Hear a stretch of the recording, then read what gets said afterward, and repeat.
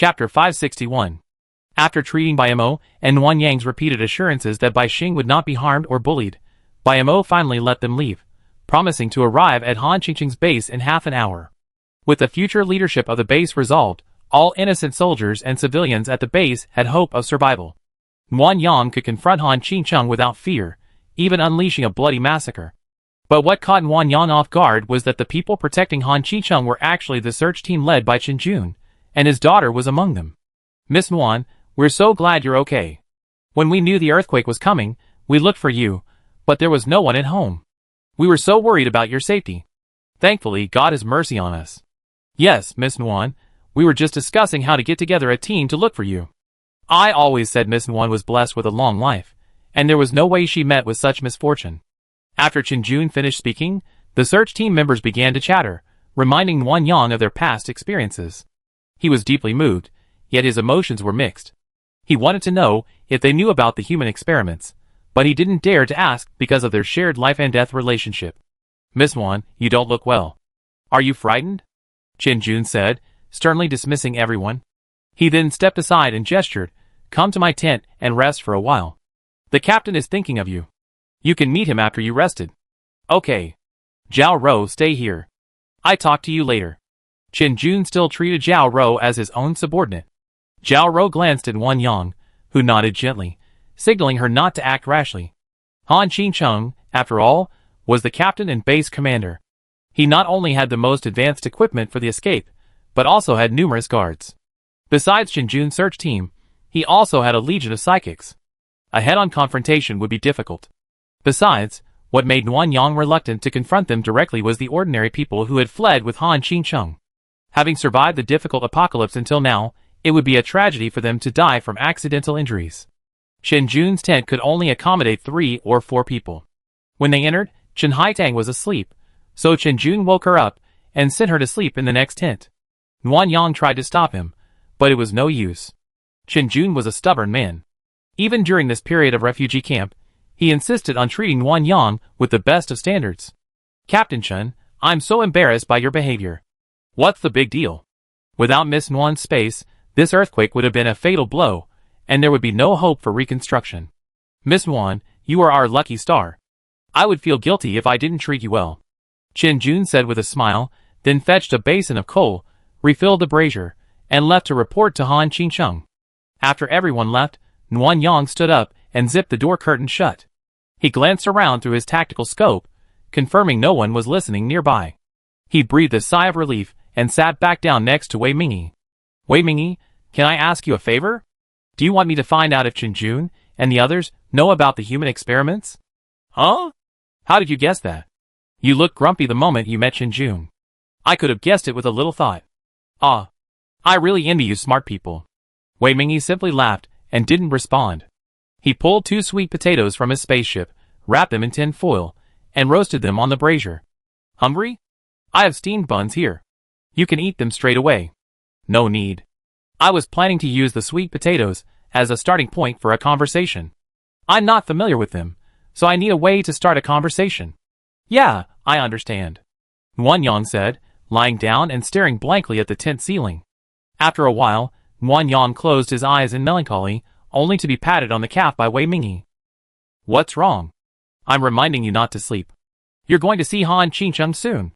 How can you sleep?" "I'm not asleep. I'm just overthinking and need some rest." "Are you thinking about the search team?"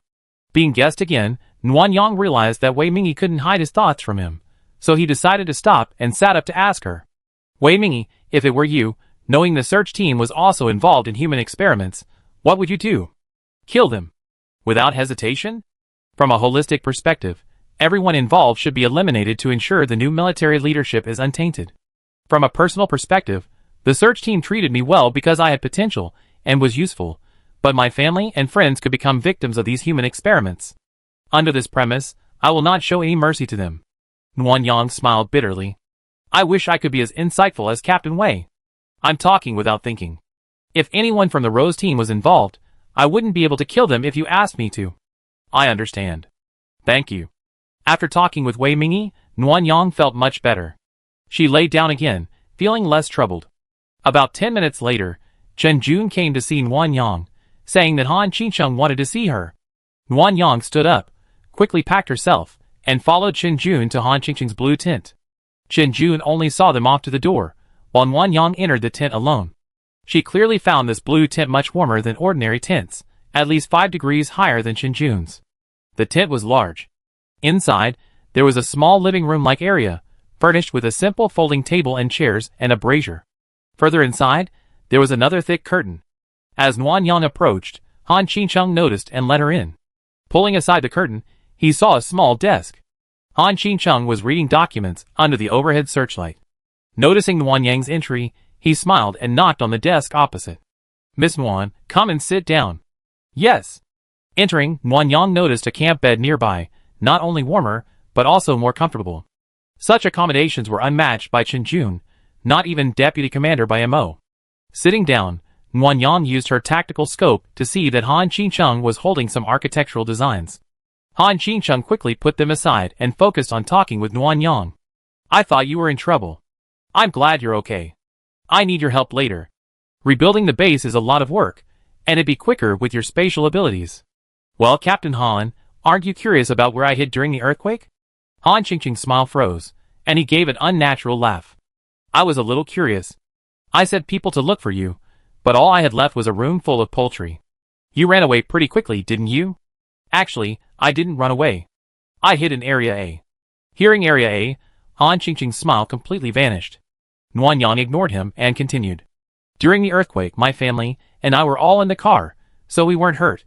But the earthquake brought out some strange things.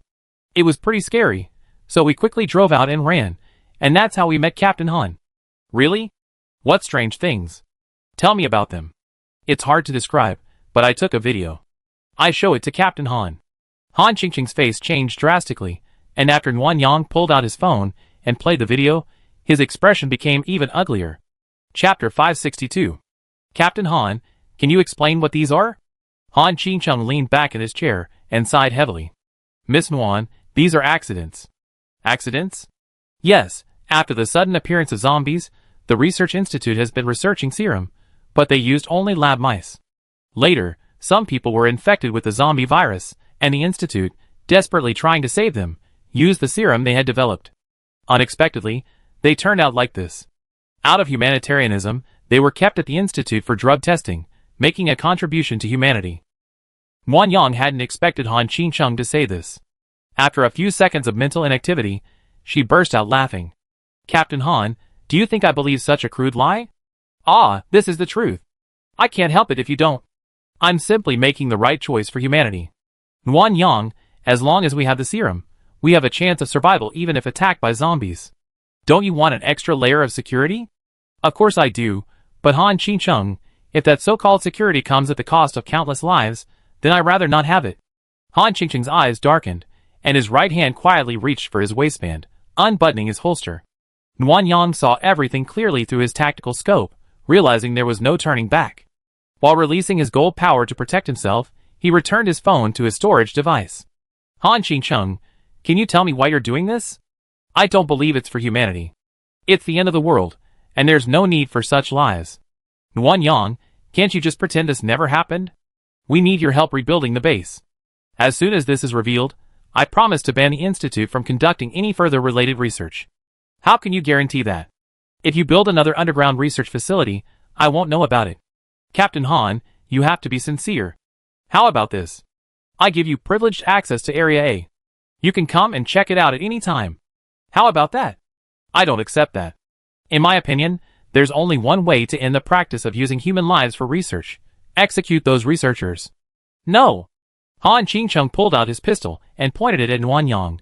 "We're almost there, almost there. Nuan Yang, don't be ungrateful. The zombie serum is of great significance. It only sacrifices a few lives, but the benefits gained are shared by all of humanity.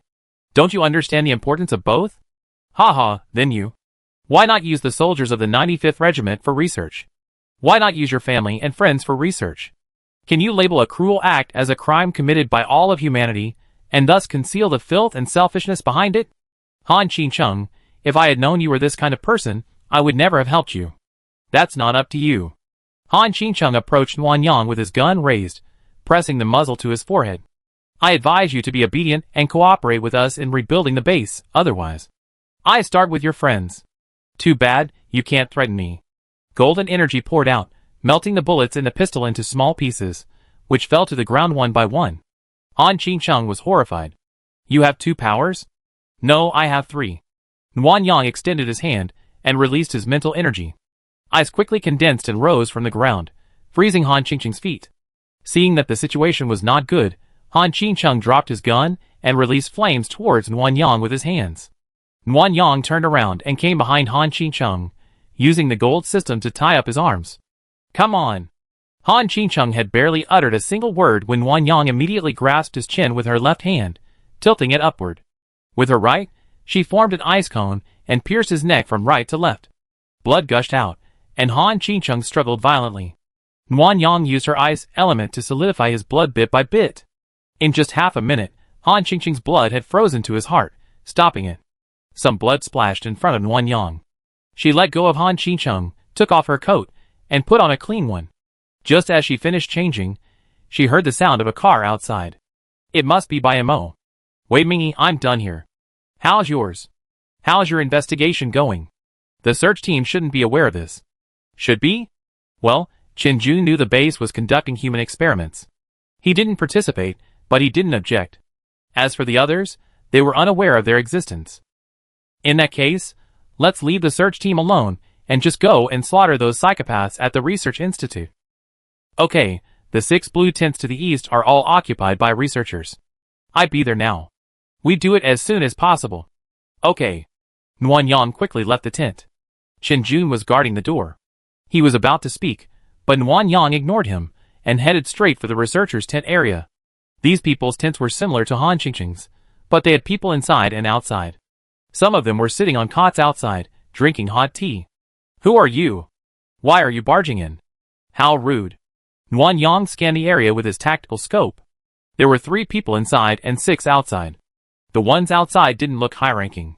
He released a golden needle and killed them instantly. Inside were 3 half-white elderly people. Their living quarters were more spacious than those outside. When they saw Nuan Yang coming in, they looked arrogant. Who allowed you in? Get out. Are you deaf? I tell Captain Han, and you be in big trouble. Nuan Yang sneered. You have such a bad temper, you deserve to be bullied. Drawing out his military dagger, Nuan Yang grabbed the nearest old man by the hair and stabbed him in the chest more than 10 times before pushing him to the ground. 2 old men stood there, stunned. Just as they were about to call for help, Nuan Yang suddenly released a truck from space and pinned the 2 men under it. To ensure the 2 old men's deaths, Nuan Yang retracted the truck and released it again, crushing them several times before finally aiming it at their heads and slamming them down hard. There was a sudden commotion outside. Nuan Yang went out to investigate and discovered that Wei Mingy had used his lightning power. Bluish-white lightning flashed continuously in the tent, making it very eye-catching. Soldiers had already gone to investigate. Elsewhere, Mo arrived. He'd gone to Han Qingcheng's tent. Word of Han Qingcheng's death would likely spread quickly. Nuan Yang was the last person to see Han Qingcheng, and Chen Jun would undoubtedly betray him. Thinking of this, Nuan Yang grew anxious. He cut the Gordian knot, condensing 3 icebergs and smashing them directly at the remaining 3 tents. Wei Mingy, add some electricity to those ice cubes. I'm worried someone might be left unharmed. Okay. As soon as Wei Mingy emerged, she was surrounded by soldiers. She extended her hand downward, sending 3 massive bolts of lightning hurtling toward the 3 tents. Soon, the lightning exploded with a resounding roar. This level of supernatural power was clearly beyond the military's comprehension. The besieging soldiers were stunned, timid, and afraid to move forward. Nuan Yang seized the opportunity to run to Wei Mingy's side, unleashing her gold-based supernatural power for protection. What are you doing? Put down your guns. Mo arrived and reprimanded all the soldiers. As deputy regiment commander, Mo naturally possessed authority. The soldiers hesitated for a few seconds before lowering their weapons. Miss Muan, there's something going on at the camp that needs to be addressed. If you're all clear, please leave to avoid any further involvement. Okay, I understand. This was Mo's signal to eliminate Han Qingcheng's remaining followers. This was a necessary hurdle for Mo to establish his position. Nuan Yang had just killed someone, and staying would only make things difficult for Mo. Leaving was the best option. As they passed Mo reached out and grasped Nuan Yang's arm tightly. Take care of Xinger. Don't worry, she be fine. Nuan Yang saw suspicion in Bai Mo's eyes, but he ultimately said nothing, only reminding her to return to base and hand over the promised supplies. As they approached the outskirts of the camp, gunfire rang out behind them. Curious, Nuan Yang turned to look, but Wei Mingyi blocked her gaze. Don't look. Leave first to avoid any accidents. Yes. Giving her curiosity away, Nuan Yang walked to the edge of the camp and saw Zhao Rou waiting for her with someone on her shoulder. Who is that? Chen Jun's daughter, Chen Haitang. Zhao Rou handed a bag of crystal cores to Nuan Yang. Captain Chen said he's a soldier in the 95th Regiment and won't leave for the rest of his life, but he doesn't want his daughter to be harmed, so he's asking you to take her in. Nuan Yang was quite surprised. She assumed Chen Jun was the kind of blindly loyal man, but he even offered his daughter a way out. It just seemed Chen Haitang wasn't willing, otherwise she wouldn't have been knocked unconscious and taken away. Miss Nuan, are you going to take Chen Haitang in? Of course. It's just that there's more food for everyone. Besides, Haitang's a good kid, hardworking and resilient. The captain of the guard should like her. Then I won't hold back. I take her in directly. Okay. Chapter 563. On the way back to the sleigh train, Zhao Rou recounted the story of how Chen Jun entrusted his daughter to me, after Chen Jun discovered Han Qicheng had been murdered. At the time, the company commander knew Han Qicheng was dead, and combined with the captain of the guard's inquiries about the human experiments, he guessed about 70% of the truth. When he learned that Deputy Commander Bai had arrived, he brought his daughter to me, gave her a bag of crystal cores, and asked me to intercede for you to take her in. Chen Jun is quite clever.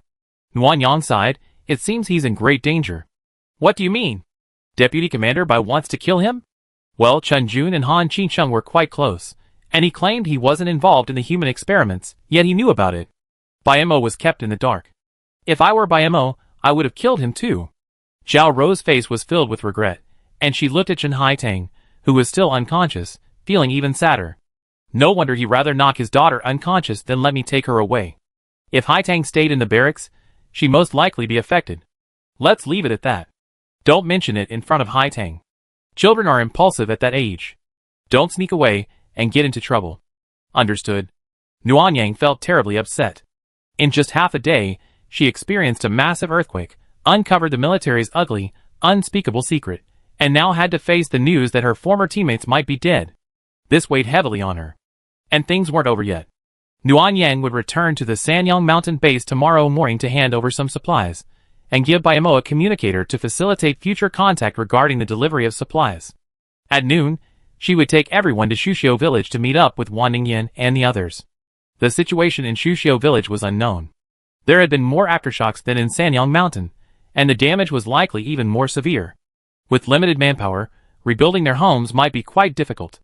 Besides these pressing matters, Nuan Yang was even more worried about personnel management. He hadn't had much contact with the Rose team's reserves and their families, so he didn't know their character. If they were disobedient, managing them with the right balance would be a challenge. Nuan Yang considered treating them harshly, kicking them out if they disobeyed, but he felt that wasn't appropriate. The Rose team were not only partners, but also allies who had shared life and death, and had chosen to follow him without hesitation. Evicting them simply because their families were disobedient would be tantamount to forcing them to leave with him. It would be tantamount to abandoning the donkey after it has served its purpose, and Nuan Yang absolutely couldn't do that. The numerous matters piled up, and Nuan Yang suddenly felt extremely exhausted. On his way back to the train, Wan Mama's concern seemed a bit annoying. After asking her to help take care of Chen Haitang, he went to the driver's cab to calm down. Nuan Yang, did you eat well? Even if the earthquake is terrifying, you must eat well. People are made of iron and rice is made of steel. Skipping a meal makes you hungry. After receiving Wan Ningyan's message, Nuan Yang, who had been dazed, came to his senses and slowly curled his lips. Honey, I miss you so much. Can you talk to me? I'm feeling sick. The call came within seconds of the message being sent. When Nuan Yang answered, she heard Wan Ningyan's concerned and anxious voice. Nuan Yang, what's wrong? Where are you feeling sick? Isn't Zhao Rou here?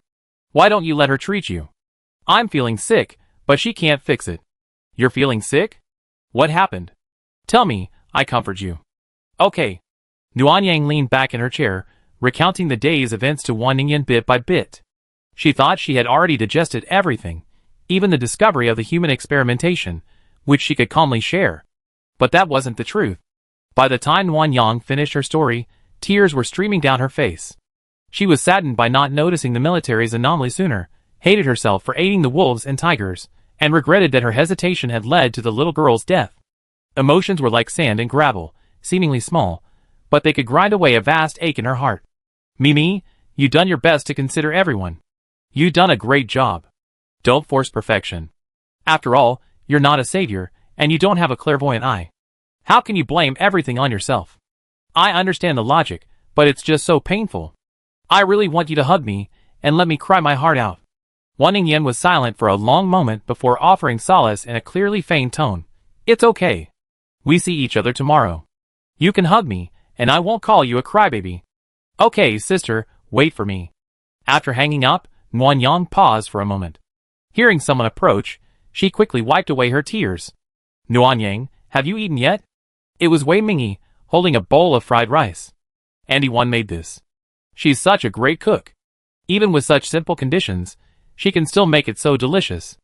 Would you like some? Well, do you have enough ingredients? If not, ask me for more. Wei Mingyi smiled. I stocked up on food back on Noah's Arkansas, don't worry, there's plenty. That's right, I forgot. Nuan Yang took the fried rice with a smile, her stomach instantly rumbling at the aroma. In the middle was pineapple fried rice, with some curry chicken on the left, and a fried pork chop on the right. It was a delicious feast. As Nuan Yang devoured her meal, Wei Mingyi didn't leave, but sat down beside her. You're tired today. I take over the night watch. No need. I don't know those families well. It's better for me to stay here, and have some free time. This chair isn't long enough. You have to sit if you want to sleep, which is too bad for your health. Besides, you just recovered from a serious illness. If Ningyan finds out, aren't you afraid she'd be angry? Nuan Yang felt a little scared at the mention of Wan Ningyan. If she overworked herself and became ill again, she might actually file for divorce. After some thought, he decided to just sleep, and the Rose team would take turns keeping watch. The sleigh train is great for traveling with many people, but it also has its drawbacks. There's no sleeping area, so everyone has to lie down on a bench. Children like Wan Ningyu are fine, they sleep more comfortably, but adults generally have to curl up their legs, which is uncomfortable. Nuan Yang thought about it, and brought out some camp cots for everyone, so that people could sleep in the aisle. A tall cot like Wan Ningfeng's would be more comfortable too. Because of the rush to escape and deal with Han Qingcheng today, Nuan Yang hadn't had time to check in with many of his friends. He took the opportunity to chat with Su Wan and her daughter, the Gao family, and Xiaoyu's family while delivering the camp cots. During the earthquake, none of them cared too much about where Nuan Yang had gotten the magical item. Instead, they were more grateful for saving her life, which relieved Nuan Yang. She truly didn't have the energy to lie anymore. After finishing her work, Nuan Yang sat down at her desk and noticed the unfamiliar family members still stealing glances at her. This was a bit jarring. After some thought, she decided to replace Qin Xiuya and watch over Bai Xing herself. Sister Nuan Yang, you should rest. I take care of this. No problem. Let me take over. I'm sleeping by the door anyway, and I need to talk to Bai Xing. Okay, come take my place if you get tired. Okay. After Qin Xiuya left, Nuan Yang set up a cot by the door and went into the lounge to look for Bai Xing. She found her awake, sitting on the edge of the bed, looking depressed. Are you feeling all right? Any discomfort? Bai Xing didn't answer, but held out her hands. Can you untie them? Nuan Yang released his mental energy, dissolving the chains around Bai Xing's wrists and ankles. A flash of surprise crossed Bai Xing's eyes. She rubbed her wrists, which hurt from being bound, and cautiously asked, to which Nuan Yang replied directly. It's not dual powers, it's multiple powers. I also have ice powers. So, you've been hiding this from us. Do you not trust us? Bai Xing, you're the special assistant of the 95th Regiment. Logically, the military should trust you more. Why is Han Qingcheng still hiding this human experiment from you? Bai Xing was speechless, looking away angrily. How long are you going to keep me locked up? For life. Bai Xing, usually composed and restrained, excitedly stood before Nuan Yang, demanding to know if he was joking. Of course I'm not joking. We be leaving for Sichuan tomorrow. You live with us there from now on. Don't even think about running away. For an ordinary person like you, without even superpowers, running away is tantamount to seeking death. Why? Miss Wan, I don't seem to have any deep hatred against you. Can you please let me go? No, it's just that your brother is now the base commander of Sanyang Mountain. Nuan Yang told Bai Xing about Han Qingqing's death, and the deal with Bai Mo. Bai Xing's face grew paler, and she finally slumped down on the bed, her eyes slightly red and tearful. Nuan Yang expected Bai Xing to call him treacherous, or perhaps beg for mercy, hoping he'd let her go. Instead, Bai Xing simply asked the little girl. She's still alive. I handed her over to the barracks. We have limited supplies, and can't support so many people. As long as she's alive, thank you. No need. Nuan Yang took out a rice bowl and a bottle of mineral water and placed them on the small table nearby. Eat something and go to sleep. I'll be at the door. Call me if you need anything. After leaving, Nuan Yang lay on the cot, her sadness returning. She hadn't meant to deceive Bai Xing. She simply didn't want Bai Xing to have any regrets, and she wanted to deceive herself along the way. Thinking back, Nuan Yang regretted not saving her. Even if the person was truly a bad guy, what could a child do wrong? Warmed by a mixture of emotions, Nuan Yang slowly drifted off to sleep. As she drifted off, she smelled a familiar fragrance, which soothed her anxiety. Chapter 564. This sleep was the most restful she had felt in recent memory. The faint fragrance made her reluctant to get up for a long time, but as her mind slowly cleared, she noticed something was wrong and struggled to open her eyes. Something was wrong, and Nuan Yang became increasingly confused. Wasn't she sleeping on a cot? How could she be sleeping in someone else's arms? Raising her body and looking up, Nuan Yang saw Wan Ningyan smiling at her. She gently poked her cheek and asked, "Did you sleep like a fool? Ningyan? Why are you here? Am I dreaming?" Wan Ningyan smiled and lowered her head to kiss Nuan Yang's lips. The warmth between her lips told her that this was reality, not a dream, and her heartbeat suddenly accelerated. "You said you were feeling down and wanted me to hug you, so I rushed over." Wan Ningyan cupped Nuan Yang's face and rubbed it. "Our little Mimi. Are you feeling okay today? Are you feeling happy?" Nuan Yang grinned uncontrollably, a silly smile spreading across his face. "Happy, so happy. With you around, all my worries are gone. After not seeing you for a few days, our little Mimi has become so sweet." Wan Ningyan kneaded Nuan Yang's cheek vigorously and lowered her head for a kiss. Suddenly, a cough echoed from a distance, startling them apart. "Sorry, I didn't mean to interrupt," Wei Mingyi shrugged helplessly. "It's training time, and I wanted to come over for a moment. After all, I don't like eavesdropping." The word eavesdropping reminded Nuan Yang of the last time he and Wan Ningyan spied on Wei Mingyi and Wei Mingxue. His face flushed with embarrassment, and he quickly got up and folded up his cot. Wan Ningyan hadn't thought about that. She smiled flatteringly at Wei Mingyi and said, "Captain, I rushed here in the middle of the night. I'm so tired. Can we skip training today?" "Okay. There's an assessment at the end of the month. Work hard. If you don't pass, there will be penalties." "Got it. I try my best." Wei Mingyi smiled faintly. As he was about to leave, he paused, looked at Nuan Yang, and asked, "Since your wife is here, do you still need me to accompany you to the base?" Nuan Yang was stunned for a few seconds before reacting. "No, Ningyan will accompany me. I just need Captain Wei to tell everyone that we're going to Shu Embroidery Village this afternoon. If anyone doesn't want to, just send them back to Sanyang Mountain. I won't force them." "Okay, you guys continue." This incoherent sentence made Nuan Yang and Wan Ningyan blush, and they looked at each other shyly. Nuan Yang was just thinking about how to avoid the topic when he suddenly realized something was wrong. Why was the door to the lounge open? He immediately went in to check and found Bai Xing gone. "Where's the white star? Why is she gone?" "She went to the bathroom." Wan Ningyan pointed to the portable bathroom at the back of the car.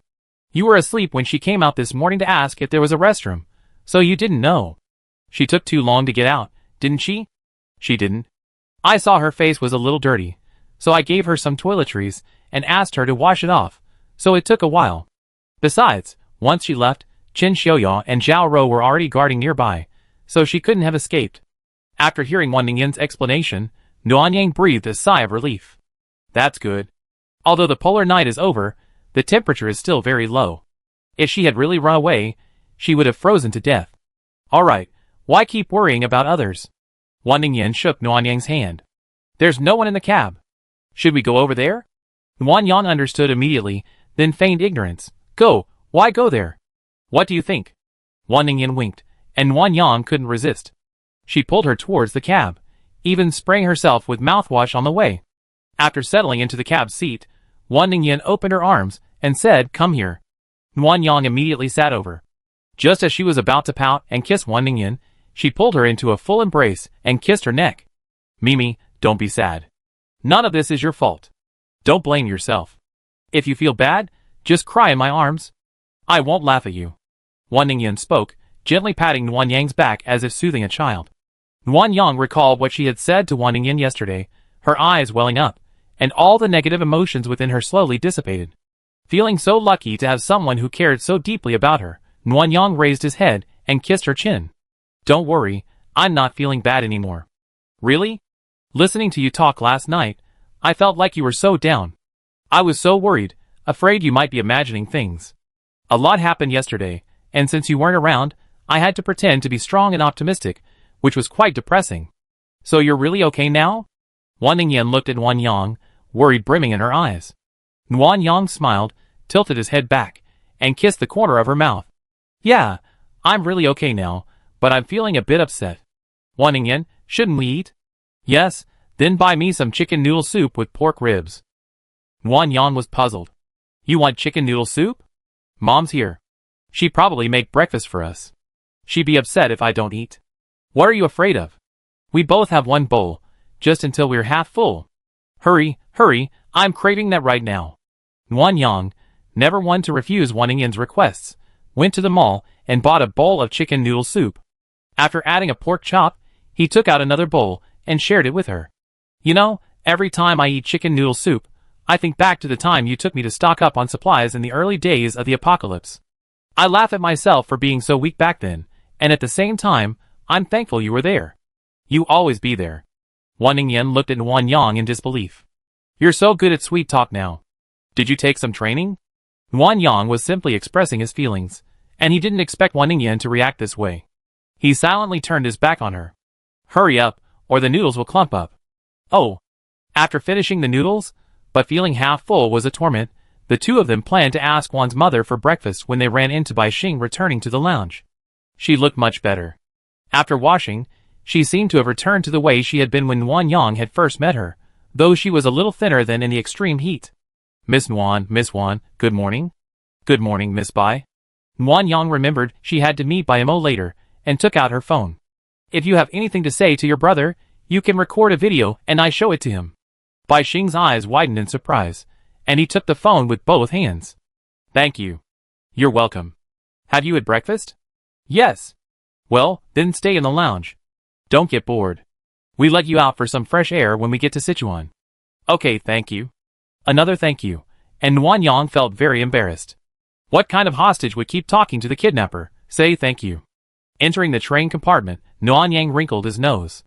The smell was so strange, a mixture of sweat and rice, not very pleasant. For safety reasons, Nuan Yang hadn't given the Rose team bathroom fixtures, air conditioners, or other appliances from the mall. Neither the Gao or Su families had any either. So, aside from the Wan family, everyone else had some odor. Gathered in a confined space, like a train compartment, the smell was even more pronounced. Wan Ningyan, a misophobe, couldn't stand it even more than Nuan Yang and took several steps back. Nuan Yang, bring the food. We eat in the cab. I don't want to go there. Okay, wait for me in the cab. Nuan Yang endured the odor and crossed 2 carriages to find Wan's mother. She was cooking dumplings. Seeing Nuan Yang, she glanced behind him, but didn't see Wan Ningyan, her face filled with disappointment. Why isn't Yan Yan here? Mom, Ningyan came over last night and is quite tired, so I let her rest in the cab. Hearing that Wan Ningyan was tired, Wan's mother's disappointment turned to worry. She took 2 covered bowls from the table and gave them to Nuan Yang. Hurry up and eat. Afterward, let Yan Yan rest well. Alas, she's so willful even at such an age, running around in the middle of the night without sleeping. Nan Yang's mother, unaware that Wan Ningyan had come all the way to accompany Nuan Yang, rambled on for a while, which was a bit irritating for Nuan Yang. She quickly collected her breakfast and headed back. Wan's mother also prepared dumplings for the 2 of them, with a poached egg in each bowl, a secret extra. After finishing a bowl of dumplings and Wan Ningyan's leftovers, Nuan Yang felt a little full. He held Wan Ningyan and rested for a while before heading to the Sanyang mountain base. It was already daybreak outside. Although the sunlight was not strong, the temperature had risen to around -85 degrees Celsius. Nuan Yang looked at the weather forecast and found that the temperature would rise a little every day in the coming period. It was estimated that it would reach above 0 in more than a month, which meant that the extreme cold was about to end. Chapter 565. Isn't the end of the extreme cold a good thing? Why are you so gloomy? Nuan Yang forced a smile and replied, It's a good thing, but it's not. What do you mean? Look, in previous years, only northeast my country and North China saw snow. Central and East China saw at most a few snowflakes, and South China saw no snow at all. But this time, with the extreme cold, not only did it snow across the country, but it also accumulated heavily. If the temperature rises quickly, the snow will melt, not only causing floods, but also potentially bringing in pathogens and zombie viruses that can breed from corpses. Nuan Yang shared his concerns with Wan Ningyan, but he didn't expect her to become so optimistic that she became depressed. Wan Ningyan put away her strawberry milk and gazed leisurely out the window. Sigh. Is God trying to wipe out humanity? Extreme cold, earthquakes, floods. It's worse than apocalyptic movies. It's okay. Just dig drainage ditches and water pits in advance, and we should be able to get through this safely. I hope so. The SUV flew all the way to Sanyang Mountain Base before landing. Nuan Yang had already decided to move to Shuxiu Village, so she didn't intend to hide her strength. On the contrary, she wanted to reveal some of it to shock by Mo. The military was already leading the civilians in cleaning up the base. Sanyang Mountain Base was luckier. While the buildings had collapsed severely, there were no major cracks in the ground, and most of the walls had been preserved. After repairing the walls, everyone at least had a safe haven, no longer having to worry about the zombie hordes. The loud sound of the SUV landing attracted everyone's attention. They watched in amazement as it transformed from airplane form in the air to car form on the ground. When Nuan Yang drove the off-road vehicle close to the base gate, everyone who was curious quietly dropped their work and gathered around. If the search team had not recognized Nuan Yang's car and sent everyone back to work, Nuan Yang might not have been able to enter the gate and would have been blocked outside. Huh? Nuan Yang, look. Chen Jun isn't dead. Nuan Yang looked in the direction Wan Ningyan pointed. It was indeed Chen Jun, though his face was slightly bruised. As someone close to Han Qingqing's confidant, Nuan Yang was surprised by Mo would let Chen Jun go. After getting out of the car, he greeted Chen Jun and wanted to understand what was going on. Good morning, Captain Chen. You're so unkind. Why did you just leave your own daughter to me? Did you assume I was kind? Chen Jun smiled sheepishly and pointed at his epaulets. I thought I was going to die, but Captain Bai spared me. I've been dismissed though. From now on, don't call me Captain. Just call me Chen Jun. As Nuan Yang and Chen Jun were talking, they saw someone approaching the base. It must have been Bai Mo. She quickly whispered a few more questions, and finally learned what had happened last night. Bai Mo's personal guards were few and far between, not enough to establish himself as base commander through sheer force. Therefore, he chose to directly announce Han Qingqing's death, and, using Nuan Yang's supplies, promised everyone he would lead the reconstruction of the base. Furthermore, as deputy commander, he retained considerable authority, quickly winning the hearts of the troops. Bai Mo then seized the opportunity to cut the Gordian knot, revealing the crimes of Han Qingqing and the Research Institute by producing a half-human, half-zombie corpse found in Area A. As a military base established in the early days of the apocalypse, the Sanyang Mountain Base, whether soldiers or civilians, generally held a relatively upright outlook and scorned human experiments. Bai Mo's exaggerated views quickly sparked public outrage, leading to a crackdown on all those involved in the incident, killing or fleeing over 100 soldiers that day. Chen Jun, convinced of his own mortality, admitted to knowing about the human experiments but not participating. Bai Mo didn't believe it and initially considered killing Chen Jun. However, considering Chen Jun's contributions in leading the search team to find supplies and his close friendship with Nuan Yang, he ultimately chose to beat Chen Jun up, dismiss him from his military service, and place him under close supervision. Wan Ningyan covered her mouth and whispered to Nuan Yang, "Why do I feel like I'm sparing you my dignity? I don't have that much dignity. Bai Mo is at most concerned that his sister is in my hands, and he's afraid that killing Chen Jun would displease me. That makes sense." After understanding the situation, Bai Mo was almost there. Nuan Yang deliberately chatted with Chen Jun about Chen Haitang, letting Bai Mo see her and Chen Jun's conversation. Then, she said goodbye to Chen Jun and followed Bai Mo, holding Wan Ningyan's hand. Although the Sanyang Mountain Base was dilapidated, there were still some houses suitable for temporary accommodation. Bai Mo took Nuan Yang and the others to a small cabin. Aside from the dust and debris on the floor, it was relatively well maintained. After sending the guards away, Bai Mo dropped his pretense. His calm demeanor revealed an anxious expression, as he busied himself with inquiring about Bai Xing's situation. Captain Bai, do I sound harsh? Bai Xing has no worries about food and shelter with me. Stop acting like I'm the bad guy, okay? If you're a good person, release Xinger. Okay, I'm the bad guy. Nguyen Yang, too lazy to argue, handed Bai Mo her phone. Your sister recorded a video. Take a look. Afterward, we talk about supplies. Bai Mo had always been skeptical of Nguyen Yang. Wanting him to focus on running the construction base, Nguyen Yang decided to show Bai Xing the video first. Nguyen Yang had seen the video, and it was exactly what she expected. A rhetoric telling her brother to take care of himself and not worry, and urging him to manage the base well. Wan Ningyan didn't understand and whispered to Nguyen Yang. How do you know Bai Xing's video would be positive? Last night, Bai Xing wanted to leave. But this morning, she was so friendly and obedient. That means she's finally figured it out. Otherwise, I wouldn't have let her record the video. Figured it out? What if she's faking it?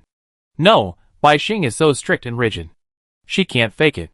Besides, she's very smart. If you think about it carefully, you know I'm far more capable than she knows. Running away isn't a wise option. I don't believe it. Let's make a bet. If Bai Xing intends to escape, you grant me one wish, and I grant you one. How about that? Nguyen Yang refused. You haven't even made the deadline yet. I'm not playing with you. Humph, stingy. Wan Ningyan's playful tricks were discovered, so she didn't mention it anymore. Instead, she looked around the room to kill time. After a while, Bai Mo returned to his usual self and came to discuss the supply matters with Nguyen Yang. The underground warehouse is destroyed, and much of the food has been soaked in snow and water. For safety reasons, it's inedible, so we need a batch of food immediately. Well, have you cleared out a new warehouse? If so, I fill it up for you later. Yes, I take you there later. We also need a lot of building materials and fuel. Our original reserves are all soaked in water and unusable. I give you the military's share of the building materials we stockpiled. If I have any of the scarce materials, I also provide some. Please prepare the warehouse. My support isn't free. Once the base is back on track, you must repay me with crystal cores. Of course I will. Bai Mo immediately clapped his hands, and two soldiers entered carrying a large box. Upon opening it, they revealed a box filled with low-level crystal cores. These are a deposit. The rest will be supplied to Miss Nguyen later. Nguyen Yang was delighted by the crystal cores prepared in advance. She discussed the supplies needed with Bai Mo in detail, and agreed to contact him via the communicator if anything was needed. First, let me know. Except for the supplies originally belonging to the military, which are yours, all other supplies must be paid for. Also, if you run low on supplies, please let me know in advance.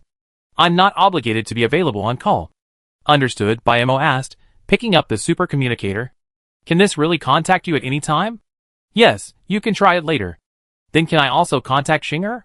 So he wanted to contact Bai Xing. Nguyen Yang thought quickly and declined. Not initially. Once your base is rebuilt, I allow you to talk once. It depends on your performance later on. If the base is well built, we can increase the frequency of contact. Bai Mo suddenly made a pitiful expression, and said in a coquettish tone, Miss Nguyen, please be kind. Nguyen Yang shuddered, goosebumps breaking out. He turned to look at Wan Ningyan, noticing she was also feeling a chill. She quickly waved her hand, signaling Nguyen Yang to agree. Okay, then we have a fixed monthly call, and we can increase the frequency later. Okay? Deal. Nguyen Yang breathed a sigh of relief. Just as she had recovered, Bai Mo, seemingly discovering her weakness, began playing the victim game again, alleging that all the mutant animals had escaped, and that the greenhouse vegetables had been crushed. He was also openly and covertly asking Nguyen Yang for supplies. Nguyen Yang was disgusted and just wanted to leave quickly. She set a price for everything and sold some mutant chickens and a few packets of mutant seeds from the base. Miss Nguyen, thank you so much. No need to thank me. I'm just asking for crystal cores. It's just a trade. Then, Bai Mo's eyes fell on the SUV. Can you sell me one of these? No. I won't sell you any crystal cores. Bai Mo sighed. Well, what a shame. Nguyen Yang didn't care. After handing over the supplies and informing him of the potential flooding, he drove off. Seeing the reconstruction work at Sanyang Mountain in full swing, Nguyen Yang wanted nothing more than to get to Shuxiu village and build his own home. On the way back, Wan Ningyan contacted Wen Yinru. Inner Mongolia was not affected by the earthquake, just a slight shake, and everything was safe. So, she asked Wen Yanru and Qin Yun to return to Shuxiu village as soon as possible. As for Chen Haitang, although Chen Jun was still alive, Chen Jun was still worried that Bai Mo would attack him, so he begged Nguyen Yang to continue caring for Chen Haitang. Shuxiu village needed manpower for the reconstruction, and Chen Haitang was capable and young, a promising candidate. Nguyen Yang agreed without hesitation. Chapter 566. After returning to the sled train, Nguyen Yang was summoned to the driver's cab by Wei Mingyi, who then handed him a notebook. I asked everyone, and everyone is willing to go to Shuxiu village. This is the list. The relationships between them are briefly explained. Take a look at it when you have time. Nguyen Yang opened it, and saw an introduction to the main members of the Rose team, the reserves, the logistics team, and their families. The records were extremely detailed, some even notating their personalities and occupations. This was something Nguyen Yang desperately needed. As expected of Captain Wei, this list came at the right time. Everyone survived the earthquake this time thanks to your reminder and the vehicle. Even if you didn't ask, I have to do what I can to repay you. A give-and-take relationship is the only way to maintain a strong relationship. Wei Mingyi was never one to take advantage of others, but rather to be open and forthright. This made Nguyen Yang feel a little embarrassed, and he changed the subject by discussing his discussion with Bai Mo. After a brief conversation, the two agreed on a departure time. They would depart for Shuxiu village in 5 minutes. Wei Mingyi would notify everyone, while Nguyen Yang and Wan Ningyan drove the sled train. Driving a train isn't a difficult task. After setting a destination, all you need to do is refill the coal when it's almost gone. After Nguyen Yang finished refilling the coal, she opened the notebook. Wan Ningyan leaned into her arms, and the two of them looked over the list together. Nguyen Yang and Wan Ningyan were all familiar with the Wan family, Xiaoyu family, Su Wan family, Gao family, and Zhao Rou family. They skipped over them, and began to check the list of the Rose team. Rose team main force Wei Mingyi, lightning type ability, sister Wei Mingxue, healing type ability. Qin Yun, strength type ability, mother Aunt Qin. Mu Yi, fire type ability. Xia Haiming, water type ability, mother and father are still alive. Father is a bricklayer. Gu Xiuyu, earth type ability, father is deceased, lives with her mother and her sister-in-law Wang Jining. Lin Baiwei, speed type ability, mother and father are still alive. Mother is a Chinese language teacher, father is a math teacher. Qin Xiuya, eyes type ability, father is a retired boxer, mother runs a restaurant and can cook, grandmother is in good health, second aunt, third aunt, and aunt all help out at the restaurant and can cook. Gu Yu, wind type ability, mother is a salesperson, fled with her uncle's family because they were nearby. Uncle is lazy and gluttonous, and his son is just as bad, so he needs to be wary. Rose team research and Haitang. Jiang Feilai, grandma, maternal grandmother, and mother are still alive. Li Mingzhu, just came of age, has a younger sister, Li Mingxin, who is 14 years younger. Ai Tang, grandma and mother are still alive, and my aunt and cousin fled with me. Tian Jin, grandpa has an eccentric personality, and lives with my mother and grandmother. He lives with my second uncle and cousin, and fled with me. Yishu, mom and dad are still alive, and he's good at farming and raising livestock. Rose team logistics. Grandma Lu, too old to do heavy work, has a leg condition, and adopted Xiao Xiao, who was separated from her family. Xiao Xiao has a disabled left hand, and no left arm. Aunt Zhao, nearly 50, mute, able to work, and has a 12-year-old granddaughter Zhao Huanqi. Duanyang felt a little headache after reading this. There are quite a lot of family members on the Rose team. While some are capable of working, some are unruly and frightening, and she always feels like something might happen. Mimi, look, these captains have labeled them as having questionable character. All of them are men. Can't we just leave them with us? No, they're family members. We agreed to it, so how can we just kick them out? This Uncle Gu said, was just a kind word of advice during the escape, but he ended up following the captain's team the entire way, afraid to kill zombies, but complaining the most. Wan Ningyan grew increasingly angry, sitting up straight. He and his son are cowards. They let the captain, Xiuya, and a bunch of women stand in their way. They're such scoundrels. When they got to the base, they found the bunk beds inadequate, and went to Guyu's house with their son to grab a bedroom, without even paying a single point. It's only Guyu's mom who's so accommodating, always giving in. Otherwise, how would she have gotten the news and come along? Duanyang's heart sank when he heard this. He was indeed a rebellious character, but there was nothing he could do. He could only hug Wan Ningyan and comfort her. Okay, don't be angry. Kuyu hasn't raised any objections, so we can't kick them out. Let's leave it this way for now. But I have everyone watching behind the scenes. If they try to sneak around, we'd be able to deal with them with evidence. Instead of sending them back to Sanyang Mountain, we just leave them out there to fend for themselves. Who would know? Wan Ningyan said suspiciously, I didn't realize you were so mean. Of course you have to be a bit mean to deal with bad guys. Is that satisfying, wife? Yes. I'm suddenly looking forward to them doing something stupid. I'm going to send them off myself, straight to the desert. No. To a city full of zombies, hee hee. Nguyen Yang kissed her cheek amusedly. Honey, you look like a villain now. That smile is so cunning. Humph, then I be the worst villain. As Wan Ningyan spoke, she opened her mouth and bit Nguyen Yang's cheek. It wasn't hard, but it left a tooth mark. Nguyen Yang rubbed his face in frustration. You're not a villain, you're a puppy. Is that so? Then you're the puppy's wife, hee. Nguyen Yang fell silent. He couldn't win an argument with a poor tongue. Anything he said would probably boomerang back at him. Better to swallow his anger. After 2 hours of driving, the aftershocks near Shushio village subsided. After contacting Wei Mingyi, Muyi returned to the village early by snowmobile, just in time to inspect the damage. Nguyen Yang's mood soured instantly. The Sanyang mountain base had been reinforced, but nearly 3/4 of it was destroyed. Most of the beautiful and elegant houses in Shushio village, built according to intangible cultural heritage, were likely destroyed. Rebuilding them would be no easy task. What's wrong with you? You look so sad. Honey, the earthquake was so severe, the village might be completely razed to the ground. Don't you think you're worried? Wan Ningyan wasn't as pessimistic as Nguyen Yang. She cheerfully took out a piece of A4 paper, clipped it to her drawing board, and comforted Nguyen Yang while drawing with a pencil and ruler. Don't be so pessimistic. It's okay if the village is completely destroyed. We can expand it. So many people are moving in now, so we can build houses on the east side, where there's more sunlight. If the extreme cold ends, that river will be restored.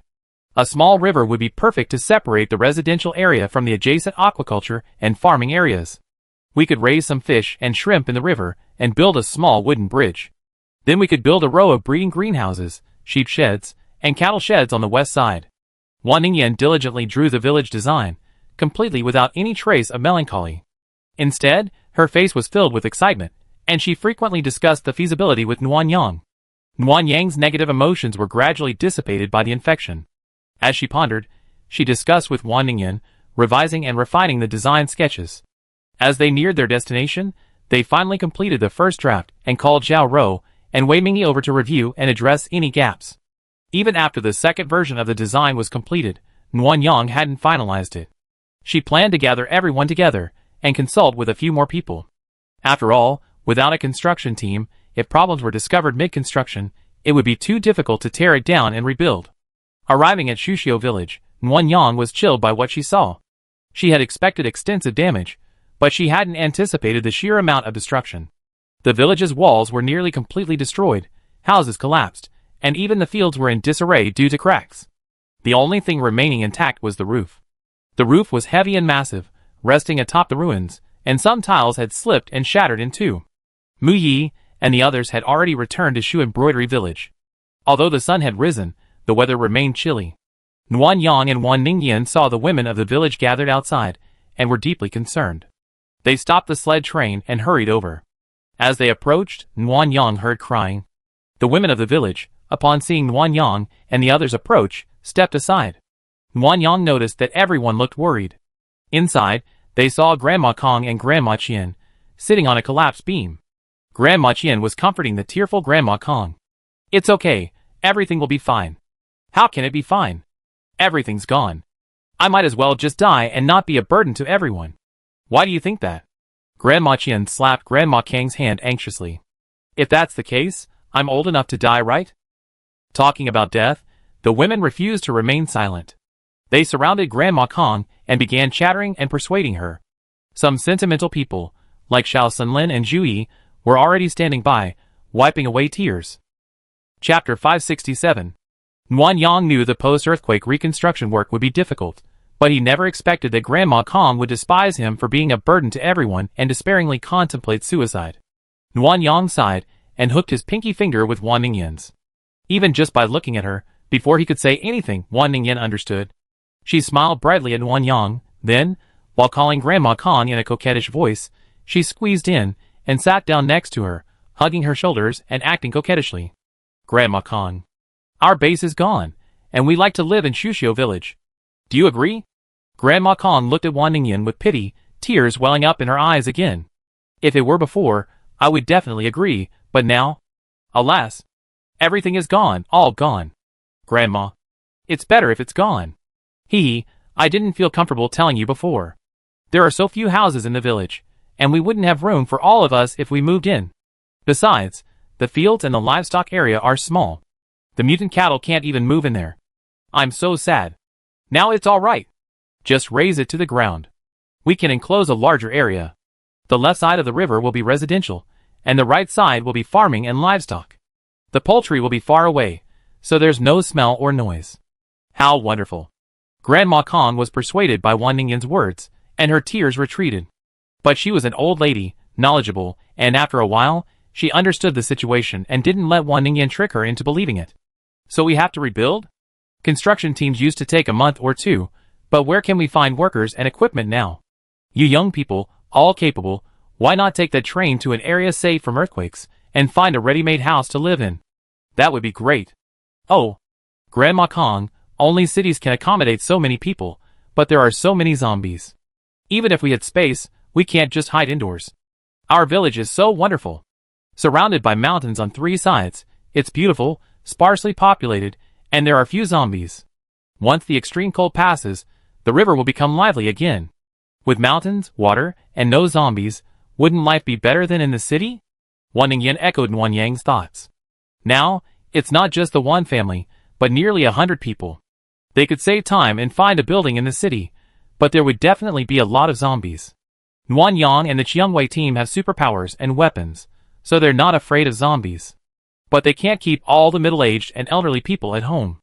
Going out would be dangerous, and they have to arrange for protection, living in constant fear. If they went to a small rural village, they wouldn't have to build houses. Walls, sub-pits, drainage ditches, and so on would still need to be built, but the overall layout and environment wouldn't be comparable to Shushio Village. It's easy. Since we all be living together for the rest of our lives, why not put some effort into rebuilding Shu Embroidery Village? The initial hard work will ensure a stable and comfortable life in the rest of our lives. Grandma Kong was moved by Wan Ningyan's words, but she wasn't stupid, so she asked again about the house building. Wan Ningyan was a movie queen, and she lied without blushing or beating her heart. She raised an eyebrow and looked at Nuan Yang. Don't worry, my Nuan Yang is very capable. Building a house is nothing. He can handle it, right, Nuan Yang? For a moment, everyone in the village turned their attention to Nuan Yang. Nuan Yang was unsure, but he put on a casual smile. Yes, don't worry about the house building. I'm here. We just haven't finalized the design yet. We start work once it's finalized. That's amazing, Grandma Chiang gave a thumbs up. We can build the house, Sister Kong. Are you relieved now? But don't try to stop trying to cause trouble for the younger generation. We need to figure out what we can do for them. At this time, everyone who had eaten their fill of energy fat had also arrived nearby. Upon hearing Grandma Chian's words, Wei Mingyi, who already knew them, casually chimed in.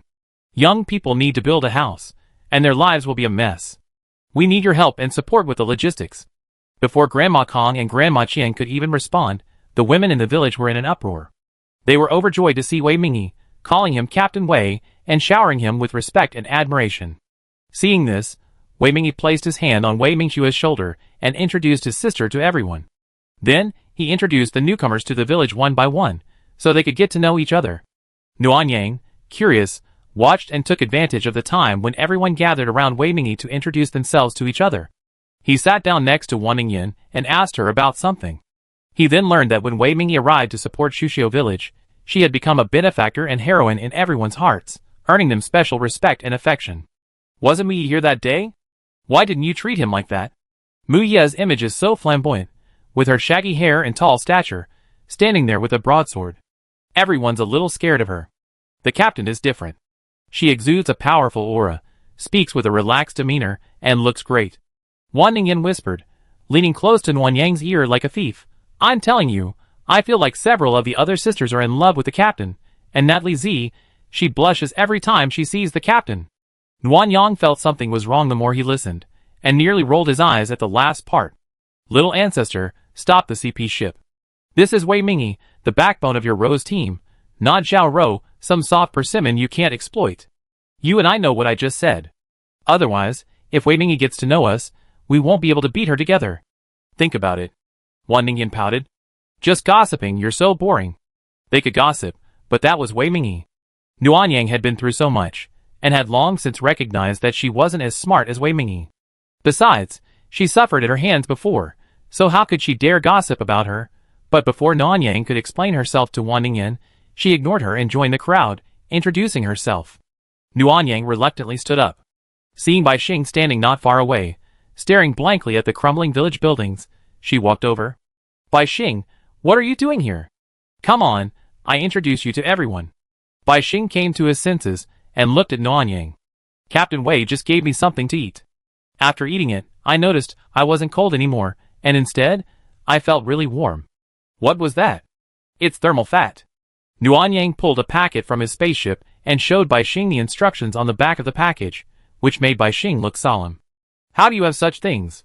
And trains, bathroom fixtures, air conditioning, these are far beyond current technology. Wei Mingy had previously tricked everyone with the unspeakable secret about Nuanyang's shopping mall system, so no one mentioned it to Nuanyang.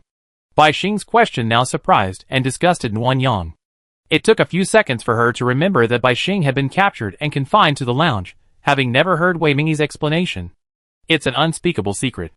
Besides these, there are many other amazing items. Just think of them as future technology. Future technology. Miss Wan, what you have can save many lives. Nuanyang smiled and sighed. Bai Xing, I'm not a soldier. I don't have such a strong sense of mission. I'm not a saint, and I don't have a strong sense of morality. On the contrary, I have human flaws. I'm selfish and self-centered, always thinking only of myself. Therefore, I won't be a savior, not in the past and never will be. Nuanyang's words were true. There was no need for her to belittle herself. However, Bai Xing didn't believe it.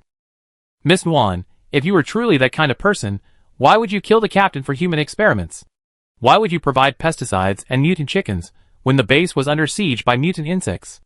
If I'm not mistaken, the seeds you brought back from the research institute were also provided by you, right? I found it strange at the time. The researchers never mentioned a plant research group. Even if they did, how could they be heat-resistant and drought-resistant, with a growth cycle of only a few days? Bai Xing quickly connected all the past absurdities, and Nuanyang didn't intend to hide them any further, admitting everything. So, Miss Wan is a good person, not selfish.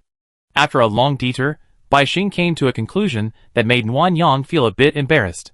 Her initial support for the base was essentially just a desire for it to develop better, to serve as a shelter and human shield for the Wan family. Ahem, stop standing here. I introduce you to everyone. We all be living together from now on, so you have to get to know each other. Bai Xing remained motionless, retorting, I'm just a hostage. Just lock me up in a cage. What's the big deal whether I know you or not? Nuanyang's heart sank, utterly embarrassed. She originally captured Bai Mo to control him, keeping him close for closer inspection.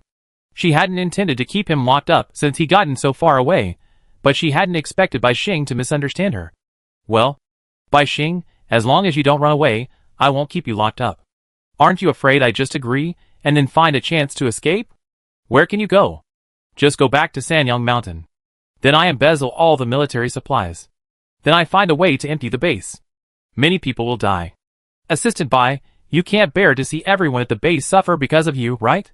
Shirahoshi slowly pursed his lips and uttered two words, despicable. Chapter 568. The introductions lasted for half an hour. There were simply too many people. Originally, Shuxiu village had 23 people. Later, with the addition of Grandma Qian, Lin Sun, and Yuan, Zhu Yi, and Zhao Xiufang and her daughter, the number expanded to 33. On the other hand, there were 20 friends and family members from Nuanyang, 49 from the Rose team and their families, and with Wen Yinru and Qin Yin returning, the village population had swelled to 127. This number far exceeded the original population of Shuxiu village, so building houses was an unavoidable task, earthquake or not. After everyone got to know each other, they gathered in groups of 3 or 4 to chat. Yuan Manman reunited with Aunt Yuan, hugging and crying, while Zhao Xiufang, her daughter, and Mother Wan comforted them. Xiao Rou and Wei Mingxue, the healing type, examined Grandma Kong and Grandma Qian. Lin Sun waited anxiously nearby. Grandma Kang's fall had been caused by her, and she felt deeply guilty. The members of the Rose team were surrounded by the women of the village. Amidst their praise and admiration, they each took out their weapons for a brief demonstration, causing exclamations of surprise. Wan's father had always only farmed, as had Yishu's mother and father. The three of them, sharing a common goal, went together to inspect the damaged farmland and discuss what to do.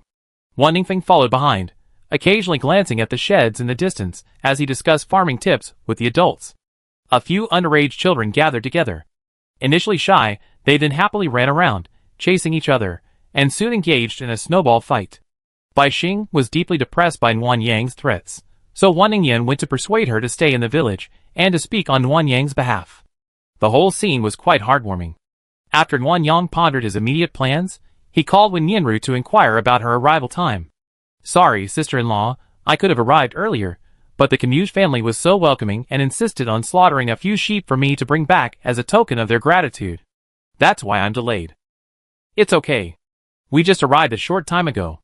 It's okay if you and Qin Yun arrive a little later. Safety comes first. Okay, got it. When Yanru estimated it would take another hour, and Wan Yang planned to use this time to clear a flat surface for the sled train, which would serve as a temporary shelter for everyone. When Yanru returned, the three people with space could gather up the village's belongings. Anything damaged wouldn't matter, they could be restored to raw materials in the decomposition space. Anything intact could be used to replicate.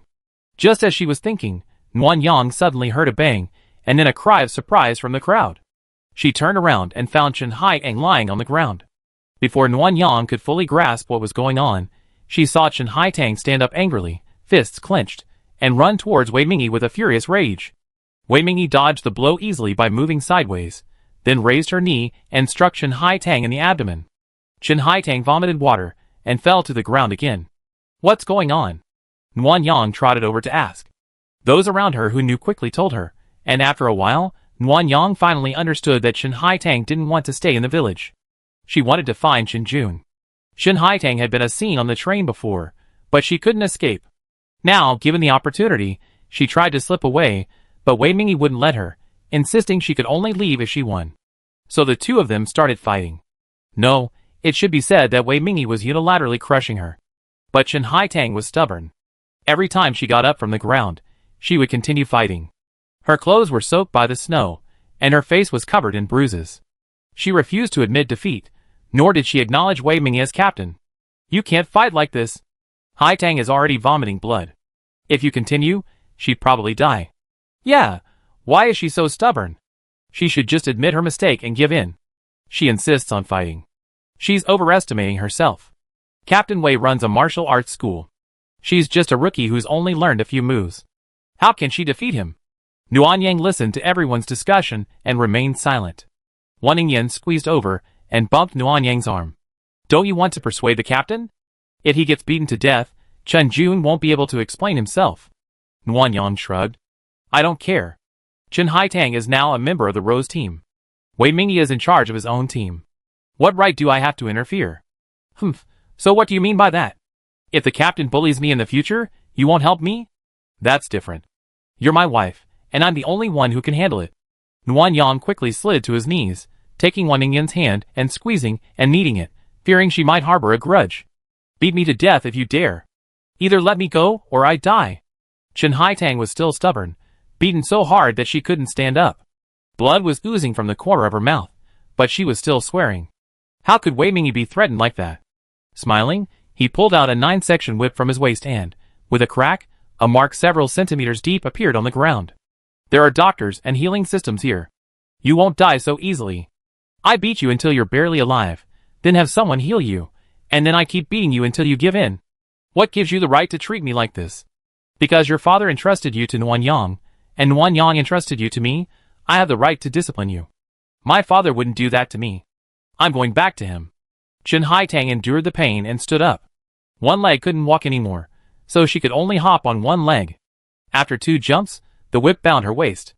Wei Mingyi exerted force with her arms and waist, throwing her forward and slamming her to the ground. Ugh! Chen Haitang spat out another mouthful of blood. Wan Ningyue, who had been holding on to her mother in the crowd, afraid to look, finally couldn't hold it in anymore and ran over to Chen Haitang, crying. Sister Haitang, woo. You need to apologize to Captain Wei quickly, or you die, woo. Chen Haitang's stubborn expression immediately dissipated, and her eyes softened. Nuan Yang noticed this, and Wei Mingyi naturally noticed it too. Just as Chen Haitang was about to speak to comfort Wan Ningyue, Wei Mingyi arrived, holding the 9-section whip. Yue, get out of the way, or I hit you too. Mother Wan was furious when she heard that. Just as she was about to rush out to pull Wan Ningyue back, Nuan Yang and Wan Ningyan stopped her. With a smile and a glance, Mother Wan understood and retracted her foot, looking at Wan Ningyue worriedly. Captain Wei, woo. Stop hitting Sister Haitang. If you're going to hit someone, hit Yue. Please. Wan Ningyue was only 12 years old, and had no idea about the twists and turns between adults. She only knew that if she continued hitting Chen Haitang, she would die. With tears streaming down her face, she begged Wei Mingyi to let her go. Celia, don't beg her. Get out of the way. Don't get hurt. Wei Mingyi saw Chen Haitang's anxious face, and a smile played on his lips. Yue, I count to 3. If you don't get out of the way, I hit you too. No. What? Mom, sister-in-law, please save Sister Haitang. Wan Ningyue cried even louder, but with Nuan Yang and Wan Ningyan holding her back, no one tried to help. 3. 2. By the count of 2, Wei Mingyi had already raised the whip. Chen Haitang knew how powerful it was. One blow would leave her back red and her clothes ripped. Wan Ningyue was young, and even after 6 months of malnutrition, she was still thin. How could she withstand such a lash? 1. Just after the count of 1, Chen Haitang saw the whip about to swing down. In a panic, she ignored the pain and struggled to stand up and hugged Wan Ningyue in her arms. I'm sorry. With an apology, Wei Mingyi quickly turned and the whip landed at Chen Haitang's feet, sending snow flying and revealing the yellow dirt underneath. I'm sorry, it's my fault, Captain. Please don't hurt Celia. Are you still going to run away? Chen Haitang's eyes were still filled with unconvinced. She glanced at Wan Ningyue, who was sobbing in her arms, and lowered her voice to a soft voice. I'm not running away. Are you willing to train with the Rose team? Yes. Since you're willing, you be a member of the Rose team from today on. You must get along well with everyone. Yes. The stubborn person, unwilling to harm Wan Ningyue, chose to bow his head. Nuan Yang breathed a sigh of relief. She had no idea Chen Haitang was so stubborn. She finally understood why Chen Jun had knocked the man unconscious and sent him here. Chapter 569. After Chen Haitang surrendered, Wei Mingyi called her sister to treat her. By then, the effects of the thermal fat were also starting to count down. With over 100 people, if each person ate 1 block every hour, that would cost nearly 1,000 points a day. Nuan Yang couldn't bear to do that. So, after the matter was over, Nuan Yang and Wan Ningyan cleared a relatively flat area and set up 2 sled trains. To avoid suspicion between men and women, and for convenience, 2 carriages served as temporary accommodations for men, while 5 served as for women. Nuan Yang didn't have the time to adjust accommodations, so he took a firm stance, requiring even couples to live separately. After the accommodations were divided, Nuan Yang brought out some camp beds. Taller people were more comfortable sleeping on them than on benches. Furthermore, the 2 sled trains required everyone to take turns watching over the coal. Without coal burning, the heating in the carriages wouldn't work. In addition to these, Nuan Yang also equipped each carriage with a bathroom and air conditioning. Cooking utensils and food were stored in the compartments provided. Everyone would take turns cooking. Nuan Yang didn't want one's mother to become a free cook. Forget about cooking for the family. Feeding over 100 people 3 times a day would be exhausting. After everything was prepared, everyone returned to the train, except for the cold-resistant fire types, who could wander around outside. The last carriage for the women was reserved for a kitchen and meeting room. Nuan Yang planned to present the second draft of the design to everyone and gather their feedback. Once the third draft was ready, it would be time to gather materials, divide the work, and begin rebuilding the village.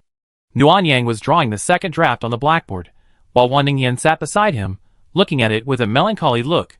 Mimi, although our idea is great, we don't have a construction team, only a bricklayer. What are we going to do? No problem, finalize the design first, and I take care of the rest. What can you do? Could it be that your unspeakable secret is selling robots that can build houses? Before Nuan Yang could say anything, the system's voice suddenly echoed in her mind. Host, Xiao Lu can't help you. We don't have such robots for sale. Nuan Yang was displeased. Who asked you? Honey, don't worry. Once we finalize the design, I go to Sanyang Mountain and borrow some people from BMO. They have architects and workers there. If all else fails, we can find Wen Yunshu. Noah's Ark isn't within the earthquake zone this time, so the construction team will surely be idle. Lending them to us should be easy. This was Nguyen Yang's long-planned escape route. She wasn't afraid of being tracked down. As long as she didn't reveal the location and chose people from the southwest, it would be hard to tell the village was in Sichuan in this freezing weather.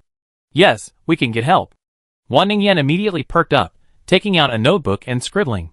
I have to come up with a foolproof plan. Otherwise, if those workers leak our information, we'd be in danger. Wen Yunshu is barely a friend. He knows our strength and won't provoke us easily. Not to mention BMO Baixing is in our hands, and we have a large amount of military supplies left behind. They won't act rashly. We have to be on guard though. Wan Ningyan continued to think of a solution. Nguyen Yang stopped trying to stop her.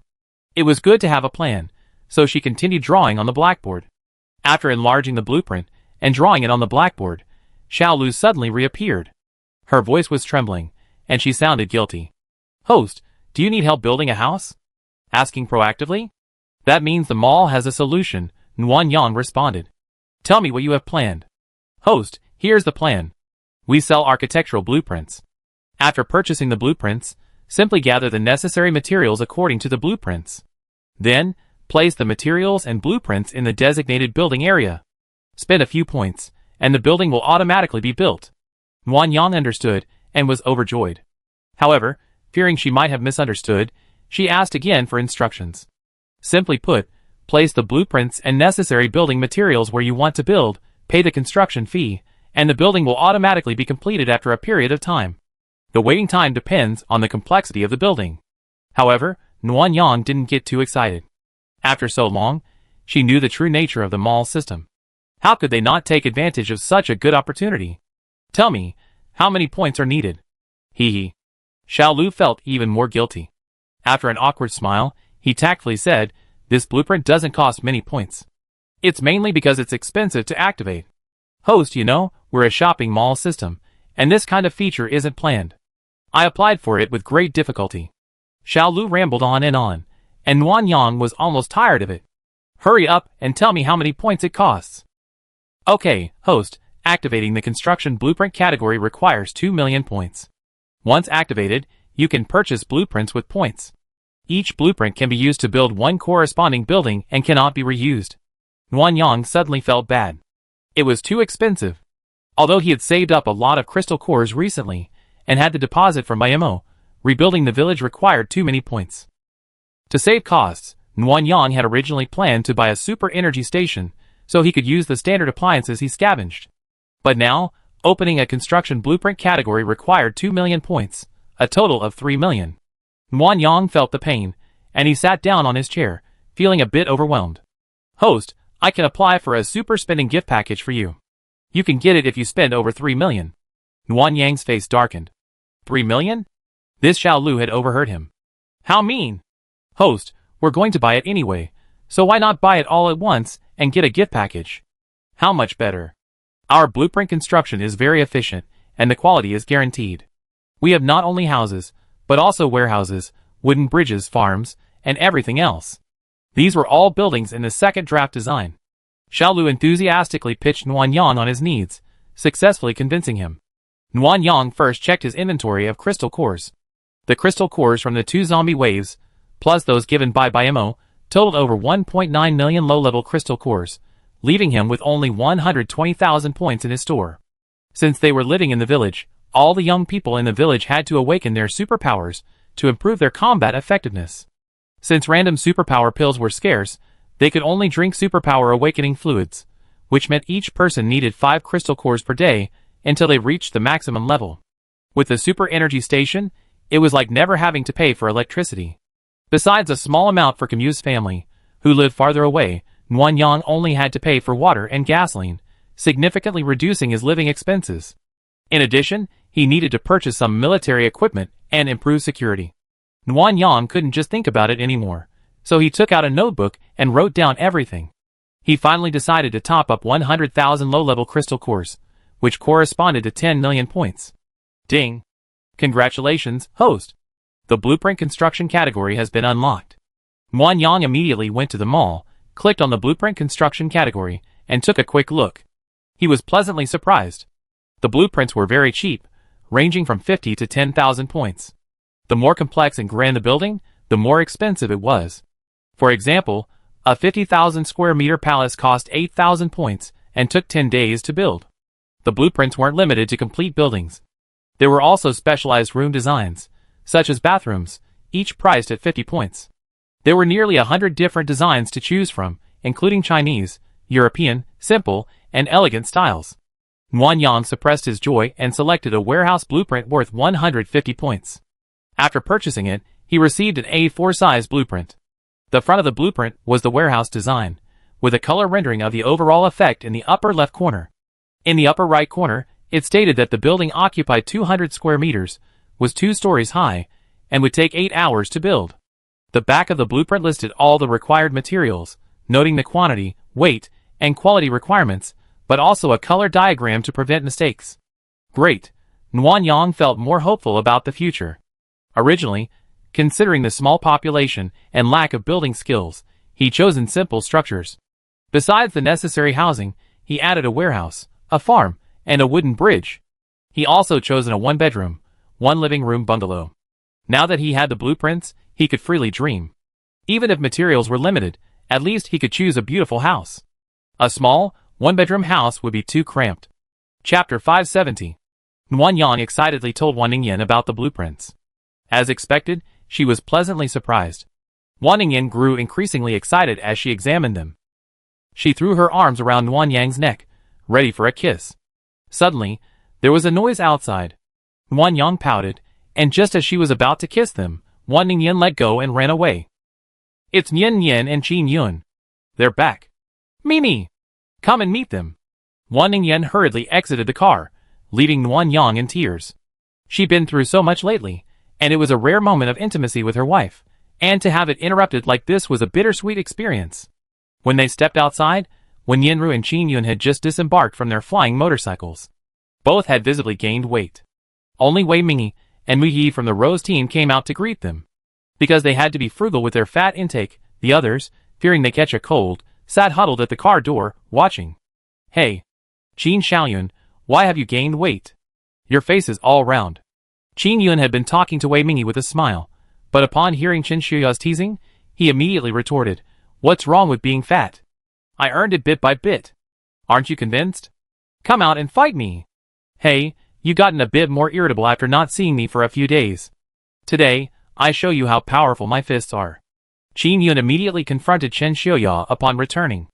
Nguyen Yang didn't even have time to greet him before the two of them engaged in a one-on-one duel outside. No weapons involved, just pure hand-to-hand combat. Wei Mingyi, standing by, didn't intervene, and Mu Yi excitedly cheered for them to cheer him on. Nguyen Yang, guessing this was Team Rose's norm, didn't ask any further questions, and smiled as she walked over to Wen Yinru. Our little Yin Yin is finally back. How's it going? Did everything go well this time? Hello, sister-in-law. Wen Yinru greeted shyly, It's going pretty well. Nothing's happened over there. I usually stay in the yurt, eating, drinking, and having fun, or helping feed the sheep with the stored grass. It's pretty relaxing. It's nice to have some free time. Your sister-in-law is so busy, I envy you. Nguyen Yang briefly inquired about the situation, and let Wen Yinru and Wan Ningyan talk. Wan Ningyan sometimes acted like Wan's mother, always worried. She insisted Wen Yinru spin around a few times, so she could check for any injuries, only feeling relieved after confirming them. Even on the other side, Qin Yun was losing ground to Qin Xiaoya. But soon, Qin Yun suddenly turned the tide, and Qin Xiaoya called a halt after exchanging a few moves. Stop, stop, stop! Did you use your superpowers? You suddenly became so strong. You're cheating? When did you stop using superpowers in a duel? Hey, you're still quibbling? I use my powers too. Qin Xiaoya stretched out her hand and condensed ice, but before it could form, it was instantly shattered by the whip. Wei Mingyi, expressionless, wrapped the 9-section whip around her hand and issued a cold warning. Superpowers are highly destructive. They're prohibited from using them in future sparring. If you do it again, you'll be punished by having you squat in horse stance for 5 hours. Qin Xiaoya and Qin Yun exchanged a glance, then immediately linked their arms and laughed. I understand, Captain. We were just joking. Yes, Captain. Don't take it so seriously. Let's go, Let's go back and catch Qin Yun's breath. The other members of the Rose team, who were watching the show, seemed to be having a lot of fun, teasing the two of them non-stop, making the atmosphere a bit noisy. Nuan Yang told Wei Mingyi about the upcoming meeting and returned to the train with Wen Yinru, letting Mother Wan and the others take a look first to avoid worrying them. After bringing her to her assigned location, Wan Ningyan explained the events of the past 2 days and taught her how to recognize people. Nuan Yang returned to the rear carriage ahead of her and wrote down the meeting agenda. Half an hour later, the core members of the Rose team, Zhao Rou, Su Wan, Wen Yinru, and Wan Ningyan, all arrived at the rear carriage. Nuan Yang thought for a moment and invited Grandma Kong from Shu Embroidery Village to join her, accompanied by Sister Lu and Sister Ying. Let's also invite Bai Xing. She's a special assistant and handled a lot of base affairs back then, so she should be able to offer some advice. Wei Mingyi's words did remind Nuan Yang that despite her position as a special assistant, Bai Xing possessed extensive experience managing the base. Her ability and meticulousness, even in handling the mutant centipede, far surpassed the others. So, Bai Xing was also invited to the meeting, but she was still angry and treated Nuan Yang coldly. It was only after Wan Ningyan arrived that she was finally invited over. At the start of the meeting, Nuan Yang showed everyone his second draft of the design. The design was simple, a perimeter wall with an opening in the front for a gate. The river would be widened and deepened to prevent flooding. The river also divided the land into 2 halves. The smaller area on the left, directly designated as the residential area, would be used as a base for chickens, ducks, and geese. The area above the river on the right, near the river, would be used for roosting chickens, ducks, and geese, while the area below would be used for cattle and sheep sheds. The sheds would be closer to the farming area for easier access. In the middle of the river, in addition to a wooden bridge, a warehouse would be built nearby to store harvested grain and provide easy access. While this space would allow for permanent freshness, it would be inconvenient to have to find someone with space to take everything. The remaining area to the right of the river would be divided into fields for growing crops and vegetables. Fruit trees would also be planted around the perimeter of the base, creating a beautiful and sustainable environment. After explaining the blueprints, Nuan Yang shared them with everyone, and the train car erupted in excitement. At first, no one raised any objections, as they all knew the reconstruction would be incredibly difficult. Without a construction team, it would be a remarkable feat to complete the project. Now that they had the blueprints, the only challenge was finding the materials. But with the space available, which allowed for both disassembly and replication, as well as the ability to search the city, the challenge became much easier, and everyone offered suggestions. Good Xiuyo. Sister Nuan Yang, don't you have a superpower training camp? Let's build a training room, so we can train even on rainy days, and hone our superpowers. Su Wan, there are a lot of kids these days, and a lot of teachers. Besides Xiaoyu's family and me, there are 2 more teachers. Zhu Yi and her friends are in the chemistry department, so they can teach too. Why not build a school? Otherwise, the kids will just play all day and become useless. Mu Yi, I can't cook, and the captain's food is terrible. I don't want to eat for free. Can we build a cafeteria? I pay for the crystal core, so I can have a place to eat 3 meals a day. Mu Yi said, and Wei Mingyi rolled her eyes. She shrank back, muttering, tell the truth. Grandma Kong smiled and said, our Xiaoyu and Dofu love to cook. If we open a cafeteria, they can help out.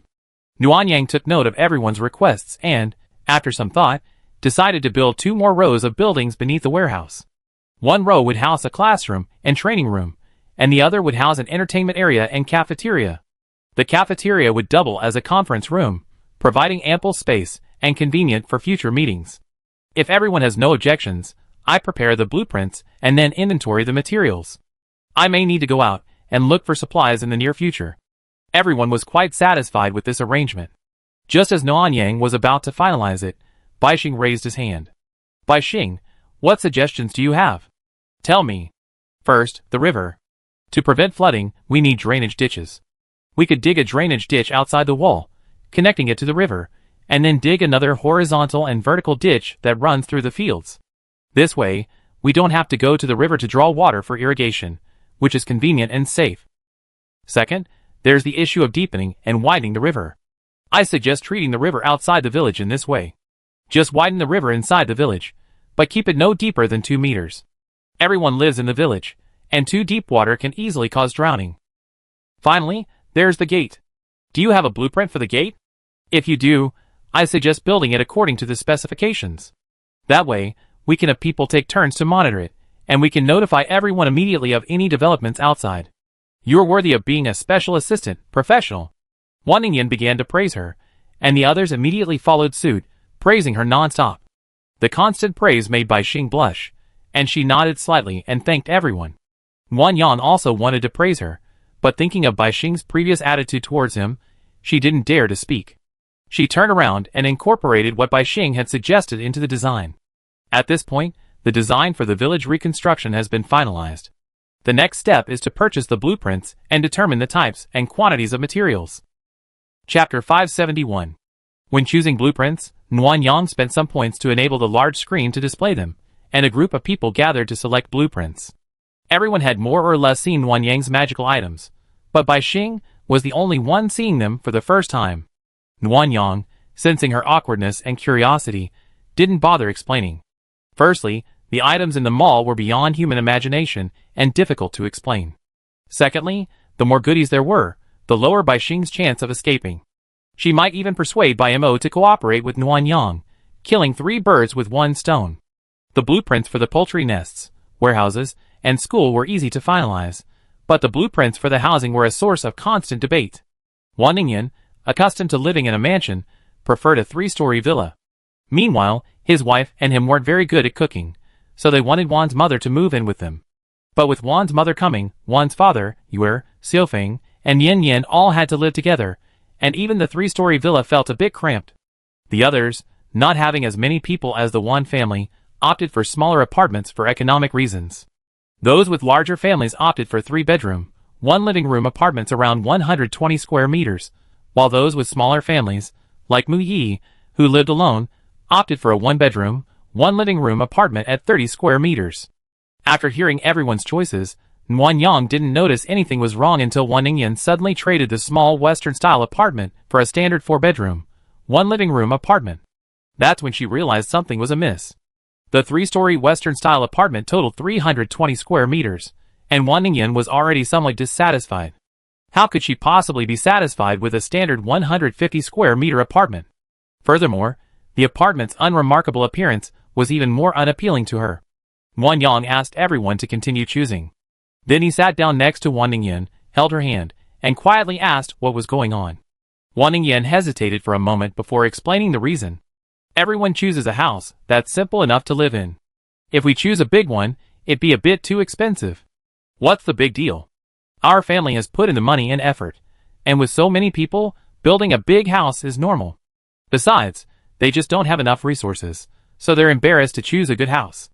Once their lives settle down, they can go out and find materials themselves. When they save enough, they can buy the blueprints and the crystal cores for construction, and they can also buy a good house, just later than us. But some people might be jealous, and I don't think that's a good thing. Nguyen Yang was not happy to hear this. Why should I put myself in a difficult position for them? Haven't I given enough to them? Rebuilding the village requires a lot of crystal cores and materials. Did I ask them for any? Grateful people don't get jealous. If they do, then I'm wrong. I find an excuse to kick that person out. I won't serve them. Nguyen Yang grew increasingly angry as he spoke. Wan Ningyan quickly covered Nguyen Yang's mouth and gently tried to persuade him. I know. Don't be angry. Let's pick a nice house and look at it together later.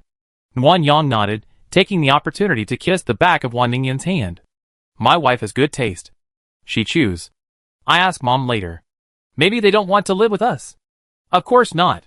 Wan Ningyan spoke confidently, but in reality, she wasn't sure. She pushed Nguyen Yang up and said, Go ask now, hurry up. Nguyen Yang smiled and agreed. He immediately went to the front car to find the Wan family. After asking everyone and confirming that they all wanted to live together, he immediately returned to tell Wan Ningyan the news. I told you, they definitely agree. Wan Ningyan snorted proudly and began to pick out a house. The original 3-story Western-style house was abandoned in favor of a courtyard house. It had 3 rooms and a wall, with a Chinese-style garden in the center. The overall design was very Jiangnan style and quite beautiful. I thought about it. A villa isn't very convenient and lacks privacy. A courtyard house is better. Wan Ningyan pointed to the east room. This one has good sunlight. It's for Mom and Dad. The elderly need more sun. Yue is young, so she and Yin Yin will live across from them. We live in the south room. The opposite room will be empty for now. When Yue is older, Nian Yin can move in alone. The north room will be for my younger brother, and the opposite room will be used as storage for seasonal supplies. How's that? Very satisfied. As for how satisfied she was, Nuan Yang didn't dare say. She was bothered by the constant interruptions during their intimacy, but she was afraid to say it out loud. Wan Ningyan thought he didn't want to live with her family, so she kept it to herself. Unexpectedly, Wan Ningyan chose a courtyard house. While it looked like they were living together, each had their own room, offering significantly greater privacy. Nuan Yang, fearing she regretted it, immediately spent 300 points to purchase the blueprints. Why did you buy it so quickly? I wanted to compare more. No need to compare, just this one. Let's look at the materials. This courtyard house was relatively small, only 300 square meters, so the blueprints were cheap and the materials used weren't extensive. The main difference was the variety, with garden materials included compared to standard house blueprints. These materials were easy to find. A quick stroll through the wealthy villa districts would suffice. After a while, everyone had basically chosen their houses, except for Baixing. Wan Yang was still a little concerned about her, mainly because he wasn't sure if she ran away. It would be fine if they really ran back to Sanyang Mountain, but the only worry was that Baixing would be unlucky and die in an accident along the way. That would be such a shame. After all, Baixing was a good person, and that shouldn't happen. To prevent that from happening, Nuan Yang thought she should find someone to watch Baixing, and her mind raced. Baixing, can you cook? Baixing nodded. She was now being silent with Nuan Yang, her temper on the surface. Nuan Yang didn't care. She looked around, her gaze settling on Muyi. Muyi, why don't you live with Baixing? She can cook, and you can look after each other. It's a good idea to move to a bigger house, otherwise you'd be cramped. Muyi was surprised, then gave a look of understanding. Sure, Baixing is a hostage, so someone needs to watch over her. Leave it to me. Baixing's face darkened instantly, and Nuan Yang felt even more upset. She had the idea, but Muyi saying it in public was making it difficult for her. Ahem, Wei Mingyi coughed. Xiao Yi, Nuan Yang saw you couldn't cook, so I found you a roommate. You need to get along well with others, and be more careful with your words. Don't always say things that could be misunderstood. Oh, I see. I misunderstood. Muyi casually walked over to Baixing, and extended his hand. Hello, roommate. Although I can't cook, I'm quite capable. I protect you, and teach you martial arts. Otherwise, your frail body won't be able to defeat zombies. Nuan Yang, Wei Mingyi, and Wan Ningyan all looked terribly upset. Mu Ye's words were truly infuriating. First he called Baixing a hostage, then he called her frail and incompetent. How could he be so offensive? Afraid Mu Ye would say something to upset Baixing again, Nuan Yang quickly moved on to the next topic and assigned tasks. There's definitely not enough materials, so Captain Wei, Ningyan, and Yin Yin will go find them tomorrow. We can't be idle here in the village either. First, the wall needs to be measured and marked. Second, the river channel. We can't use blueprints for this, so everyone needs to dig diligently. I provide the tools. Third, the drainage ditch. This also requires manpower, and it needs to be dug quickly, otherwise we have to start all over again when floods come. Nuan Yang had a selfish motive. The simple solution would be for Xiaofan to help. It would take only minutes, but she refused. Everyone should contribute to rebuilding the village so that everyone will cherish it. So, I left these tasks for everyone to see. Aside from the cold weather making the soil a little difficult to dig, it's pretty easy to do. Wei Mingyi agreed and immediately named a few people, Mu Yi and Chen Xiaoyao as river channel team leaders, Qin Yuan and Lin Yue as wall measurement teams, and Gu Xiaoyao and Gu Yu as drainage ditch team leaders. Tomorrow, everyone except children and those over 50 will have to work. Wei Mingyi paused, then added, those who are of appropriate age but frail can be assigned to cook. You team leaders can decide on the appropriate people. If anyone doesn't want to work, write down their names, and their houses won't need to be built. Nuan Yang was worried about how to get everyone to work. He knew the character of his friends, and the women of Shu Embroidery Village, and he certainly wouldn't shirk their duties. The difficulty lay with the families of the Rose team. Luckily, Wei Mingyi was a smart man. He had assigned all team leaders to Rose team members in advance and established rules. If there were any complaints, the Rose team would privately counsel them, preventing any unrest. I have a suggestion. Wan Ningyan raised her hand. Baixing is very professional in planning. I think she could be the overall supervisor. I agree. Professionals should handle professional matters. Nuanyang didn't even dare ask Bai Xing's willingness, and simply handed the task to her. After today's incident, Bai Xing's old grudge against Nuanyang might have been ignited, and Nuanyang wasn't that foolish to accept the loss. After the blueprints were purchased and the tasks assigned, the next step was to inform everyone about the discussion. It was already afternoon. Nuanyang borrowed the resource finder from Wan Ningyan and confirmed several supply points before relaxing in a chair. The most complex blueprint this time was the courtyard house, which would take 20 hours to build. So, as long as the materials were gathered, the village could be rebuilt in a day. Originally, she thought it would be arduous and take months, but now Nuanyang was filled with anticipation. No longer needing to hide her superpowers or the goodies from the mall, no need for fear or intrigue, this life was like a paradise. Chapter 572.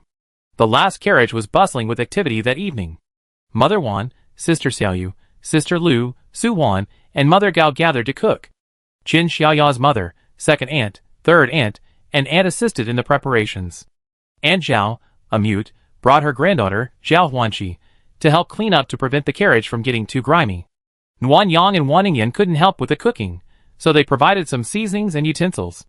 They then chatted with everyone waiting for their meals, a good opportunity to familiarize themselves with the situation and assign tasks once the village reconstruction was complete. Chen Haitang, usually sullen, felt even more when she learned she would be living with Wei Mingyue and her sister. Only when Wan Ningyue took Kai Yuanyu to play with her did Chen Haitang's expression improve. Nuanyang wanted to laugh watching this. Who could have imagined that such a stubborn little adult could be manipulated by a 12-year-old? Besides Wei, Xiaoyu, and Zhao Huanqi, the other children included Li Mingju's younger sister, Li Mingxin, and Xiao Qiao, who had a disabled left hand. Li Mingxin, protected by her older sister and the Rose team, was quite lively, and would often engage in conversation with Yue and the others. Xiao Qiao was different. Grandma Lu had a leg disability, and had initially survived by helping the Rose team with cleaning and logistics. Xiao Qiao had no one to rely on, and her disabled left hand made her feel very inferior. She and Grandma Lu huddled together on a chair in the corner. The carriage became lively as everyone got to know each other, and everyone casually went to the storage area to get food and drinks. Nuanyang noticed that Grandma Lu and Xiao Qiao sat there, looking rather reserved. Xiao Lu, can the medical pills heal old injuries and disabilities, like those of Grandma Lu and Xiao Qiao? To the host, yes, the medical pills can heal both old and new injuries. Nuanyang was relieved. There were still 5 medical pills left. If Grandma and Xiao Qiao were of good character, she could give one each. This would make life much easier and allow Xiao Qiao, a potential labor force, to maximize its potential. Host, the spinning task ends in 2 days. Aren't you going to buy something? No, wait until I get all the materials for building a house. Nuanyang had originally wanted to buy everything at once, but Xiaolu had ripped her off for 2 million points. Feeling really bad, she decided to put it off until the very last minute. Just as she was fuming with Xiaolu, Wan Ningyan suddenly sat down beside her and patted Nuanyang's arm. Grandma Lu and Xiao Qiao are so pitiful, Wan Ningyan said, resting her chin on Nuanyang's shoulder. She pouted and started to act coquettishly. Me. We're all in this together. Shouldn't we help each other? Nuanyang hadn't expected Wan Ningyan to notice. She leaned in to tell her about the medical pills and her plans. Wan Ningyan, delighted, kissed Nuanyang on the cheek. The area immediately fell silent, then a burst of boos erupted. Wan Ningyan, clearly oblivious to the presence of others, blushed. She pinched Nuanyang's arm in retaliation and immediately ran to the rear carriage. Before Nuanyang could call out to anyone, he stood up when the onlookers from the Rose team burst into laughter. You're going after your wife right after she leaves. You're so clingy. After all, that's Wan Ningyan. If I had a wife as beautiful as her, I'd be clinging to her every day. Gushioya glared disdainfully. Haiding, how can you be so superficial? You only care about looks. Gushioyu had barely finished speaking when Wang Jiting pulled her back to her seat. Stop it! You can't see Nuanyang's face is red. Be quiet. Xia Haiding and Qin Yan laughed at Gushioyu, making faces at her. Then, their mothers twisted their ears and dragged them back to their seats, putting an end to the teasing of Nuanyang. Nuanyang breathed a sigh of relief. He had originally wanted to go find Wan Ningyan, but she was shy. After some thought, he decided to take advantage of everyone's attention and go find Grandma Lu and Xiao Qiao. Nuanyang brought 2 bottles of mineral water and some soft bread for Grandma Lu and Xiao Qiao. Since when Yenru was sitting close to them, Nuanyang specifically reminded her, sitting 2 rows away, so everyone could hear. Nian Yan, Grandma Lu has difficulty walking, and Xiao Xiao is a little girl.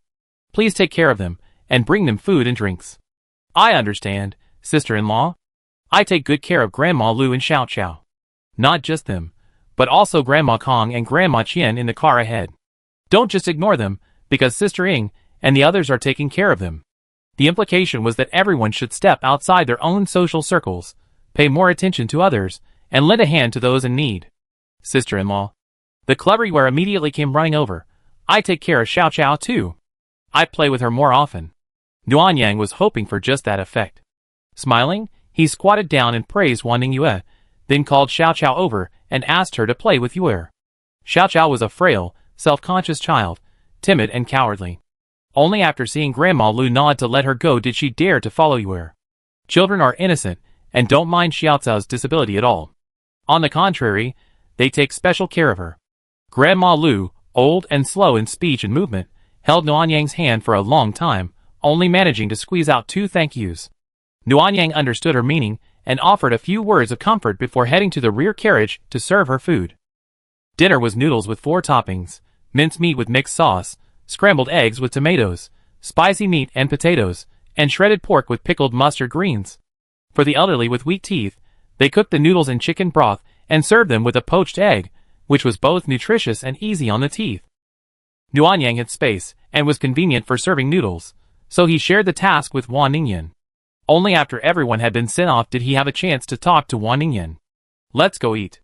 Wan Ningyan, still remembering what had just happened, waved her hand. No, Mom and I will eat in the kitchen. You can go eat by yourself. Nuan Yang refused. With a quick glance, he pulled Wan Ningyan to the lounge.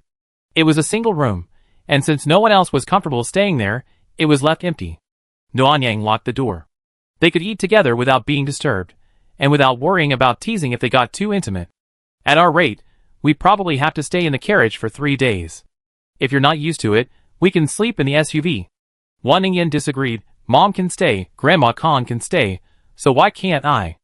Okay, then let's stay. We endure the hardship for 3 days, and then we move to the big house. Yeah. After finishing their business, the 2 of them ate and cuddled. Before leaving, Nuan Yang boldly pulled her into his arms. Seeing that Wan Ningyan didn't resist, he pestered her and kissed her for a long time before letting her go. Just as they left the lounge, they happened to run into Wei Mingyi, who had just finished adding coal. She was followed by Wei Mingxue. Sister Wan, I haven't thanked you properly yet. If it weren't for you, I might have died in the earthquake. Wei Mingxue was completely innocent, her idle filter and life-saving feelings for Wan Ningyan. Wei Mingyi, on the other hand, was different.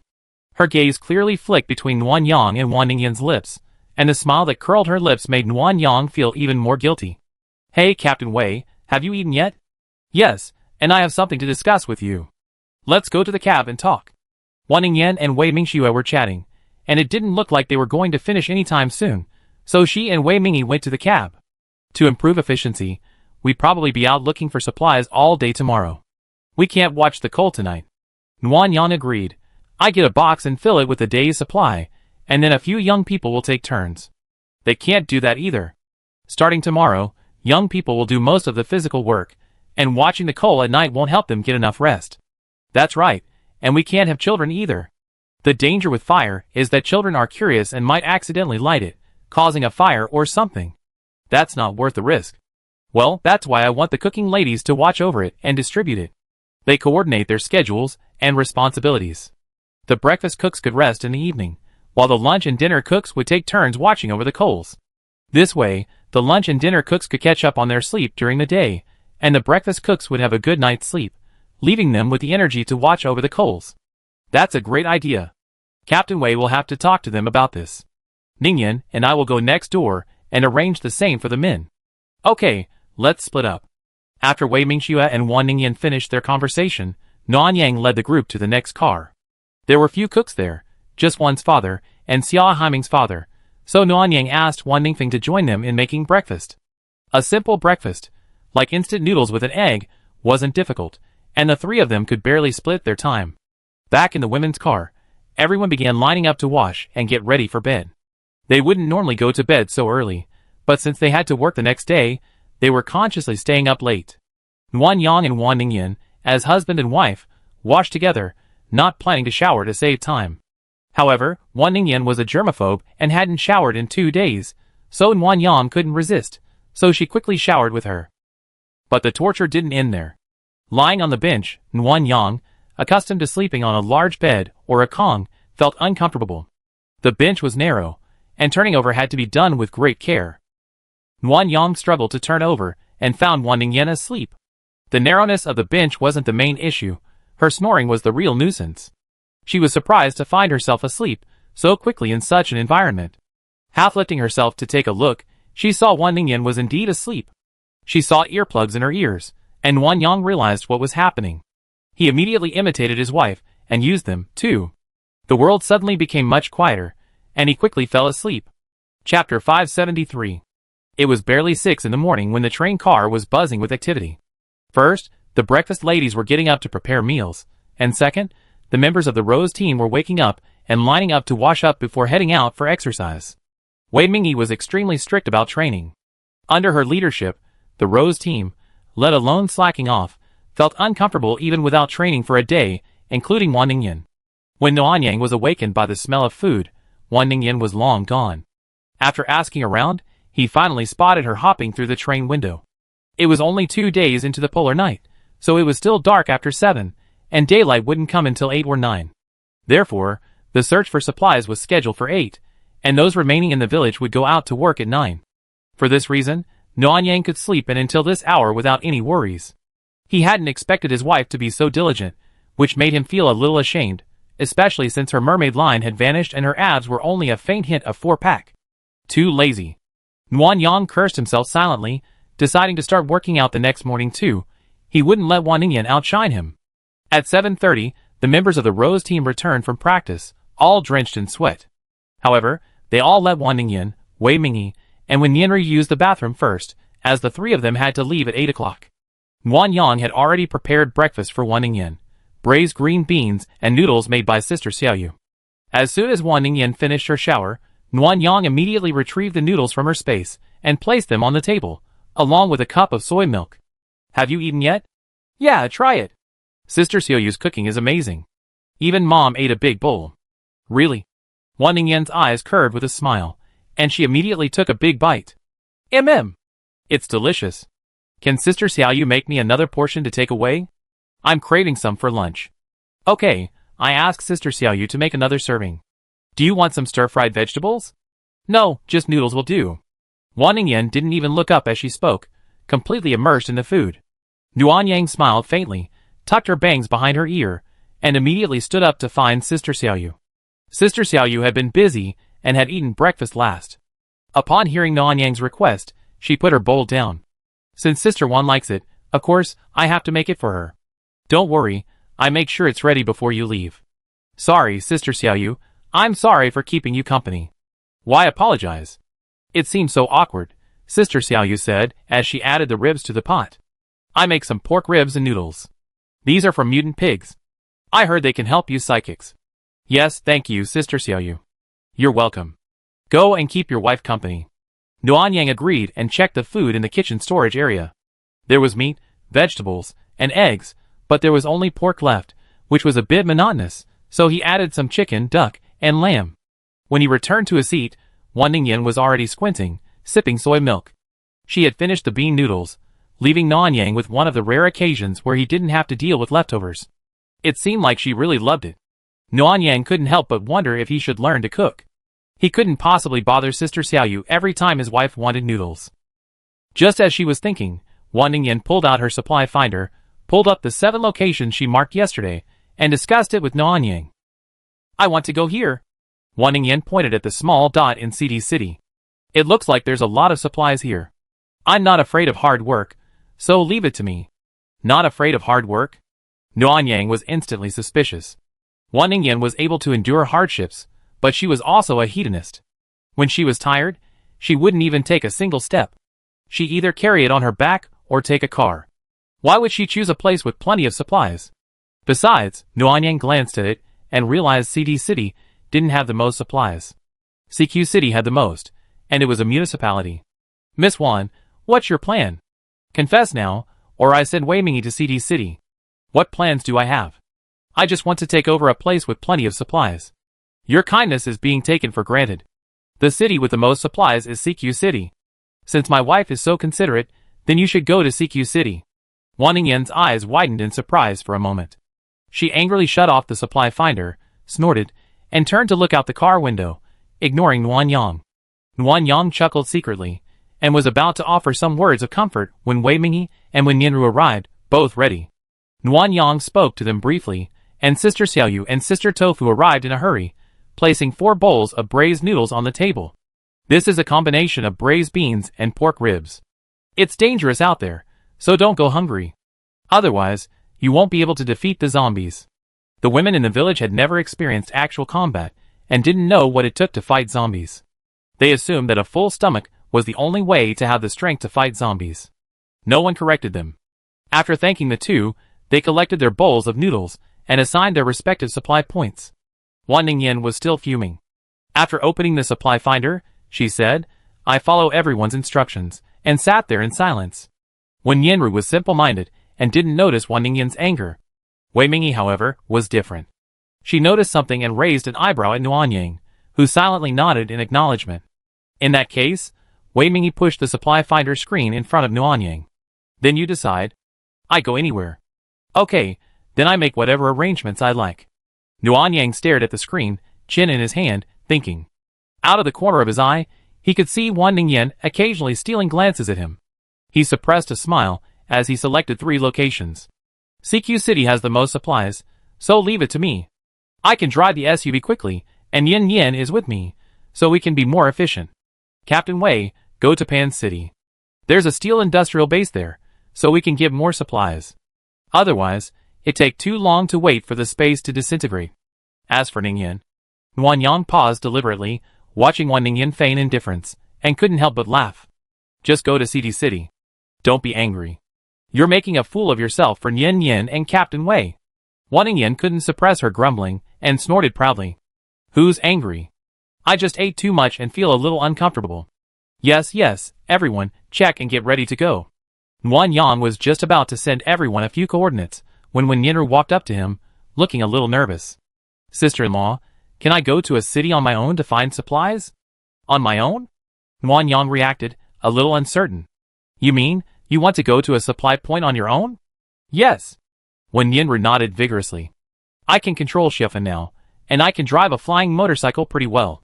So I want to complete the mission independently. I don't want to follow you around and be protected by you. Nuan Yang was a little worried about Wen Yanru. It wasn't about her abilities, but because she was kind and hadn't experienced the harshness of society. She worried she might run into someone with malicious abilities and fall for them. Nuan Yang didn't act arbitrarily. Instead, she consulted Wan Ningyan and Wei Mingyi. They both agreed, so Nuan Yang didn't stop her. She just gave her a few instructions, arranged the supply search mission in GY City, and then moved a flying motorcycle for her from the space. Before departure, everyone rushed from other train cars to see them off. Searching for supplies is the most dangerous of all tasks, so they all gave a few words of caution. Everyone's words would waste time, so Nuan Yang and the others could only respond while getting out of the car and unpacking the vehicle. Once aboard, the doors closed, shutting out the noise. The 4 of them immediately started the car and quickly departed, each heading for a separate search point. CQ City, where Nuan Yang was going, was the farthest away. After selecting automatic driving, he leaned back and rested comfortably. Nuan Yang was no longer afraid of heights, but without anyone to accompany him, he kept thinking of Wan Ningyan, who sat in the passenger seat. So he called someone and asked why she wanted to go to CD City. Wan Ningyan refused to speak, and Nuan Yang persuaded her for a long time, even resorting to coaxing, before she finally relented. I told you not to laugh at me. I definitely won't laugh. Tell me now. I heard there's a panda sanctuary over there. I want to go see it. I see. What's there to be embarrassed about? I'm afraid you think I'm immature. I'm supposed to be looking for supplies, but I still want to see pandas. Nuan Yang chuckled helplessly, then thought his wife was adorable. Even office workers get their daily breaks, but she just wanted to see if there were any pandas, and she was being so secretive, afraid others would find out. Her sense of morality is a bit too strong. When the village is built, and I have some free time, I come with you again. We can see the pandas for as long as you want. No, I'm going to the Greater Xing'an Range. You said you'd take me there. How long do you want to put it off? Nguyen Yang had actually forgotten. He quickly apologized and promised to go to the Greater Shingon Range when he had time. He even sent a message as evidence to appease her. Chapter 574. Wan Ningyan arrived early in CD City and was busy, so Nguyen Yang couldn't continue chatting with her, so he hung up and went to find Kim Yujej. Inner Mongolia wasn't threatened by the earthquake, so when Yinru and Qin Yun mostly ate, drank, and had fun after arriving. They only dealt with a passing flock of mutant birds, and Kim Yujej slaughtered 5 mutant sheep as a thank you. Nguyen Yang felt guilty. During the days when Yinru and Qin Yun were there, they reportedly ate an average of 1 mutant sheep every 2 days, not including the vegetables they exchanged with the villagers.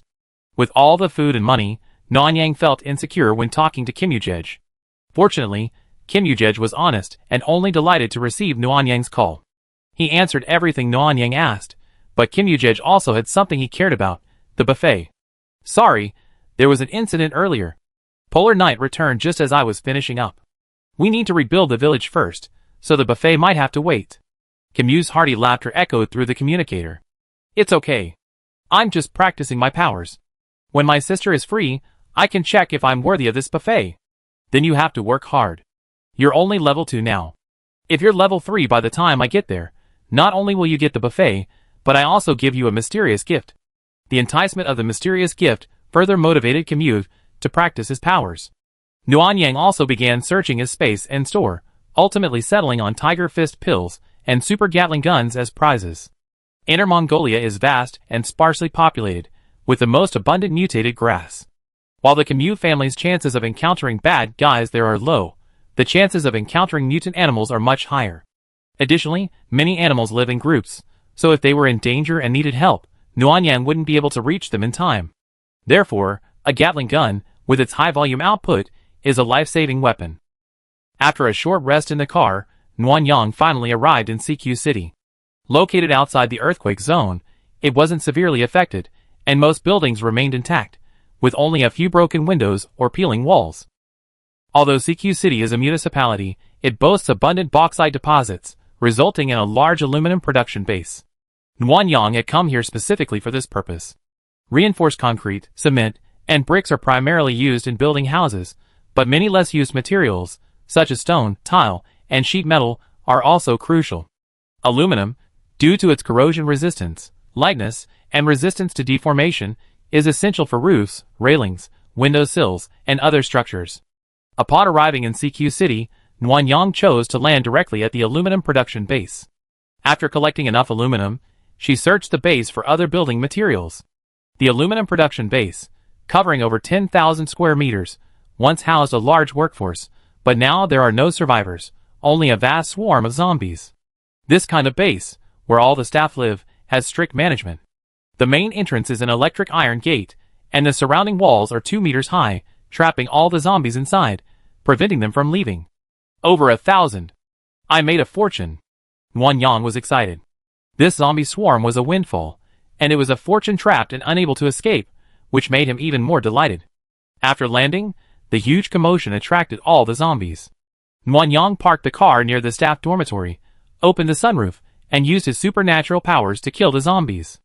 Nguyen Yang didn't want to waste firearms, but using supernatural powers was a bit slow. At this moment, Nguyen Yang missed Wan Ningyan terribly. If she could control the zombies to gather together, Nguyen Yang could then slam down a huge iceberg, and a small swarm of 1,000 zombies would be instantly destroyed.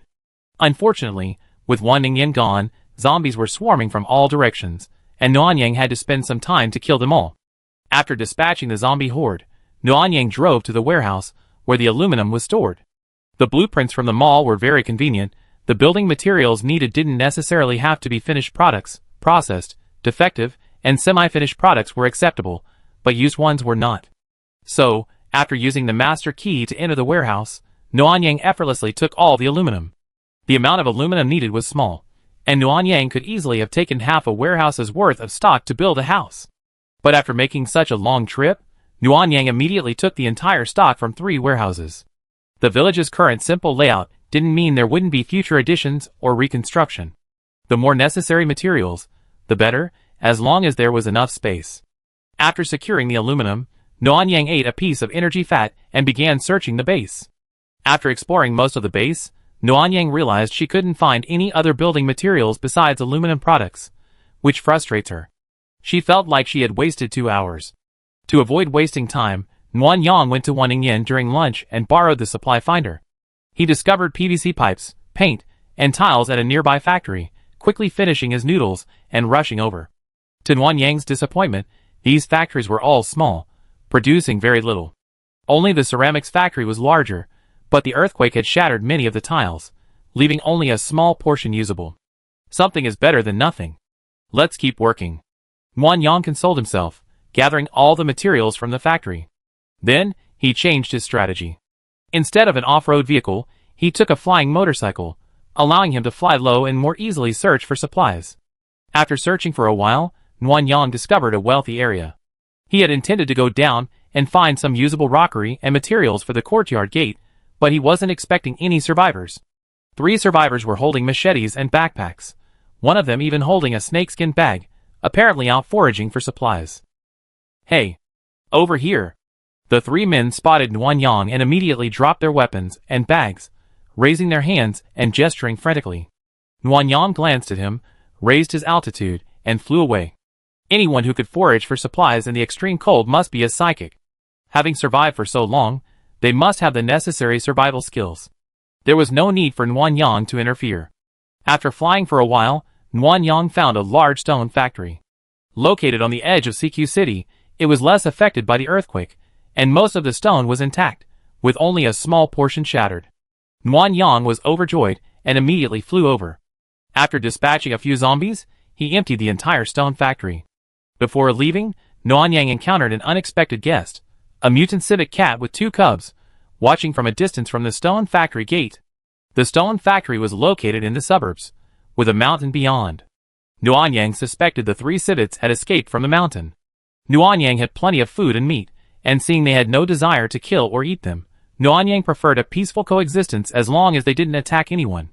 However, as Nuanyang took out her flying motorcycle and prepared to leave, the mother civet took a few steps forward, then suddenly collapsed, exposing her belly, and looked at Nuanyang with a coquettish expression. Nuanyang, who loved cats, immediately faltered and squatted, extending her hand. "Slurp, slurp. Kitties, come here." The mother cat continued to rub against the ground, getting covered in snow. The 2 cubs, however, showed no fear of people and took several steps toward Nuanyang before stopping and observing him with their ears perked up. Only then did Nuanyang notice that their stomachs were flat, and their fur wasn't smooth, but rather frizzy. They must have been malnourished from too little food. Realizing this, Nuanyang found an ordinary rooster from the space, twisted its neck, slit its stomach open with a dagger, and threw it to the civets. The mother civet immediately stood up, grabbed the rooster, and dragged it farther to the side. The 2 cubs followed her, hopping and skipping. After the mother cat set the rooster down, the 2 cubs eagerly gnawed at it, making woo-woo sounds. The mother cat sat nearby, staring at Nuanyang. "You have no conscience. You ate my chicken and you're still glaring at me." Nuanyang scolded with a smile. She used to feed stray cats, but it took many times to cultivate a trusting relationship. The civet was a wild animal, and she didn't expect it to become as close to her as a pet after just one feeding. It was still early, so Nuanyang waited until they finished eating. Then he took out a bowl, poured hot water for them, put a chicken in, took a few photos, and left to return to the village. Chapter 575. When Nuanyang arrived at the village, Wan Ningyan and Wei Mingyi had already returned, both standing in the river channel, shovels in hand, digging. In less than a day, the village river channel was almost finished, looking very neat. The drainage ditch outside the wall was also nearing completion, demonstrating considerable efficiency. Nuanyang first approached Wan Ningyan and Wei Mingyi to inquire about their supply collection. Wan Ningyan was primarily looking for concrete and cement, Wei Mingyi for bricks, and Wen Yanru for steel.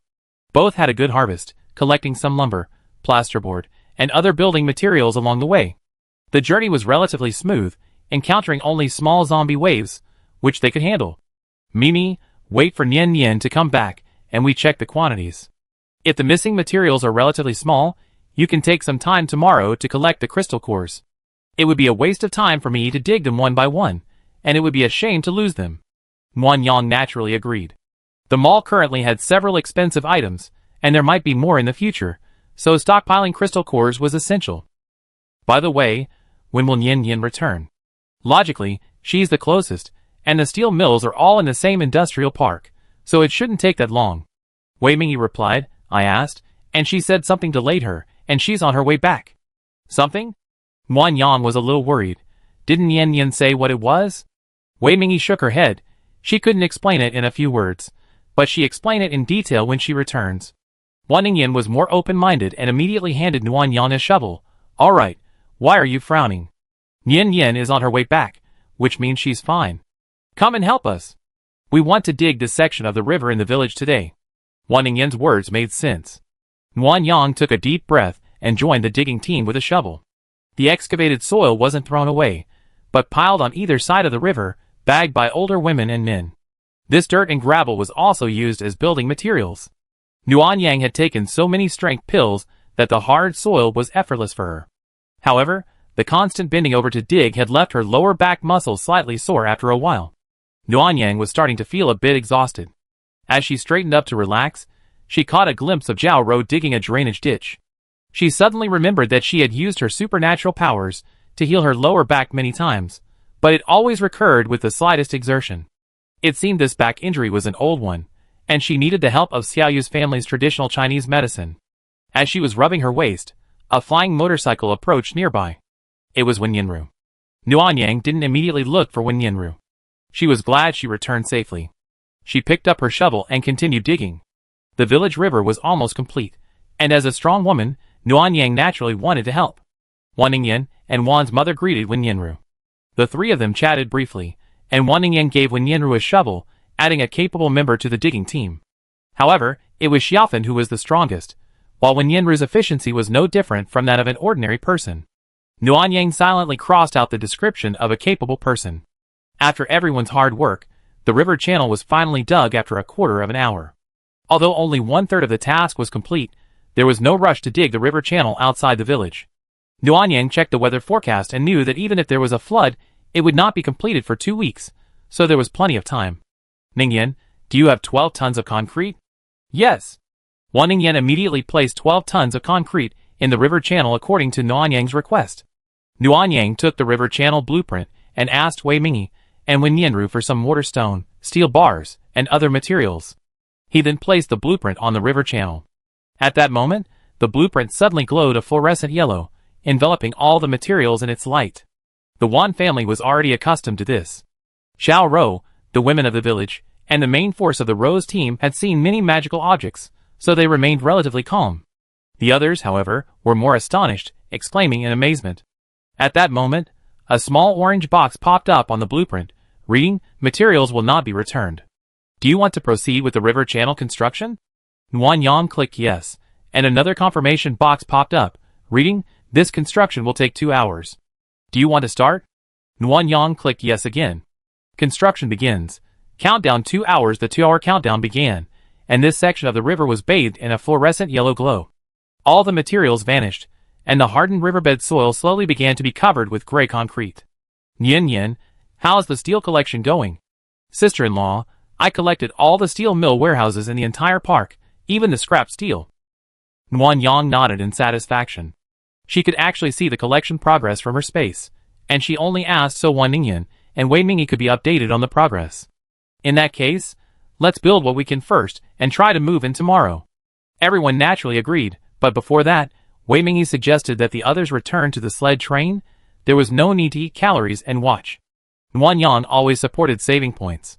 After the four of them persuaded everyone to return, she began to work with the blueprints and various drawings. First, the wall. 190,000 bricks are needed, plus cement, steel, and concrete. The gate will require even more materials. See if you have any.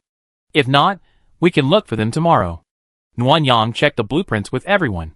After a busy day, construction had begun on the walls, city gates, housing, warehouses, sheep sheds, and cattle sheds. They still needed some materials, and the four planned to collect them again tomorrow. As for why they started building the sheep shed first, it was a decision made by Nguyen Yang and the others. With the walls and housing completed, the safety factor would be greatly improved, so cultivating the land would have to be a priority. The extreme cold was too cold, and without meat and cattle, plowing the land with human labor would be too slow. It's quite cold right now, so we have to make do on the train tonight. Tomorrow we arrange housing for everyone, provide some coal, air conditioning, and furniture, and you can move into your new home. Wan Ningyan happily took Wan Yang's arm. Yeah. We can live in a mansion tomorrow. Wan Yinru was also very happy, but Wei Mingyi remained indifferent. Wan Yang, accustomed to her calm demeanor, didn't take it seriously. Just as she was about to send everyone back for dinner, Wei Mingyi stopped her. What's wrong, Captain Wei?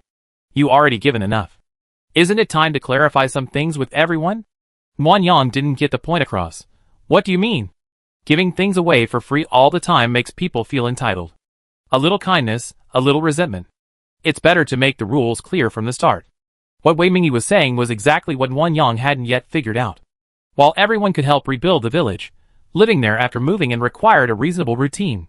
For example, the super energy station seemed to provide free electricity for 100 miles, but it cost Wan Yang 10,000 crystal cores. He couldn't just be a scapegoat for charity. For example, even those ordinary appliances were stockpiled by Wan Yang at great risk. Besides, with over 100 people now, there might not be enough appliances, and he'd have to find more. Giving them away for free wouldn't make sense. Just thinking about these things made Wan Yang feel dizzy, but he couldn't help but think about them. So, the three people who were about to return were kept by Wan Yang for a meeting in the SUV, where he asked Wan Yinru what happened along the way. Chapter 576. After collecting all the steel, I saw it was still early, so I had lunch and went looking around for other materials. When Yinru sweetly recounted her journey, I found a shop selling doors. Since they weren't food, the goods were well preserved. I thought I'd take some back to the village, so I could have a spare if someone's door broke. I was halfway through collecting when I suddenly saw survivors in a residential building not far away. They were using the fog on the windows to write an SOS for help. I remembered my sister-in-law's advice, and didn't plan to go over. Wan Yang hummed to him and praised, "Well done." When Yenra's face flickered with guilt, "Sister-in-law, you're praising me too early. You went over?" "Yes, because I saw a mother and daughter calling for help. They were so skinny that it reminded me of my grandmother, so I decided to go over and see them." When Yenra's grandmother had starved herself to death to keep Wan Yinru alive until Wan Yang and the others arrived. Thinking of this, Wan Yang felt a heavy heart, though he didn't blame Wan Yinru. When I got there, I found over 30 survivors in that complex, scattered across various buildings. I had no idea how they managed to survive. I chose to leave immediately because I was afraid that helping the mother and daughter would only make them a target. If there were a superpowered person, they'd be even more vulnerable. Wan Yang was relieved to hear this. Wan Yinru looked timid, but very smart. Just as he was about to praise her, he heard her say she secretly returned to the complex. "You gone back again?" Wan Ningyan was surprised. "Didn't you say you were worried about the mother and daughter being targeted?" "Yeah, so I flew away and then quietly came back, using the wall behind the community as cover." After making sure no one was near the window, Wan Yinru said, her face suddenly flushed. "I crawled in through a dog hole." Wan Yang and Wan Ningyan couldn't help but burst out laughing. Even Wei Mingyi's lips curled slightly, and Wan Yinru blushed even more. "The wall is too high. I can't climb over it. Using pink is too eye-catching. This is the only way." It's okay. I won't laugh at you." Wan Ningyan said this with a smile, but it wasn't convincing at all. Wan Yinru, fearing she'd be teased, quickly continued. "I cautiously went to the residential building where the mother and daughter were staying. There were only 2 survivors in that building. The other household had only 1 person on a lower floor, and the mother and daughter were on the top floor. I felt safe from being discovered, so I went upstairs. The mother and daughter weren't expecting me to come. They were very surprised and invited me in. I used my tactical scope to see that it was indeed just the 2 of them. The only weapons they had were a kitchen knife and a fruit knife. I didn't think they posed much of a threat, so I went in. They were very thin and in poor health. Due to malnutrition, they had lost most of their hair and several teeth. They were wearing thick clothes.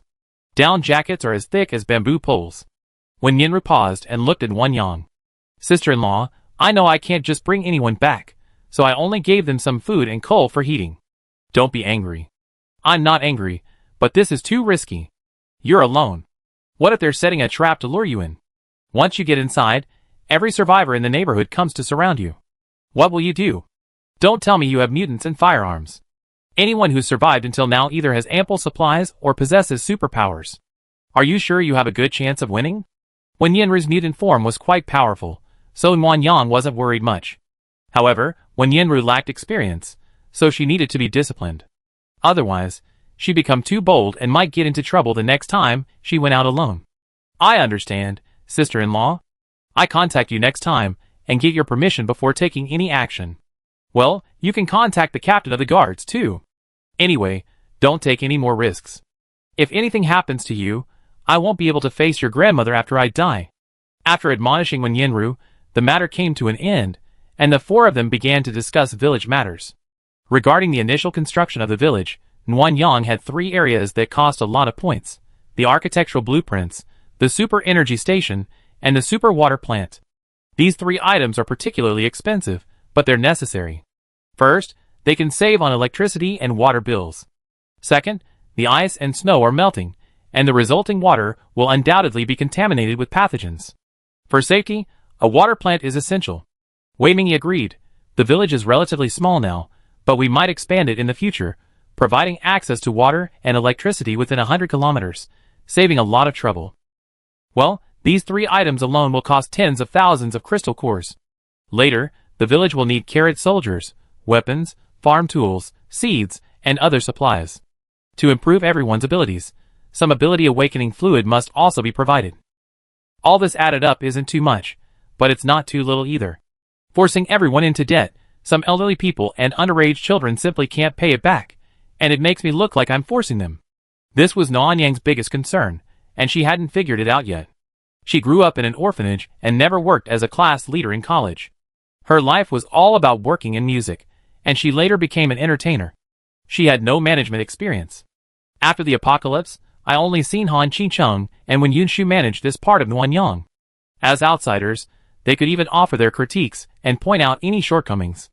Now that I'm doing it myself, I realize how difficult it is. Wan Ningyan was puzzled. Wouldn't it be better to just copy the management experience from Sanyang Mountain? And Bai Xing is here, wouldn't it be easy to leave the details to her? It can't be copied. The village only has 100 people, and a significant number are elderly, infirm, and disabled.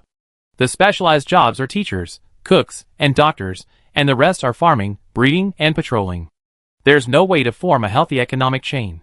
If we copy the Sanyang Mountain model in this situation, we either see inflation, with everyone's cost of living skyrocketing, or deflation, with life becoming extremely tight. After Wei Mingyi's economic analysis, Wan Ningyan's optimism waned, and she frowned, lost in thought. Wen Yinru hasn't yet entered society, so she can't help much in this area. Wan Yang then asked Wei Mingyi if he had any ideas. I only have an immature idea. Distribution according to work. Distribution according to work. Wan Yang hesitated. Hasn't this been proven to be ineffective? With this method, families with larger populations would be at an advantage. It's unfair. There's no good solution in the early stages.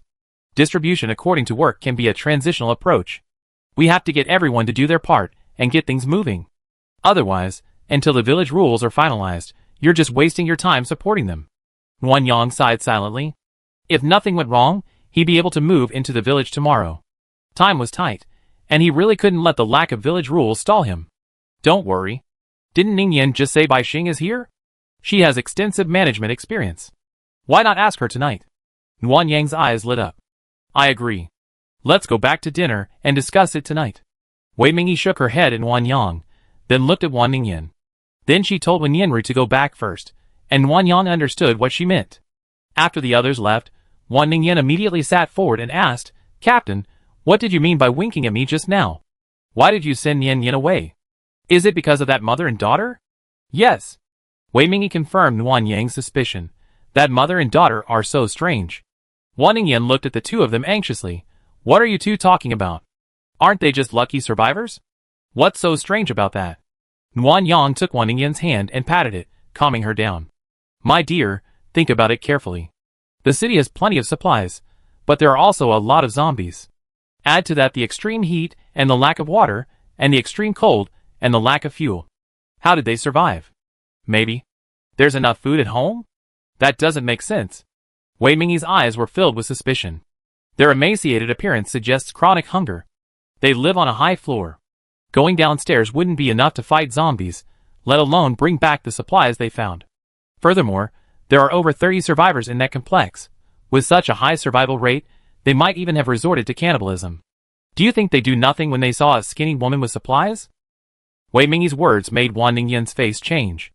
Having experienced the photovoltaic factory dormitory incident, she had no doubt that people in the apocalypse would engage in cannibalism. She even believed that cannibalism was the only way to survive. Nuanyang, considering the cannibalism incident, still found it puzzling. Judging from Wen Yinru's description, the mother and daughter probably had little fighting ability. If cannibalism really existed in the complex, they would surely not dare to leave their homes. How could they have survived until now? Captain Wei, let's prioritize the village. As for that complex, we go check it out after we're done. Yeah, I thought so too. There might be something fishy going on with that mother and daughter. After the trio's meeting, Wan Ningyin grabbed dinner and dragged Nuanyang to the lounge. Mimi, I don't understand.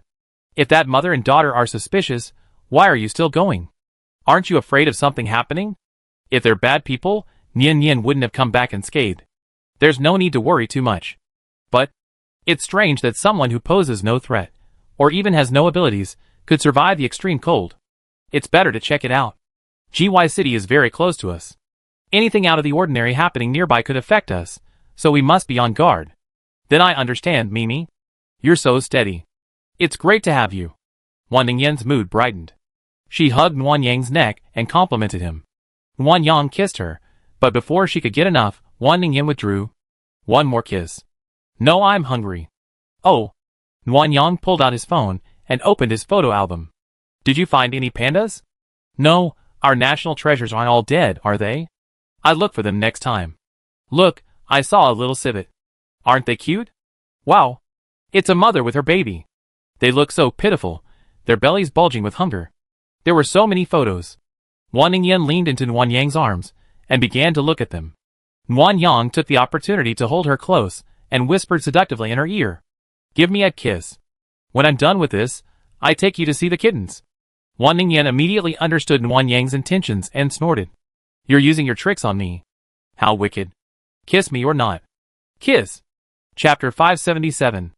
After dinner, Nuanyang asked Wan Ningyan to invite Bai Xing, while he found Wei Mingyi and went to the last carriage ahead. While waiting, Nuanyang and Wei Mingyi discussed the idea of distribution according to work. The village lacked computer geniuses, so they couldn't afford the kind of ID cards used at the base. However, Nuanyang had a meal card machine and a meal card with a name and amount set, which could be used more conveniently and safely than using a crystal core. For a day's work, you get 50 yuan. You can buy supplies at the warehouse, see a psychic or Xiaoyu's family for medical treatment, and use the cafeteria and entertainment area. As for school and training camp, they be free for now. Then we can have a fixed monthly deduction for water and electricity bills, say 200 yuan. It's mandatory. If we don't pay, we have to move 100 kilometers away. Wei Mingyi agreed, but felt the amount needed further consideration. Suddenly, the system came up. Host, the super energy station can be upgraded. After the upgrade, it will automatically calculate each person's electricity usage, making it easier for you to manage the village. Nuanyang's smile immediately drooped when he thought of the 1 million points required for the energy station. So how many points are needed for the upgrade? Hey, host. Not many, just 5 million points. You idiot, get out of here. Host, after the upgrade, it will provide a 100-kilometer range warning of fires, electric shocks, and other accidents. If such an accident occurs, it will automatically temporarily cut off power within a 10-meter radius. Also, a network and power grid defense system is included. The power grid defense system requires a wall, fence, barbed wire, or other support. Nuanyang narrowed his eyes. The other features were optional, but this power grid defense system was a valuable addition, like an extra protective shield for the village. However, 5 million points equaled 50,000 crystal cores, a price Nuanyang truly felt. This represented 1/6 of his total assets. While he was struggling, Wan Ningyan arrived with Bai Xing. To prevent anyone from overhearing the meeting and generating unfavorable speculation, Wan Ningyan deliberately closed the carriage door. Nuanyang thought for a moment, and then shared his thoughts on upgrading the energy station and his plan to distribute resources according to work. He also made a list on the blackboard, listing the necessary items and the corresponding number of crystal cores. Bai Xing, with a calm expression, asked Wei Mingyi for a notebook and pen. She then inquired about Nuanyang's supply reserves, scribbling on her notebook as she did so. In about half an hour, she had a simple plan. Recharging meal cards is acceptable, but to establish a complete transaction chain, everything in the village needs to be segmented. First, rebuilding the village, including the energy station, water plant, building materials, and blueprints, all provided by Nuanyang.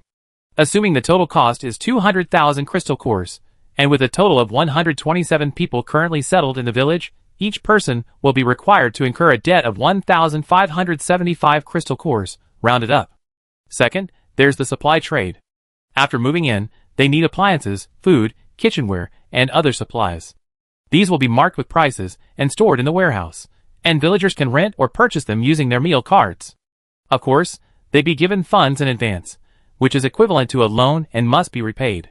Meanwhile, meal cards are required for water, electricity, the cafeteria, entertainment, medical care, and schooling. Finally, villagers can trade their purchased appliances, homemade tools, and cook meals on their own, thus completing the village's trading system. Finally, there are ways to make money.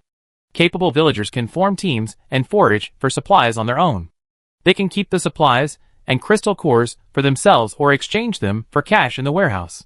The village also needs teachers, doctors, guards, cleaners, and farming and animal husbandry. Villagers can choose these jobs, and wages are calculated based on commodity prices. If you don't know how, you can leave it to me. And most importantly, to encourage everyone to work hard, you can force everyone to repay a minimum of 10 crystal cores each month. If someone fails to repay, there's a grace period of up to 3 months. After that, they could be punished or expelled from the village.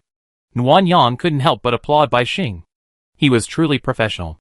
While there were still some details to be finalized, the entire village operation was well organized and could be implemented as a preliminary version of the village rules. What do you think? I think it's great. I agree. Nuanyang raised his hand, and Wan Ningyan immediately followed suit. I agree too. This plan won't make Nuanyang the scapegoat, and everyone will have plenty of time to repay their debts. It's very humane.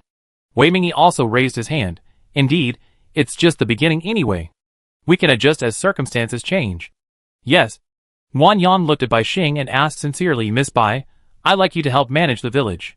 I pay you a salary. Are you willing? Bai Xing studied Nuanyang for a moment, then lowered her eyes. I'm very expensive. No problem, we can negotiate. How about double the village's highest salary? Nuanyang thought it was okay, but she still consulted Wan Ningyan and Wei Mingyi. Wan Ningyan nodded frantically, Wei Mingyi nodded slightly, and Nuanyang immediately agreed. With the most vexing issue resolved, the four of them continued to discuss the details. The exchange rate between crystal cores and cash was set at 110, with an initial capital of 500 yuan. This meant that each villager who moved in would incur a debt of 16,250 yuan. Minors are exempt from monthly debt repayments and can attend school and learn martial arts for free. Further studies after adulthood will require tuition. Seniors age 60 and over are exempt from debt repayments and are not required to work.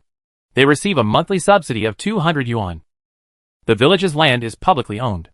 Villagers can contract for crops and livestock, while Nuanyang provides seeds and poultry, which villagers must purchase. In addition, at the end of the year, the income from the village's public property will be distributed among all villagers in the form of dividends. The next morning, Nuanyang heard a series of wows and dragged himself out of bed, exhausted. He glanced out the car window. The wall had been built, and rows of houses could be vaguely seen inside. It looked like they could move in today.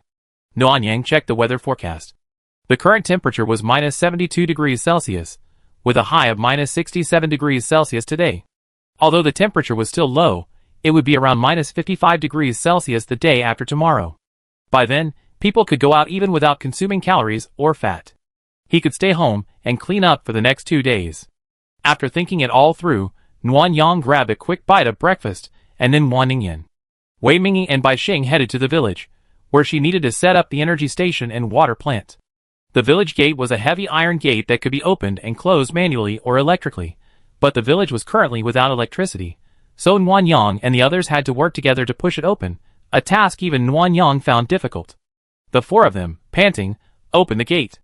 Not far away lay the river, reinforced with concrete and steel, resembling the pre-apocalyptic riverbed. There were also 1-meter-high fences on both sides, providing increased safety. Only one bridge had been built, mainly due to a shortage of materials, and the distance it was located. It required passing through a warehouse to reach it, so Nuanyang and the others went there first. The warehouse consisted of 2 floors, each covering 200 square meters. Wan Yang didn't build a large warehouse. As long as there was space for a refrigerator, a smaller warehouse wouldn't matter. Of course, the main reason was that a small warehouse saved on building materials. If it were any larger, there wouldn't be enough for the cattle and sheep sheds. The bridge was an ordinary straight concrete bridge, lacking even a fence on either side. Wan Ningyan didn't like it, and planned to find materials later to replace it with something both attractive and safe. Crossing the concrete bridge, rows of houses stood in perfect order, save for the courtyard house at the front, which looked like a nouveau riche, with a group of young women following behind. Wan Ningyan wanted to see the houses, but they were too far away. Wan Yang had deliberately placed the courtyard house at the front, and walking across the concrete bridge would have meant walking back to the main gate, a waste of time. So Wan Yang stopped her, and told her to wait, and the group continued walking back to a specially cleared area. Wan Yang planned to place the energy station and water plant side by side on the open space, so he also purchased the super water plant, completing his consumption target. Ding! Consumption task completed. Congratulations to the host for receiving the consumption gift package. Host, it's recommended to place the super water plant on a river. After upgrading, it can become a small dam capable of storing millions of tons of water, effectively alleviating floods and droughts. If it's upgraded one level, it will become a super dam. Not only will it have unlimited storage capacity, but it can also purify the water, making it suitable for biological survival. Wan Yang was both shocked and terrified. He was shocked that after the upgrade, he wouldn't have to worry about floods or extreme heat. He was terrified that he didn't have enough money. An energy station upgrade costs 5 million points, and upgrading this water plant twice would probably cost tens of millions. Host. That's hundreds of millions of points. The super water plant requires 30 million points for the first upgrade, and 70 million for the second. Wan Yang's mouth twitched.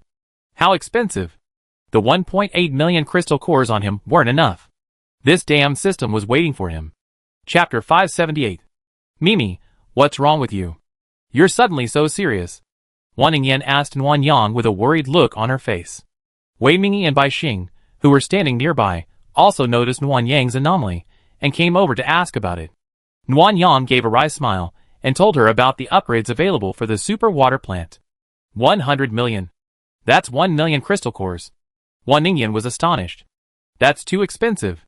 Can't we bargain? Wan Yang shook his head. If I could bargain, I wouldn't be so worried. Judging by the current rate of melting, flooding is inevitable. If it can be contained, it will definitely be good for the village. But 30 million points also requires 300,000 crystal cores. High-level zombies have already appeared, and dealing with a large zombie wave would be dangerous. We should take a long-term approach. Yes, Wei Mingyi agreed. We still have time. No need to rush. Let's first fix the village infrastructure and arrange for everyone to move in. That's all we have for now. Wan Yang placed the super water plant on the riverbed. It was a square structure with a large, 5-meter-tall column standing upright. The center was transparent, like a scale. The super energy station was a semicircular building with an antenna-like object in the center, and a sphere on top, emitting multicolored light. Host, the sphere atop the super energy station is an observation sphere. As long as it's lit, it means the station is operating normally. If anything goes wrong, pay points for repairs. Wan Yang choked. She suddenly realized she'd forgotten that items from the mall can also break down. This super water plant must be upgraded. Otherwise, if a flood comes, the station will undoubtedly be damaged. The cost of repairs will be exorbitant, and the cost will be more than worth it. Furthermore, electric grid defense was also needed. Although the 5 million points were a painful expense, Wan Yang upgraded the super energy station. After the upgrade, the super energy station emitted a golden light. After a few seconds, the light faded, and the observation sphere on top became 2. A dialog box popped up. Would you like to activate the electric grid defense? Wan Yang pressed yes. Would you like to graft the electric grid onto the wall? Continue pressing yes. Electric grid defense grafting. Countdown 10, 9. As the countdown ticked by, the wall became visibly covered with dense electric grids. Wan Ningyan couldn't help but sigh in admiration. Wei Mingyi and Bai Xing, being calm and composed, simply stood there and watched. Mimi, I have a question. Is this electric grid always powered? What if it rains? Wan Yang wasn't entirely sure, so he asked the system, and then provided the answer to Wan Ningyan. On rainy days, the power grid will operate at low power. It only activates full power to counterattack if an enemy invades. Don't worry. How smart. It's expensive, but it's worth it. Wan Yin took Wan Yang's arm and soothed him. Don't look so sad. Today's our first day in the village, so be cheerful. Wan Yang took a deep breath and smiled. Okay, let's have a good time today. Things will work out when the time comes. Forgetting the pressure for now, Wan Yang and the others returned to the sled train. After giving everyone half a bag of energy fat, he told everyone to gather at the village gate. The rules of the village should be clearly stated in advance. If you don't agree, don't join. As the rule setter, Bai Xing read out the village rules. Besides those related to transactions, work, and debt, the rules also prohibit fighting, theft, and vandalism. Wan Yang stood by and observed, noticing a look of disdain on Gu Yu's uncle, Gu Fengding, while his son, Gu Wei, whispered something to him. Even on the other side, Tian Jin's grandfather, Tian Wei, looked equally unhappy, his face stern and his glares furious, as if filled with discontent. After explaining the village rules, Wan Yang looked at everyone and asked one last question. If anyone feels the village rules are harsh and doesn't want to follow them, you can refuse to stay in the village, and I will send you back to the Sanyang mountain base. If you agree to join the village but don't abide by the village rules, I will expel you from the village and, instead of sending you back to Sanyang mountain, leave you to fend for yourself. Bai Xing taught Wan Yang to use a combination of kindness and severity. This not only made it easier to manage the villagers, but also provided a basis for punishment when they made mistakes, preventing cunning individuals from taking advantage. Wan Yang scanned the area, seeing no one objected, and then took out the meal cards and the machine that registered the meal card information. Now powered on, the machine was ready for immediate use. Everyone line up in order. Register with Bai Xing first and receive your. Wan Yang paused, thinking the meal card sounded a bit strange, so he changed the subject. Get your ID card, then enter the village to choose a house. Families with 3 or fewer are not allowed to choose a 2-story house. Aside from Wan Yang's courtyard house, the remaining houses come in 2 sizes, a 100 square meter bungalow and a 170 square meter 2-story house, specifically for larger families. Xuyu's house is the only 2-story villa, 200 square meters. Wan Yang didn't want to waste materials building another hospital or clinic, so he simply built a large house for Xiaoyu's family, with the first floor serving as the hospital. Wan Yang watched Bai Xing register while Wei Mingyi maintained order, feeling exhausted. No matter how Wan Yang tried to persuade her last night, the title of village chief remained with her. In the end, Bai Xing became the village party secretary, helping to manage village affairs and improve regulations. Wei Mingyi became the captain of the guard team. The original Rose team was disbanded, and Wei Mingyi would select new members for training and patrols. Wan Ningyan, on the other hand, had absolutely no desire for officialdom. Her thoughts were entirely on joining the guard team and forming her own hunting team, planning to scavenge for supplies and capture mutant animals. In about half an hour, all the ID cards had been collected, and everyone had entered the village to tour and select houses. After selecting a house, they would hang a small gold nameplate on the door that Wan Yang had made the night before. All these tasks were left to Wan Ningyan. After Wan Yang put away the sled train, she went to the warehouse with Wei Mingyi and Bai Xing. Without a dedicated warehouse manager, the 3 of them had to handle the leasing and sales. The prices for various supplies had already been compiled. Food items like rice and flour were priced at 5 to 8 yuan per pound, while seasonings were more expensive, at 10 to 15 yuan. Appliance rentals were charged monthly, averaging 20 to 50 yuan per month, excluding electricity, and requiring compensation for damage. If they were purchased directly, the price would be 80 to 200 yuan, forcing everyone to buy. Afterward, the remaining money would be minimal, forcing everyone to work harder to earn money. As for the appliances sold in the mall, Wan Yang only offered air conditioners for sale, priced at 200 yuan. If he offered more, people wouldn't be able to afford them right now, so it was better to sell only what they urgently needed. After the super water plant began operating, the village river began to fill with shallow water, which quickly froze. Bored with waiting for their purchases, Wan Yang and others decided to take in the scenery by the river while they waited. Unexpectedly, the first person to arrive at the warehouse was Wan Ningyan, looking furious. What's wrong, honey? Who made you mad? Me, you have no idea how infuriating I was just now. Wan Yang's question ignited Wan Ningyan even more. She dragged Wan Yang to the warehouse door and told everyone what had happened. That Gu Fengding, I think he's just a jerk. Gu Yu and her daughter should just live in a bungalow together. He brought his son over, saying the four of them could live in a large 2-story house and look after each other. Bah! What look after each other? That jerk meant the four of them could just buy a rice cooker and a set of kitchenware, saving money. But he made Guyu's mother pay, saying she had to buy it anyway, whether they came or not. Why not let him save some money and buy the kids some good food? How abhorrent! The abacus beads flew in my face. Guyu immediately refused, and Guyu's mother also disagreed. But Jerk started playing the emotional card and using moral blackmail. Guyu's mother was a pushover. If I hadn't rushed over, she would have agreed. Wan Ningyan had encountered many people who took advantage of others in the entertainment industry, but they were all public figures, so she never encountered anyone like Gu Fengding. It really infuriated her. Chapter 579. Nguyen Yang hadn't expected someone to cause trouble on his first day in the village, but it was difficult to say anything about such trivial matters. He could only comfort Wan Ningyan to prevent her from getting angry. Just let him go like this? That's too bad. I can't stand it. Mother Gu didn't refuse them from coming with her back then. They're still brother and sister. Even if they're broken bones, they're still connected. It's not right to punish them for such a small matter. Besides, the village rules don't say anything about such violations, and the punishment is unfounded. I understand the logic, but I'm just angry. Wan Ningyan's eyes were red with anger. Nguyen Yang felt distressed, but he felt helpless. Then Wei Mingyi suggested an idea. We were planning to give everyone 20 gene of coal, weren't we? I think we should just charge 5 yuan per gene. That way, the faster the reserve fund runs out, the easier it will be for some people to expose their intentions.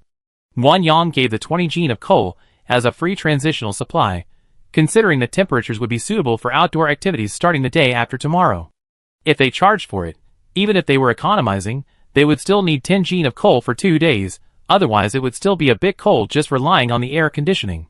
This calculation would reduce costs by at least 50 yuan, which would increase everyone's sense of crisis and expose those with ulterior motives more quickly.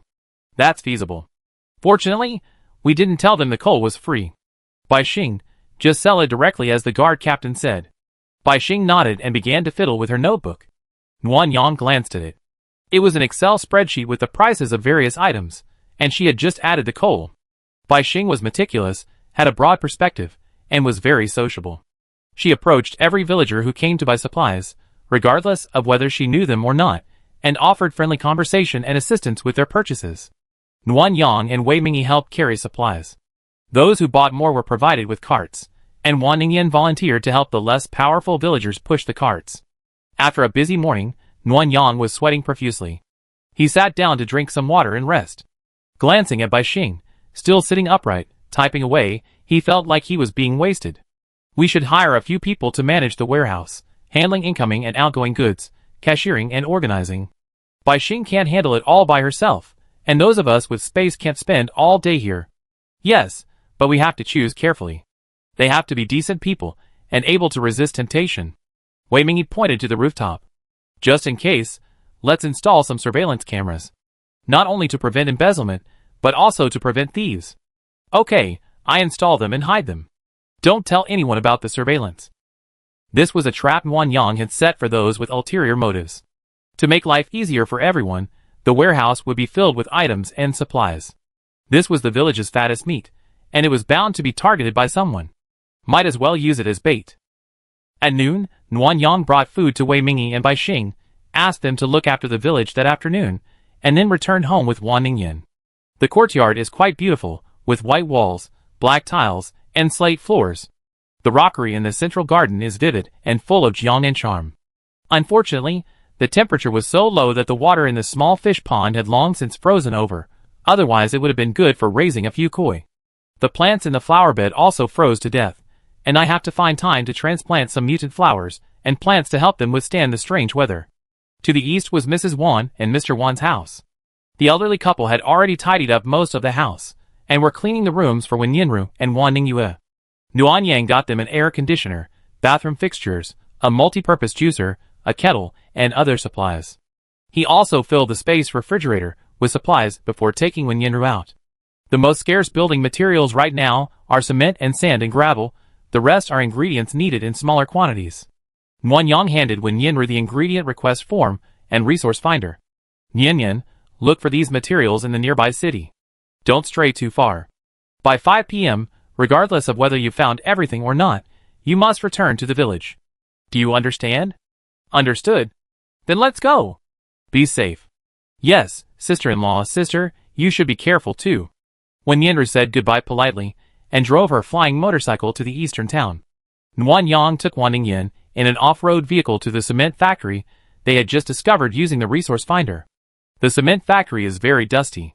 Remember to wear a mask. Also, don't use fire in case of danger. Dust explosions are a possibility. Wan Ningyan responded, took a large bite of a sandwich, and made a satisfied sound. After a busy morning, I finally get to eat. Nguyen Yang brought her a bottle of strawberry milk and asked curiously, why are you eating a sandwich? It's cold. Mom's rigiamo and beef buns are even better. Want one?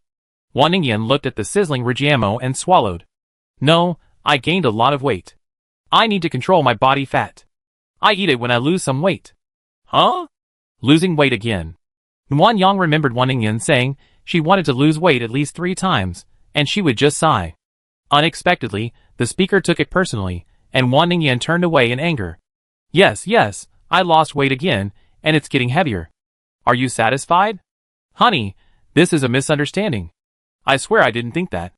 Nguyen Yang's words were almost worn out, but he finally coaxed Wan Ningyan into giving up on her diet. I'm really not fat? But Mom says I gotten fatter. Because you're a little fatter than before, honey, you used to be an actress, and you were practically a skeleton to look good on camera. That's unhealthy. You're so much better now, a healthy beauty, and not fat, just a normal weight. Don't worry about it. I know. I'm just afraid you dislike me if I get fatter and uglier. Honey, I'm not that superficial. Stop dwelling on these things. No matter what you become, I still love you. If you don't believe me, we still have plenty of time. Let me prove it to you, okay? Huh? So corny. Wan Ningyan smiled and approached Nguyen Yang. Then give me a bite of your rigiamo. I'm dying of greed. Then have one. I still have some. Do you want a baozi? No, I can't eat that much. Wan Ningyan actually has a small appetite. She's just gained some weight since the apocalypse, but now she's at a normal weight. Nguyen Yang doesn't think she needs to lose weight. After coaxing her into eating a couple more bites of steamed buns, Nguyen Yang finally focused on his own lunch. He also drank some of Wan Ningyan's leftover milk, feeling a bit full. We're here, honey. We need to divide up the work. This was a large cement factory, with 7 or 8 warehouses alone. They had to go to the gravel plant later, so Nguyen Yang and Wan Ningyan divided the work. One would be in charge of the south warehouse, and the other would be in charge of the north. After Wan Ningyan drove her electric scooter to the south, Nguyen Yang headed north. The factory was open plan, and there were bloodstains on some doors and walls, but no zombies were to be seen. Nguyen Yang presumably had gone elsewhere. Before entering the warehouse, Nguyen Yang donned goggles and a gas mask, taking precautions before going in to collect supplies. Of the 4 large warehouses, 3 were relatively full, and the 4th was only half full of cement. While this would be enough to build a school, a cafeteria, and a few other buildings, it wouldn't be enough to build a cement road. After Nguyen Yang finished collecting supplies, he contacted Wan Ningyan. The situation wasn't looking good there. Only 2 of the 4 warehouses had cement, leaving the remaining 2 empty. Wan Ningyan had already gone to the factory to look for cement. Even if there's any in the factory, there won't be much. Yes, Wan Ningyan sighed. I only found a small part. So annoying. It's okay. It doesn't matter if road construction is slow.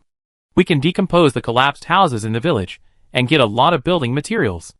That'd take 10 days. That's too slow. You can't get anything done in a hurry. Wait here, I pick you up. Nguyen Yang drove to pick up Wan Ningyan and then headed to the gravel plant.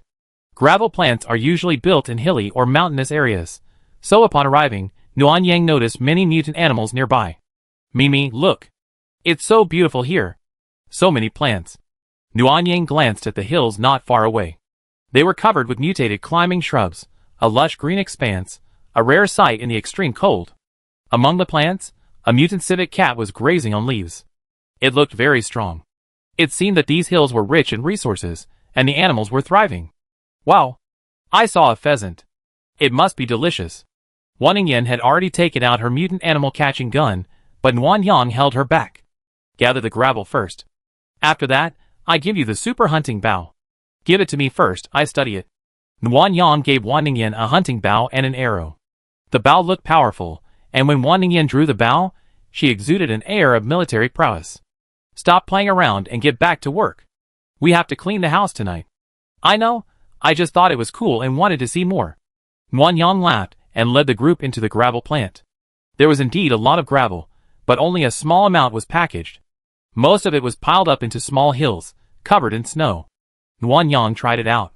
Due to the rising temperature, the melted snow had frozen back into ice, so the gravel had also frozen into chunks. However, there was still a lot of loose sand, which would be a waste if not collected, and would be time-consuming if collected. Wife, come help me, Nguyen Yang pointed at the scattered gravel. Gather all of this together. I freeze it, and store it directly in the space. It's easy. Wan Ningyan poured out her mental power, instantly controlling all the gravel to gather together into a large ball. With Nguyen Yang's ice element, she gathered all the gravel in a matter of minutes. Everything's collected. Can we go hunting now? Well, be careful. There might be leopards in the hills. I just catch some pheasants. They won't go too far. Don't worry. With that, Wan Ningyan scurried off to the hills. Nguyen Yang quickly followed. She was completely worried about her wife. She once stolen eggs, causing a mutant snake to chase her for thousands of miles. She was terrified she'd do something terrifying again.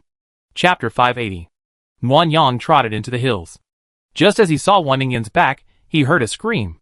It was the mutant pheasant. Yeah. I caught it. Wan Ningyan cheered excitedly, took 2 steps forward, and fell. Nguyen Yang's heart sank, and he hurried over. Honey, are you okay? No. I'm fine.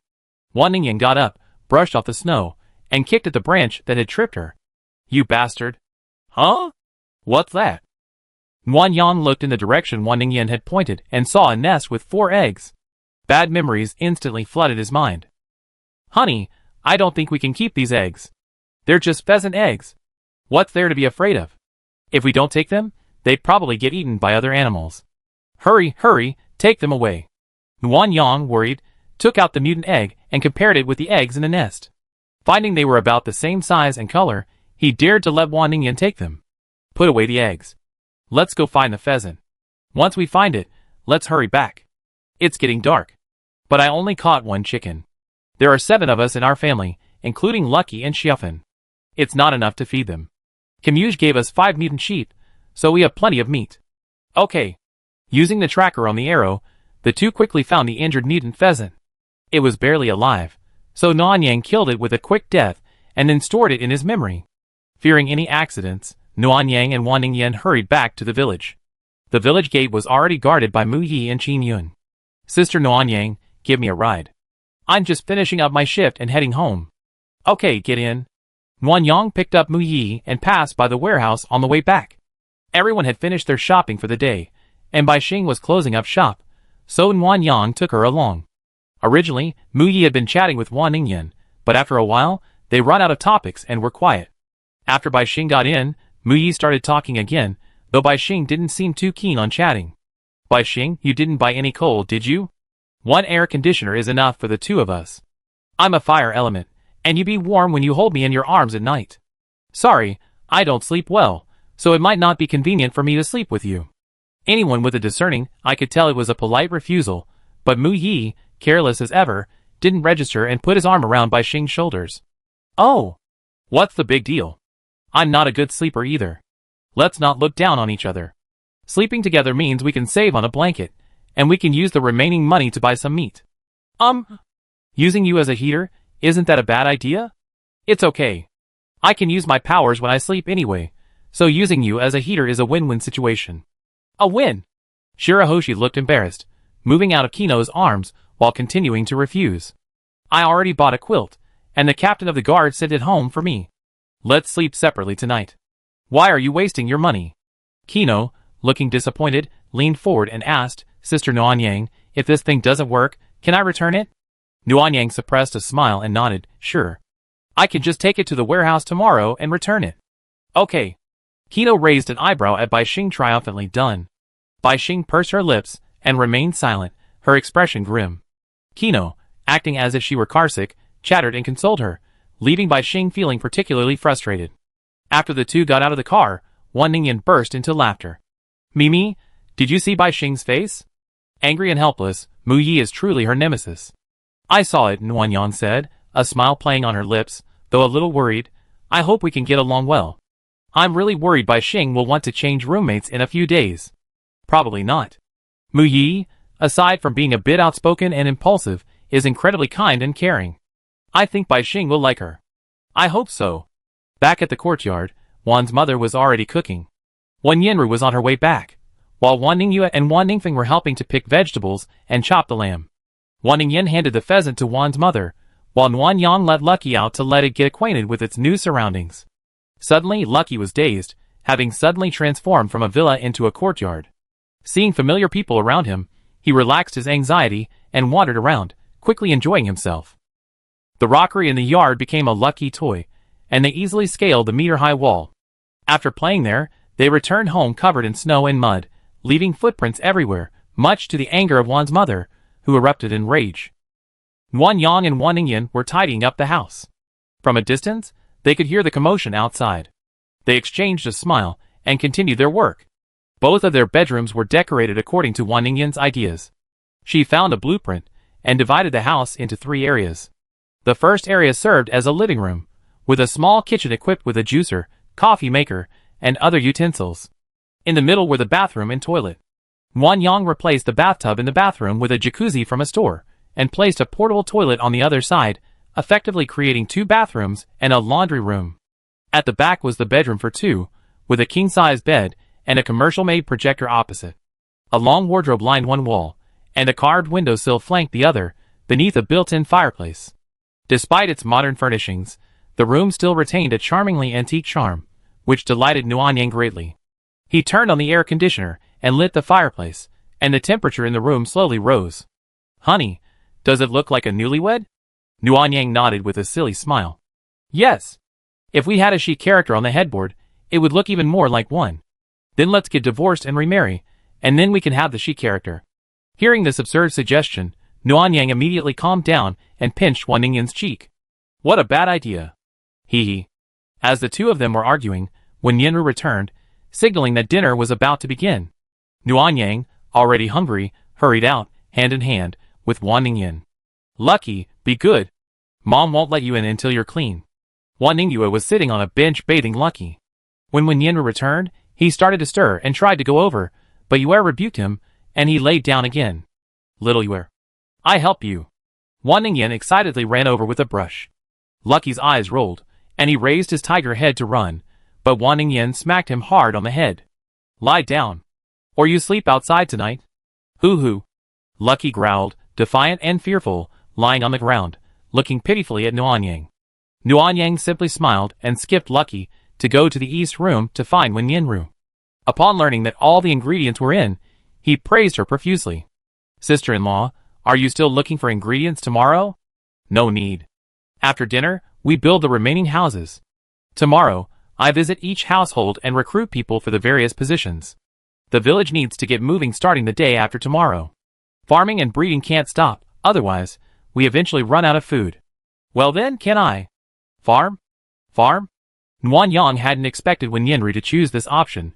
"You're already independent, but farming is a bit of a stretch for me." "I understand what my sister-in-law means.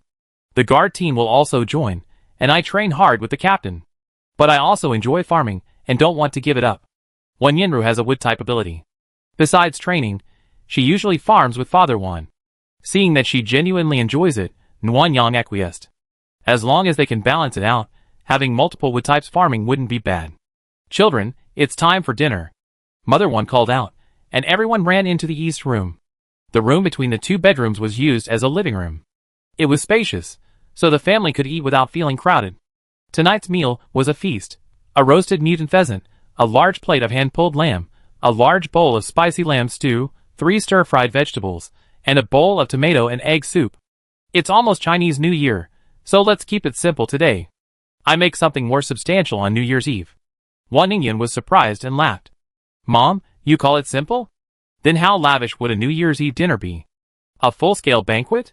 I can't cook, so I just let you down with some home cooking." "No, I'm not. Mom's cooking is the best. You're just so sweet." The family had a lively first meal in their new home. Nuan Yang had been so busy lately that he hadn't had such a hearty meal in ages, and he actually ate 2 large bowls of rice. After returning home, taking a shower and lying in bed, Nguyen thought that life was just like this, a well-fed, well-drink meal with a comfortable bed to sleep on. How satisfying it was. Me. Are you sleepy? Nguyen was about to reply that she was, but when he opened his eyes, he saw Wan Ningyan enter in a sexy nightgown. She was shrouded in mist, and the dress perfectly revealed her curvaceous figure. Nguyen had no desire to sleep. He swallowed unconsciously, and shook his head. Not sleepy, I'm full of energy. Then please clean up the bathroom. I'm sleepy and want to sleep. Nguyen Yang's heart sank. Seeing Wan Ningyan lying on the bed with an eye mask on, he knew she wasn't just teasing him, she was genuinely sleepy. His heart sank completely. Oh, forget it. I just get some rest tonight. After all, there's still a lot of time to come. Chapter 581. The next morning, Nguyen felt increasingly cold. She desperately burrowed into Wan Ningyan's warm embrace, waking her up. What are you doing? Can't you let me sleep so early? Nguyen heard Wan Ningyan's voice, but her eyelids were heavy, unable to open them, and her mouth was speechless. Nguyen? What's wrong with you? Nguyen opened her mouth, but no sound came out. Suddenly, she placed a hand on her forehead. It's so hot. Why do you have a fever? Get down. I'm going to find a doctor. Wan Ningyan hurriedly dressed and left. Soon, Nguyen heard Wan's mother's voice, and the sound of noisy footsteps. Don't come here. I don't want to pass on my cold. Go back inside and warm yourself by the fire. It sounded like when Yinru and Wan Ningyue had been driven away. Nguyen had no time to think. She felt awful. Her back and shoulders ached, her throat was dry, her head felt dizzy, and she was chilled. Oh my! You guys, don't you know how to light the fireplace? No wonder it's so cold in here. You didn't even bother to pull up the curtains, letting all the cold air in. How can Yin take care of us? You didn't even bother to put on an extra blanket. It's so frustrating. Mother Wan muttered as she reignited the fireplace and asked Wen Yinru to bring another blanket to cover the top. Then she filled a towel with water, wet it, and placed it on Nguyen Yang's forehead. Xiaoyang, Mom knows you're feeling bad. Just bear it a little longer. Shiro will be here soon to treat you. You be well again soon. Cough cough. Nguyen Yang's throat itched as he spoke, and he coughed several times before stopping. Mother Wan hurried over with hot water. Xiaoyang, come drink some water to moisten your throat. Nguyen Yang shook her head gently. Her body was aching, and she didn't want to get up at all. Mother Wan didn't force her, but moistened her lips with a cotton swab soaked in water. Soon, Wan Ningyan arrived with Jiao Ro and Aunt Kai, one for treatment, the other for a Western medicine examination. Nguyen Yang felt her sleeve being rolled up, and then a rubber band was tied around her arm. Was she going to get an injection? With a series of pats, her arm felt a slight sting. Mimi, don't be afraid. Aunt Kai is drawing blood. I have a blood test machine. We know what's wrong with you after a blood test. A blood test? Nguyen Yang wanted to say it, thinking it was probably just a cold and a fever, not something so dramatic as a blood test. But her throat was weak, and speaking was labored, so she just let them do what they wanted. After a while, Nguyen Yang heard a vibration like a machine, and then her mental energy entered her body. All the symptoms gradually eased, until they disappeared. Mimi, are you feeling better? Yeah. Nguyen Yang looked at Wan Ningyan and smiled. I'm feeling much better now. Don't worry. Then get some rest. Don't worry about the village. I contacted the captain, and she take care of it. Nguyen Yang, remembering this, sat up immediately. There are still a few houses left to be built, and the road hasn't been built yet. I need to take care of that later, or it delay everyone's work. If the school isn't built, the children won't have a place to study. If the training camp isn't built, the guards will have to train outside, on dirt roads in the snow and ice. Very inconvenient. Nguyen Yang didn't want to delay everyone's progress, but Wan Ningyan was adamant and pushed her back onto the bed. Give me the blueprints. I discussed it with the captain and Bai Xing. It's not like the village can't move on without you. Why are you so arrogant? Xiaoro echoed. Miss Nguyen, you should get some rest. While supernatural powers can cure illnesses, they're only temporary solutions. You caught a cold so easily, your foundation is too weak. You need to take good care of yourself. Xiaoro is right. Mother Wan quickly chimed in. Xiaoyang, you must have been overworked recently. You haven't recovered yet, and you've been busy avoiding the earthquake and rebuilding the village. Now, the cold wind has you falling ill. Listen to me, mother. Get some rest for a few days. The captain is here, so you have nothing to worry about. Seeing everyone else trying to persuade her, Nguyen Yang could only lie down and recuperate. They chatted for a while longer. Aunt Kai went to the living room to await the blood test results. Zhao Ro went home first, and then Nguyen Yang heard Mother Wan scolding Wan Ningyan from the next room. You're my older sister. Don't you know how to take care of Xiaoyang? You don't even know how to light the fireplace. She's not fire type. How could you let her suffer the same cold as you? Mom, I lit the fireplace last night, but I forgot to refill it. I keep an eye on it today. Hey. No. Don't do anything. From the noise, it looked like Wan Ningyan was being scolded by her mother. Nguyen Yang was worried, so he put on a thick cotton jacket and went out, where he first met Aunt Kai. Xiaoyang, you can't stand the cold or the draft. Go back inside. Aunt Kai, I just look after Mom and Ningyan. I won't leave the house. Then be careful. Don't go to the front door. If you catch a cold, it'd make you even sicker. Okay. Nguyen Yang walked to the door and carefully opened it a crack. Seeing Wan Ningyan being scolded by her mother by her ear, he quickly pretended to cough twice. Xiaoyang? Why are you up? Didn't I tell you to get some rest? Go back and lie down. Mom, the bed's a little cold. I need Ningyan to warm it up. Mother Wan suddenly understood and gave Wan Ningyan a helpless look. Take good care of Xiaoyang. If you make him sick again, I never forgive you. I know, Mom. Go make breakfast. Don't let him go hungry. Wan Ningyan said, then she hurried back to the room, undressed, and slid into bed. Mimi, come here. I'm using my powers. You can hold me and sleep without getting cold. Hold back your powers. I was just looking for an excuse to save you. I know, but I have to pretend. Otherwise, Mom's going to scold me again when she touches the bed. Okay. Nguyen Yang slid back into bed. The fireplace was already heating, so the bedroom wasn't cold at all. Combined with Wan Ningyan's fire powers, the bed felt like a heated Kong, making it incredibly hot. Little Mimi, you've been sick several times in this extreme cold. You're such a poor thing. We just moved into this new house and aren't familiar with it. Just put more coal in the fireplace before bed. Wan Ningyan said nothing, supporting her head with one hand and gently patting Nguyen Yang's chest with the other, like coaxing a child. Nguyen Yang hadn't slept well the previous night because of his discomfort, but now, warm and coaxed, he quickly fell asleep. When he woke up again, it was already noon. Nguyen Yang had fully recovered. He stretched, washed, changed clothes, and went out. Lucky was climbing the rockery in the yard again. When he saw Nguyen Yang, he fawned over her, showing off his belly and wiggling it. Nguyen Yang, knowing exactly what he was thinking, handed him a large chicken drumstick for his teeth, and he immediately happily took it to the ground and began to chew on it. In the east room, Wan Ningfeng was tinkering with seeds with his father, while Wan Ningyue sat at the table watching a video learning to identify herbs. Sister-in-law, you're here. Are you feeling better? Thank you for your concern. I'm already well. She had just chatted with Wan Ningyue for a few words when her mother hurried into the house from the kitchen.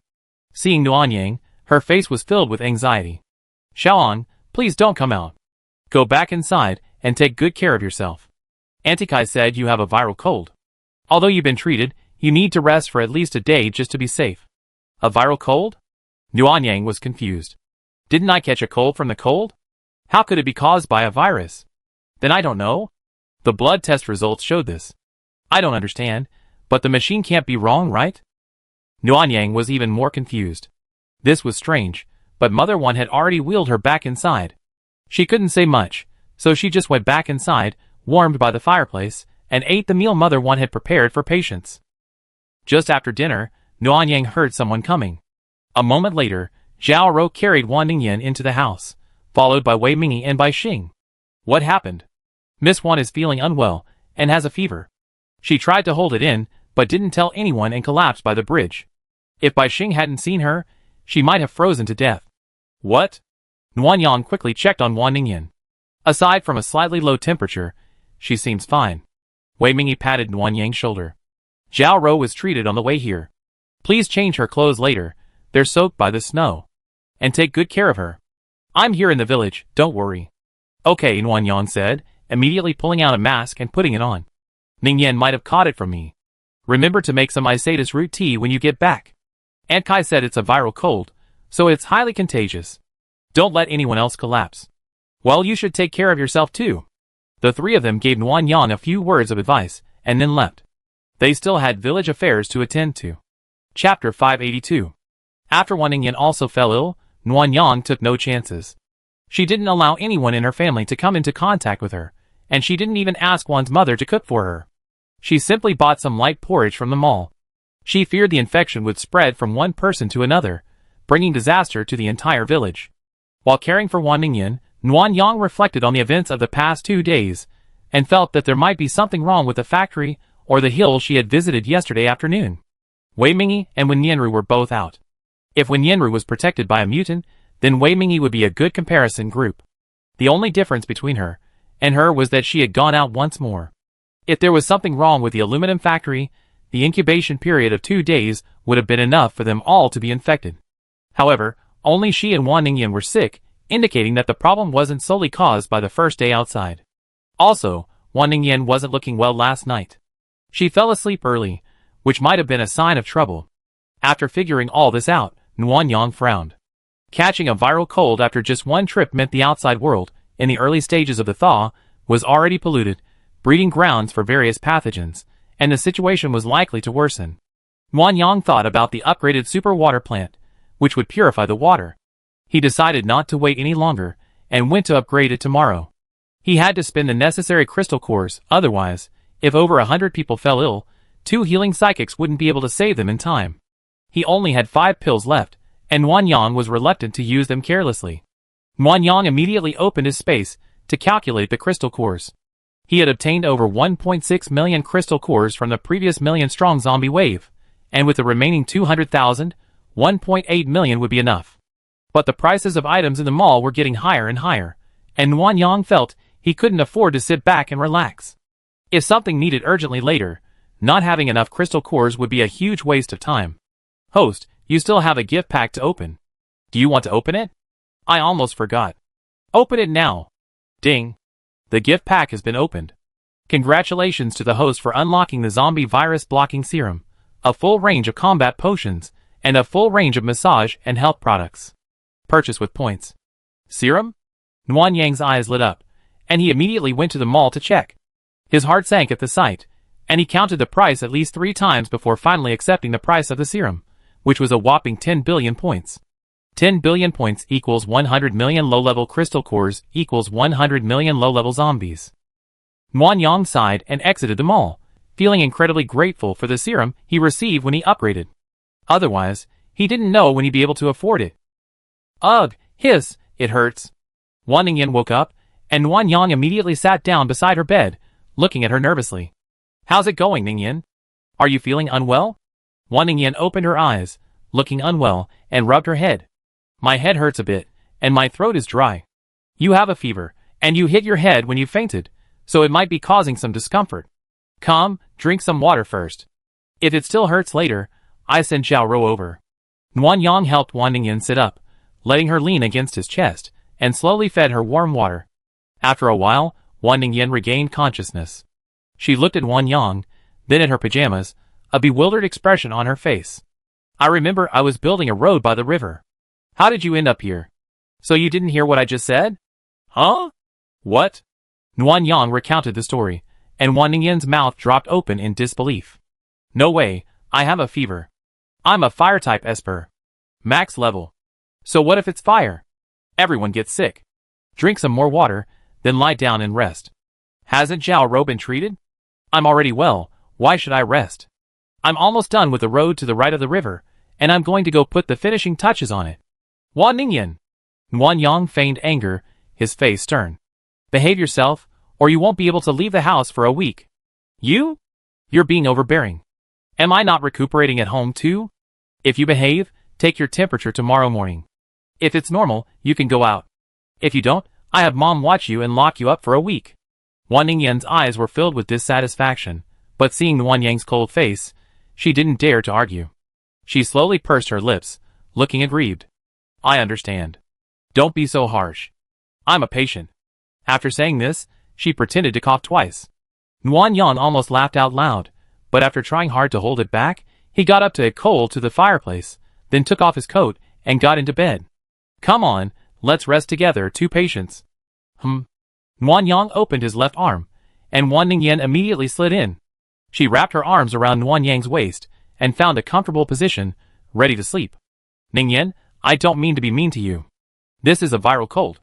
Although we treated it, you might still be carrying the virus. We have to isolate for a day. Otherwise, if we spread it to each other, Zhao Rou and Wei Mingxue wouldn't be able to handle it. Besides, the river channel isn't finished yet, and the fields haven't been planted yet.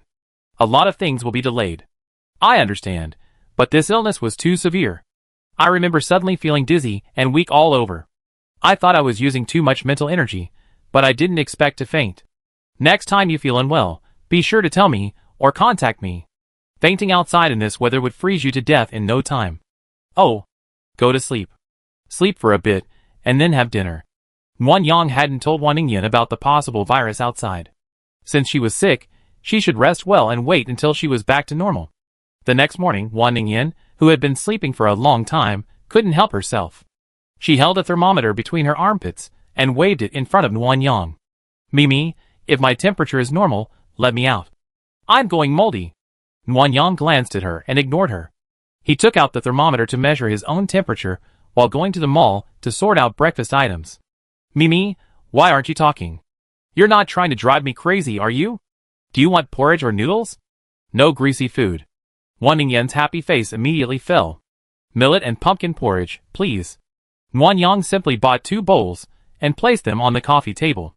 He also took out 2 salted duck eggs and a plate of pickles. If your temperature is normal, have some meat for lunch and you can go out this afternoon. The listless man immediately perked up. It's a deal. Don't lie to me. I wouldn't dare lie to you. After their last fight and separation, Nuan Yang wouldn't dare lie to Wan Ningyan even if she had 100 guts. After taking their temperatures and finding them both normal, and after breakfast, Nuan Yang took out a notebook and began writing down her upcoming tasks. Wan Ningyan leaned against her shoulder and whimpered. So boring. Nuan Yang never thought she one day disliked Wan Ningyan. Her constant whining in her ear was like a mosquito, annoying her. Okay, go out if you want. Wear a mask. Yeah. Bye, honey. In just a few seconds, Wan Ningyan was gone. Nuan Yang didn't even react. When her ears finally quieted, she felt a strange sense of loss. Don't think about it. Just get to work. Nuan Yang consoled himself and continued writing down his tasks in his notebook. But soon, he felt strangely irritated, especially when he heard the laughter outside. After enduring for a while, Nuan Yang couldn't calm down anymore. He simply put away his notebook and left. He saw Wan Ningyue riding Lucky in the yard. Sister-in-law. Wan Ningyue called out, and Lucky came running to Nuan Yang, her face tilted up, her eyes looking at him expectantly. Nuan Yang ignored Xingyun and asked, why aren't you staying home? It's so cold outside, don't catch a cold. My sister was worried I get bored, so she gave me a pack of these. Wan Ningyue pulled a bag of energy fat from her pocket and said, Mom said, we can play for an hour, and then I go back to study. Well, where's your sister? Where did she go? She went to the river. She said she wanted to repair the road. Then you can continue playing, but be careful. Nuan Yang rubbed Yuer's fur hat, and was about to leave, when Xingyun got his trouser leg caught. Reluctantly, he gave it a chewing chicken drumstick, which allowed him to leave safely. Out of the house, Nuan Yang put on his mask and saw Wan Ningyan in the distance behind the bridge, accompanied by Wei Mingyi. He took out his electric scooter and drove over. He saw that most of the right side of the river was paved with cement. It was wide and smooth, unlike the hard less roads here, which made his electric scooter shake from time to time. Driving near the bridge, Nuan Yang saw 2 rows of houses built behind the warehouse. They should be schools and canteens. The straight concrete bridge was also turned into a round arch bridge with carved railings. It would look very beautiful if the river was full of water. After crossing the bridge, Wan Ningyan's distant shouts reached Nuan Yang, who sped over to see them finishing the final section of road construction. Mimi, we might have to go out again. We don't have enough cement left to build roads in the residential area. Yeah, about 100 tons short, Wei Mingyi added. We can also find a compromise. We can start by building the roads to the left of the river and in front of each house. Otherwise, the snow will melt, and daily travel will be very inconvenient. Right now, the temperature is low, and the less road is hard. With the snow covering it, walking and driving are barely possible. But as the temperature rises, the melted snow will freeze into ice, making travel dangerous. Later, the mud and snow will mix, turning into a slushy road. Not only will it be easy to fall, but it will also get your clothes wet and dirty, making it very inconvenient. But it's dangerous outside right now. We need to think it over carefully. Wan Yang started by discussing the viral flu, sharing his concerns with the two, and then offered some solutions. You can wear a gas mask when going out. Upon returning to the village, quarantine yourself at the village entrance and stay in the sled train for 2 or 3 days before returning home. This should effectively reduce the spread of the virus. That's feasible. Wei Mingyi pulled out a bottle of disinfectant spray from his spaceship. Take this with you too. Spray it before going anywhere. Each virus has a different incubation period, and individual constitutions vary. Even with 3 days of quarantine, a weak person could still be infected. Okay, then, let's divide the work. The main force will begin digging the canal tomorrow, and finding supplies will only require 2 people. Wan Ningyan immediately raised her hand. Mimi, let me go with you to find supplies. We all been sick before, so we have antibodies, which makes us more suitable. Wan Yang disagreed. We don't have antibodies. Everything is cured directly by supernatural powers. I think Nian Yin and Captain Wei are more suitable. For one thing, Nian Yin has a mutant body. Even if she's attacked by bacteria, she has Shielfen to help regulate it. And Captain Wei is meticulous, so he should be able to minimize infection. Yes, sure. After Wei Mingyi agreed, Wan Ningyan opened her mouth, but couldn't utter a word in rebuttal. She could only glare at Wan Yang angrily, snatch Wan Yang's electric stove, and go home. Your wife seems to have recovered well, and is full of energy. Yes. Wan Yang hurriedly said goodbye to Wei Mingyi. Captain Wei, I'm leaving first. She's not very good at riding an electric scooter, and I'm worried she might fall. Wei Mingyi smiled and looked into the distance. It's too late, she's already fallen. Wan Yang looked over, and saw that Wan Ningyan had fallen with her bike on the side of the arch bridge. The downhill slope of the arch bridge would increase the speed of the car, and the other side was a dirt road with snow, making it very slippery, so the unskilled rider would have fallen directly. Chapter 583. Whoa! You just love to bully me. You bastard. It's my fault, you bastard. Calm down, little ancestor. Wan Yang was carrying Wan Ningyan home, coaxing her as he went, his hair nearly bald. Not allowing Wan Ningyan to go out and forage for supplies had already irritated her, and after she fell while driving her electric scooter, Wan Ningyan was even more aggrieved. Wan Yang's coaxing was in vain. Honey, when we get home, can you please stop crying? Mom will get worried if she hears. Well, I hold it in. You don't care about me anyway, so just lock me up at home and let me rot and rot. Wan Yang sighed, and turned to look at Wan Ningyan. The words on his lips died in his throat. It seemed like Wan Ningyan had been sobbing for most of the day, putting on a show for herself. Ah! Why did you turn around so suddenly? Wan Ningyan panicked for a second, then immediately covered her face and sobbed. Are you too tired to carry me? Put me down. I can walk on my own.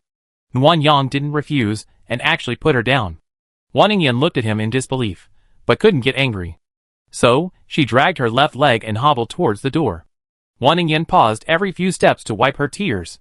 If Wan Yang hadn't known she was knocking her knees, she would have been taken aback by her superb acting.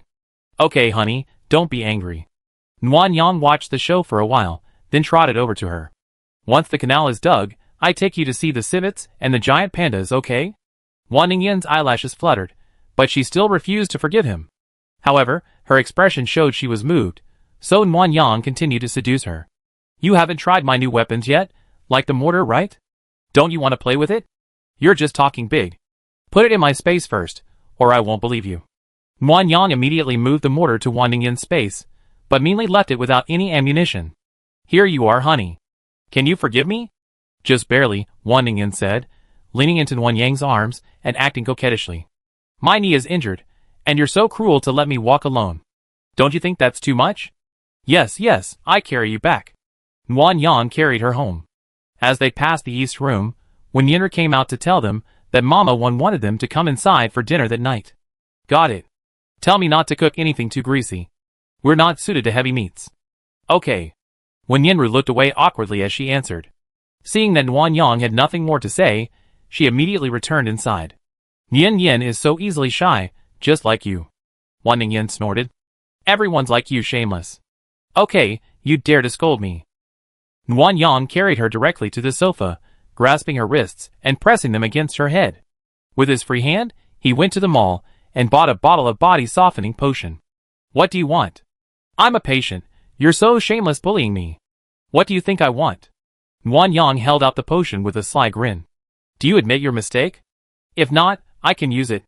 Wan Ningyan's face flushed instantly. She wanted to hide but couldn't, and she immediately slid to her knees. Me, honey, my knee hurts so much. You're still pressing on me, Wu. Okay, be good. I check your knee. She rolled up her trouser leg. Her left knee was slightly red. Nguyen Yang gently pressed the area around it. Wan Ningyan didn't complain of pain, but she occasionally frowned. Nguyen Yang wasn't sure if she was really feeling the pain, so to be safe, he applied some medicinal wine to the wound. I want to ride my e-scooter on the road in the future, but it's easy to slip on the snow. Your technique. Nguyen Yang noticed someone's unfriendly expression and amended his words. Your technique is pretty good, but safety is more important, right?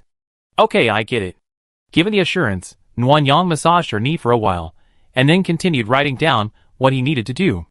Wan Ningyan huddled beside him, watching, and the two of them occasionally discussed issues.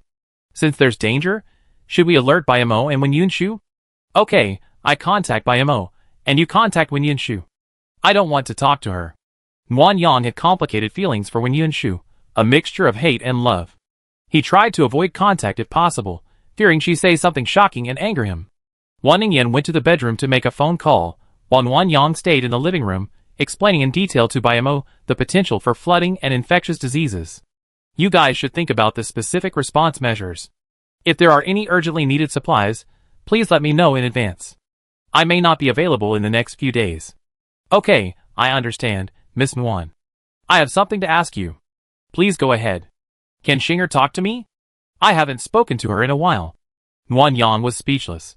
It had only been 4 or 5 days since the last time the siblings spoke. How could it have been so long since they last spoke? Captain Bai, please get through the floods first. We can video chat when the time comes. If you're an incompetent leader, why don't you step down and let someone else take you down? There was a moment of silence, followed by a chuckle.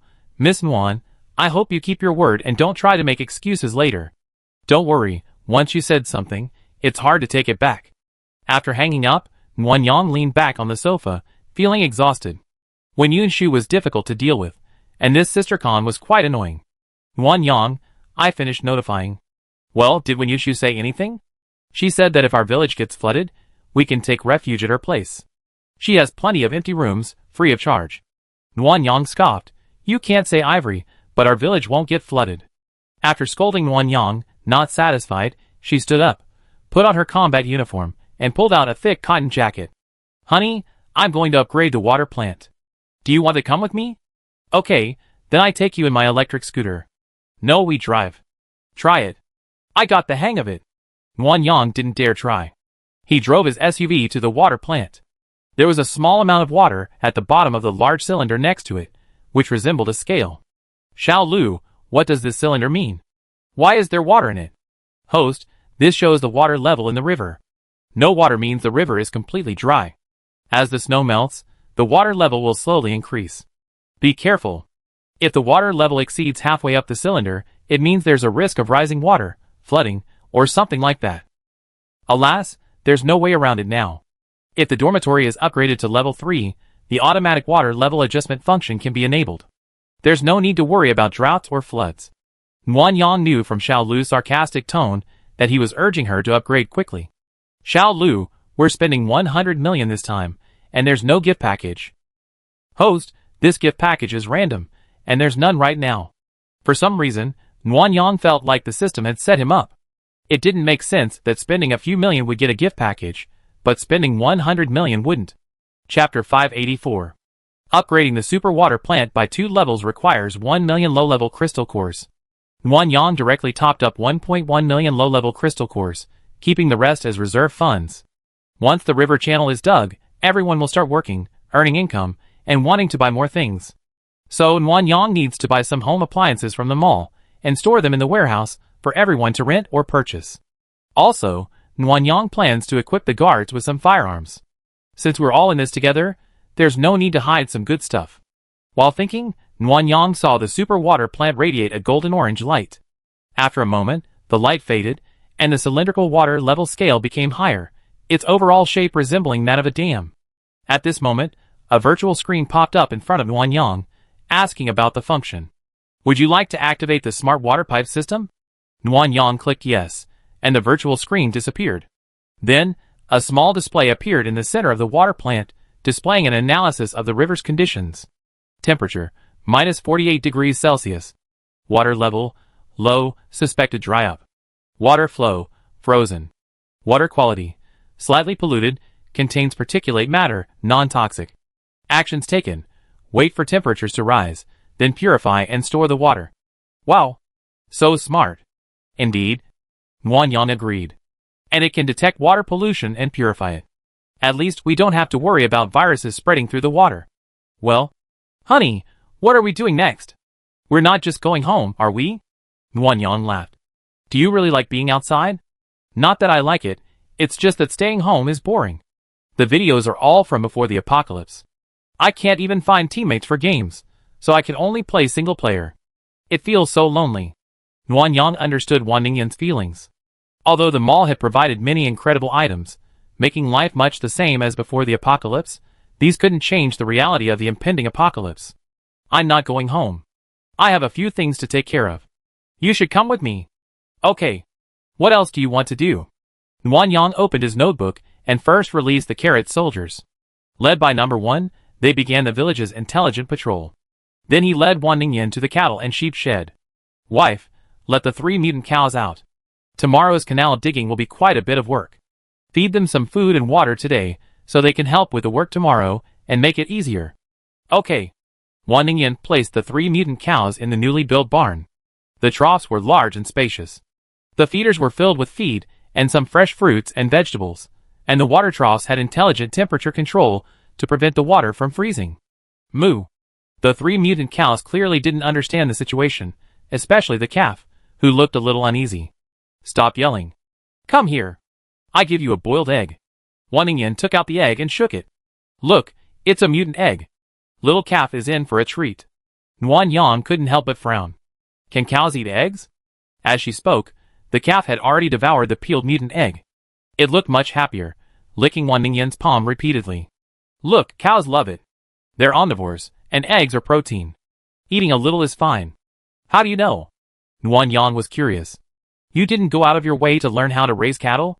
Yes, these are the cows we rescued. They're so well behaved, plowing the fields in the middle of winter without complaint. Of course, I have to learn how to take care of them. Wan Ningyan truly loves animals. Just as Nuan Yang was thinking this, he heard a faint voice.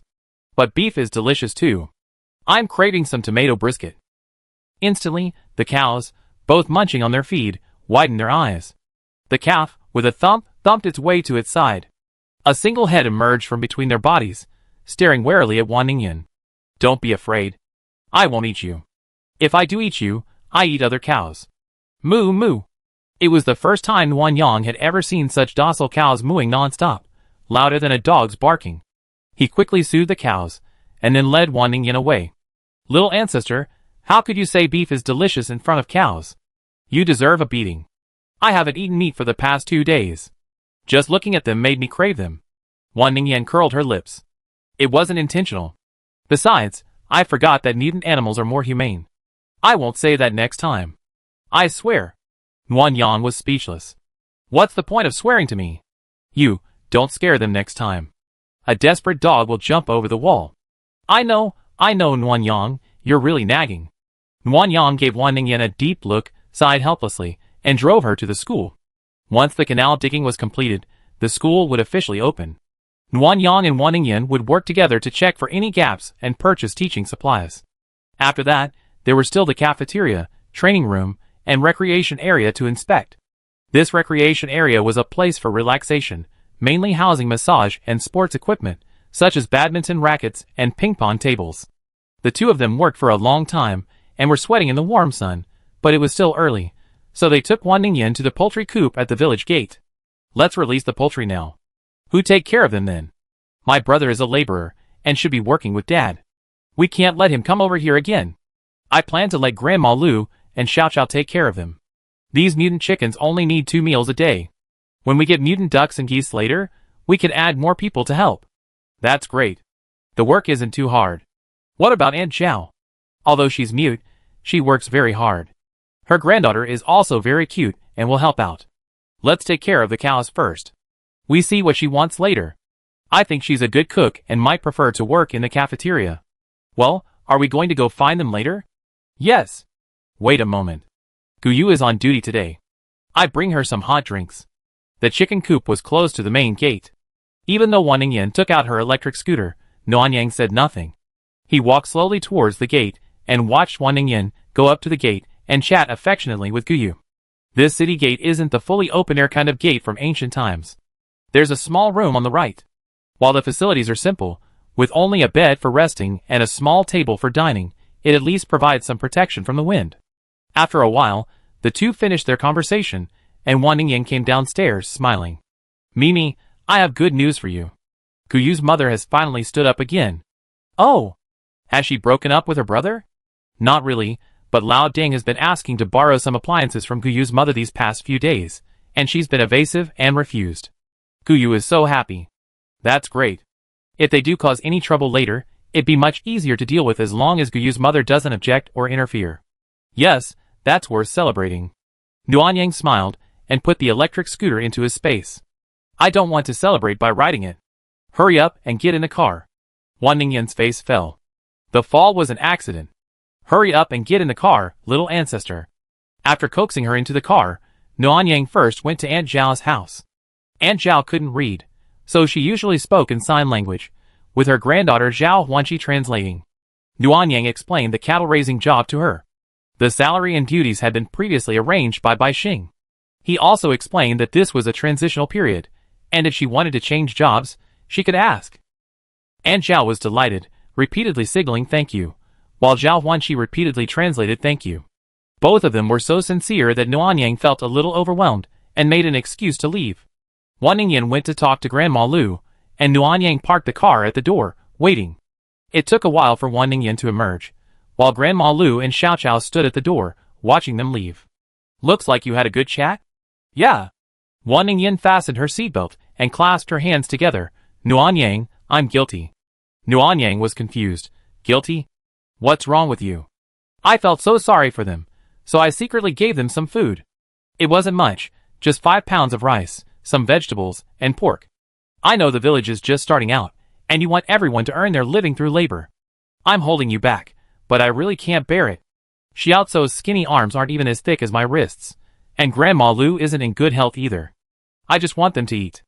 I won't give you a good meal anymore. I swear. Nuanyang held her hand, making her let go. Okay, this won't happen again. From now on, if we need help, we should do it openly, using the village's shared resources. And we need to help all those in need, so we don't get criticized. Otherwise, if Aunt Zhao and the others find out, won't they think we're biased? Well, I wasn't considerate enough. I won't do it again. Wan Ningyan's sudden obedience was a little off-putting for Nuanyang, and he felt embarrassed to continue, so he drove home. Chapter 585. The next morning, before the alarm clock even went off, a commotion erupted outside. Nuanyang scrambled out of bed, bleary-eyed, and walked to the window, listening intently. Attention villagers. Work starts at 7 o'clock this morning. Arrive at the cafeteria before 6:30 to get a free breakfast. No waiters. It sounded like Mu Ye's voice, repeating this sentence over and over again. Nuanyang guessed it was being broadcast over a loudspeaker. It was only 5:42, so it must have been quite tiring. He must have gotten up around 5 o'clock to prepare for work. As Nuanyang added coal to the fireplace, he felt a pang of guilt. He was the village chief after all, and yet he wasn't as diligent as the others on this crucial task of digging a canal to address flooding. What a shame! Mimi, my wife. Wan Ningyan had also gotten up, still a little groggy. She hugged Nuanyang from behind and yawned twice. What's all that noise? Isn't everyone asleep? It's Mu Yi. She's going around talking about the 7 o'clock start time. Xiao Yi? Wan Ningyan squeezed in front of Nuanyang, her ear almost pressed against the window. Wow, it's really Xiao Yi. She's up so early, but it's quite disturbing. It's mainly because there's free breakfast in the cafeteria before 6:30. Some people who want to save money get up early, and those who want to slack off have no reason to be late after breakfast. I see. It's just so tiring. From the sound of them getting closer, let's go see Xiao Yi and say hello. Okay. Nuanyang quickly dressed, looked in the mirror, and tidied herself up briefly. She didn't have time to wash up, but she had to at least make sure she looked less grimy. Once outside the courtyard, the sound became clearer. Following the sound onto a side path, they found Kino riding a tricycle with Shirahoshi sitting behind him. Shirahoshi, wrapped in a military coat, his nose red from the cold, clutched a loudspeaker that continuously played notifications, looking as if he were about to die. Ono actually brought Shirahoshi with him. I can't believe Special Assistant Shiraho would do this kind of work. It's probably just a matter of time. After a few words, Kino was almost there on his tricycle. He excitedly greeted the wife and the two, then suddenly sped up, standing up and pedaling. Shirahoshi's face paled with fear. She clutched the side of the tricycle with one hand and patted Kino with the other, urging her to be careful. What are you afraid of? You're not going to flip over. If you do, just sit on me. I'll be your cushion. Kino offered Shirahoshi some creative comfort, then hurried over to the wife and the two. You guys got up so early. Sleep in a little longer. Breakfast won't be ready until 6 o'clock. Hey! Look at what you're saying. How can we just go and get a free meal? Sister Ningyan, that's not right. Muyi waved his hand. This whole village is built thanks to you. What's wrong with a free meal? That being said, Nuanyang wouldn't bring the one family along to get a free meal. This canal digging mission was single-handedly managed by Wei Mingyee, and it was already very arduous. And this breakfast was provided by the Rose Team's supplies. Nuanyang wouldn't want to get a free meal. Muyi, why didn't you just promote it? Why did you bring Shirahoshi along? Nuanyang quietly changed the subject. Muyi was a simpleton and immediately forgot about what had just happened. Well, the captain said I was too aggressive. If anyone asks during the announcement, Shirahoshi can explain it so I don't scare them. Shirahoshi, still reeling from Kino's speeding ride, looked glum after getting off the bike. She simply nodded to the wife and the other woman as a greeting. Hearing Kino's words, she pursed her lips slightly and looked at him. The carefree man saw this and took a step back, feeling a little guilty. What are you looking at me for? Didn't you tell me it was Miss Nuan and the captain who asked for my help? How come Miss Nuan didn't know? There's something fishy going on. Nuanyang was shocked, yet also curious. Muyi didn't seem like a liar, so why was he resorting to such lies? Oh, it's all the same, Muyi said confidently, his hands on his hips. The captain asked me to help you, but you were so timid. If I didn't use the village chief as pressure, you definitely tried to beat me around the bush. How great is this? We completed the mission beautifully, so the captain won't blame us for our poor performance, and we also improve our roommate relationships. Kill two birds with one stone. Wow. Nuanyang wanted to applaud at this train of thought. She suppressed a smile and looked at Bai Xing. His expression was brilliant, vividly depicting the situation of a scholar meeting a soldier, unable to explain himself. Wan Ningyan also looked like she was enjoying the show, though her expression was a little obvious. Bai Xing noticed, pursed her lips, and said nothing. She then returned to the back seat of the tricycle, loudspeaker in hand. Shirahoshi didn't say anything, but her eyes were deadly. Under her gaze, Kino, who still wanted to chat, felt a little uneasy and quickly returned to the car. Sister Nuanyang, Sister Ningyan, I still haven't notified half of them yet, so let's not talk for now. Okay, be careful on the road and ride slowly. Yeah, you should slow down. Bai Xing almost got carsick. The wife and husband had meant well, but the words were unintentional, and the listener took it personally.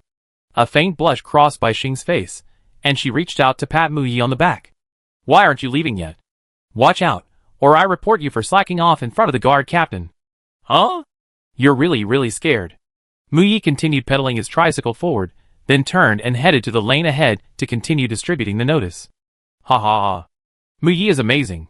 Bai Xing's face turned green just now. Wan Ningyan said, imitating Bai Xing's expression. Nuanyang's previously serious face once again broke into a smile. As expected of an actress, your imitation is truly convincing. Of course. I'm the queen of the screen. Then, Miss Queen, can you go home now? It's a bit cold. Didn't you eat any energy-producing fat? Nuanyang shook her head. It's only minus 40 degrees Celsius, totally bearable. Come on, you caught a cold right after the extreme cold hit. Wan Ningyan hurriedly pulled Nuanyang inside. Hurry up, go back and warm yourself by the fire. Otherwise, you'd be recovering from an illness and then catch a cold again. It'd be so painful. Nuanyang smiled and let herself be led away. Once inside, she was ordered to take a hot bath to cool off. Soon, Wan Ningyan joined her in the tub, a look of comfort on her face. Ah, This jacuzzi is really nice. You can take a bath every day if you like. Wan Ningyan squinted her eyes and said nothing, simply nodding, her whole body wrapped with enjoyment. Nuan Yang stared at her profile, his admiration slowly turning into something indescribable. The more he thought about it, the more itchy his heart became. It seems like I haven't been intimate with my wife for a long time. Nuan Yang thought, his hand already reaching out, but was quickly grabbed by Wan Ningyan. Move aside. Don't crowd me. Nuan Yang opened his hand angrily, suddenly realizing how terrible the jacuzzi was. His wife didn't even want to get close to him anymore. Before, when they used to bathe in the tub, she'd always sit in his lap. After breakfast, Wan Ningyan went to pick up the cattle, while the Wan family headed to the cafeteria in their SUV. They just finished their meal, and were preparing to walk to the village gate. Nuan Yang greeted Wei Mingi, and led the Wan family there first. He then used a tactical scope to check the surroundings, confirming there were no zombies before letting Wan's mother and the others get out. Excavator, bulldozer, woven bags. Nuan Yang unpacked all the vehicles and tools he could use. Now that the entire 100-kilometer area was covered by the power grid, many electric tools could be used, speeding up the canal excavation process. Moo. Nuan Yang was refueling the excavator when he heard the mooing of cows.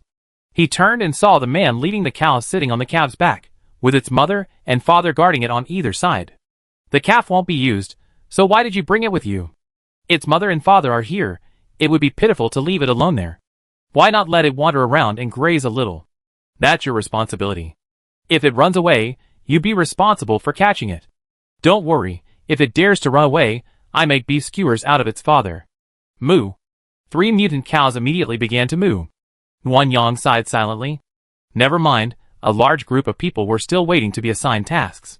After checking all the tools, the excavator was handed over to Yishu's father, who knew how to drive. Father Wan and Mother Yishu each led an ox, and went down to the riverbed to plow the hard soil before the excavator was ready. After one wave of work was complete, the rest of the group began digging and loading the soil, while the oxen and excavators worked on the riverbed behind the village, a two-pronged approach. After making their arrangements, Wei Mingi and Wen Yanru set out in search of cement, armed with their resource finders. They planned to collect all the necessary cement today, so that the entire village area would be paved with cement, making it convenient for both cycling and driving in the future. As for the farming and breeding areas, Nuan Yang planned to build several cement roads based on everyone's needs after the fields were established, saving as much as possible. Chapter 586. The canal digging officially began.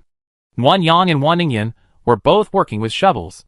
The entire family, even Wan Ningyue, was helping to pack the dirt into woven bags with small shovels. Some who had complained about having to work so early in the cold suddenly fell silent and began to work diligently. Of course, Nuan Yang didn't expect them to work hard, so he used a large tool like an excavator to improve efficiency. But Nuan Yang wasn't happy to rely solely on tools or xiaofan. He wanted to force everyone to participate, so they would understand the difficulty of rebuilding the village and strengthen their sense of belonging. It was Bai Xing who reminded Nuan Yang of this sense of belonging. Thinking of this, Nuan Yang straightened his back and hammered, then glanced at Bai Xing, finding her digging out rocks from the canal with a small hoe, with Mu Yi wielding a rake beside her. But the more Nuan Yang watched, the more strange it seemed. As Mu Yi wielded his rake, he occasionally glanced at Shirakoshi. If Shirakoshi glanced back, Mu Yi would raise an eyebrow in triumph, sometimes even rolling up his sleeves to show her his muscular arm muscles. Shirakoshi would then look away in annoyance. What Nuan Yang couldn't understand most was that, despite being a fire-type esper, Mu Yi wasn't afraid of the cold, but he certainly wasn't working in a thin shirt. Just looking at him made her feel cold. Something was wrong. Something was wrong with this roommate. Ah! There's a tiger! The crowd on the shore suddenly erupted in a commotion. Nuan Yang's heart sank at the word tiger. Lucky was clearly locked up, so how could he escape? Hurrying to shore, Nuan Yang pushed forward against the retreating crowd and saw Lucky at the village gate. To facilitate a quick retreat to the village in case of an emergency, the gate had been left open. Lucky was sticking his butt out, using it as a scratching pad. Squeak, squeak, the gate made a sharp, piercing sound. Lucky! Stop causing trouble. Wan Ningyue dropped her shovel and ran toward the gate. Chen Haitang saw her, quickly stepped over, grabbed her by the waist, and led her back toward the distant forest. Sister Haitang, let me go! I'm going to find Lucky. If he makes a mistake, my sister-in-law will punish him. Chen Haitang, unaware that Yue was the tiger's owner, ignored her and ran with her group, not stopping. Nuan Yang tried to get Chen Haitang to let him go, but was left frustrated when she saw him sprint away. Wan Ningyan, who Lucky usually feared the most, was in the forest explaining to everyone that the tiger was the Wan family's pet. Nuan Yang sighed and decided to go alone. He wore a sullen face the entire way, trying to convince Lucky that this behavior was wrong. However, upon seeing Nuan Yang approach, Lucky happily lay on the ground, belly exposed, and wiggled around. "How did you get out? Did you break the door?" Lucky was stunned. His eyes clearly showed that Nuan Yang was right. He rolled over and lay on the ground, staring at Nuan Yang motionlessly. Just as Nuan Yang was about to put it into the space, a dozen or so carrot soldiers arrived, their pulleys swiftly shifting as they sent Nuan Yang a message. "Warning! Mutated tiger detected. Mutated tiger detected. Should it be eliminated?" No! Nuan Yang was in a state of panic. Lucky was no longer the little cub she once been, now a robust, newly grown tigress.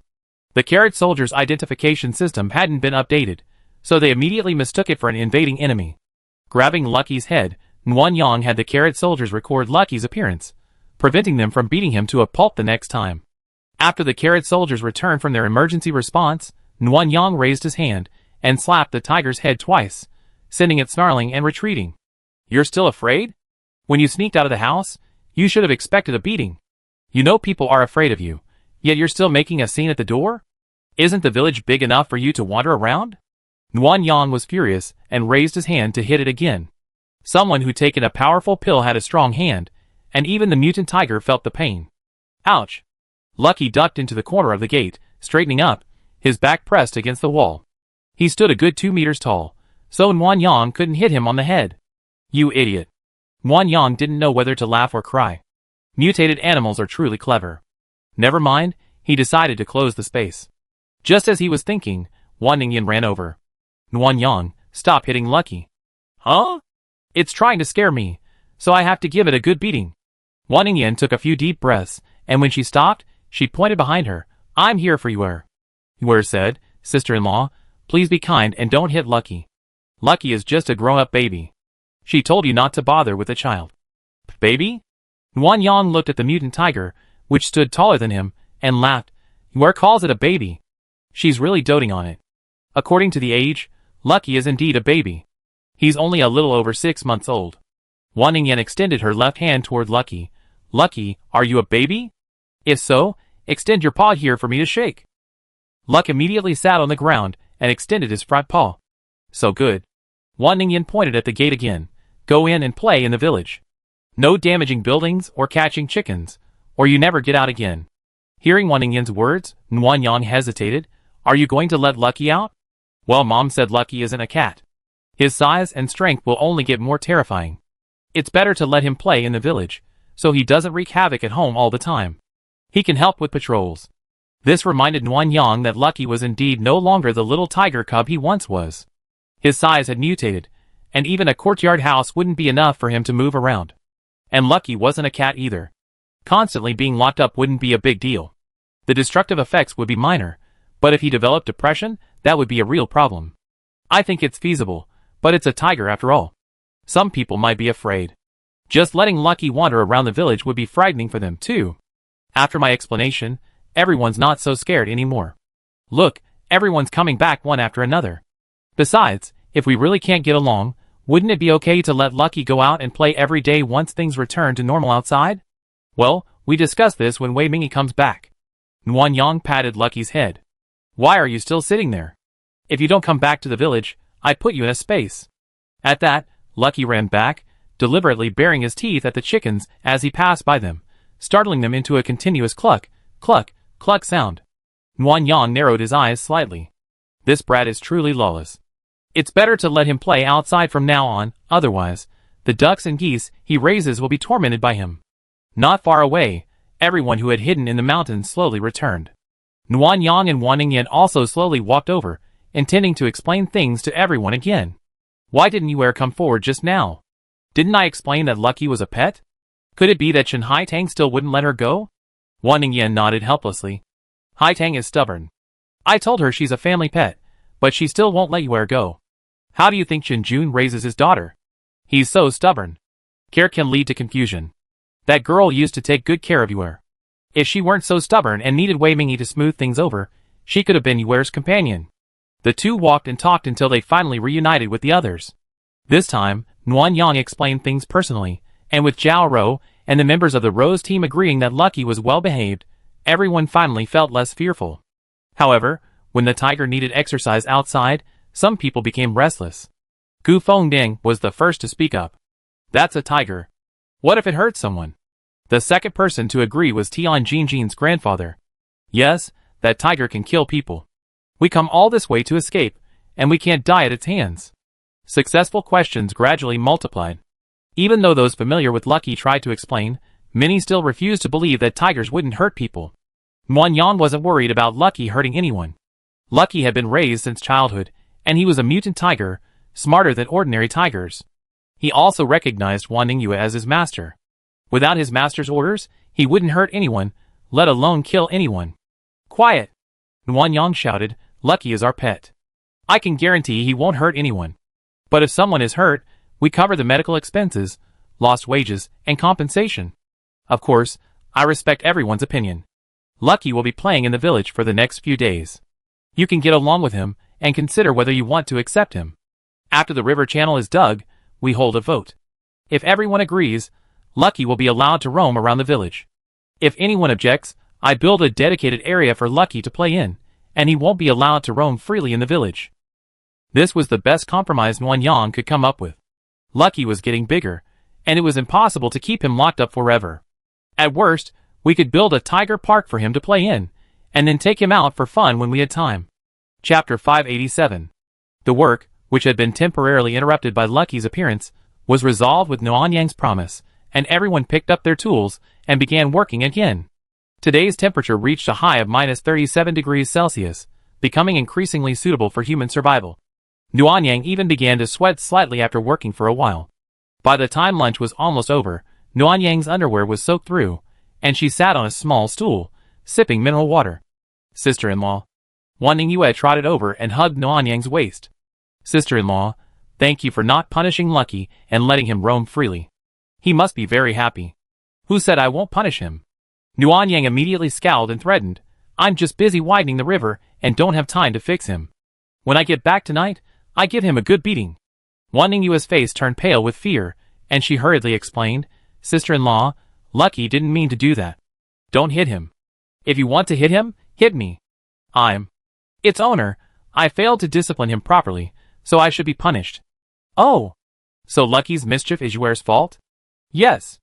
In that case, you discipline Lucky when we get home tonight. If he behaves in a bad way, like scaring or hurting others, I peel his skin and make a blanket. Even if Wan Ningyue had a bit of cleverness, it wasn't enough in front of a grown-up like Nuan Yang.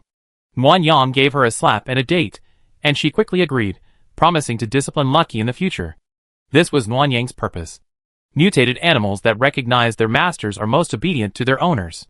Even half an hour of Nuan Yang's disciplining of Lucky might not be enough to equal a single word from Yuer, so Yuer had to shoulder the responsibility of taming Lucky. After chatting about their good fortune, Nuan Yang rested for a few minutes before dinner began. It's time to eat. Everyone, come on. Today is the Northern New Year, let's have dumplings. The speaker was Chen Xiaoya's mother, Aunt Jiang. She and her former restaurant owners had contracted the canteen, planning to return to their old business. Wei Mingyi had asked her to be the catering manager for the next 2 days. Wei Mingyi provided breakfast, and Nuan Yang provided lunch and dinner. Digging the canal was a major undertaking for the village, so no one would be paid, but a meal was a good option, considering everyone was deeply in debt.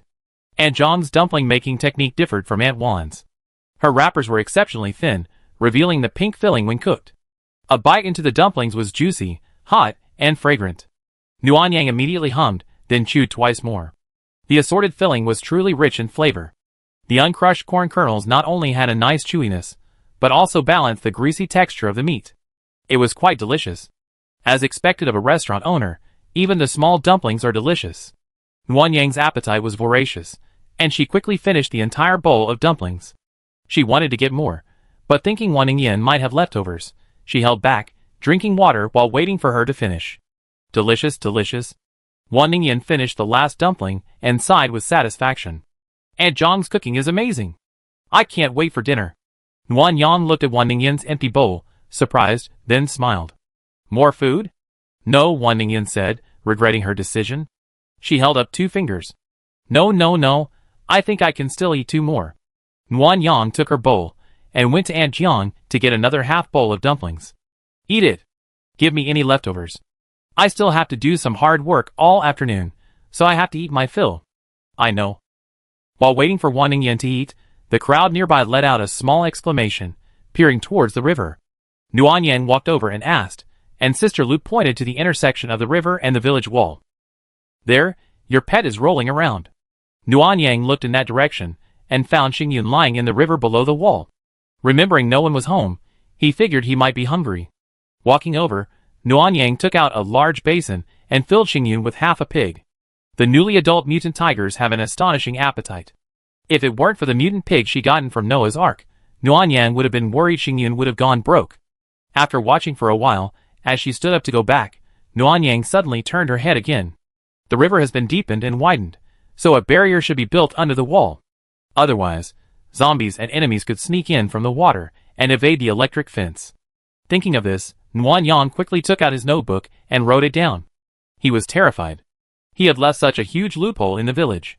Fortunately, he discovered it in time. Otherwise, once the river filled with water, he would have forgotten about it. Although you got into trouble today, you also did something good. Here. Nguyen Yang brought Xingyun a large, chewy chicken drumstick. Xingyun was so happy that he gave up the pork and started to chew on the drumstick.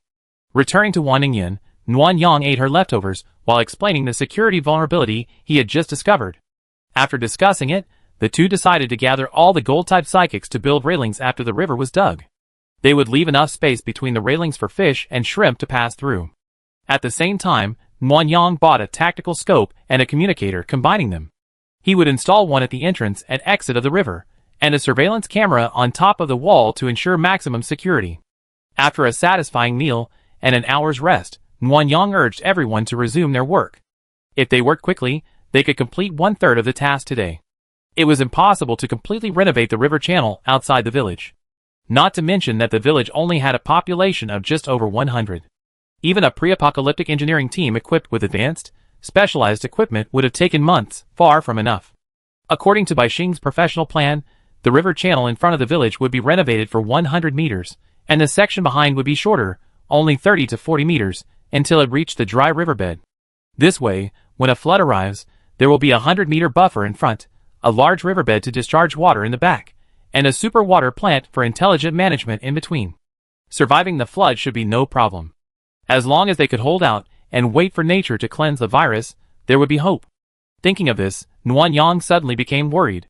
Would the extreme heat return after the extreme cold? She had no idea what would happen after the extreme cold, but she could prepare in advance.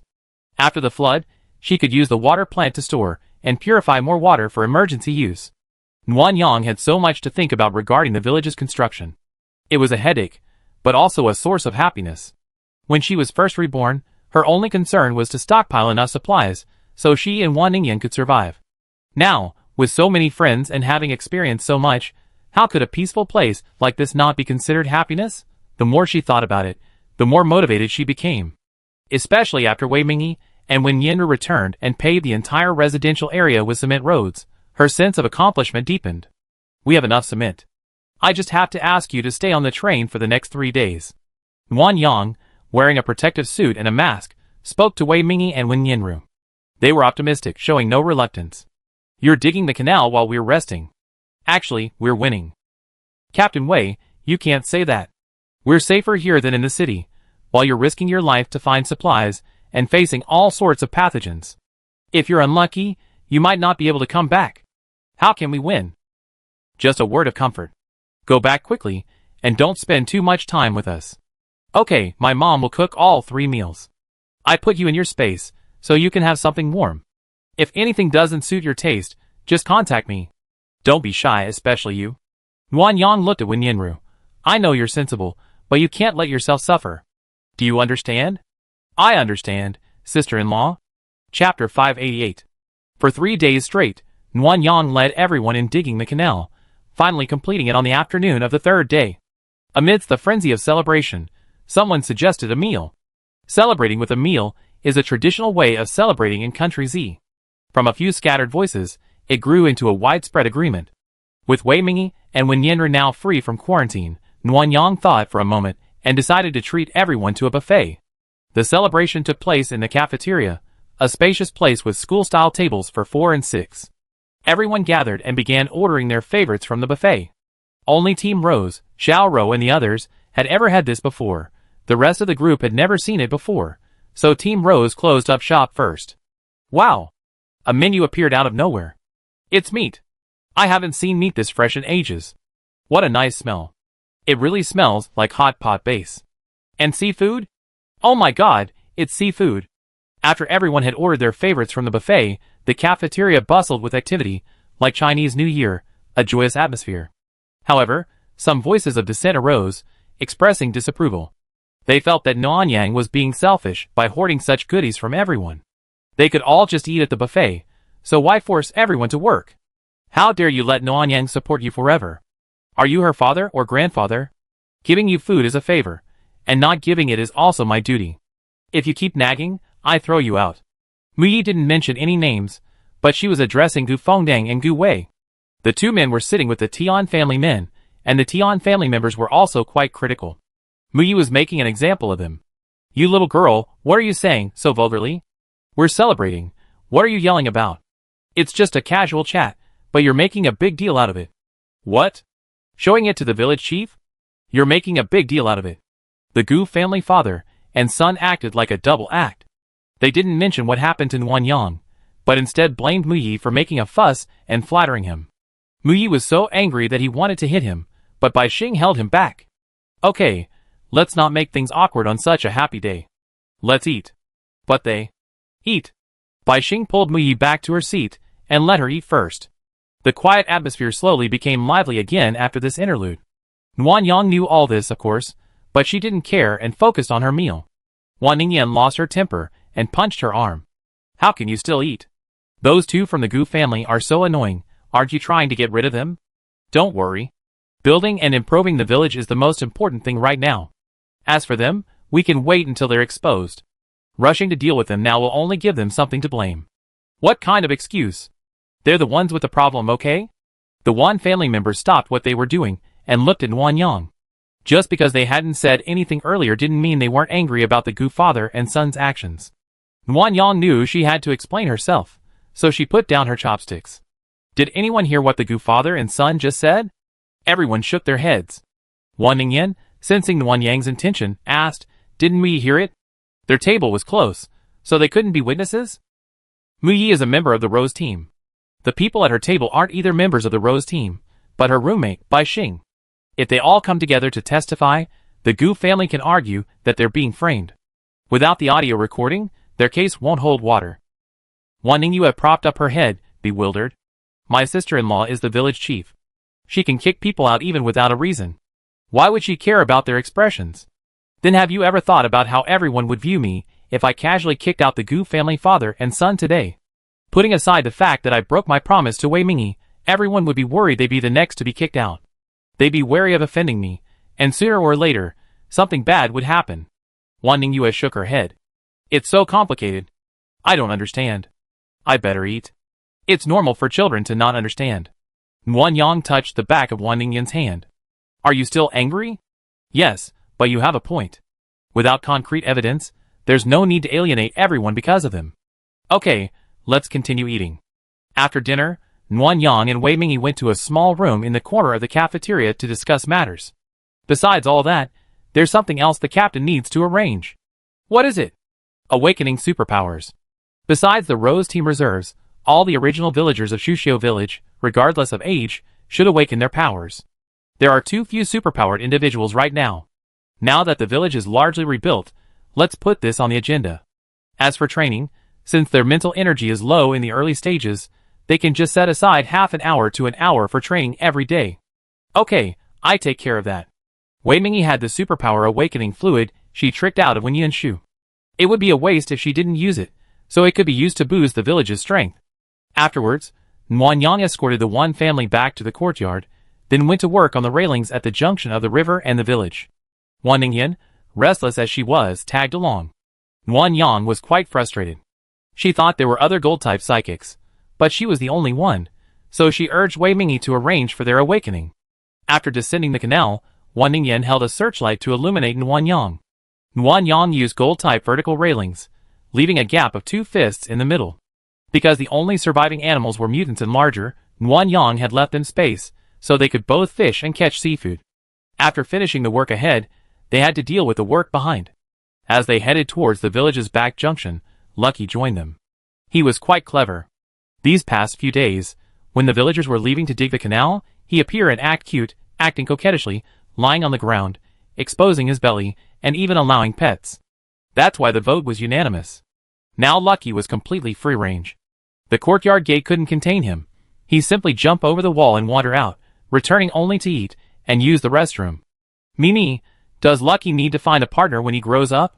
Well, animals have set estrus periods, and if they can't find a partner, they can get very irritable. Then let's go to Xiaoyu's house later, and ask if anyone there knows how to perform sterilization. Yarn. Oh no! Lucky got it. Nuanyang quickly covered Wan Ningyan's mouth.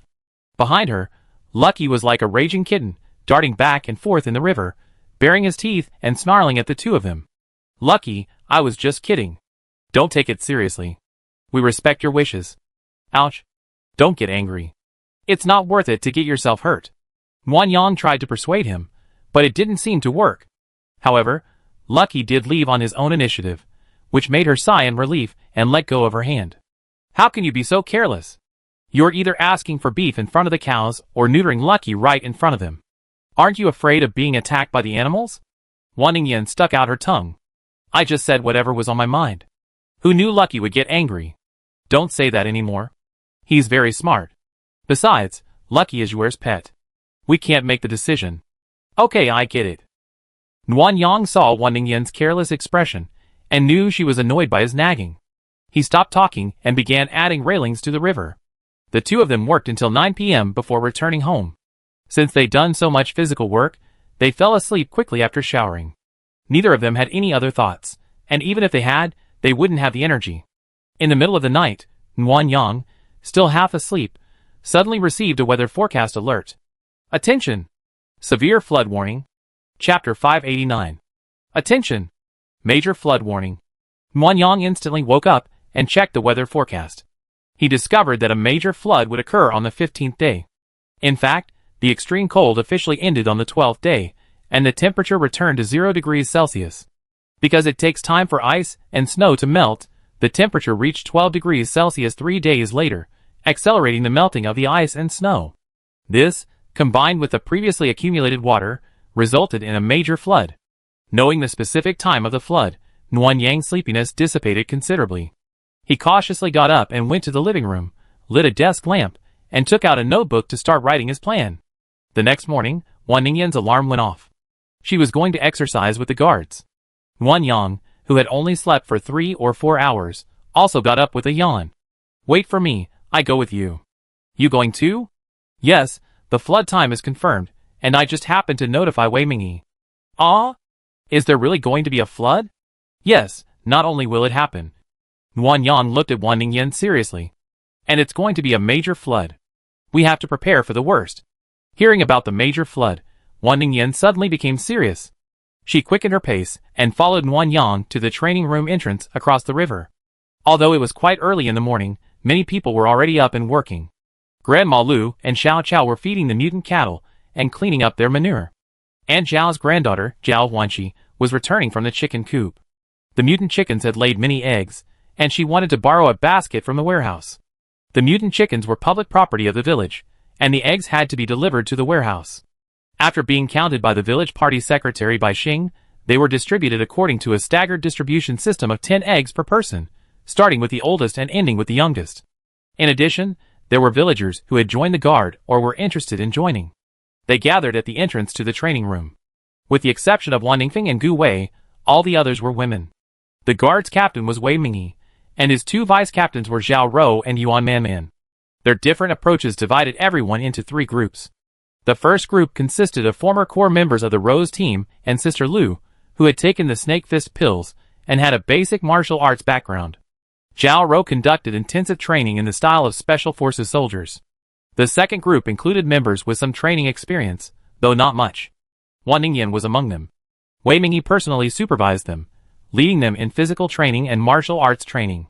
The third group was the beginner group, consisting mostly of women from Shuxiu village and 2 men, as well as some younger children, such as the 3 Gao children and Su Yaoding. Yuan Man provided basic training. All 3 groups were subject to assessments. Those with excellent results were promoted. Those who failed 3 consecutive times were demoted or expelled. Those who gave up were expelled directly. In addition to assessments, daily attendance checks are required. Being late 3 times a month will result in a demotion or dismissal. While it may seem demanding, many people are willing to join. Village patrol officers are selected from the first group and receive a monthly salary of 300 yuan. Selected members of the second group are eligible to participate, with pay based on patrols, 20 yuan per patrol, and the rest receive a 30 yuan monthly subsidy.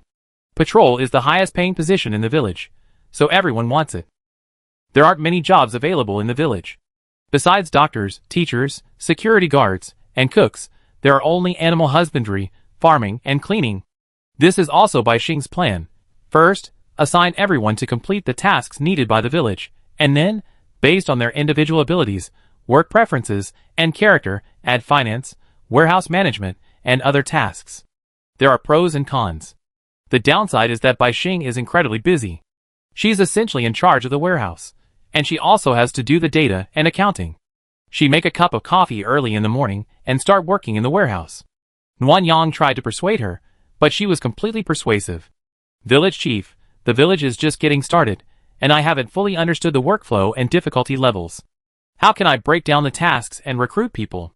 Furthermore, we haven't yet devised a practical plan for the protection and management of village public property. How can we assign people to manage it? What if someone steals? Will the crime be based on quantity or value?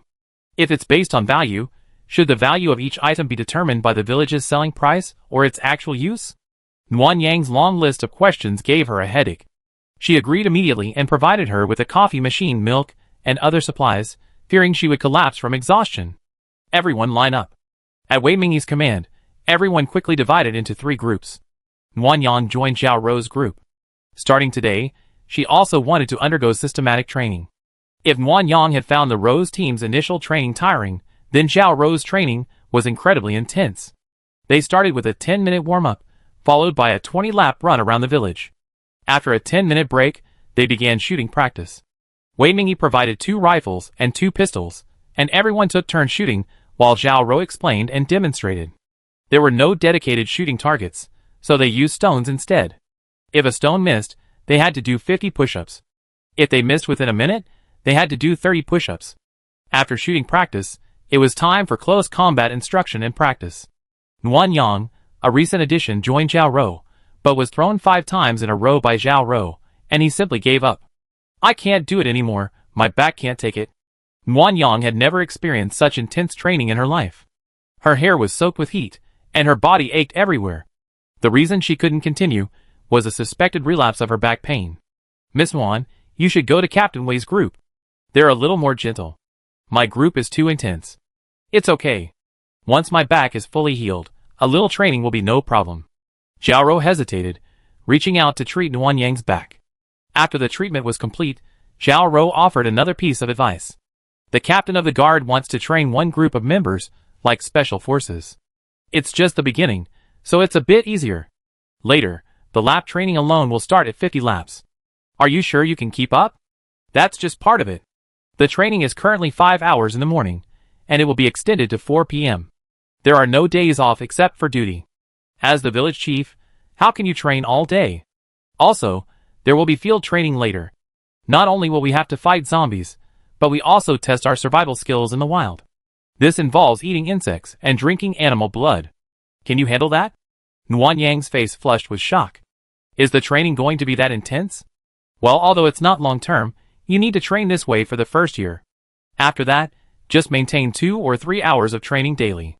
The purpose of high-intensity training isn't just to rapidly improve physical fitness. More importantly, it's to push the body to its limits and master as many combat and survival skills as possible.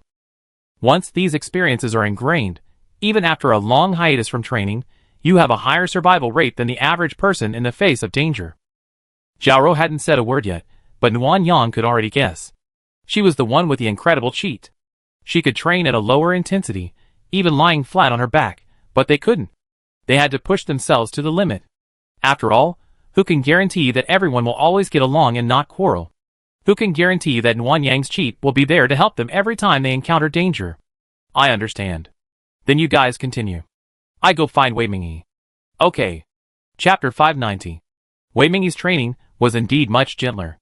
They were already in the final stretch, the rolling of the tendons. Not rolling the tendons after exercise can cause injury over time. Nuan Yang had originally wanted to wait until Wei Mingyi was done before telling her. After all, there were a lot of screams here. But Wei Mingyi gave her a wicked smirk, and after Chen Haitang finished rolling the tendons and stood up, she pinned Nuan Yang down on the mat. Ningyan, come here and roll the tendons for your wife. Okay. Nuan Yang saw Wan Ningyan, who had been sitting on the ground, looking desperate, suddenly light up with her eyes, limping over with a rolling pin in hand. Nuan Yang instantly sensed something was wrong and tried to get up, but when Yanru also helped Wei Mingyi hold him down. Yan, get out of the way. Sister-in-law, you've been working out too much today. You won't feel well if you don't stretch your legs. No, I just rest for a bit. Nuan Yang was groaning in pain, her screams making everyone cover their ears. Wan Ningyan, feeling sorry for Nuan Yang, immediately stopped. Wei Mingyi then took over, her technique twice as painful as Wan Ningyan's. Captain Wei. Stop, Please, Wu. Nuan Yang cried in agony.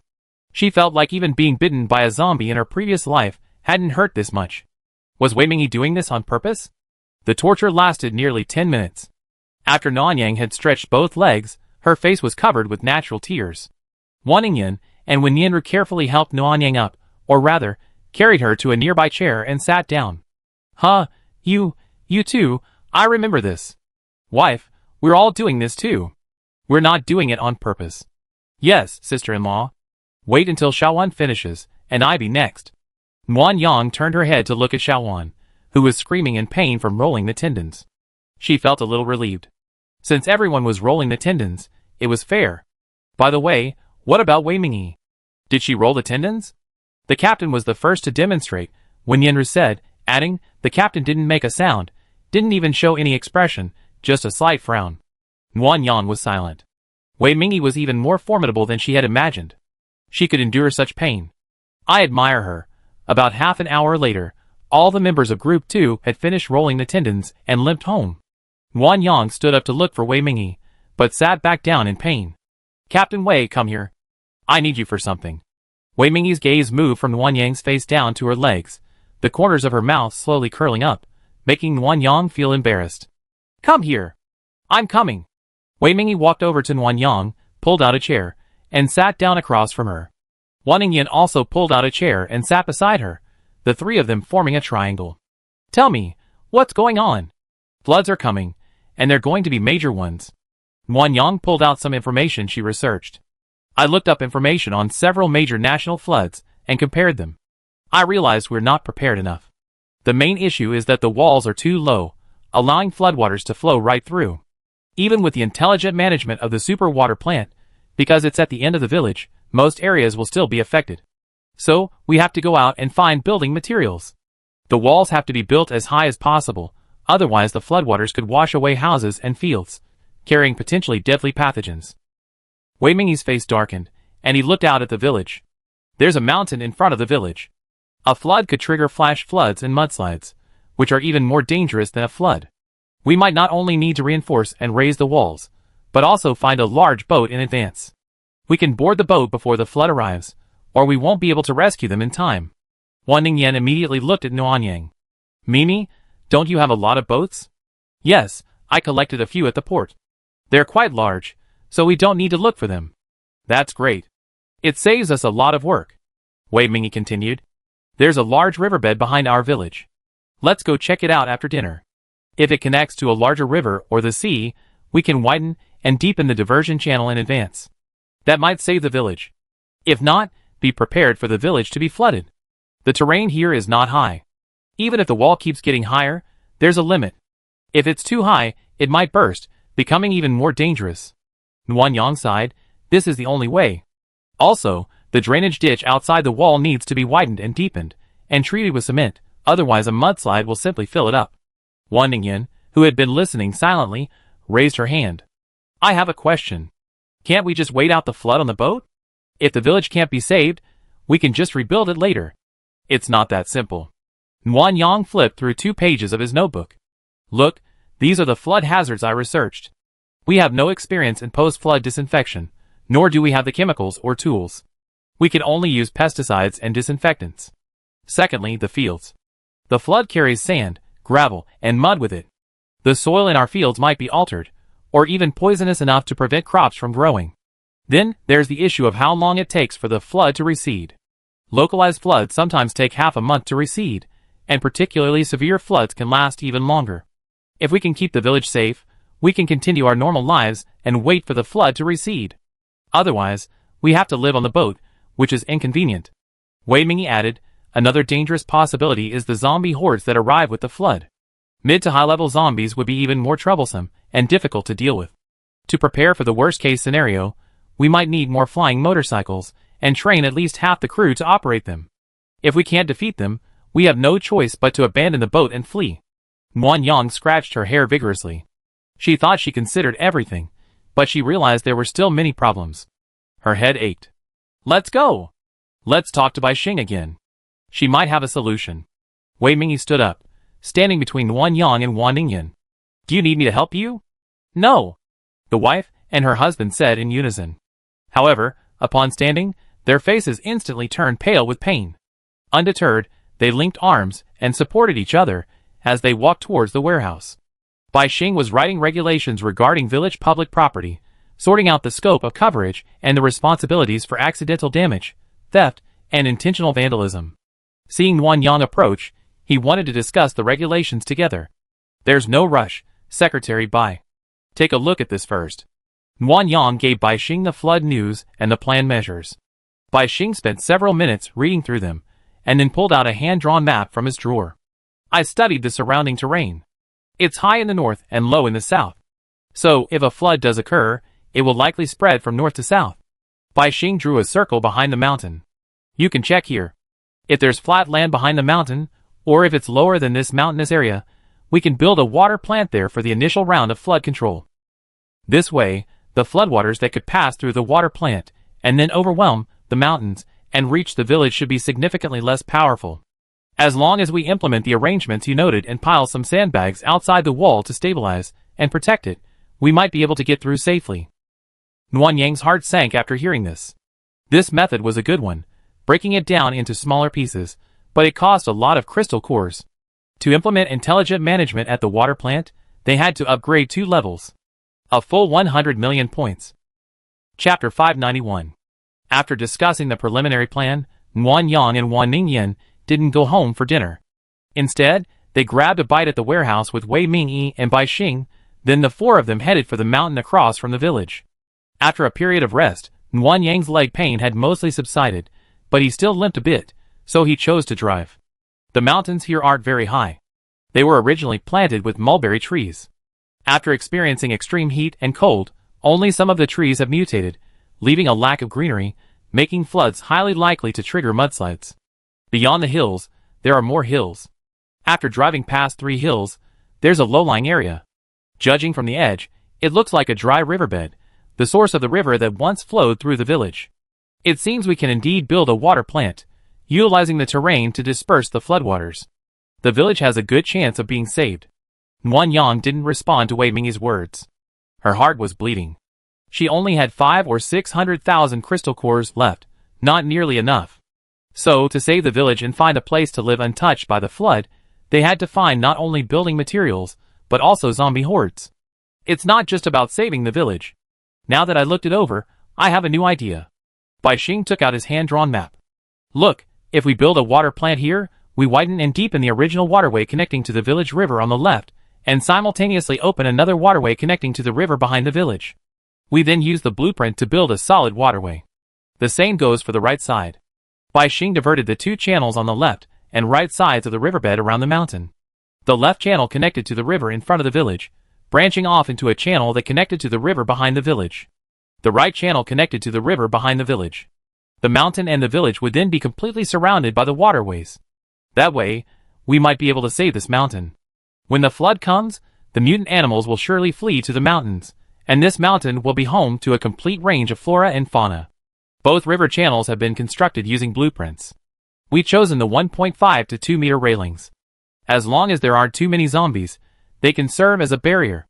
As for this mountain, we can transplant some mutant trees and release some mutant animals.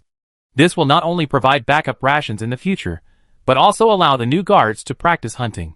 Hearing that hunting was possible, Wan Ningyan immediately gave a thumbs up. Great! We can even raise fish and shrimp in the river.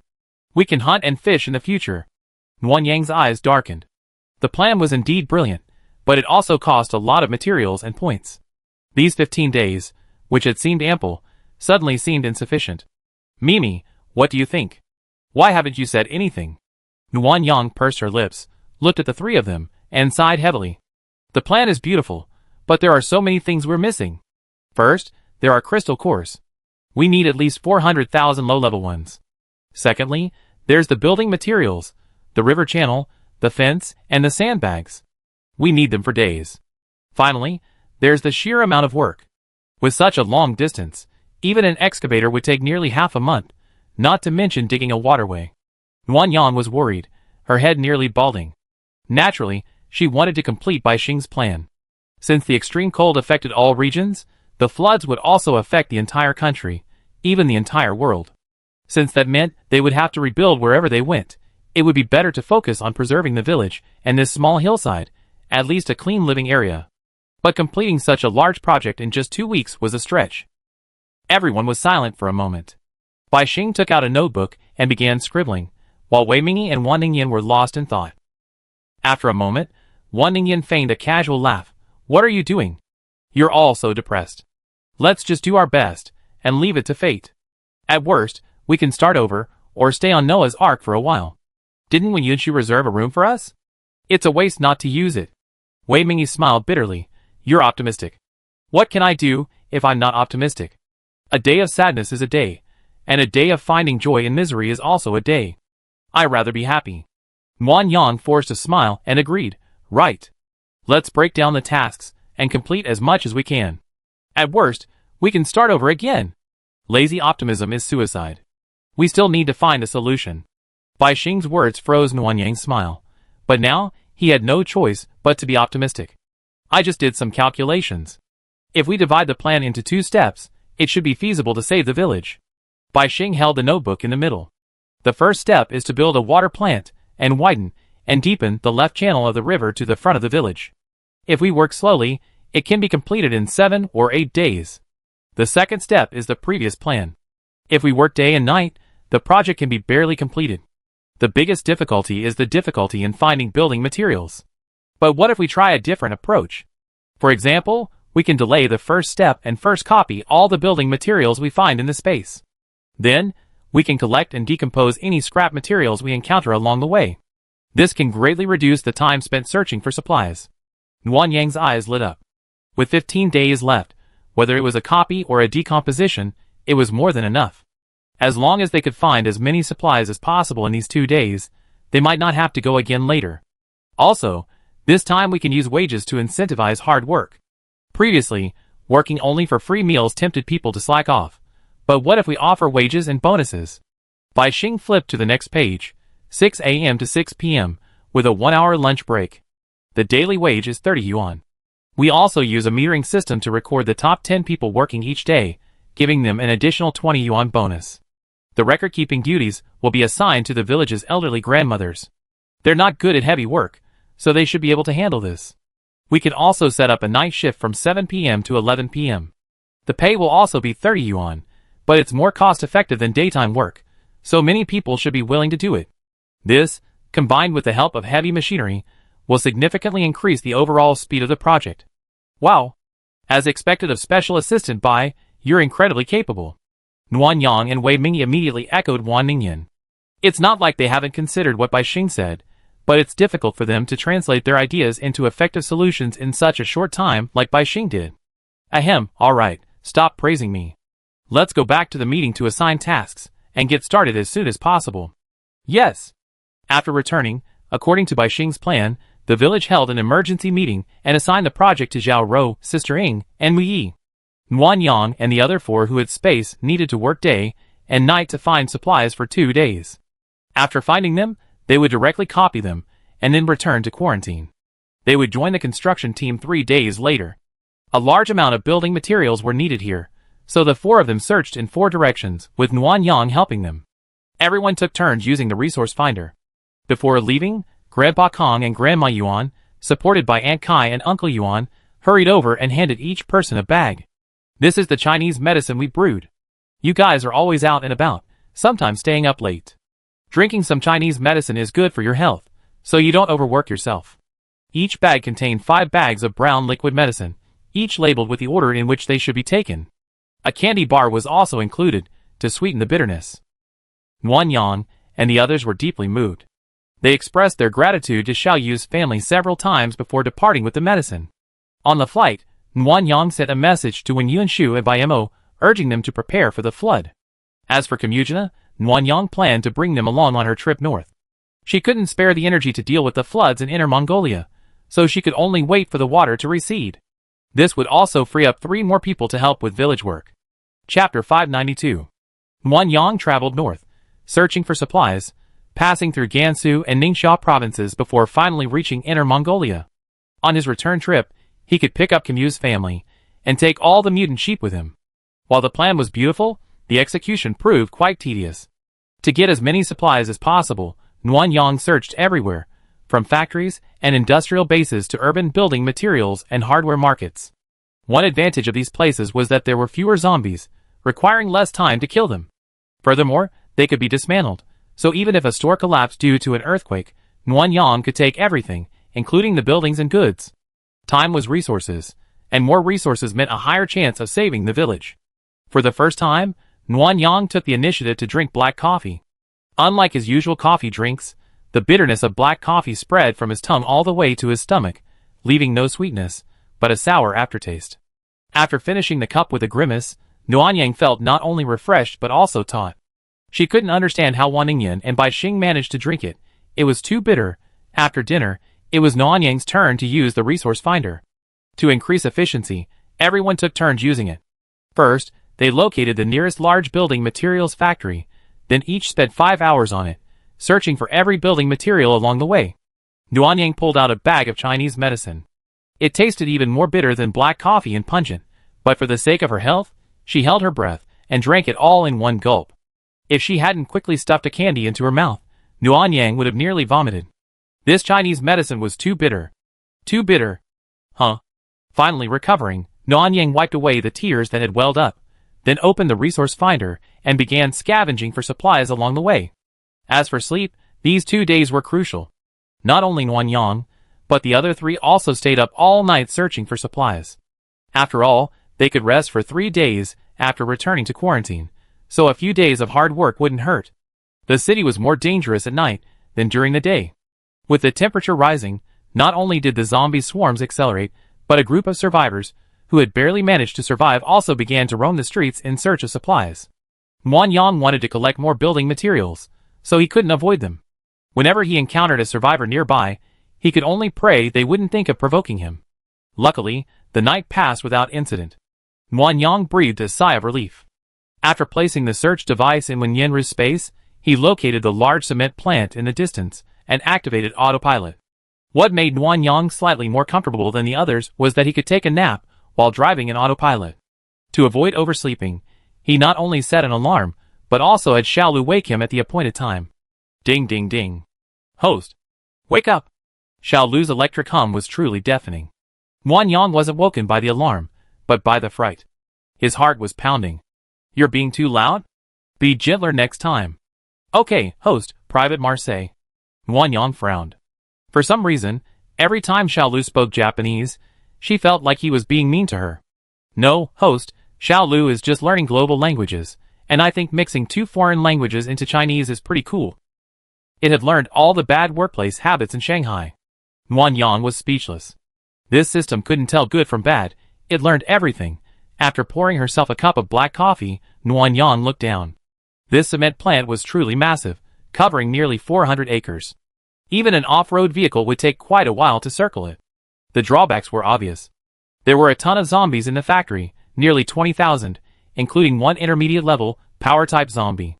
Nguyen Yang didn't cancel stealth mode, but instead slowly lowered his altitude, approaching the intermediate-level power zombie. Nguyen Yang was already quite experienced in killing intermediate-level zombies. Once he got close, he immediately blasted them with rockets, effectively drawing the other low-level zombies in. The overwhelming pressure dealt with most of them, and the rest were mowed down with machine gun fire. Without rest, a psychic's mental energy would also be depleted. Nguyen Yang didn't want to use too much, so he used a combination of psychic powers and thermal weapons, a safer strategy. The battle lasted nearly half an hour, primarily due to the sheer size of the cement factory. No sooner had Nguyen Yang killed all the zombies than another arrived from afar. It took a long time to finally finish them off. After collecting the crystal cores, Nguyen Yang drove from the southernmost area to the north. Large factories have clear divisions of labor, raw materials, transfer stations, semi-finished products, finished products, and packaged, saleable goods are all located in separate areas. But Nguyen Yang was unlucky. All that limestone was unusable. Melting snow turned into water, which reacted with lime to generate heat. The high temperature melted more snow, and as a result, all the raw lime had become waste even at the beginning of the extreme cold. This area hadn't experienced earthquakes, and was relatively well preserved. Nguyen Yang could only look for semi-finished and finished products, but the semi-finished products were also the same. Slake lime reacted with water, turning them all into waste. Nguyen Yang felt heavy-hearted, especially when he saw the accumulated water on the factory floors freezing into ice as the temperature rose. He hurried to the finished product area. It was over. It was all water. The snow on the warehouse roof melted and dripped down, forming a ridge of ice. When he opened the warehouse door, he saw a mixture of cement and water on the floor. The cement came in outer packaging, but the alternating extremes of heat and cold, coupled with the waterlogging, had shrunk the bags at the bottom, and they were likely all wasted. Nguyen Yang didn't hesitate and immediately stored all the cement in the middle and upper layers. As for the lower layers, he collected them layer by layer, cutting each one open with a knife beforehand to check for any staleness. If only the outer packaging was slightly damp, and the cement inside wasn't stale, it could be used. Otherwise, there was no need to waste time. The more snow melted, the more time was wasted, and wasting time collecting waste material meant more good material would become waste. It took nearly 2 hours to collect all the cement. The cement in layers 1 and 2 was basically completely stale, and in layers 3, it was partially stale. Layers 4 and above were all good, so it was a good harvest. Nguyen Yang put on a new mask and jacket, washed his hands with disinfectant, and sprayed his clothes with alcohol before returning to the car and heading to the next location. Just before leaving, Nguyen Yang suddenly remembered the mutant civet cat he encountered. With the floods approaching, these animals would likely be in dire straits. Thinking of its 2 cubs, Nguyen Yang decided to bring them along on his return. Bai Xing had suggested that if Shanluo could be saved, they could raise some mutant animals. Civet cats would be perfect for this purpose. They weren't dangerous, they were cute, and most importantly, they ate little, unlike Lucky, who ate half a pig in a single meal. After takeoff, Nguyen Yang sent a message to Wan Ningyan and the others, informing them that the accelerated snowmelt was causing the cement to lose its effectiveness. He urged them to gather as many building materials as possible and leave some space for backup. After the flood, these water-resistant materials would be impossible to find. If they needed to build a house again, they might not be able to, or they might need to ask Wen Yunshu for help. Nguyen Yang definitely didn't want to go looking for Wen Yunshu. The mere thought of going to Noah's Ark made her feel sick. Chapter 593. Because the accelerated digestion of ice and snow would cause building materials to become ineffective due to waterlogging, the task of finding building materials became even more urgent. The fear was not finding the supplies, but being late and having them unusable, thus wasting precious time. After pulling an all-nighter, Nguyen Yang was extremely tired by the second night. The black coffee only kept her awake for about an hour before she quickly became exhausted again, her eyes sore and itchy. Nguyen Yang found a shop with an intact door, took out a portable bathroom fixture, and washed her face with cold water, applying eye drops. Feeling somewhat better, Nguyen Yang pressed on, taking out the extremely bitter Chinese medicine. Taking several deep breaths, she held her breath and drank it all. No, more accurately, guzzled it all. Nguyen Yang immediately collapsed over the sink. Her face flushed and burned with nausea, but she couldn't vomit. This was the worst kind of pain, the pain stuck in her stomach. Gulyalu. After rinsing his mouth several times with water and spraying Wan Yang's usual perfume, Wan Yang finally recovered.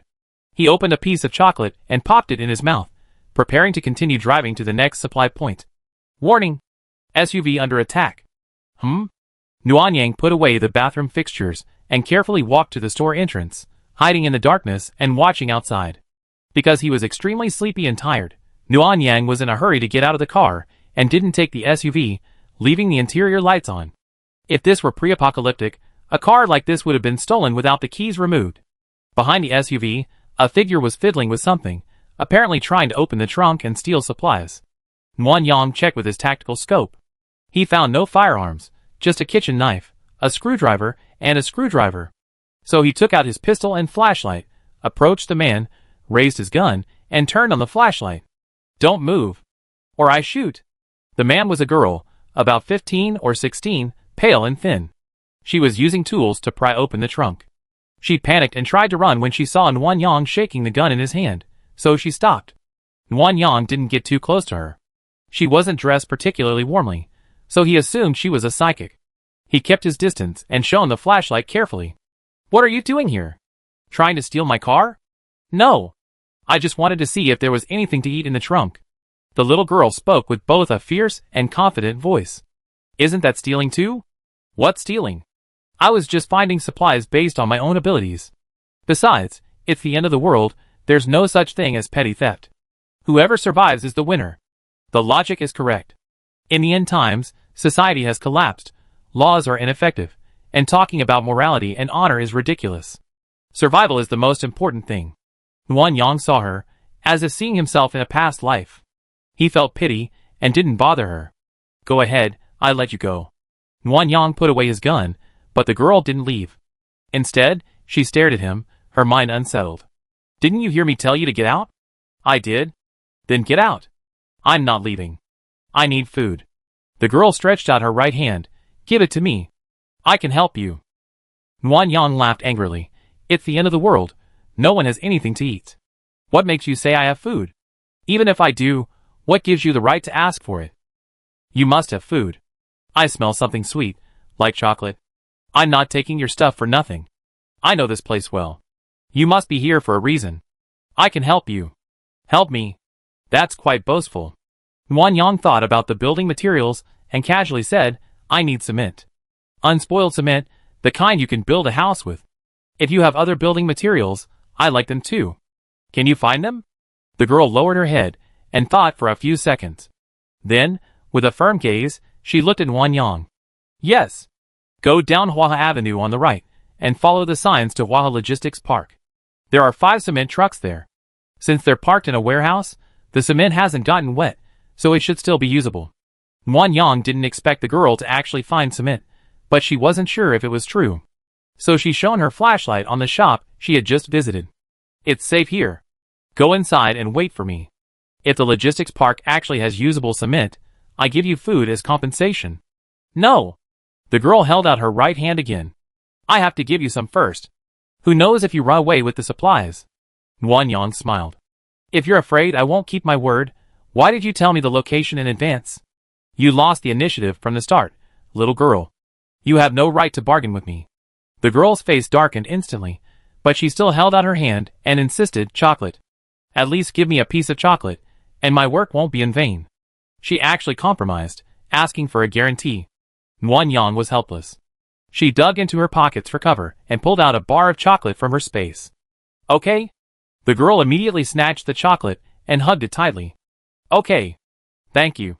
Wan Yang said nothing more and got in her car, heading for the Hua Logistics Park. Originally, her searcher hadn't been turned yet, so she hadn't intended to waste time searching the city. But now that she encountered it, even the smallest fly was still meat. Who knew if there would be any usable cement left in the future? After driving for about 10 minutes, Wan Yang turned right according to the sign and arrived at the logistics park without any problems. However, she was blocked at the entrance and saw many zombie corpses. It seemed the logistics park had been occupied. In the past, Wan Yang might have simply left, but now the situation was urgent, so she didn't care. After checking the number of survivors nearby, she drove straight in. Bang! A loud noise echoed through the darkness, and in a warehouse on the right, numerous small dots began to move. While Wan Yang watched the dots' movements, She used her tactical scope's perspective function to search from the left. She quickly located several trucks and smashed through the warehouse door to enter. The warehouse appeared to specialize in building materials. Besides 5 cement trucks, there were also metal parts, window screens, sand, and other items. It was vaguely apparent that goods from many locations had been taken. Judging from the remains, they were likely wooden doors and furniture, likely chopped up and burned as firewood. Nuanyang used a knife to cut open a piece of cement in the truck. It was a dry powder, usable. What a pleasant surprise! Even the sand and other building materials were usable, so Nuanyang took them all. Just as he finished collecting the last truck, someone approached from the opposite direction. They were armed with machetes and metal bars, making a lot of noise, trying to scare Nuanyang. "Hey! Get out there, whoever's in there! You dare to come to my territory and steal my things? Are you tired of living?" Nuanyang didn't leave. Instead, he checked with his tactical scope. After confirming there were no firearms, he pulled out a rifle and slowly walked out. "Damn! My words don't count. Get out here. Anyone who dares to disobey Brother Tian, I Huang San, will kill you. Kill him! Kill him!" The younger brothers outside were praising their elder brother and threatening him, but when Nuanyang walked out and saw the gun, they all took 2 or 3 steps back in fear. "Gun! Brother Tian. This woman has a gun." The man called Brother Tian had a round face, curly hair, a bulbous nose, and was short. But he was undaunted. He placed one hand on his waist and raised his broadsword towards Nuanyang. "Little girl, don't think I'm afraid of you just because you have a gun. Open the car and give me all the supplies, and I let you go." Nuanyang sneered. "Oh? Want to rob? Well, we see if you have the skills. Brothers, it's just a broken gun. Don't be afraid. I have superpowers. She can't hurt us. Surround her and attack her together. It's been a long time since I seen such a beautiful woman. Capture her alive." It turned out that superpowers were the reason for her arrogance.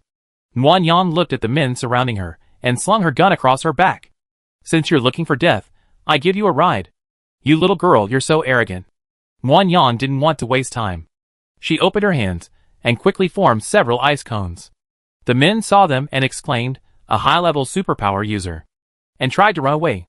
Nuanyang immediately unleashed his icicles, hitting everyone except the one who called out Brother Tian. However, the icicles weren't aimed at their heads, so instead of dying instantly, they lay wailing and screaming on the ground. Brother Tian, possessing a gold-type ability, blocked the icicles with a metal shield. Terrified, his legs gave way, and he tumbled and scrambled for more than 10 meters. Nuanyang raised his rifle, aimed, and fired several times at him. Bang, bang, bang. Even with his ability, his level was too low. After a few attempts at resistance, he gave way and was shot in the head. Nuanyang sheathed his gun and slowly got into the car. Thinking of the girl, he couldn't help but raise an eyebrow. No wonder they dared to give him the address. It turned out they knew the place was occupied. Was the girl trying to use someone else's weapon to kill someone? Nuanyang didn't think so. This was because these people didn't have guns, while Nuanyang did. Even if Brother Tian had a gold-type ability, his low level was only enough for self-defense. Nuanyang had the advantage anyway. Perhaps, it really was a case of using someone else's weapon to kill someone, but it was Brother Tian's group that was being targeted. Chapter 594. Nuanyang returned to the shop and discovered that the girl wasn't inside, but in the next room. Getting out of the car with a sullen expression, Nuanyang pretended not to know she was there. Just as he was about to push the door open and enter the shop, the girl emerged from the next room, a smile still plastered on her face. "Big sister, did you find something? Well, why were you there?" The girl didn't respond, but held out her hand. "Since I didn't lie, you should give me some food as a reward, right?" She kept asking for food. She was truly a determined child. Nuanyang looked at her coldly. "The logistics park is occupied. Why didn't you tell me? You didn't ask. Oh, so you deliberately lured me there, wanting me to die?" The girl withdrew her hand, seeming to notice Nuanyang's anger and feeling a little uneasy. "No, how could my sister die with a gun? Their boss is a gold-type psychic and can dodge bullets. Even if I have a gun, so what? I can't be killed if I'm not careful," Nuanyang said as he pulled out his pistol and loaded it. "You little bastard, you're so cruel. I cripple your arms and legs, and then shoot you." Nuanyang's threat made the girl's face solemn. She stared at the pistol and began to explain anxiously. "Big sister, I'm not mean. I admit I deliberately didn't mention the presence of someone over there, but I knew you could definitely beat them. Your car can fly, and I saw it. Otherwise, I wouldn't have come here to steal. No, I wanted to take something. The girl swallowed hard. Seeing the gun pointed at her leg, her voice trembled. Not only does your car fly, it's also brand new. You look clean and healthy, and you have a gun. So, I know you're no ordinary person. That gang robbed me once, nearly starving my mother to death. The logistics park just happened to have what you need, so I wanted to use you to kill them. I knew they wouldn't let you take the supplies, not even the inedible cement. Wan Yang's gun was already loaded, her eyes still cold, but she angled her wrist slightly and fired a shot into the floor tiles at the girl's feet. Ah! The girl collapsed to the ground in fear, her chest heaving violently, betraying her fear and panic. Wan Yang sneered, I thought you weren't afraid of death, but you're such a coward. The girl was still in shock, tears welling up in her eyes. Wan Yang crouched down to observe her. Although she was a little malnourished, her spirits were stronger than many survivors. The clothes were simple. The thick sweatshirt and jacket, unlike her own clothes, were a bit too large. After examining her, Nguyen Yang pointed the gun at her temple. She, who had just recovered, trembled all over. You little bastard, if you're so scared, why do you do this? Just for revenge? The girl didn't dare move. Seeing Nguyen Yang's expression soften, she bravely answered.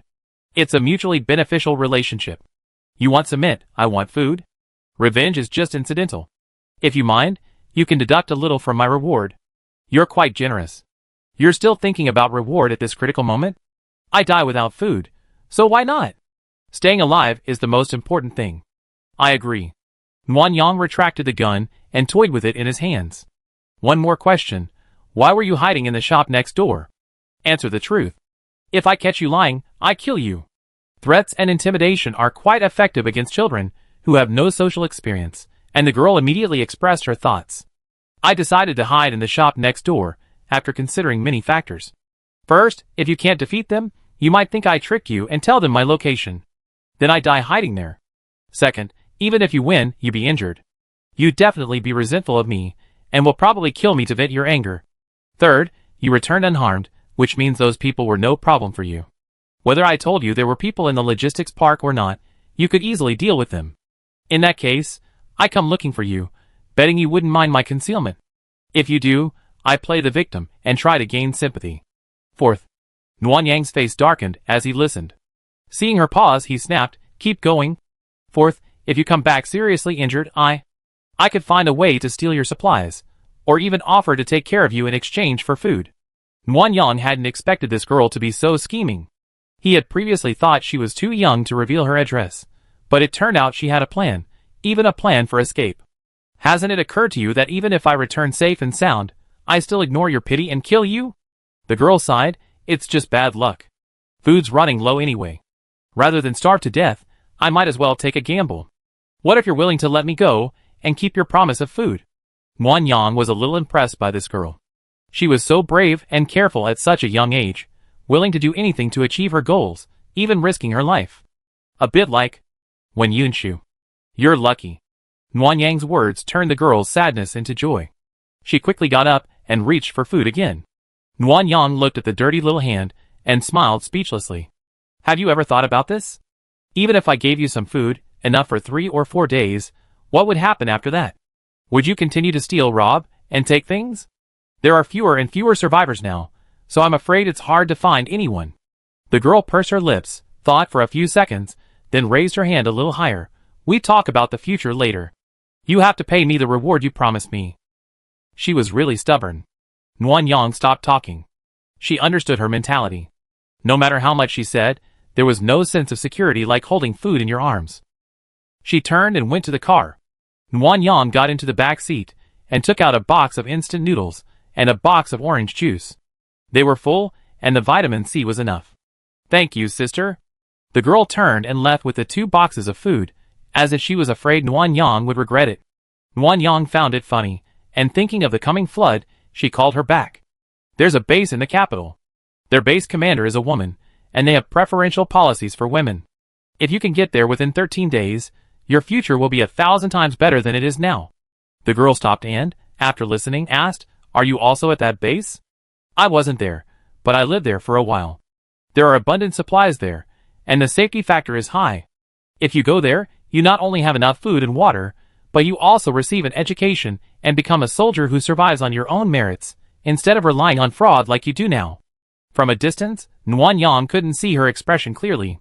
She seemed to be thinking for a while before asking if there was a hospital at the base in the capital. Yes, there are also people with healing abilities, who can cure illnesses within a certain time frame. Sister, what's the exact address?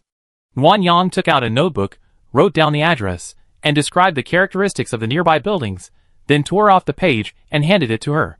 There will be a flood in 13 days. If you want to go, you need to hurry. Understood. Thank you, sister. The girl ran off quickly.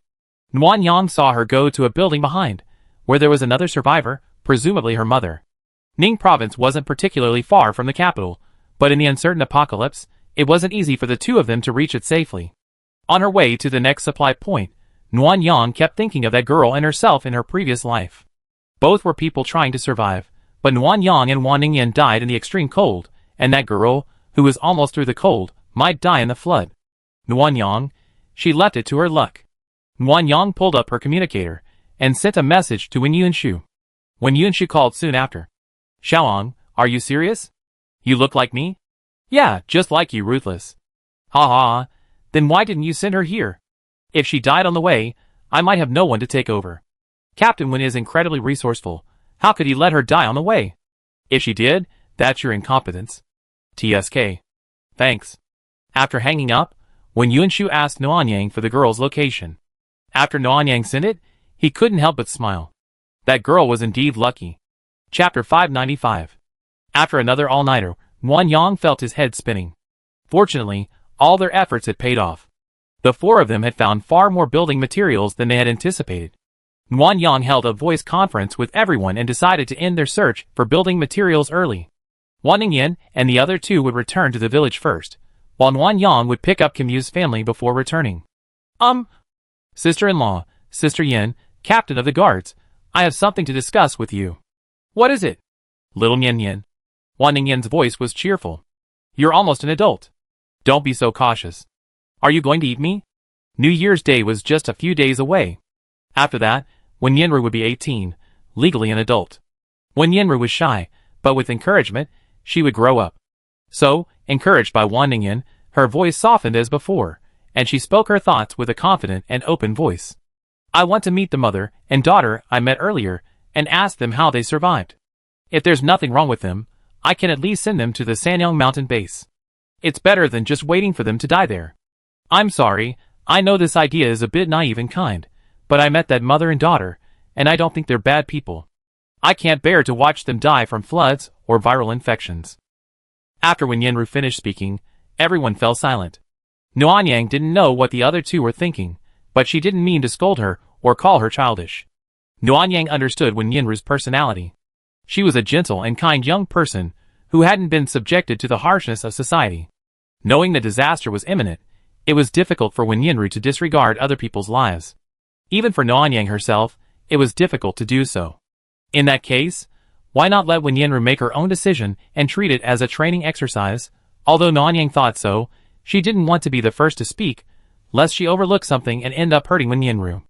After a moment, Wei Mingyi spoke first. I'm only Nyan Yan's captain. I can't make the decision on this matter. You two wives should decide. Nguyen Yang frowned.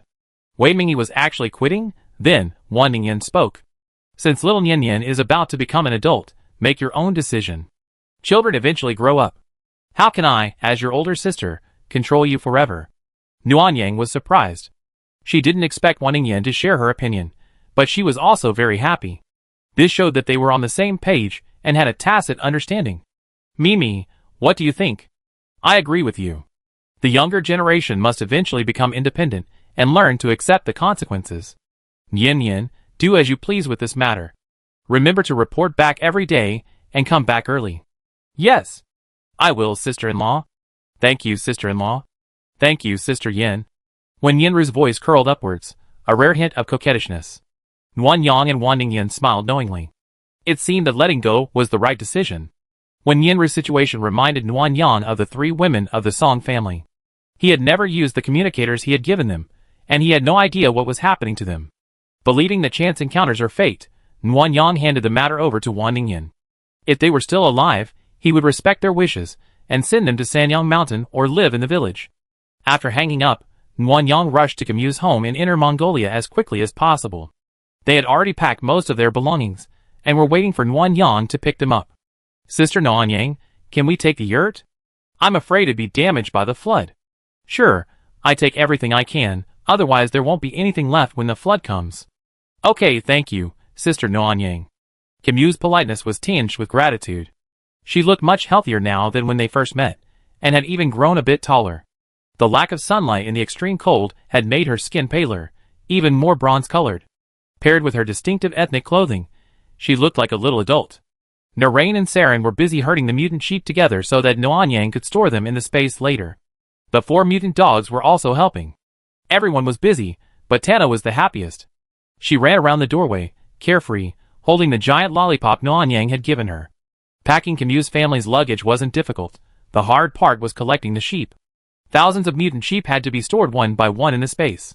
No matter how anxious Nuan Yang was, she could only work with both hands, collecting 2 at a time. And that wasn't the worst of it. The mutant animals were more intelligent than normal animals. When they saw their companions disappear, their eyes widened in surprise, and they retreated as Nuan Yang approached. So Nuan Yang not only had to keep her arms out to collect the sheep, but she also had to race with them until the entire flock was gathered. Nuan Yang's clothes were soaked with sweat, and she was completely exhausted. "Sister Nuan Yang, are you okay?" "I'm fine." Nuan Yang wiped her sweat and stood up. "Let's get ready. Time waits for no one." "Yes." Although Camus and the others were worried about Nuan Yang, she just wanted to get back as soon as possible, end her quarantine, and join the canal digging team. There was already enough building materials, and after decomposing and replicating them, there would be more than enough. It would be a shame if the canal mission wasn't completed. It was the first time for the Camus family to ride in Nuan Yang's SUV. The back seat, folded into a bed, offered ample space, along with a refrigerator and snack rack, filled with food they hadn't seen in a while. Nuan Yang had prepared food specifically for them, but the Camus family didn't like taking advantage, so they traded a mutant sheep for it. Delicious. Tana nibbled on a braised duck neck, nestled in Saren's arms, her eyes narrowed in enjoyment. Saren smiled, and wiped the sauce from her mouth. Narain and Camus were enjoying fruit. They rarely had fresh fruit, and even when they did trade with Nuan Yang, it was usually oranges and other vitamin C supplements. The trip was boring. At first, Nuan Yang was able to chat with the Camus and the others, so she didn't feel sleepy. Later, Tana fell asleep first, followed by Saren, Narain, and finally Camus. Without anyone to talk to, Nuan Yang couldn't even drink coffee, so she fell asleep despite setting the alarm. By the time the alarm woke them, they were already above the factory where they had first seen the mutant civets. After a brief explanation to Camus and the others, Nuan Yang landed near the factory. Mutated animals are very clever. Nuan Yang's SUV wasn't invisible, so if the civets saw it, they would undoubtedly recognize it and come for food. As soon as Nuan Yang got out of the car, she saw dried blood on the ground. Her heart sank. This blood had come all the way from the opposite hill to the factory. It was clearly not the blood of the chickens fed to the civets. Anxious, Nuan Yang followed the blood trail up the hill to investigate, when she suddenly heard a cry from behind. She turned around and saw 2 civet kittens emerging from the factory, their bodies shrunken and as thin as mice. "Where's your mother?" "Meow." The 2 civets' voices were hoarse, their gait unsteady, their short legs stumbling as they ran inside. Nuan Yang followed them in, and spotted their mother in the guardhouse. Although Nuan Yang had clearly provided food, the mother civet looked even weaker than before. She curled up on the mat, the flesh on her thighs turned outward, showing signs of festering. Nuan Yang frowned, carefully approached her and squatted down, noticing marks on her legs that resembled the claws of a larger animal. Judging from the size of the 3 civets, he suspected that the food he had provided had attracted other carnivores, causing the mother cat's injuries. Chapter 596. There was no veterinarian in the village. If Nuan Yang returned to treat the cat, he would have to be isolated first, leaving it to others. Remembering that no one else was professional, and that the civet had been injured because of him, Nuan Yang decided to treat it himself, which would make him feel better. The 2 kittens were less fearful than last time. They scratched at Nuan Yang's combat boots, looked up at him, and mewed hoarsely, as if they were extremely hungry. Nuan Yang took out a small wash basin, poured 2 bags of boneless chicken thighs into it, added some warm water, and offered them to the two kittens. Woo! The two kittens dove into the wash basin like crazy, devouring the meat with huge mouthfuls, making a series of meows that Nuan Yang couldn't understand. And you, eat something too. You're so skinny. Civets are adorable animals, with round ears and bright eyes. Although they're now as thin as weasels, and a bit ugly, Nuan Yang still loves them. She pulled out a small bowl, also filled with boneless chicken thighs. However, in front of the cat mother, Nuan Yang added some animal-grade anti-inflammatory medicine. The cat mother looked at Nuan Yang, then at the children, sniffed, and then slowly began to eat. This is saline solution. It helps you clean the wound. The pus needs to be treated. Nuan Yang then took out hydrogen peroxide. This is disinfectant. After treating, you can just wash it and bandage it. I'm not a veterinarian, but this is all I can do right now. After explaining this to the cat mother, Nuan Yang began treating the wound according to the steps she had researched. She was still very cautious, constantly monitoring the cat mother's reaction, fearing she might be bitten. However, the cat mother didn't make a sound throughout the entire process. She seemed to understand that Nuan Yang was helping her, and she watched her work with remarkable endurance. After the bandages were applied, Nuan Yang breathed a sigh of relief. She had been worried that she might mishandle the situation and make the mother cat's condition worse. Fortunately, everything went smoothly. The two kittens were now well fed. Their faces and front paws were wet, their bellies bulging. They ran to Nuan Yang's feet and circled around, looking happy. Nuan Yang, following the cat-catching method, twisted their necks and wiped each one clean with a towel, then returned them to their mother. The mother seemed dissatisfied with Nuan Yang's poor wiping and licked the kitten's fur to smooth it out.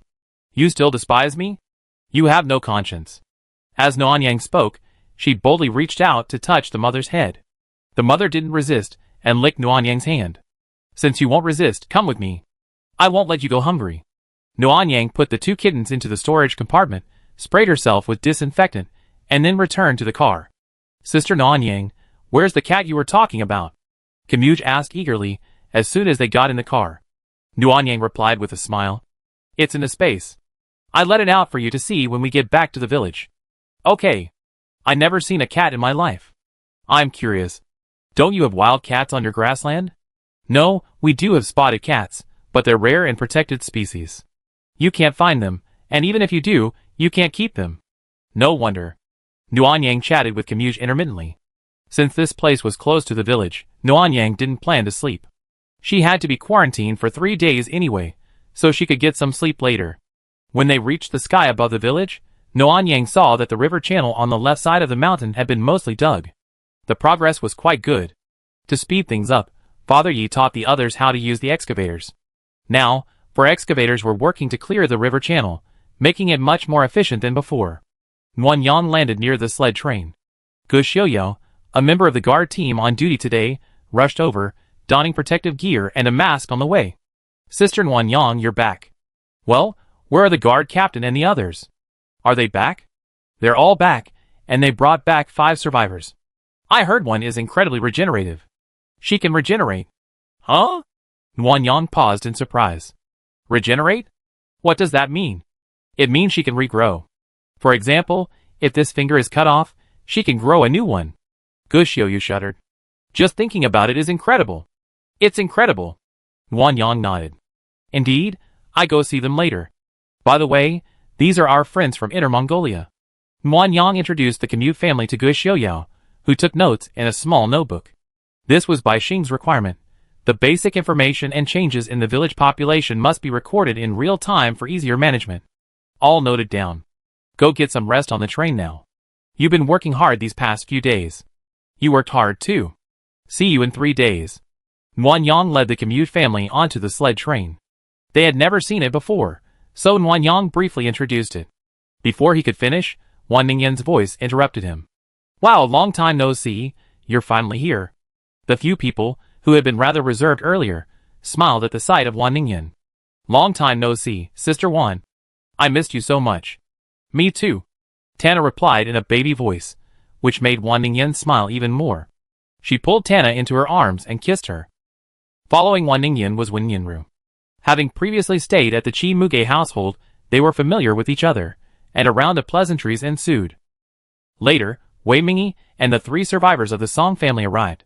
The three survivors initially refused to reveal their names, and Nuanyang only remembered them as Xiaowen, Xiaoqing, and Shirui. The three looked thin, but in good spirits, likely having eaten or drunk enough. The acquaintances and exchanges lasted a long time, and during this time, Nuanyang took the time to ask Wan Ningyan, who revealed that they had all returned today, only 2 or 3 hours earlier than Nuanyang. Gu Xiuya just told me there's someone with the ability to regenerate their body. Who is it? It's the mother and daughter Nian Yin brought back. Wan Ningyan pulled Nuanyang towards the back carriage. The mother ate a crystal core and discovered she could heal herself. So, with limited food, she cut off her own flesh to feed her daughter, and accidentally confirmed her ability to regenerate. It was that mother and daughter, with the ability to regenerate. This would explain how they survived for so long, but their method of survival is brutal. Don't talk nonsense later. She doesn't want her daughter to know she survived by eating her own flesh. Okay, got it. The two of them reached the back of another carriage. A middle-aged woman, her face emaciated and unrecognizable, was cradling a little girl, seemingly trying to coax her to sleep. Sister Zhou, is Xiaoshui asleep? The woman nodded gently, her eyes filled with gratitude. Xiaoshui hasn't had a full meal in ages, often too hungry to sleep. Now she can finally get some sleep. Nuanyang saw a pot and 2 bowls on their table, along with some side dishes and eggshells. The pot was completely empty, revealing that the two were starving. Sister Zhou, take Xiaoshui to the lounge to sleep. We just had some new people arrive, so it'd be noisy. Wan Ningyan said, taking Nuanyang's arm. My daughter Nuanyang has something to ask you, but it wouldn't be nice if your daughter heard. The woman, knowing exactly what Nuanyang wanted to ask, immediately obliged. She carried her daughter to the lounge, closed the door, and then returned to the train compartment, where she began to recount the story of her supernatural powers. Chapter 597. The woman's name was Zhou Ran, 35 years old, an ordinary employee at a large company. Her job wasn't particularly demanding, but her salary was high, and she lived comfortably on her own. Unwilling to be pressured by her family to marry and have children, she underwent IVF. Initially, her family didn't understand, but when they realized the child would take her mother's surname and that their fortune wouldn't be stolen by a scumbag, they fully supported her. With her family's support, Zhou Ran quickly settled down in a big city and owned her own house. When her daughter was about to start elementary school, her nightmare began. While Zhou's parents were there to pick up their granddaughter, they encountered zombies, and the kindergarten quickly became a zombie snack. When Zhou Ran received the call from the police, her hands trembled uncontrollably as she drove to the kindergarten. Fortunately, her daughter, Zhou Ruoshui, had escaped by hiding in a locker. But the days that followed grew increasingly dire. Zhou Ran and her daughter waited at home for the police to deal with the zombies, only to discover the apocalypse. Water, electricity, and food were cut off, and a massive zombie outbreak ensued. Zhou Ran considered saving herself, even using an iron rod and a kitchen knife to kill zombies. But the zombies grew increasingly difficult to fight, and the extreme heat made walking difficult. Furthermore, people in the neighborhood began robbing and stealing. She feared something might happen to her daughter home alone, so she could only stay home and think of a solution. If ordinary people simply waited in the apocalypse, they would only face death. With the family's food almost gone, Zhou Ran, desperate, finally decided to follow others' lead and take the risk of eating a crystal core, hoping to awaken her superpowers. After the fever subsided, Zhou Ran discovered that her body was fine, and she could no longer spit fire and condense ice like others. She was completely despairing. Armed with her weapon, she went out again and found several broken bags of instant noodles and cans with bulging shells that appeared to have gone bad. It's the end of the world, and spoiled food is even more delicious, especially canned fruit, which can replenish vitamins. So, Zhou Ran was targeted and robbed by 2 thugs. Normally, Zhou Ran, having been starving for so long and outnumbered, should have been outmatched. However, desperate for her daughter's survival, she lashed out with a knife like crazy, frightening the thugs enough that they fled covered in blood. Zhou Ran was also injured, wounds to her abdomen, thigh, and arm, but she was surprised to find she felt no pain. Back home, Zhou Ran opened the can of food for her daughter and retreated to the bathroom to carefully examine her wounds. They had all disappeared, leaving only a faint bruise. This incident gave Zhou Ran a bold idea. She cut a mark on her arm with a fruit knife and stared intently at the wound. In just a few minutes, it healed on its own, and she still felt no pain. As she spoke of this, Zhou Ran's face was filled with complex expression. This ability was pretty useless to me. It couldn't help me fight zombies or drive off would-be robbers while I was out. Later. The weather kept getting hotter, and the surrounding supplies had been completely looted. I was completely desperate, so I decided to feed my daughter with my own flesh and blood. Jo Ren was in agony.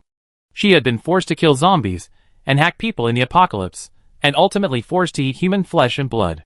Even eating her own flesh and blood, she had attempted suicide many times. But her daughter didn't know. She always thought it was food her mother had found, and she would happily praise her every time. Jo Ren felt healed, and she continued to persevere. At this moment, Wei Mingyi and Wen Yinru also came over. Seeing that Jo Ren was a little upset, they took the initiative to speak for her. Jo Ren had a particularly difficult time during the extreme heat, as she had to eat the meat quickly to prevent it from spoiling, and she also had to collect the blood, which was extremely painful every time. The extreme cold finally made it easier, as she could melt snow and drink it as water, and the meat could be frozen and eaten for a long time. So she would simply cut off her own forearm and hang it by the window to freeze, cutting off a small piece to eat when she was hungry. Of course, all this was done in the locked kitchen, and Zhou Ruoshui had never been inside, so she remained in the dark. Guan Yang had never heard of such a supernatural power before, and was a little skeptical. Are you really painless? Yes. Zhou Ren held out his left hand. I can show you. Do you have a knife? No need. I trust you. Guan Yang had no interest in watching others self-harm. After all, she had the system, so she could just ask the system to find out the truth. Xiao Lu, is everything Zhou Ren said true? Replying to the host, yes. This is a healing ability, a super self-healing ability. The higher the level of the ability, the stronger the self-healing ability. At the maximum level, as long as the brain is well protected, the psychic can regrow a new body even if chopped to pieces. However, this ability is limited to self-healing and cannot heal others. It also paralyzes the pain nerves, which some psychics cannot adapt to, and may cause psychological problems. Surely there is such a power. Refreshing Guan Yang recognized her. She called Wan Ningyan, Wei Mingyi, and Wen Yinru to the front cab. The ability has been verified, and there are no problems. But I'm curious, how did Ningyan bring her back? I remember you originally planned to send her to Sanyang Mountain. Wen Yinru pursed her lips nervously. Yes, but her ability is very unique. Plus, I checked the kitchen and saw a lot of blood and human flesh. I don't think she was lying, so I brought her back. I think my special abilities might be helpful to us. Also, Sanyang Mountain is still under reconstruction, and I'm not sure if they can survive the flood, so Wen Yinru's voice gradually grew quieter, and she was practically crying. I'm sorry, sister-in-law. I know this decision was a bit hasty. Go ahead and scold me if you want. Guan Yang raised an eyebrow. When did I say I was going to scold you? Because you look so scary. Aren't you angry? Guan Yang touched her face. Her skin had become rough and dark from these last few days. She sighed helplessly. I'm just tired. As for Zhou Ran and the others, since I told you to make the decision, I won't blame you. Keep them. It'd be a good source of labor. Wen Yinru breathed a sigh of relief. The little girl finally smiled. Wan Ningyan put her arm around her neck to comfort her. Little Ningyan, I told you, Guan Yang isn't unreasonable. Look how scared you are. Wan Ningyan looked particularly pleased. But you made a really good decision. Suyu's family is a medical family. You and the others are still studying medicine. Once Sister Zhou recovers, she can give you and the others a practice. Painless and self-healing, she's a natural drug tester. Sister Yin, I didn't think so. Wen Yinru panicked, repeatedly explaining that she didn't have that idea, but Wan Ningyan wouldn't listen. She even tried to talk to Wei Mingyi, who surprisingly agreed. Cure-based treatments have time limits. Many chronic diseases may be incurable by the time they're discovered. If Zhou Ran is willing, he can be a drug tester for the younger generation. Even if Grandma Yuan and the others die, the village will have doctors to provide them with a safer, more secure health. This approach was somewhat inhumane, but Zhou Ran had exceptional self-healing abilities, and Yu and the others needed practical training in medicine, so Guan Yang remained silent and acquiesced to the suggestion. After a few days, even Wen Yinru, who had seemed resilient, was soon yawning profusely. Little Pink emerged from her back, its bud drooping against her chest. To the uninitiated, one might have thought Little Pink was dead. The four of them discussed, and decided to rest. They quickly explained the quantity of building materials in their spaces, their replication and decomposition progress, and then went to bed. Chapter 598. Guan Yang slept for a long time. When he woke, It was already the next night. He was starving. After a quick wash, he took out an apple and began to chew it, heading back to the carriage. The carriage was bustling with activity, with everyone gathered together to chat. Wan Ningyan was highly intelligent and talkative, and even the more quiet Xiaoqing and Xiaorui were drawn in by her, joining in the conversation. Tana, a carefree child, played with building blocks with Zhou Ruoshui, while Narain and Saren chatted with Zhou Ran about their children, with Camuse acting as their translator. Wei Mingyi, one of those people who didn't like to join in the fun, sat in the middle with a faint smile on her face, watching everyone chat. Wen Yanru was the same, though she would occasionally join in the conversation, speaking to Xiaowen and Wan Ningyan. Mimi, you're finally up. You've been sleeping for over a day. I was so worried about you. Wan Yang didn't believe it. Worried? Why do you seem so happy chatting with others? You don't look worried about me at all. Worry is something I keep inside. Otherwise, I open my heart and show you. Wan Ningyan said, walking up to Wan Yang and quietly grasping her arm, whispering a threat. Don't mess with me. Wan Yang smiled, twisting his arm around to hold Wan Ningyan's hand. Thank you for your concern, my dear. Have you eaten yet? Not yet. Then let's eat together. I'm starving. Wan Yang said, his eyes accidentally catching Kim Yujej's. Remembering the buffet he owed, he asked. Kim Yujej, what's your level of supernatural power? At this question, Kim Yujej, who had been so cheerful just moments ago, faltered. Level 2. Wan Yang had said that if Kim Yuj could reach level 3, she'd treat him to a buffet and give him a reward. But Kim Yuj hadn't completed the task, so she wasn't happy. The previous reward is still valid. When you reach level 3, just come and redeem it with me. Wan Yang's words of comfort were effective. Kim Yuj immediately smiled, and when Wan Yang offered to treat him to a buffet, he happily kept saying, Thank you, Sister Wan Yang. I work hard to level up. This made Wan Yang feel a little guilty. She was really hungry, and wanted to indulge at the buffet. She couldn't hide it in the train car, so instead of everyone watching her eat alone, she decided to treat everyone to a meal together. Many people had never tried a buffet before, so Wan Ningyan and Wen Yanru acted as guides, while Wei Mingyi demonstrated how to eat directly, and everyone quickly understood how to eat. Yuan Yang didn't have as much time.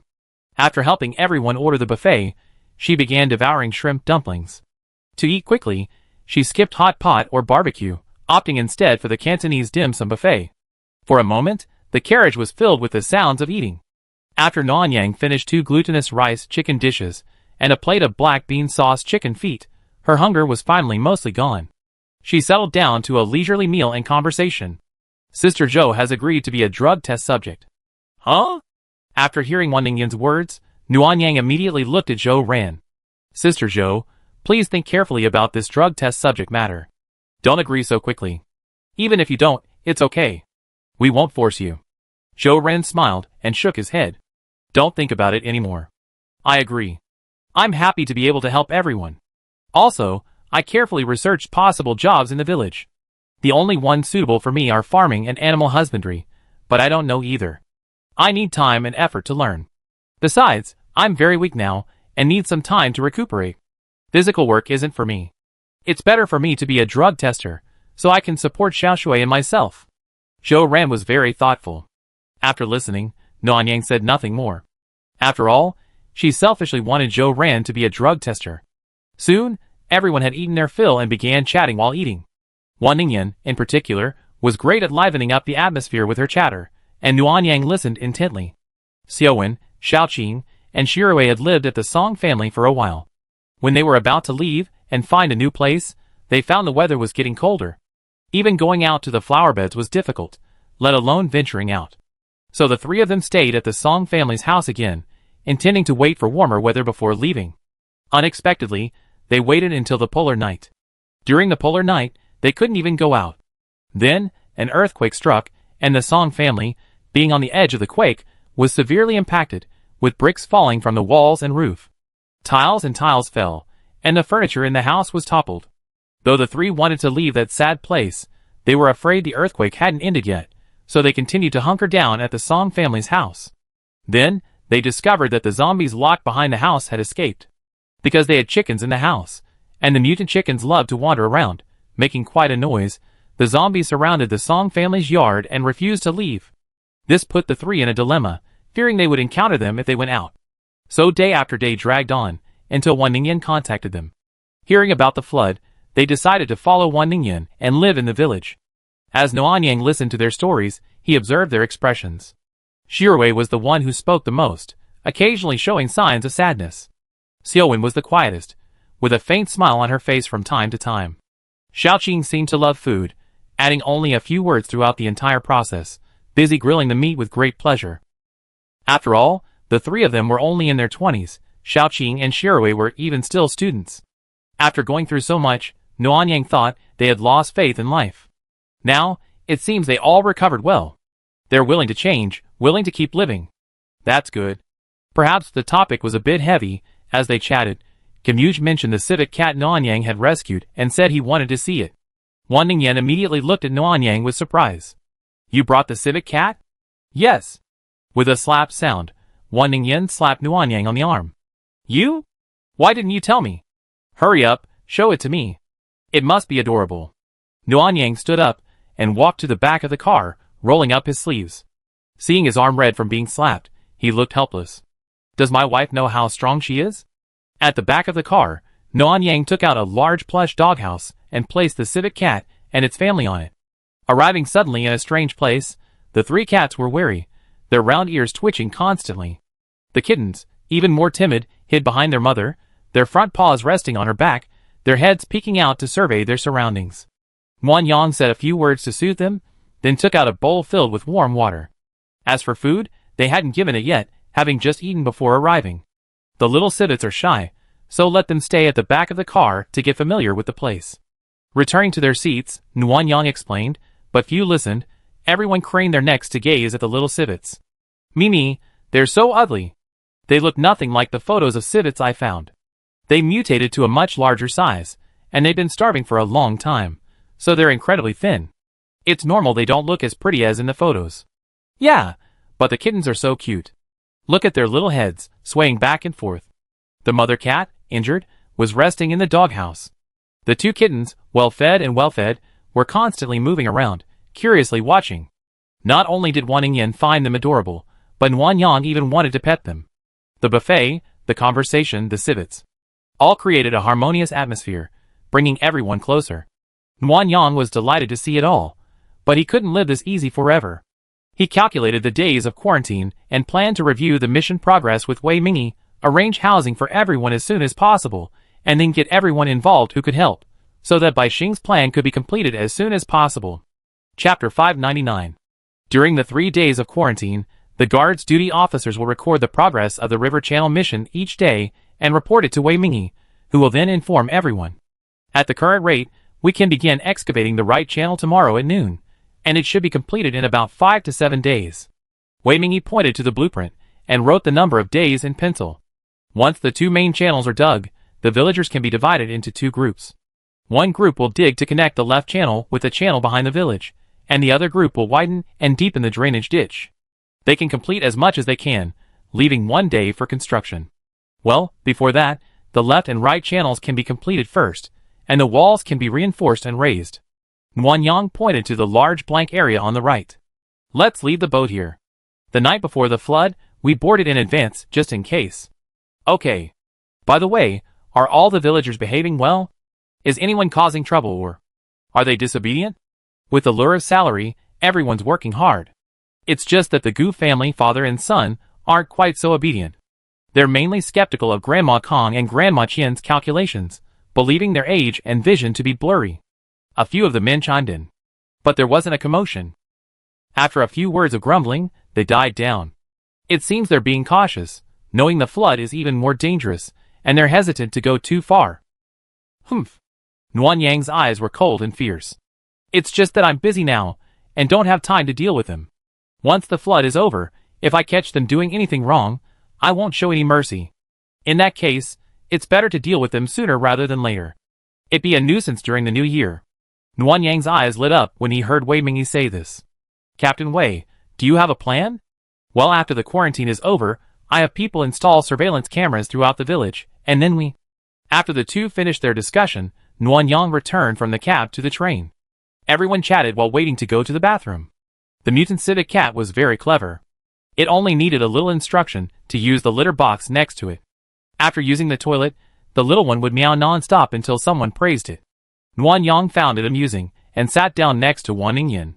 He pulled out a bag of chicken thighs, immediately attracting the two cubs. The two cubs, no longer afraid of people, climbed up Nuan Yang's pants, their eyes filled with desire for food. Wow! So cute! Wan Ningyan carefully picked up a kitten and held it in her arms, completely forgetting that she had called them ugly.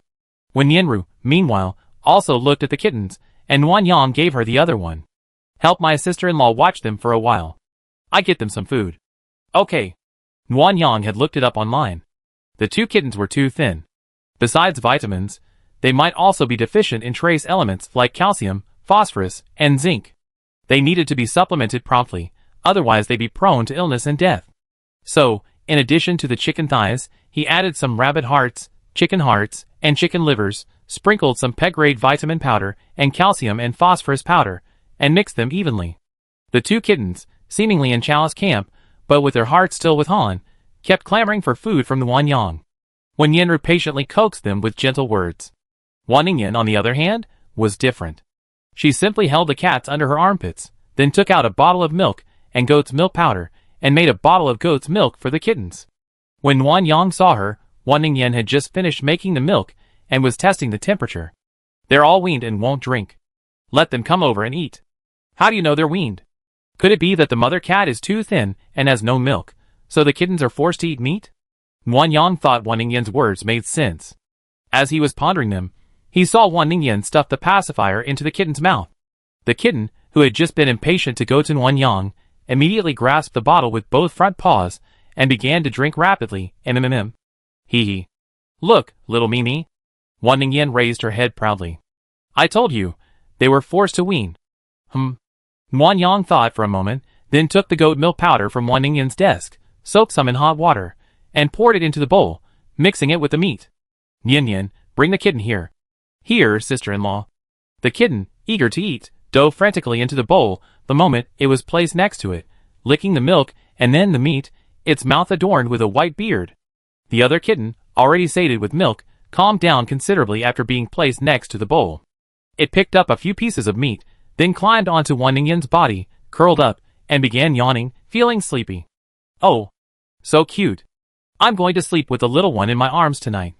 Nuan Yang tapped on the table in front of Wan Ningyan. Calm down. These two kittens have been living in the wild all their lives. Aren't they bothered by the dirt? If they're dirty, just give them a bath. The misophobic person didn't care at all. She stroked the kitten's fur and asked, so cute. Can we give you a name? I call you Xiaoguai, because you're so cute. Your sister will be Xiaofan, because she loves to eat. They couldn't tell the two kittens apart, they were sorted by size. The older one was the older sister, the one in Wan Ningyan's arms, and the younger one was the younger sister, diligently eating from her food bowl. Nuan Yang found it amusing. Your names are so straightforward. As for animals, I heard that simple names make them easier to keep. I hope they grow up safely. Nuan Yang looked at Wan Ningyan. Although her expression didn't change much, Nuan Yang felt that she was thinking of Ing Bao. Otherwise, given her personality, she wouldn't have chosen names so casually. In that case, let's call them Xiaoguai and Xiaofan. Let's give them a bath later. It's good for getting rid of fleas, which can be harmful to their skin. Nuan Yang brought up a new topic, and Wan Ningyan immediately agreed. After Xiaofan had eaten, the two of them took the kittens to the bathroom for a bath. As for the mother cat, she definitely couldn't bathe right now, but just in case, Nuan Yang applied a little insect repellent to the back of her neck. A little dirt was fine, but fleas had to be killed. The fleas before the apocalypse were already annoying, and the ones still alive were mutated fleas. Nuan Yang couldn't imagine how painful a bite would be. Bathing animals is no easy task. First, you have to control the temperature. Second, avoid their ears when washing, and be careful not to get scratched. Finally, you have to be patient when drying their fur. If they're not dry enough, or if you're too slow, they can easily develop diarrhea. After completing the entire process, Nuan Yang, who had been energetic, was now exhausted and sleepy. He had no interest in playing with his two lively kittens. He took a quick shower and lay down on a chair, ready for bed. Mimi, did you feed the mother cat? No, please feed her, my wife. I'm so sleepy. Okay, then go to sleep. Nuan Yang closed her eyes, hearing the sound of Wan Ningyan unpacking and the rustling of footsteps. After a while, a kitten seemed to crawl up his pants and lay motionless on his stomach. Nuan Yang grew increasingly sleepy, and without even opening his eyes, he slowly fell asleep in this environment. Meow. So noisy, and he felt something wet licking him. Nuan Yang turned his head, only to find his mouth and nose were covered in fur. It felt strange. Opening his eyes, he saw the kitten licking him.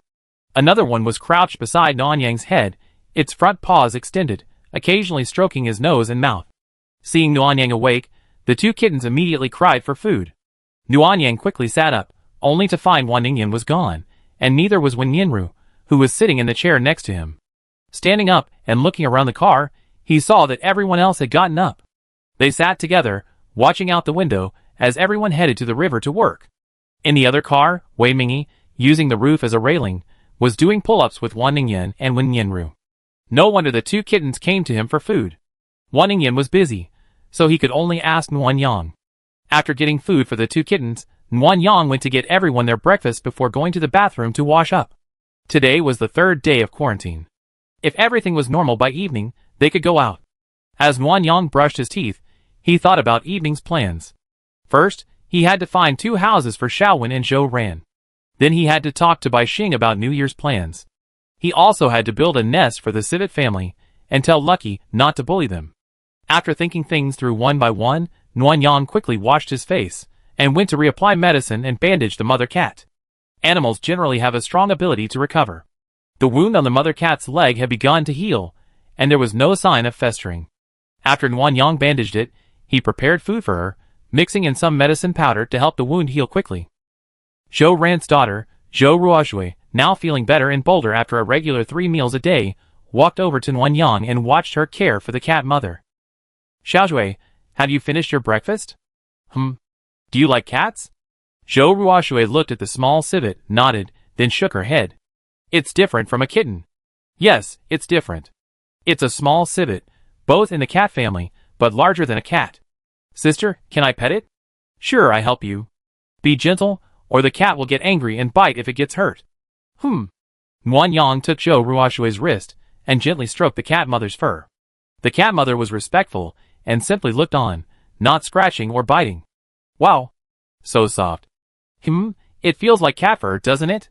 Zhou Ruoshui smiled and nodded, then suddenly felt embarrassed again. Thank you, sister. I go back to find Mom. Okay, walk slowly, don't fall. Zhou Ruoshui nodded, and immediately trotted back, throwing herself into Zhou Ran's arms, not sure what she was shy about. Nuan Yang saw this and smiled, and nodded to Zhou Ran as a greeting. Then he got up, and went to the back of the car to exercise with his wife. Chapter 600. By evening, the village had already moved on to excavating the right river channel, and Nuan Yang and the others had begun their final checks, taking temperatures, and conducting blood tests. The weather was still very cold, so to ensure the accuracy of the blood tests, Aunt Kai, wearing protective clothing, a mask, and goggles, arrived on the sled train and drew everyone's blood. In fact, it was possible to determine whether someone was ill based on their mental state and body temperature. Besides improving safety, the blood tests were primarily intended to check if Zhou Ran, Xiaowen, and the others needed medical attention. The mother cat recovered quickly, and was now able to walk, patrolling the aisles, like a lord. Nuan Yang asked Aunt Kai if animal blood could be tested. After receiving a positive response, the mother cat and her 2 cubs also had their blood drawn. Meow. The 2 cubs cried miserably. To the uninitiated, they might have thought Nuan Yang and the others were killing cats. But even after Aunt Kai removed the needle, Xiaofan and Xiuguai continued to cry. Nuan Yang knew they were just pretending. How delicate. They weren't like their mother, who didn't even grumble, just continued on her activities after the blood draw. Of course, there was someone even more delicate than the 2 cubs, Wan Ningyan. Nuan Yang held Wan Ningyan's shoulders with one hand, and held the alcohol pad on her arm with the other. He drew a tube of blood. Wan Ningyan's eyes welled up, and Nuan Yang almost thought the woman who massacred the village wasn't his wife anymore. The blood test would take at least an hour. Nuan Yang whispered to Wan Ningyan while watching the time. It wasn't that she felt stuffy in the car, but she had a lot of things to do later, and she was afraid it would be too late, and she wouldn't be able to get out of bed the next morning. Slowly, a crowd gathered outside the sled train. Besides the Wan family, there were also members of the security team. Zhao Rou and Wei Mingxue were also waiting, in case anyone needed medical attention. Xiao Yu's elderly family member couldn't stand the cold, so they took Xiao Yu home early. Only Uncle Yuan was waiting at the door to greet them. There was also an unexpected guest, Xingyun, who sat beside Wan Ningyue, keeping her company. He would occasionally stand up and lean against the car window, staring at the little civet with his big eyes. The mother cat was quite brave, not afraid of Xingyun. She slapped Xingyun through the car window. Xingyun's head tilted back, but when he realized what was happening, he slapped the car window back, and the tiger and the cat started fighting through the car window. Look at Xingyun. How can you bully the cat? You have to beat him up later. Nuanyang was helpless. Honey, they're just playing through the car window. If you beat Xingyun for that, Yue will probably make a scene. Don't worry. If Yue makes a scene, I go and comfort her. You play the bad guy and I play the good guy. The implication was that Nuanyang was the bad guy, and Wan Ningyan was the good guy. Nuanyang's mouth twitched slightly. It seemed that Wan Ningyan had come up with the idea, and she was the good guy, while Nuanyang took all the blame. Did I make you angry today? You're taking revenge on me like this? No way. Don't be so sensitive, little Mimi. You better be, or you won't be able to sleep tonight. The obvious threat had no effect. Wan Ningyan even raised an eyebrow, her face full of anticipation, which made Nuanyang's temples throb, feeling as if he accidentally let himself down. The results are in, and Kai arrived with a stack of reports. Everyone's doing well, except Zhou Ran and Zhou Ruoshui. You two are severely malnourished, affecting your total protein and lymphocyte levels. You need intravenous drips. Ankai handed the two's test reports to Nuanyang. Xiaoyang, can you take a look at the medications I listed?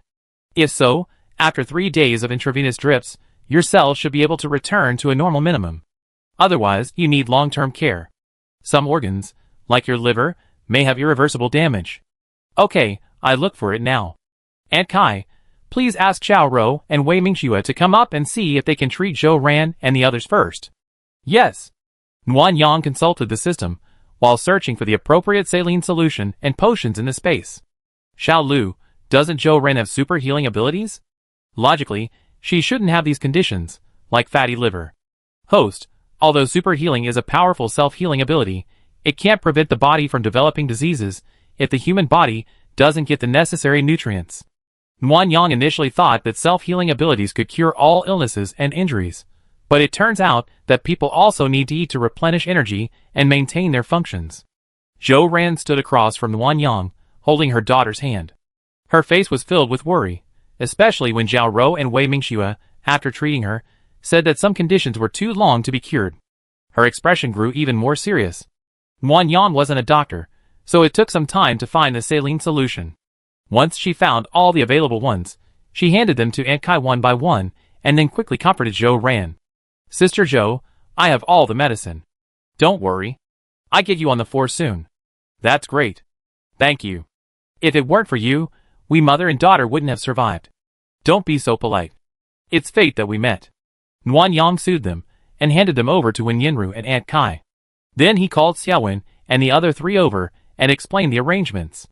Your house will take all night to build, so I excuse you to stay one more night. I take you home tomorrow morning. It also takes time to get your ID cards made.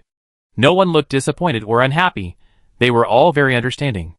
On the contrary, upon hearing that the house could be built overnight, they assumed the villagers had to stay up all night to help them build it, and their faces were filled with apology.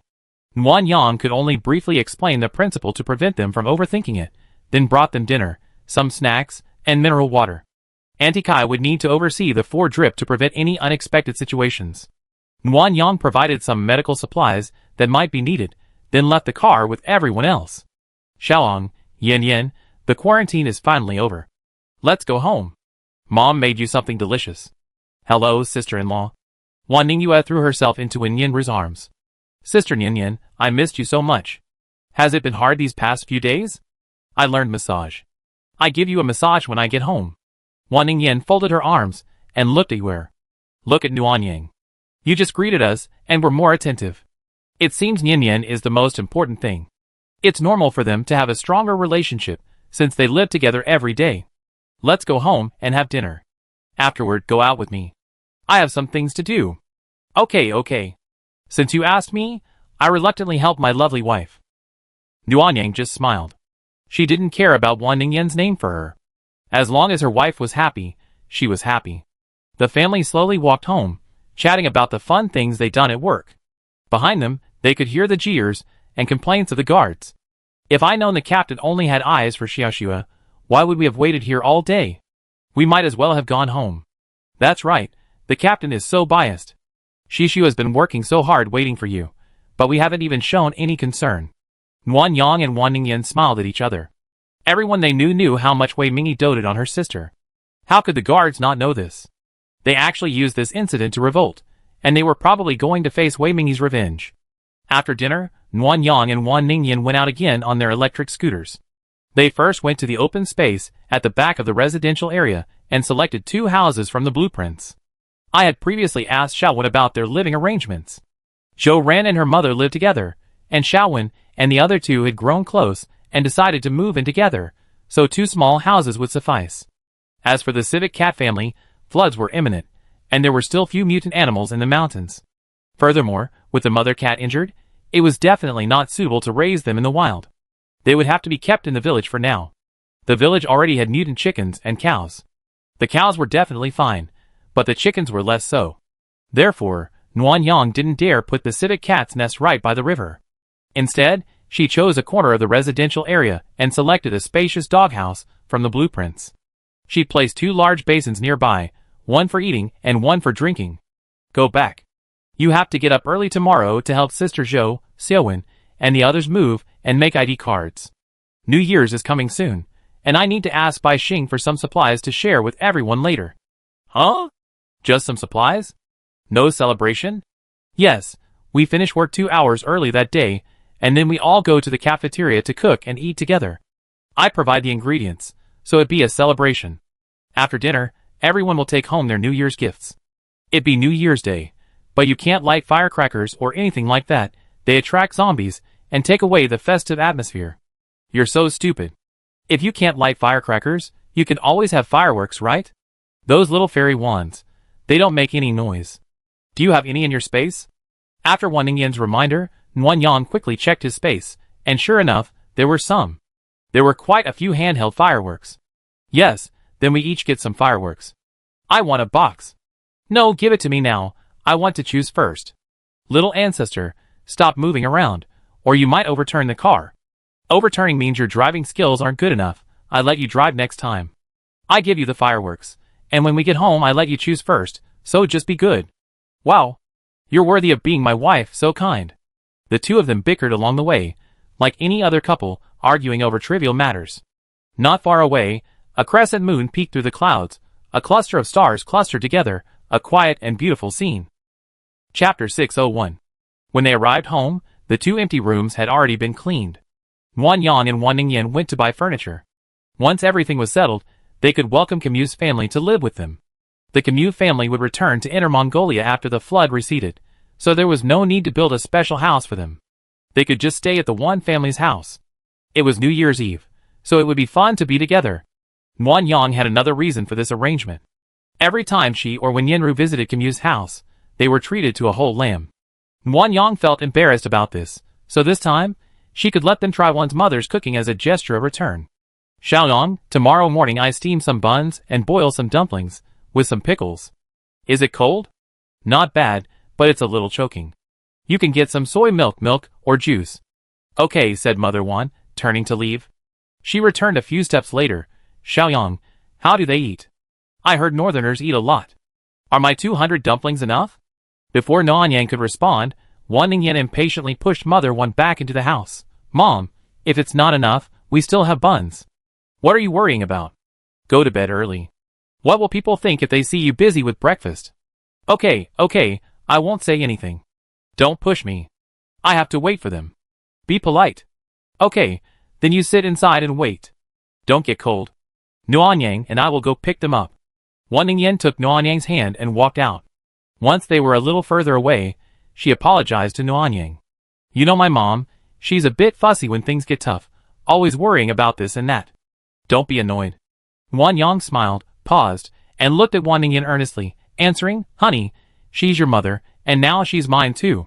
I never get tired of it. There's no need to explain this to me in the future. Meow honey, why are you so nice? You're nice, did you show it? Wan Ningyan smiled, cupping Nguyen's face. As she pouted and prepared to kiss him, a cough suddenly erupted from the side. Nuan Yang's heart skipped a beat, and her whole body trembled. Kino?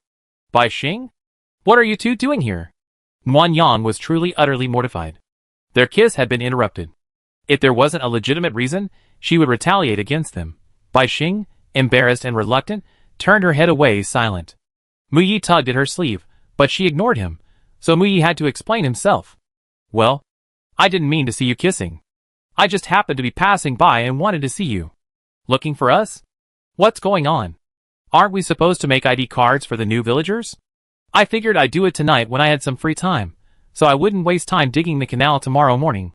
So, I came here with Bai Xing. Wan Ningyan was so shy she half hid behind Nuan Yang. After hearing Mu Ye's explanation, she tilted her head and looked at Bai Xing. Really? But Bai Xing didn't look too happy about it. Did you force her to do it? Who forced her? Mu Yi was anxious and pulled Bai Xing to his side. Why would she come out with me if she didn't want to? This guy just has a natural bad temper, just like Xiao Rou. Don't get me wrong. Born to have a bad temper? Nuan Yang remembered Bai Xing as incredibly polite, doing everything perfectly. Even in inclement weather, he could maintain an elegant, professional smile. How could someone like him have a natural bad temper? Bai Xing, is what Mu Yi said true? Nuan Yang asked, and Mu Yi stared at Bai Xing with wide eyes, his face filled with anticipation and a look of explain now. Bai Xing looked at Mu Yi and sighed helplessly. Yes. Okay, everyone's on the train, let's go together. Did you bring the ID card machine? Yes. Mu Yi patted his shoulder straps. I got them all. Okay, let's drive then. Nuan Yang took out the SUV and took Mu Yi and Bai Xing to the sled train. When they arrived, Zhou Ruoshui was already hooked up, and Zhou Ran's saline solution was still half full. Nuan Yang saw it was still early, so he decided to wait until Zhou Ran was done and take Aunt Kai and Uncle Yuan home with him. This ID card is linked to your information. You can buy things or rent equipment at the village warehouse. Bai Xing made ID cards for everyone while explaining their uses, including debts. Mu Yi helped, imitating Bai Xing's slightly frightening smirk. The ID card was also in Kakamu's family, but they weren't in debt. The money inside was given to them by Nuan Yang. It was a rare visit to the village, so they had to show their hospitality. The civets were a little tired. The two cubs huddled beside their mother, their eyes half closed, looking ready to fall asleep at any moment. The doghouse was built quickly, taking only an hour. Nuan Yang planned to move the civets there tonight. The car was a confined space, after all, and the odor from animals using the toilet took a long time to dissipate. Nuan Yang took them away early to avoid irritating Xiaowen and the others. On the way home, everyone crowded into the back seat of the SUV. Even Wan Ningyan was reluctant to sit in the front. Finally, Uncle Yuan took the front seat, and the back seat was given to the women to avoid discomfort. Chinese New Year is coming soon. I heard they're sending out New Year's goods. Sister Nuan Yang, is that true?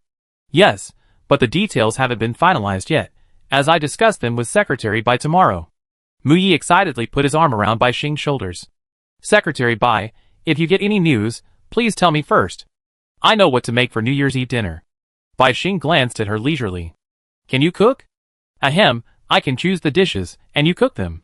I definitely know if they're delicious. Wan Ningyan sighed, unable to bear watching, and continued chatting with Aunt Kai and Camuge about the new year. Now that we have the fireworks, should we also prepare some Spring Festival couplets and red lanterns? We also need some glutinous rice balls, and fish. Customs vary from place to place, so Camuge couldn't answer this question. Aunt Kai explained with a smile. New Year's customs differ between the north and south. Just the breakfast food is different. Southerners eat tangyuan, glutinous rice balls, while northerners eat dumplings. We can prepare a bit of both and let everyone choose according to their preferences. As for the Spring Festival couplets, just keep it simple, with some red paper, and let everyone write their own food characters. These days, just being alive is a blessing. Don't be so particular. Save as much as you can on things like Spring Festival couplets and fish. Aunt Kai had no idea how much supplies Nuan Yang and the others had, and her words were implicitly suggesting they used the simplest and most economical methods. Nuan Yang knew Aunt Kai was kind and worried about her spending, but this time, in hopes of catching a big fish, she planned to go all out. The next morning, Nuan Yang was still asleep when a sudden bang startled her awake. Sitting up, she felt something was wrong. Why was there such a cold draft blowing straight into the house? We had a fireplace, it couldn't be this cold. After tucking in Wan Ningyin's blanket, Nuanyang got out of bed, grabbed a thick down jacket, and then, following the cold breeze, walked to the bedroom door, only to find the beautiful white jade door lying on the floor. What's going on? Are things produced by the system so poor quality? As he approached, Nuanyang spotted a tiger and a civet cat sitting outside the bedroom door. Lucky met Nuanyang's eyes, and immediately ducked away, feeling guilty. The civet cat's mother was more obedient, sitting by the door, watching Nuanyang, with the food bowl she brought in. Xiaoguai and Xiaofan had just been fighting each other, but now, upon seeing Nuanyang, they kept climbing onto his legs, meowing as they did so, clearly begging for food. Nuanyang's face darkened. How could these little bastards have found their home so accurately? Looking at the mountain-like tiger next to him, and the massive claw marks on the door, his face darkened even more. They were actually vandalizing me and disturbing my sleep. That Yue shouldn't sleep either. So Nuanyang carried the 2 cubs to find Wan Ningyue. The children, at their sleepy age, were still soundly asleep in Wen Yinru's arms. They were completely stunned by Nuanyang's sudden awakening. Xiaoyue, keep an eye on your Lucky. If you disturb me again, I come and disturb you. Also, take some time today to clean my house to offset the cost of Lucky breaking the bedroom door. Yin, you supervise. Wen Yinru and Wan Ningyue remained unaware, nodding blankly at Nuanyang. After Nuanyang left, they suddenly heard Yue crying for Lucky, and Wen Yinru's soothing voice. Nuanyang, in a good mood, returned to the bedroom door and prepared food for the cat and 2 cubs, warning them not to disturb them so early next time. The mother cat tilted her head, as if in thought. The 2 cubs completely ignored Nuanyang, their eyes filled with only the desire for food. Never mind. No matter how early the little civets come, they won't be able to break the door like Lucky did. Let them be. When the flood is over, I drive them to live in the mountains. Chapter 602. After preparing food for the civets, Nuanyang returned to the house, found the corresponding blueprint by the door, and rebuilt one, spending 5 points and some materials. Just as she finished, Wan Ningyue arrived, followed by Wen Yinru and Lucky. Wan Ningyue looked apologetic, holding a broom and rag. Wen Yinru also had cleaning tools, apparently wanting to help Yue clean. Only Lucky was careless. He rolled around at Yue's feet and acted coquettishly, then ran over to the civets to rub against their mother, and snatched the kitten's food, having a blast. Sister-in-law, I'm sorry. Lucky didn't mean to do that. I already reprimanded him. Please, sister-in-law, don't be angry. Nuanyang looked at Lucky, who was being pawed by his mother for snatching the kitten's food, and chose to ignore it. Well, don't be angry anymore. Are you here to clean? Yes. Wan Ningyue raised the broom. I do my best to clean it. Nuanyang stepped aside, then keep your voice down. Your sister Yin is asleep. She's irritable. If you wake her up, you get scolded. Wan Ningyue immediately pursed her lips and nodded vigorously, then returned with her tools. Wen Yinru also helped clean. Nuanyang didn't expect Yue to clean very well. Essentially, he wanted to punish Yue to teach her that as Lucky's owner, she couldn't just play with him, she also had to discipline him. But the 2 children seemed overly serious. After sweeping the floor, they mopped it again with a wet mop, then a dry mop, then began scrubbing in the bathroom with a rag. Meow, my wife. Hearing Wan Ningyin's voice, Nuanyang quickly got up and went to the inner room. As soon as he sat down on the bed, Wan Ningyin pulled him down and kissed him. Little rascal, why are you up so early? What bad things have you done? Someone else did it. No, someone else should be called a tiger. Huh? What do you mean? Nuanyang sat up and told Wan Ningyin about what happened this morning. When Wan Ningyin heard the door being slammed shut, she immediately got out of bed and tried to beat up Lucky. Nuanyang quickly hugged her and explained that he had already taken care of it. The people next door heard it, and soon 2 heads appeared, looking apologetic and speaking in a coquettish tone. Sister Yin, Lucky really didn't mean to do that. Please don't hit it. It knows it's wrong. Yes, Sister Yin, please forgive me. Don't make a fuss with Lucky, or Yue will feel guilty for a while. At their plea, Wan Ningyin's attitude immediately changed. Okay, that won't happen again. Go back and wash up and get ready for breakfast. I can't bear to leave my lovely sisters cleaning the house. Thank you, Sister Yin. The 2 children left happily. Nuanyang, feeling depressed, clung to Wan Ningyin's waist, preventing her from leaving. Did you just say that? Was it me or me? What? I don't know. You don't know? Nuanyang feigned a fierceness as he pinned her down on the bed. Ms. Wan, I give you one more chance to reframe your words. Was it me or me? Wan Ningyan smiled but remained silent. She draped her arms around Wan Yang's shoulders and raised her eyebrows smugly, a hint of both provocation and seduction. TSK, looks like I'm going to have to resort to some trickery. Pop! A crisp popping sound.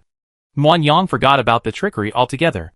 He was so captivated that he somehow ended up in the bathroom, accompanying Wan Ningyan as she washed up. Tomorrow is New Year's Eve. Should we announce the New Year's goods today? Yes, during the lunch break, we discuss it with Wei Mingyi and Bai Xing, and then announce it when we finish work tonight. Wan Ningyan looked up at Wan Yang. That's it? I hope the fish won't bite. Of course, there's more to it. Starting tonight, we suspend the night shift for 3 consecutive days, allowing everyone to go home and rest early. This will give them plenty of time to do their dirty work tonight.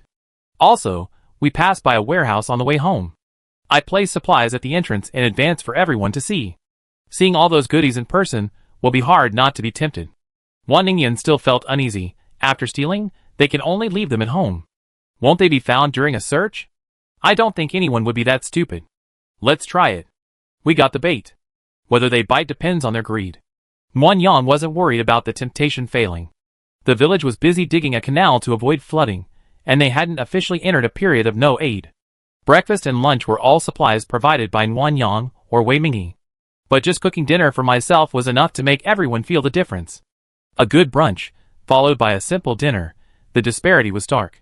Not to mention that the original villagers of Shuxiu village had stored food, vegetables, meat, eggs, and fruit. Grandma Kong distributed it fairly. How could others not be envious? Jealousy, disparity, and the foreseeable future of relative poverty can certainly distort one's mentality. Today's breakfast was particularly lively. The Commute family was warmly entertained by Mother Wan. Each person received a generous bowl of dumplings, along with the beef bun she had made earlier, along with juice and soy milk. Fearing there wouldn't be enough, Mother Wan made everyone another bowl of egg tea, adding sugar and sesame oil for a delicious aroma. She also fried some fried dough sticks and sausages. Nuan Yang was stunned by the sight. It felt like Chinese New Year. Father Wan said that if he hadn't persuaded her, Mother Wan would have even planned to make some mutton soup and steamed buns with mutton. My mom is so over the top. It's only because we have enough supplies that we can handle her fuss. Otherwise, we'd be starving tomorrow.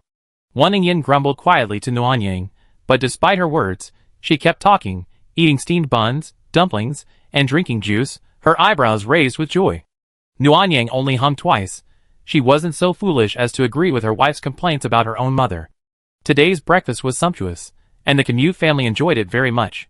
So when Nuan Yang and the others prepared to go out to join the canal excavation work, they offered to help without her even asking, except for Tana, of course. Tana was still young, so Nuan Yang let her go play with Zhou Ran's daughter. She was safe on the train, and with Zhou Ran's care, Sarang could rest assured. Zhou Ran was too frail and in poor health to participate in the canal digging work, so Xiaowen and the other 3 were to help. Nuan Yang drove them to the completed house, where they were introduced to the home and received the keys, then officially joined the work. Digging the canal was crucial to the survival of the village, and everyone was incredibly motivated. Even the children, some with runny noses from the cold, were diligently shoveling the excavated soil into bags.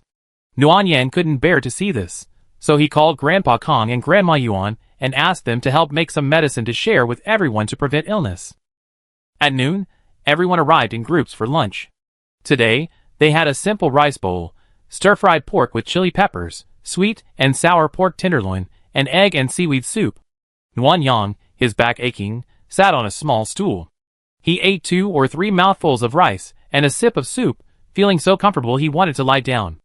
A moment later, Wan Ningyan arrived with a bowl of rice. Seeing Nuan Yang's sweaty face, she was disgusted and wiped him clean with a wet wipe before starting to eat. Your misophobia seems to be getting worse. You talk like it's a disease. Mine is just a love of cleanliness. Yes, my clean-loving wife. Come eat. Don't starve yourself. After a few sweet words, Nuan Yang saw Gu Wei sitting near the soup tub with his bowl of rice. He drank the soup in one gulp and walked over to get some more. Chapter 603. Aunt Chen, you're such a great cook. This soup is so delicious. I have another bowl. Qin Xiuya's mother was delighted to hear this, her eyes widening with smiles. She spooned a large bowl for Nuan Yang, nearly overflowing. Nuan Yang quickly took a sip. It's indeed delicious, Aunt Chen. Tomorrow is New Year's Eve, and we're planning a village dinner tonight. Could you please be the head chef? Of course, anyone with the time and ability will help you. As soon as these words were spoken, not only Aunt Chin, but also several of her sisters stood up and came over. Dinner? It's almost New Year's Day. Without calendars or cell phones these days, we don't even know what day it is. Is it already New Year's Day? Village Chief, I can help with the cooking too. We all run restaurants, so we know everything. The few people chattered for a while, and a group of people had gathered around, openly eavesdropping, including Gu Wei. This was exactly the effect Nuan Yang was aiming for. It's great that everyone's willing to help. I put the meat and vegetables in the warehouse tonight. It's close to the cafeteria and easy to get. Tomorrow, we leave work early, so I have to trouble you ladies to prepare the New Year's Eve dinner. Kuno, who had already come over, immediately caught the key information. Village Chief, there's meat. Is it free? Nuan Yang smiled, of course. It's New Year's Day, and I'm not so stingy as to not even spend on a meal. Besides, everyone will get New Year's goods tomorrow. We talk about the details tomorrow. Let's go, we still have work to do after dinner. After the necessary publicity was completed, Nuan Yang went back home. After dinner with Wan Ningyan, the two of them went to the chicken coop by the village gate, playing with the chickens while waiting for Wei Mingyi and Bai Xing to arrive. Aside from Zhou Ren, his mother, and Tana, everyone else in the village was eating and resting in the open space outside. When Wei Mingyi and Bai Xing arrived, they closed the gate to prevent eavesdroppers. Secretary Bai, have you finished the calculations? How should we order the New Year's goods? Bai Xing was incredibly serious, almost obsessively so. He wouldn't allow Nuan Yang to order New Year's goods casually. Even though he knew Nuan Yang had more supplies, he still had to factor in the village's economic situation. He said he was worried that Nuan Yang's excessive spending would exacerbate the villagers' anticipation for the holidays, leading to a backlash. He also worried that everyone would become self-reliant in the future, and that a huge disparity would easily demoralize the villagers and disrupt the village's path to normalcy. At this moment, Bai Xing pulled out a notebook, flipped open it, and began calculating arrangements. You can order whatever you want for the New Year's Eve dinner. It can be as sumptuous as you like. I have no objection, but the standard for New Year's gifts shouldn't be too high. I calculated all the village's supplies and the projected annual output, and I think the New Year's gifts should include a 5-gene vegetable gift pack per person, plus 2 gene of meat, 2 eggs, and 2 cans of fruit. Isn't that a bit too little? I remember those companies and large factories used to give out rice, oil, bacon, and other things during the new year. Wan Ningyan finished speaking, and Bai Xing closed the notebook, looking at her solemnly, as if she were an idiot. Miss Wan, no matter how much supplies you have, they're yours.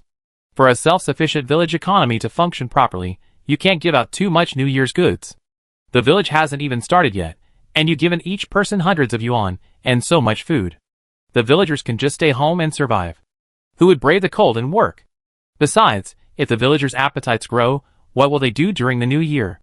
Are the supplies in your dimension endless? Even if they are, how can you feed so many people? You don't owe them money. This was the first time Bai Xing had spoken so many words in rebuttal. Even his words were stinging. However, Bai Xing's intentions were good, and both Nuan Yang and Wan Ningyan could hear it, so Wan Ningyan didn't get angry. Instead, she took Bai Xing's arm and apologized. I was wrong, Secretary Bai, please don't get angry. It'd make you develop nodules. Bai Xing silently withdrew his arm. I'm not angry. I just hope you won't be taken advantage of. Let's settle it. Wan Yang immediately made the decision.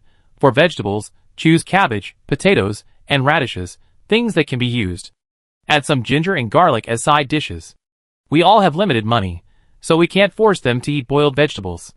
Wei Mingyi, who had been silent until then, seconded the suggestion. Okay, those side dishes can't be eaten as a meal, and buying them is really too expensive. Secretary Bai, what do you think? After the two took turns persuading Bai Xing, he gave up, but set a weight limit, no more than 2 gene. Then I'd like to trouble Secretary Bai to join us in a performance tonight. Nuan Yang pointed to the warehouse entrance. We pack the supplies there so passers-by can clearly see the supplies. I also bring out the mutant pigs, and that'd definitely be enough to attract attention. Wei Mingyi suddenly smirked. Since we're going fishing, why not just slaughter the New Year pig right outside the warehouse? The pig's howling will be recognizable from a distance. Nuan Yang's eyes lit up. Captain Wei is truly amazing. Wow! I haven't even seen the New Year pig slaughtering yet. I want to join in tonight. Unlike Wan Ningyan, who excitedly raised her hand to participate. Bai Xing's face was pale. She looked at Wan Yang and the others, pursed her lips, and said nothing. By the way, there's one more thing. Wei Mingyi pointed at the tiger scurrying around in the river. Find an excuse to store Lucky in your space. With tigers roaming the village, even the most thieving people won't dare. Wei Mingyi's reminder almost made Wan Yang forget about Lucky, the intimidating creature. The tiger he raised from childhood was indeed a family friend and good-natured, but it was a mutant tiger after all, the size of a mountain. Who wouldn't be intimidated by seeing one in the middle of the night? So, after returning from the meeting, Wan Yang deliberately called Zhao Rou, Mu Yi, Lin Sun, and Father Wan, saying they were going to slaughter the New Year pig that evening and asked them to help. Since the announcement was public, the villagers would be curious and gather nearby to listen. Wan Yang also mentioned that Lucky would be locked up for the next 2 days to prevent him from stealing meat and delaying the New Year's Eve dinner. The news spread, and everyone worked even harder, especially knowing they wouldn't have to work those 2 nights. They were all excited to watch the slaughter of the New Year pig and the New Year's Eve dinner tomorrow night. The excavation progress on the right channel was generally faster than on the left. Everyone had gotten used to the work and had figured it out, and with the added bonus of the pay and the New Year's Eve dinner, they expected it to be completed in 2 days. If it weren't for her speed, Wan Yang wouldn't have dared give everyone a day off. She rubbed her aching waist and began searching the space for a fat pig. With a population of over 100, the village needed a large mutant pig. Half would be used for the meat for New Year's goods, and the other half for the New Year's Eve dinner, otherwise there wouldn't be enough to eat. Sister Wan Yang, when are you slaughtering the New Year pig? We help you remove the hair. The hair will come off the newly slaughtered pig if you scald it in boiling water. The longer you wait, the harder it will be. Of course, you name a time, and we help boil the water. Sisters Lu and Ning had handed in their tools, and gathered to help Wan Yang. Wan Yang was naturally happy to do it. After all, she had no idea how to handle such things. In half an hour, by the riverbank in front of the warehouse. Thank you for your help, sisters. No, it's just a small favor. That's right, that's really awkward. The women were arguing back and forth, making Wan Yang feel awkward. If Grandma Kong hadn't come to the rescue, Wan Yang's face would have been red.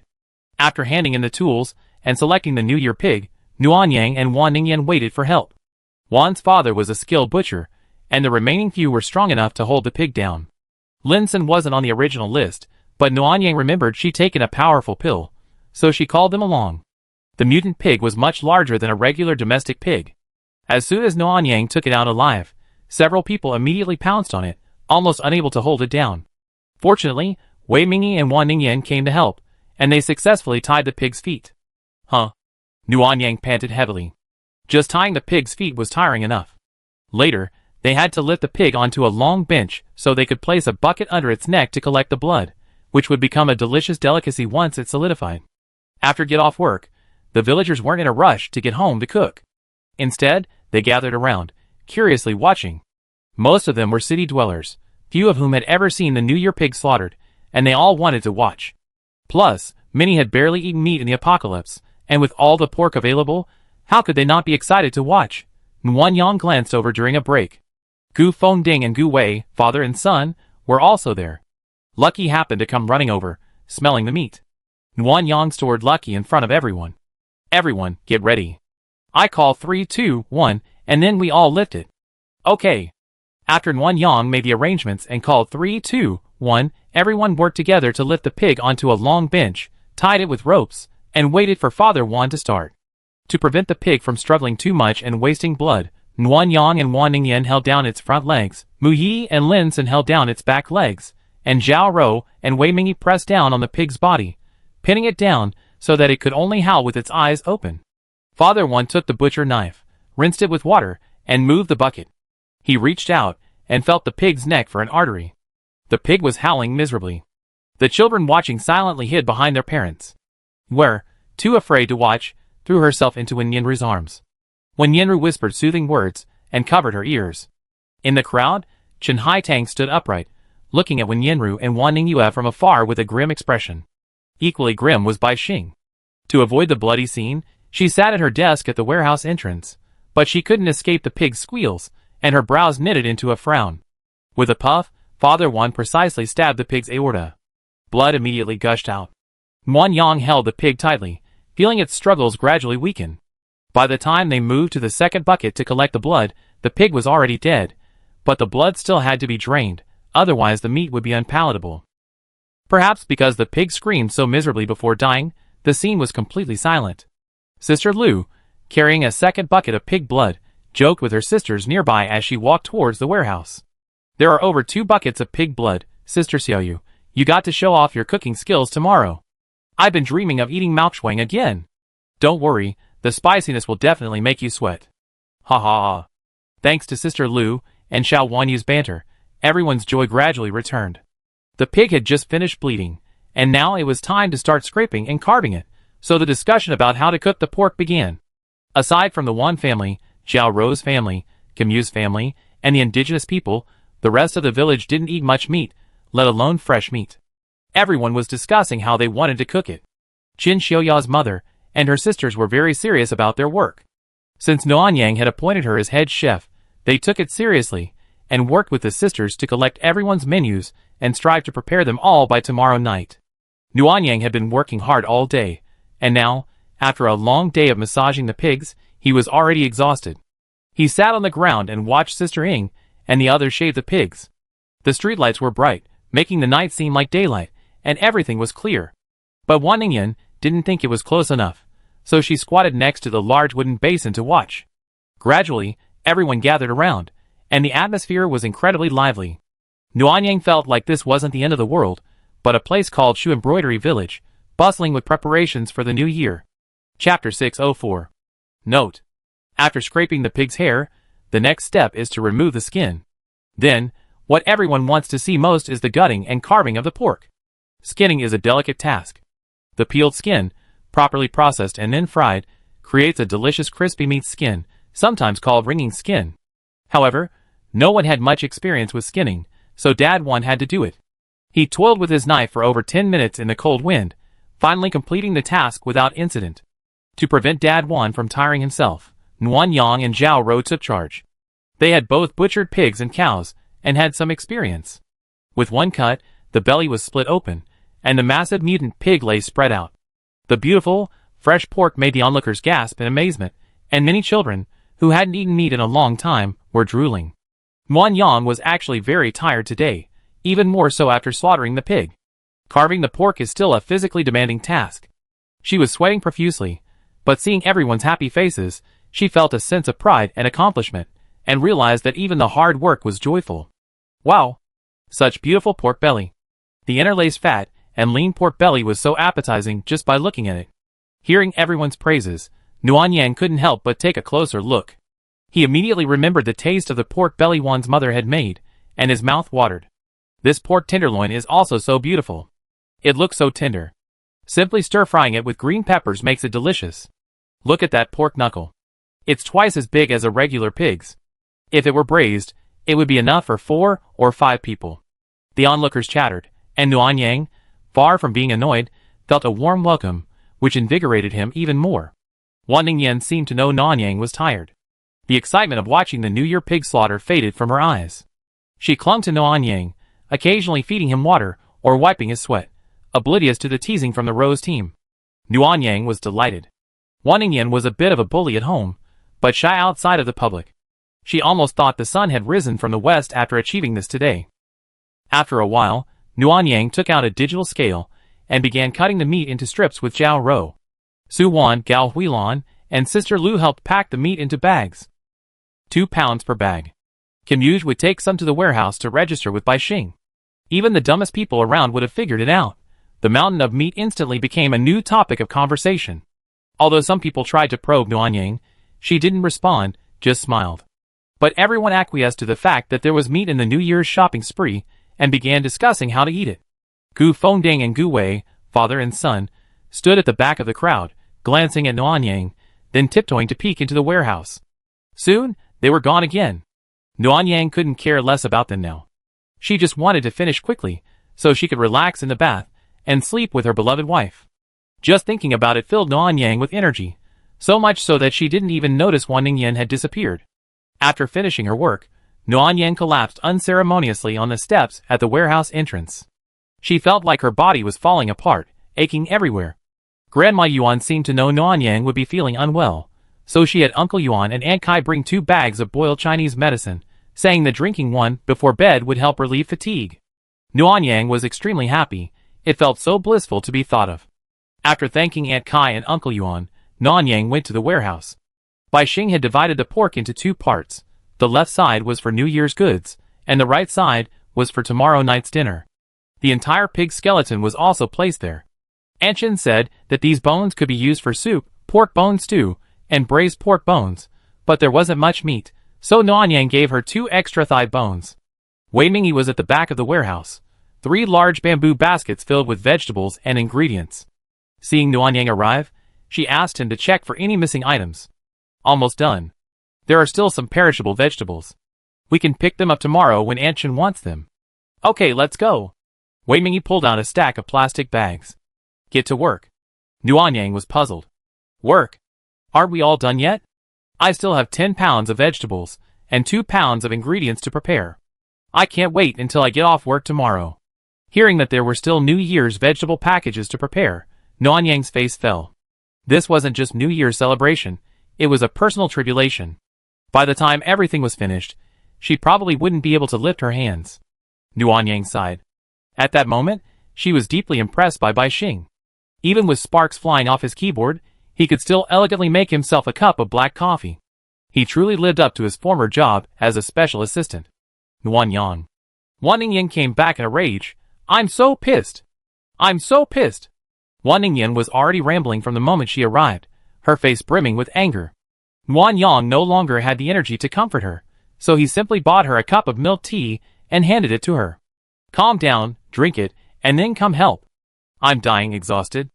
Wan Ningyan took the milk tea, looked at Nuanyang and Wei Mingyi working on the machinery, and then turned and left. A moment later, when Yenru and Kim Yuge arrived to help. Kim Yuge arrived, and naturally, Narain, Saren, and Tana also arrived. Tana was handed over to Wan Ningyue, and the 2 elders also came to help, which made Nuanyang very embarrassed. Ningyan, why are you asking guests to work? This is so inappropriate. Wan Ningyan looked at Nuanyang strangely. You already asked them to help dig the canal, so why not just make some food? Nuanyang was speechless. That seemed to be the situation, so he fell silent and focused on weighing the vegetables, while the others helped pack them up. Mother Wan and Father Wan had to go back to prepare dinner, so they left early. The nearby villagers, who had been watching, gradually dispersed, returning home to cook. Only a few lingered near the river, waiting to buy food from the canteen. By the time they were done, Nuanyang was exhausted, hungry, and drenched in sweat. He didn't want to walk at all, so he drove the group home. Mom, when is dinner? In half an hour. Mother Wan came out with a plate. You guys go take a bath first. Here, a pie each to fill your stomachs. We have a big meal later. Wan Ningyan took the 2 pie pancakes and helped Nuanyang into the house. Hold on a little longer. I run the water. You have a nice bath later, and you feel good. Okay. As Nuanyang spoke, a pie was stuffed into his mouth. It was filled with beef, scallions, and sesame seeds. It was particularly appealing to a hungry person, and he devoured it in 2 or 3 bites. Mimi, let's take a bath. Finally, Nuanyang plucked himself up, undressed, and, sinking into the tub surrounded by the hot water, he couldn't help but sigh in pleasure. But before he could rest for long, Wan Ningyan's mumbling filled his ears. I've been holding it in for so long. I can finally say it. Mimi, you know what? Gu Fengding went to see Guyu's mom again today, saying they want to celebrate New Year's together. Guyu's mom is such a jerk. She actually agreed just because it's a holiday. How foolish of her. Nuanyang slowly opened his eyes. They're relatives. We're still connected, so celebrating New Year's together is normal, right? How normal? Wan Ningyan frowned angrily. It's Lao Deng's family going to Guyu's house for the holiday. Think about it, it's New Year's Day off, so Guyu's mom has to cook something delicious. If Lao Deng and his family go too, they're really taking advantage.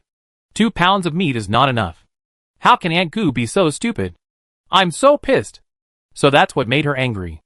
As an orphan, Nuanyang rarely had the chance to visit relatives and friends and experience all the intrigue. Now, after listening to Wan Ningyan's analysis, she realized that Gu Fengding and his son were indeed dishonest. If they're shameless, just bring some vegetables. The Guyu family will be in big trouble. Nuanyang nodded. Given their shamelessness, they probably won't bring anything but their mouths. Angry. How could someone be so evil? Okay, don't get yourself sick with anger. Nuan Yang quickly hugged the irritable man to calm him down. She was much calmer than Wan Ningyan on this matter. The evilness of Gu Fengding and his son wasn't the least of their evil. In the apocalypse, there are countless others 1,000 times worse. Chapter 605. Tomorrow's New Year's Eve, so let's keep it simple tonight. Shiuga, translate this to your family, so they don't mind. Auntie will definitely prepare a sumptuous meal for you all during the new year. Mother once said this as she served Kimuj a bowl of chicken soup. Kimuj felt embarrassed, and immediately had her family translate. Then Narain and Sarang communicated with Mother Wan in their broken Chinese. The voices weren't harmonious, but the scene was quite friendly. Mother Wan and Father Wan taught them Chinese, when Yenru introduced the dishes to Kimuj, and the adorable Tana acted cute in the middle, creating a lively atmosphere. Nuanyang and Wan Ningyan wanted to show their hospitality, but they couldn't get a word in, so they ate first. Nuanyang was secretly complaining that Mother Wan was too modest. She had prepared 4 meat dishes, 4 vegetable dishes, 2 soups, 4 cold dishes, and a fruit salad. Isn't that a sumptuous feast? Nuanyang couldn't imagine how extravagant the New Year's dishes would be. She was probably going to drop her jaw. After a joyful meal, Nuanyang and Wan Ningyan helped clear the dishes. Wan Ningfeng washed the dishes, Wan's father washed the pot, Wan Ningyu wiped the table, and Wan's mother fed Xiaofan the leftovers. Ever since learning that Xiaofan wanted to try everything, and even chewed on hard food, Wan's mother's perception of Xiaofan gradually shifted, turning her ferocious mutant into a food waste disposer. But Xiaofan was still happy to eat, nodding her head every time, and even using flower buds to coax more food from Wan's mother. Do you think my mother has a talent for animal husbandry? Wan Ningyan quietly nudged Nuanyang's arm. Look, Xiaofan is like a lapdog in front of me.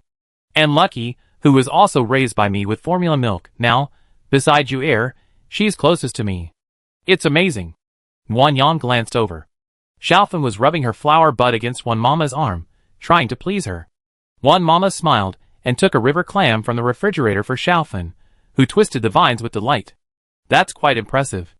I think the little Sidit will also be fattened up by Mom. Yeah, I haven't fed the cats yet today. Wan Ningyan checked the time. Will you feed them later? Or do you want to rest first? Let's go together. A walk will help you digest your food and sleep better. After taking the dishes to the kitchen, Nuanyang and Wan Ningyan walked hand in hand towards the cat's nest. The temperature was rising, and the cement road became wet. The snow and water melted into a dirty gray color under their feet. The two of them held each other tightly to prevent falling, and slowly walked past the neat rows of houses along the road. Lights shone through the windows, and the sound of voices could be heard from some of them. Occasionally, they would pass by villagers taking out garbage. Mimi, what should we do with all that trash? I just remembered to put it in the trash can, but I hadn't thought about how to deal with it. Let's ask Bai Xing tomorrow. She has a lot of experience. I notice you've gotten lazy. You're pushing a lot of things onto Secretary Bai, and you're not afraid of tiring her out. Nuanyang couldn't help but laugh. Listen, my wife. Starting tomorrow, I handle more village affairs. Don't complain that I don't spend enough time with you. No! You have to spend more time with me. Wan Ningyan said this, then saw Nuanyang smile, and immediately reacted. She gently hit Nuanyang on the shoulder. You bastard. You're always trying to make me laugh. Wife, you change your expression faster than turning the pages of a book. You're still talking. The stroll turned into a playful chase. Nuanyang, fearing a fall, ran slower than Wan Ningyan, and was eventually caught and hit on the shoulder. Are you going to murder your own wife? You're so cruel. Nonsense. I'm holding back. If you slander me again, I really beat you up. Nuanyang gave a sly smile. Oh? Sister, you really have the heart to hit me? As soon as Nuanyang called her sister, Wan Ningyan's raised fist silently dropped. She simply glared at Nuanyang with disdain, a faint smile curling her lips. Nuanyang had already figured out Wan Ningyan's temper, and to manage her, she simply called her sister and acted coquettishly. However, Nuanyang rarely resorted to coquettishness. As a serious person, he found it difficult to accept her own soft and adorable behavior. When they arrived at the cat's nest, the mother cat was lying there, her 2 cubs tangling in the snow, imitating hunting movements. Seeing Nuanyang and Wan Ningyan approach, the cubs immediately stopped playing and, like a duet, ran towards them, meowing and croaking. They're eating every meal now, so why are they acting like starving ghosts? Nuanyang pondered. They'd been hungry for too long. When the cubs were born, their mother probably didn't have much milk to feed them. They've been starving since childhood. It's natural for them to be happy and excited now that they're finally eating. So, they must have been born before polar night. They're cold and hungry, so pitiful.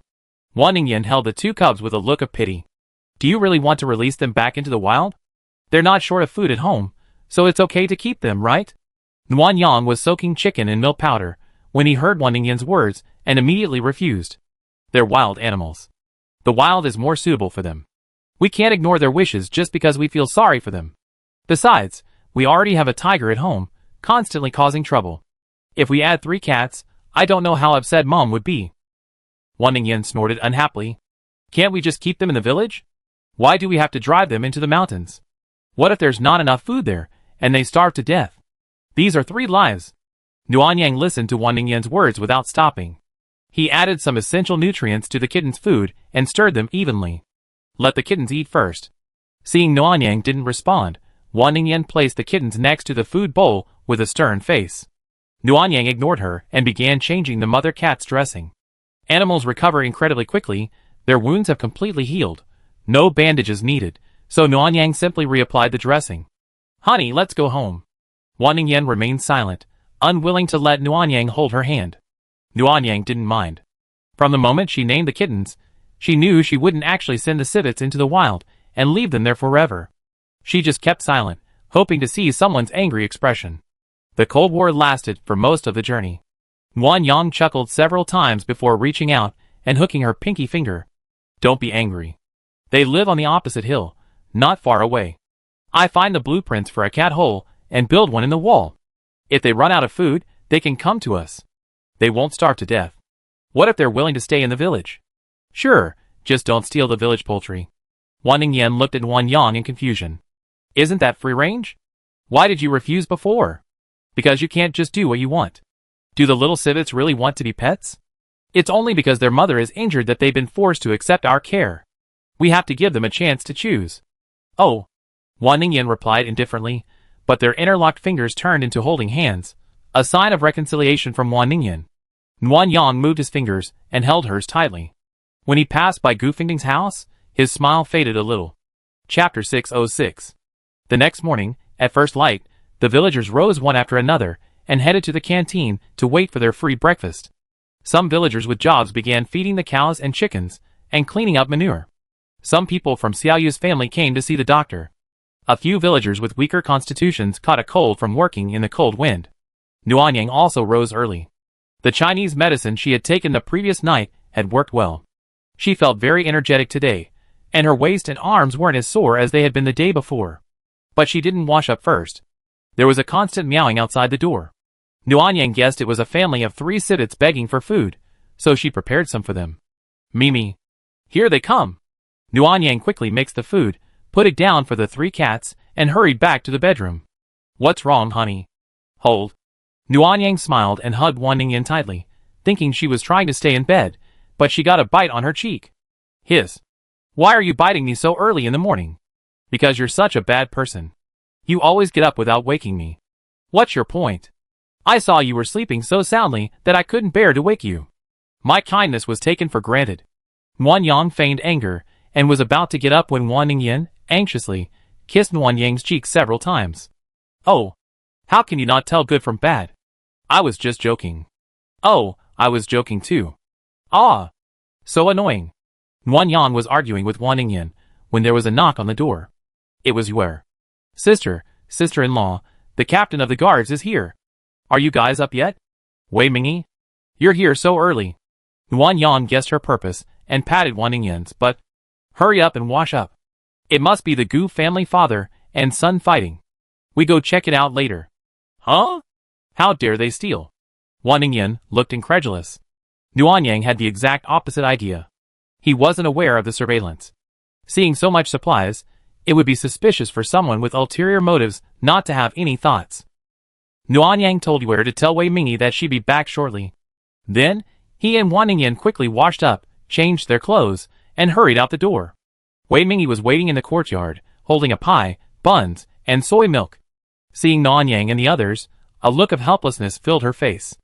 I told Auntie I already had breakfast, but she still stuffed me with so much food. You two probably didn't have breakfast, right? Why don't you eat it? No, my mom's got a temper. If she saw me eat breakfast, she'd chase me and beat me up. Captain, you should eat it yourself. Or save it for tomorrow.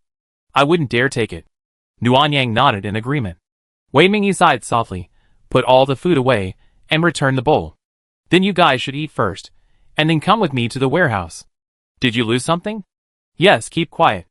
Wei Mingyi gestured for silence. I tell you on the way. Nuan Yang wanted to sit down for breakfast today. Wan's mother had made spicy hot soup, something she hadn't had in a while. But Wan Ningyan, anxious to find out what was going on, grabbed a few buns and dragged Nuan Yang out.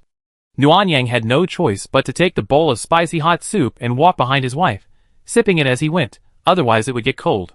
After leaving the house, Wan Ningyan couldn't wait to ask Wei Mingyi what was going on.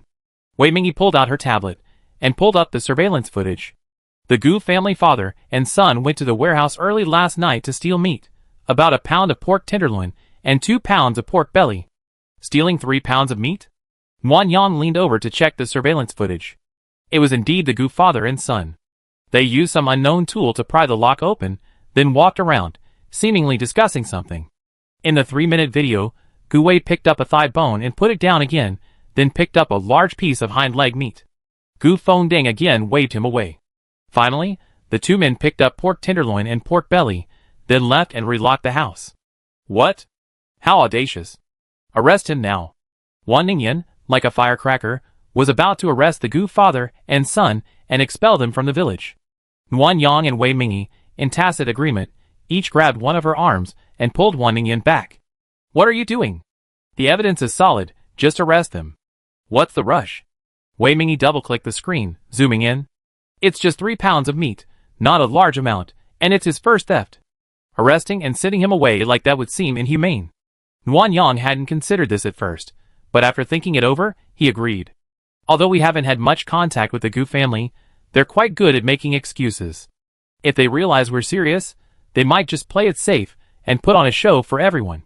In the eyes of the villagers, sending someone away for stealing 3 pounds of meat doesn't stand a chance. Yes, some people will definitely think we're too cold-blooded. Malicious accusations against us aren't a big deal, but if the villagers aren't united, they could easily backstab us if something really difficult happens. I don't want to leave such a hidden danger because of them. So what should we do? Just leave it alone? Well, let's hold off for now, Wei Mingyi added. Also, I've been trying to get rid of Guyu before. She's wanted to drive him out before, but her mother is soft-hearted, and he hasn't done anything unethical, so she's never succeeded. Aunt Gu, however, still knew right from wrong. If the situation with the Gu family father and son was serious, she wouldn't help. Serious? How serious could it be? Wan Ningyan sighed wistfully. If they couldn't even immediately chase them away for stealing supplies, would they commit murder or arson? I'm afraid they wouldn't have the guts to do that. Nuan Yang couldn't think of anything serious. While the Gu family father and son were opportunistic and had bad character, they certainly wouldn't have done anything excessive, otherwise they wouldn't have stayed with the Guyu family for so long. As for stealing, 3 times is the limit. If they committed petty theft 3 times in total, they should be chased away. Wei Mingyi, upon hearing Nuan Yang's thoughts, gave a wicked smile. Why are you two acting so prudish? There's a saying that goes, it's better to take the initiative than to wait for death. Wan Ningyan also smiled wickedly. Captain, you come up with a plan, haven't you? Tell us about it. We be at the warehouse soon. Let's talk about it there. Wei Mingyi deliberately kept quiet, making Nuan Yang and Wan Ningyan anxious. When they arrived at the warehouse, they found Bai Xing, looking extremely glum. Secretary Bai, what's wrong with you? You don't look well. The warehouse was robbed. 3.6 gene, approximately 1.4 gene of pork, 1.4 gene, approximately 1.5 gene of radish, and 2 mutant eggs were missing. Nuan Yang was surprised. She had only noticed the pork being stolen when she checked the surveillance footage, but it turned out the vegetables and eggs were also stolen. But how could Bai Xing be so accurate to the number of 2? Had he come in early in the morning to count all the supplies? Yes, we know about that, Wan Ningyan said, leaning against the table to comfort Bai Xing. It's just a few gene of supplies. Don't be upset. You can't catch a wolf without sacrificing a child. Bai Xing looked at Wan Ningyan coldly. Of course you don't care. You're not the ones doing the accounting anyway. Accounting? Well, I really can't help you with that. Secretary Bai, Thank you for your time. Bai Xing didn't respond, turning to Nuan Yang and Wei Mingyi, village chief and guard captain. How many more wolf traps are you going to do? I won't approve of any more than that, unless you do the accounting. Ahem. Nuan Yang looked away embarrassedly, thankful Bai Xing didn't know about her previous plans. Otherwise, if she stole a few more times, Bai Xing would probably go on strike. As for accounting, Nuan Yang definitely wouldn't understand it. She didn't even understand finance, so how could she possibly learn it? Once. Secretary Bai, another time, and I guarantee that the Gu family father and son will be expelled, and the villagers will all agree. Captain Guard, I won't accept empty promises. Please come up with a practical plan. Wei Mingyi temporarily closed the warehouse door, then led everyone to the center, and pointed to the nearby shelves. The shelves here are very sturdy, so hiding alone is no problem. Wei Mingyi looked at Wan Ningyan and said, hide up there tonight. When the Gu family arrives you. Nuan Yang's mouth dropped open after hearing Wei Mingyi's plan. Wei Mingyi was so treacherous. I didn't want to resort to such a ruthless trick. It's just that the Gu family is so timid that they only dared to steal so little. It's not my fault. Wei Mingyi spoke with an innocent yet serious expression, but Nuan Yang knew he was a complete traitor. Chapter 607. On the morning of New Year's Eve, all the villagers went to work early. They finished work at 4 p.m. today, then distributed New Year's goods and prepared the New Year's Eve dinner. Tomorrow, they rest on New Year's morning and resume work at 1 p.m., so everyone was excited. I never thought I'd live to see the new year. Yeah, when I was fleeing, I thought I'd die along the way. I didn't expect. It's New Year's Eve. Don't say anything unlucky. That's right, better days are ahead for us. On the way to the river, everyone gathered in groups of 2 or 3, chatting.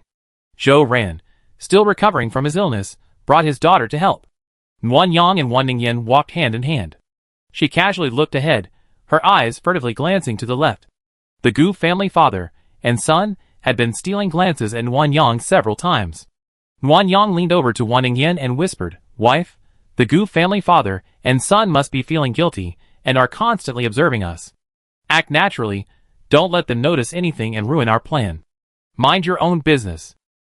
Wan Ningyan rolled her eyes speechlessly. You actually questioned my acting skills? When I won the award, you hadn't even made your debut yet.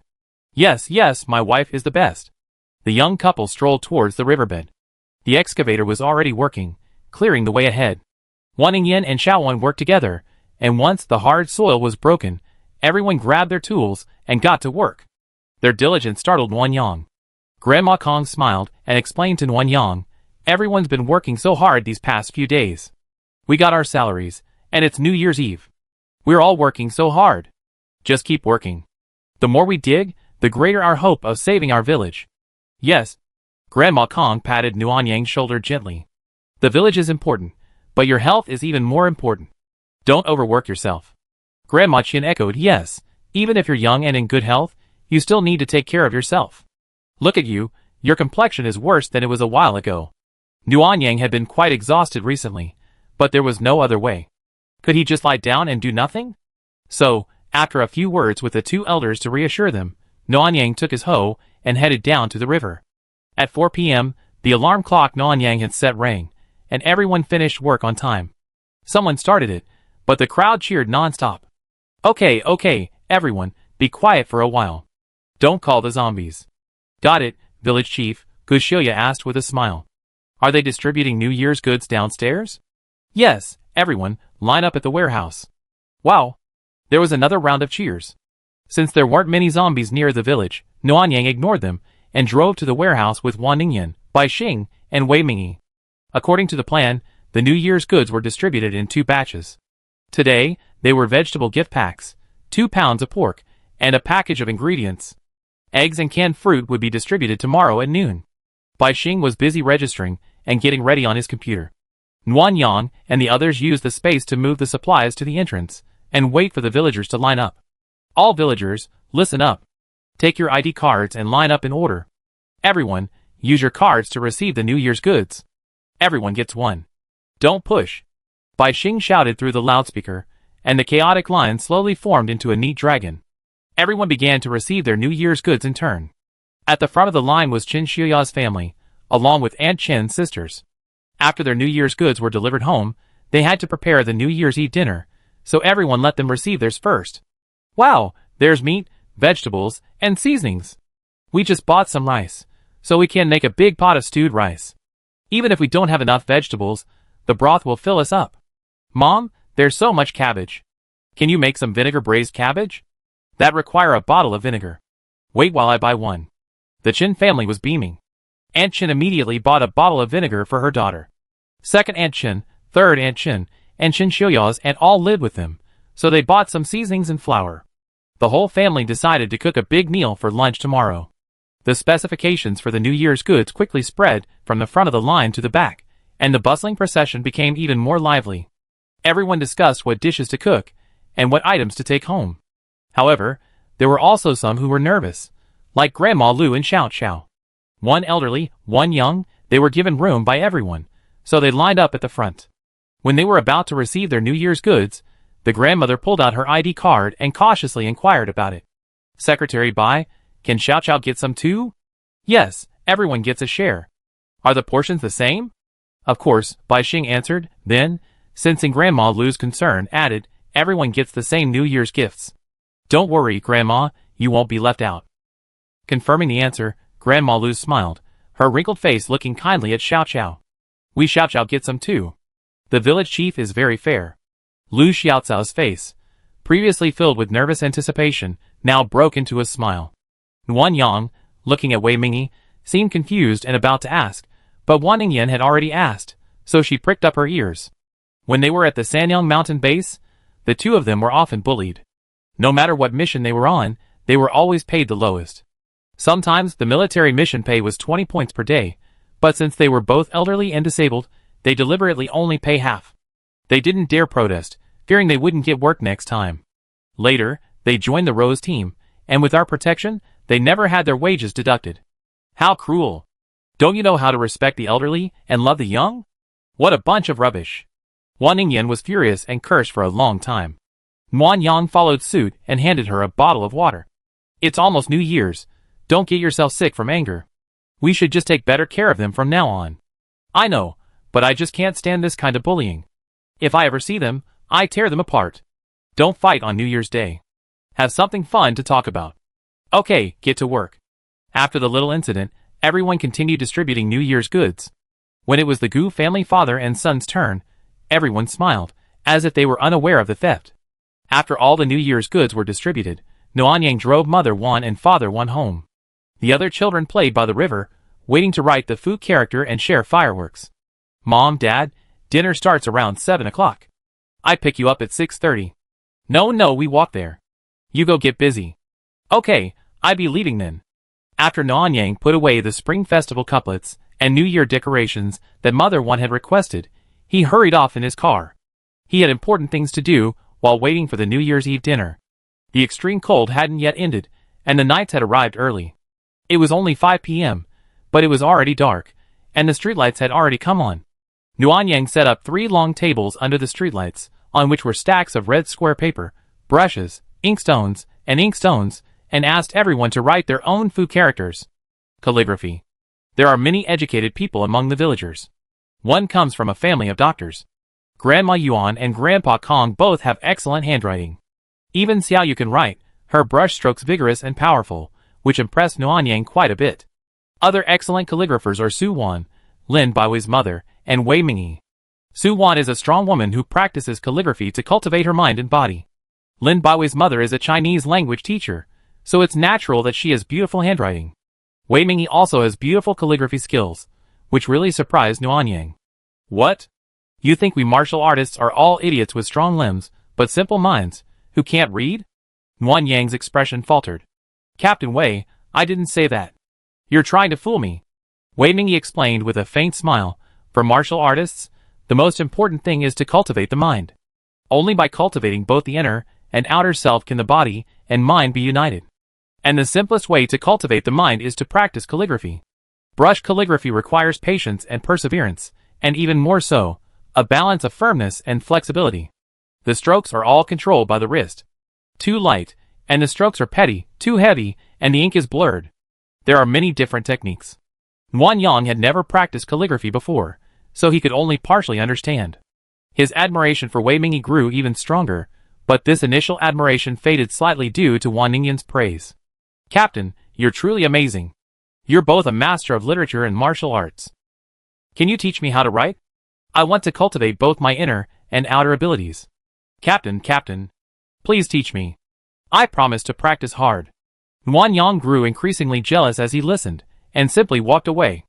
Out of sight, out of mind. Chapter 608. Writing the character Fu, meaning Fu, is a task parents take seriously.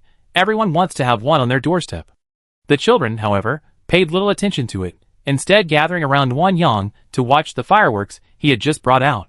For fear of attracting distant zombies, the fireworks were all handheld, so they were only meant for fun.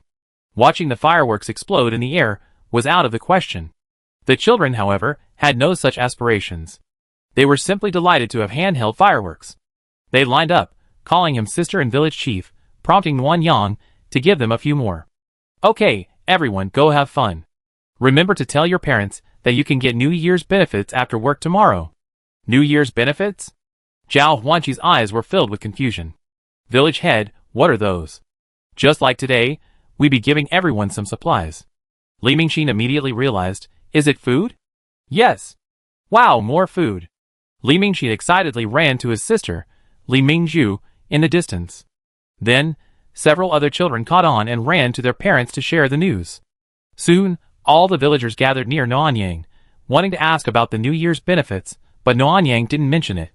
Instead, he distributed fireworks to everyone and only explained after everyone was almost there. Everyone, tomorrow is Spring Festival, our first New Year since the apocalypse. To celebrate, everyone can come to the warehouse after get off work tomorrow to claim a New Year's benefit. This New Year's benefit is some food. I hope everyone will work hard and complete the river channel repairs before the floods arrive. Don't worry, village chief. We redouble our efforts. The first person to shout was Mu Yi, a shill arranged by Wei Mingyi and by Xing to hype up the New Year's bonus today. After Mu Yi's shout, the others echoed her, creating a harmonious atmosphere. Then Mu Yi began to play her role as a shill again. Village chief, what exactly are these New Year's bonuses? Could you please give us a little hint? That way, everyone will be more motivated to work. Don't you agree? Yes. Wan Yang pretended to be embarrassed, but then Wan Ningyan spoke up, and Wan Yang smiled. Since my wife has spoken, I let you in on a little secret. I was on a military mission a while ago, and was given some eggs. It's not much, but it's enough for everyone to give out 10. I plan to divide them all equally. If there's any leftovers, I prioritize the elderly and children. What do you think? What? Village chief, you're going to give out all your own supplies? Kino exaggeratedly shouted, Village chief, you're so kind.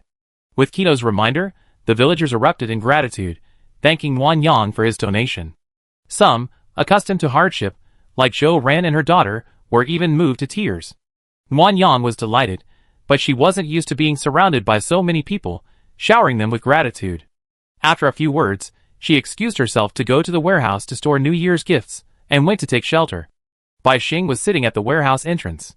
Since it was the village's main source of supplies, no one dared to go inside. Everyone gathered at the entrance, peering in and chatting. Eggs are a simple and delicious meat dish. There are more ways to cook them than meat. Children are not so interested in talking about it. Their minds are all on fireworks. Some adults went to the river with their children to play with fireworks. Gradually, more and more people arrived, and the bustling crowd slowly dispersed, gathering by the river. Bright lights flickered in the darkness. Nuanyang placed 1,300 eggs between two shelves in the warehouse, 10 eggs in each tray. The 130 trays formed a small mountain of eggs. Behind the eggs, Nuanyang took out 2 large blue boxes, padded with straw, and placed the eggs without the trays. Given the cautiousness of the Gu family father and son, they only stole boneless meat to prevent bones from becoming evidence. Naturally, they only dared to steal eggs from the boxes. After all, missing one from the tray would be extremely obvious. Then, Nuanyang took out another 10 boxes of canned fruit and placed them behind the mountain of eggs. He also took 2 open boxes, from which he had taken 4 cans, leaving the rest shuffled, making it look unkempt. After finishing everything, Nuanyang walked to the door to see Wan Ningyan waiting for him with fireworks. Now? Yes. Wan Yang smiled, but said nothing. He pulled out a small electric scooter and took Wan Ningyan to an open area nearby. The land hadn't been cultivated yet, and there were no walkways, so few villagers walked there. Let's do it this way. No one's disturbing us. Which one do you want to set off first? Wan Ningyan excitedly pulled out a fairy wand. Here, help me light it. Huh? Wan Yang was puzzled. Aren't you a fire-type esper? Why do you need me to light it? Hearing this, Wan Ningyan's face immediately darkened. How can you be so unromantic? I can sleep on my own, so why do you sleep next to me every day?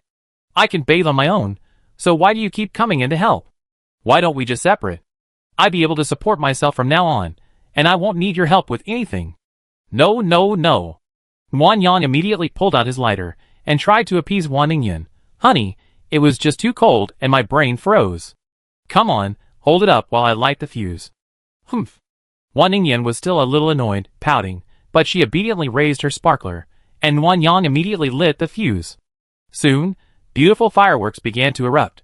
Wan Ningyan, forgetting her previous unpleasantness, waved her sparkler and asked Wan Yang to take her picture quickly. Okay. Right away. Wan Yang pulled out his phone, jogged back a few steps, then half-crouched and started taking pictures. However, Wan Ningyan was fidgeting, and the picture was blurry. Fearing being scolded, Wan Yang thought for a moment and clicked the video button. As he recorded, he moved closer to Wan Ningyan. Under her quizzical gaze, he adjusted the camera angle, put his arm around her waist, and gave her a passionate kiss. In the video, fireworks shone brightly in the darkness, illuminating the kissing faces, creating a truly atmospheric atmosphere. Wan Ningyan blushed faintly as she watched the video, her expression still full of pride. Look at you. I asked you to take photos and record videos, but you didn't listen at all. Luckily, the video turned out well, otherwise you'd be sleeping on the couch tonight. Thank you, my dear wife. You're so generous and forgiving of me. Of course, I'm a great person and don't hold a grudge against you. You're a great person. You're a great person. Wan Yang chuckled and pulled out a few more fairy wands. More fun? I have plenty here. Play. Wan Yang stayed with Wan Ningyan until the New Year's Eve dinner was almost served, then drove their electric scooter to the cafeteria. Me. I love you. Wan Yang's electric scooter was so strong she could barely hear what she was saying, so she stopped immediately and asked Wan Ningyan to repeat herself. Stop talking. Just forget about not hearing it. Honey, say it again. You don't usually say it. I want to hear it. Nonsense. I say it all the time, but you say it the least. I love you. Wan Ningyan was stunned. She hadn't expected Wan Yang to say it so suddenly. Wan Yang, assuming she was unhappy, kept saying I love you.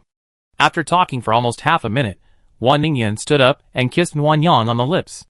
I know. So noisy. What about you? Do you love me? Yes, I love my wife the most. Wan Yang heard the answer and smiled until his eyes narrowed. He was about to say something when Wan Ningyan patted his shoulder. Hurry! The New Year's Eve dinner is about to start. Okay, hold on tight. I speed up. Time was almost up, and the two of them hurried to the cafeteria. Chapter 609. The cafeteria was bustling with activity. Wan Yang first heard voices, then the aroma of food. The overwhelming aromas nearly overwhelmed her. You're finally here. Mom's been looking for you for ages, and now I'm waiting for you. Mother Wan, pulling one person in each hand, walked inside. Little Chen's family said dinner is ready. Just wait for the village chief to give the go-ahead.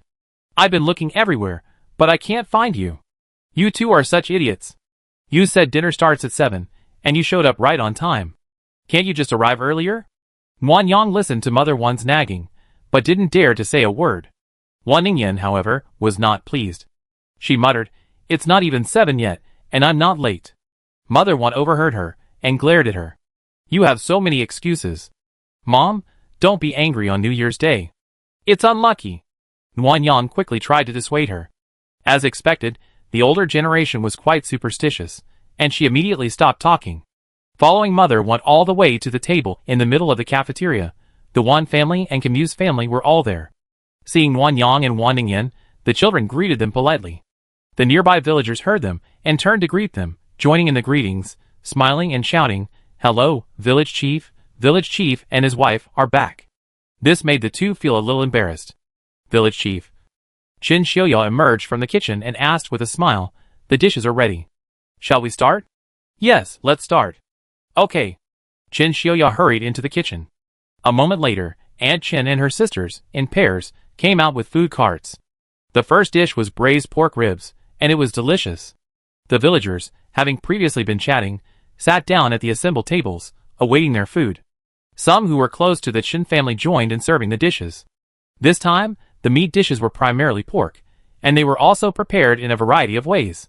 There were braised pork bones, sweet and sour pork ribs, stir-fried pork slices, winter melon meatballs, radish and meatballs, bone soup, casserole with pork skin, braised pork knuckle, pork belly.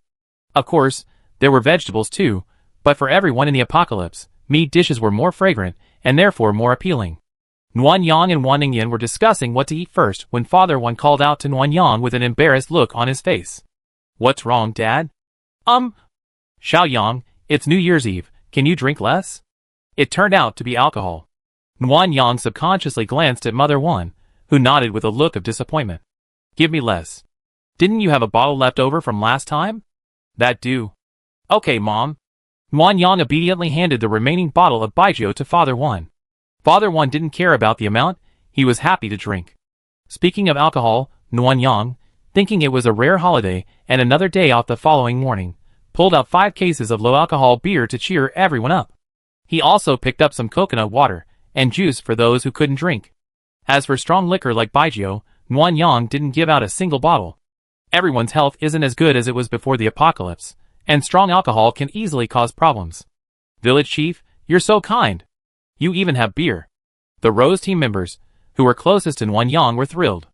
Many of them loved drinking, and the last time they drank was at the buffet. "Stop joking. Take it back and share it. If you don't drink it, I take it away. Drink, drink, drink." Of course. The group quickly carried the alcohol away and shared it with everyone. The atmosphere was lively.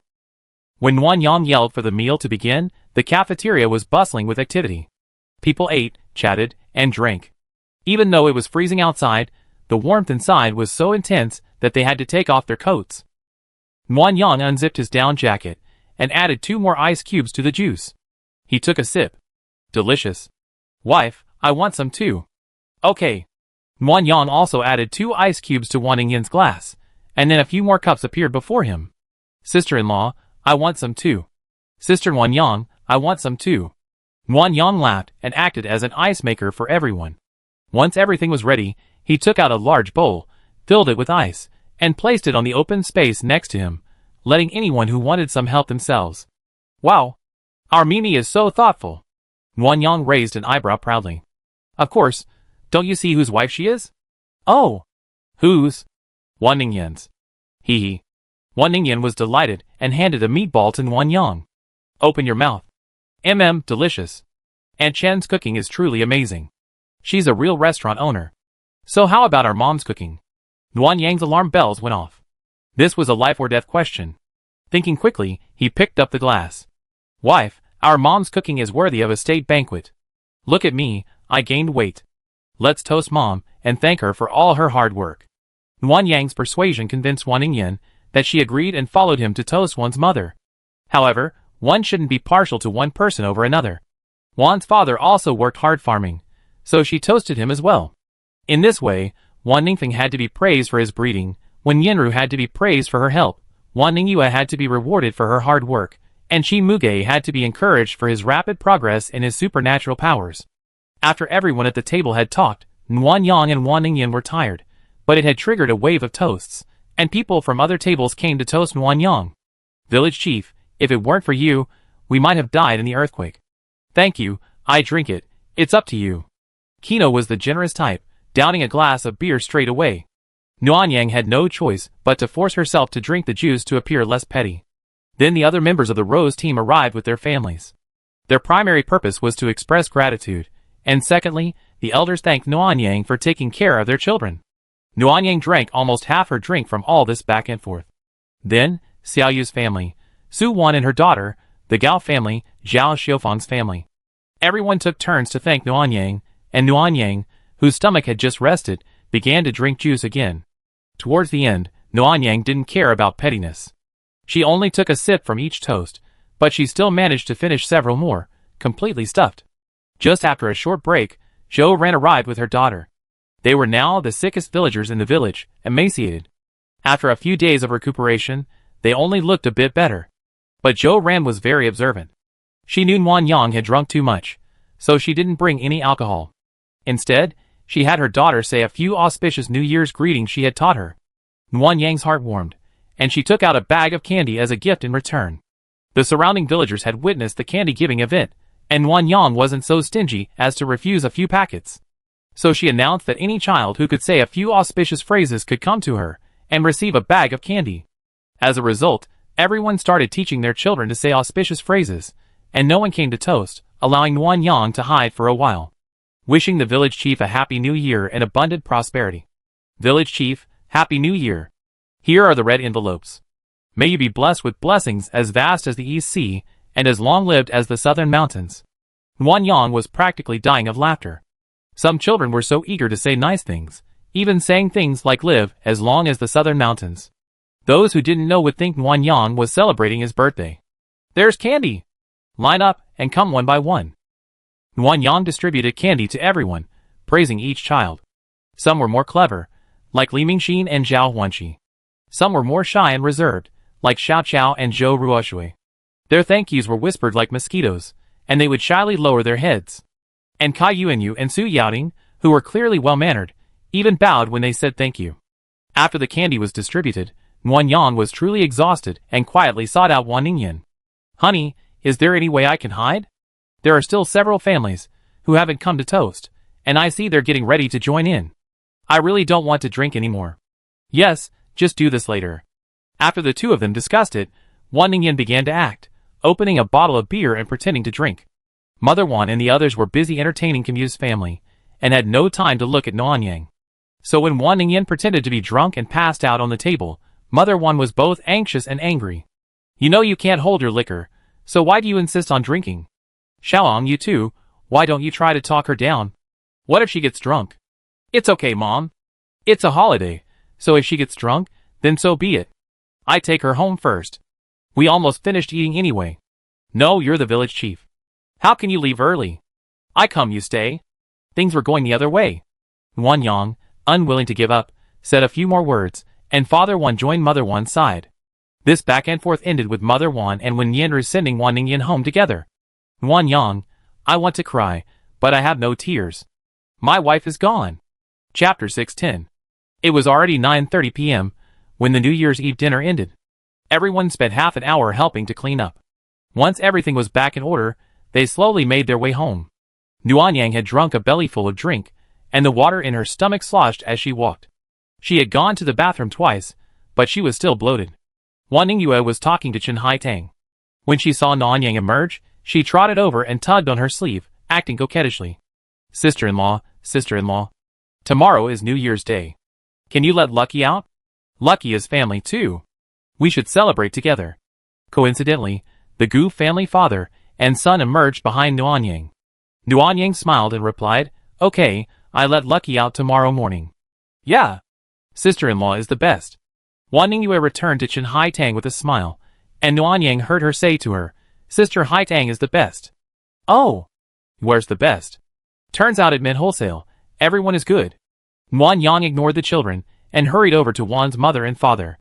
Wan's father had been drinking, and while he wasn't drunk, he was a little dazed.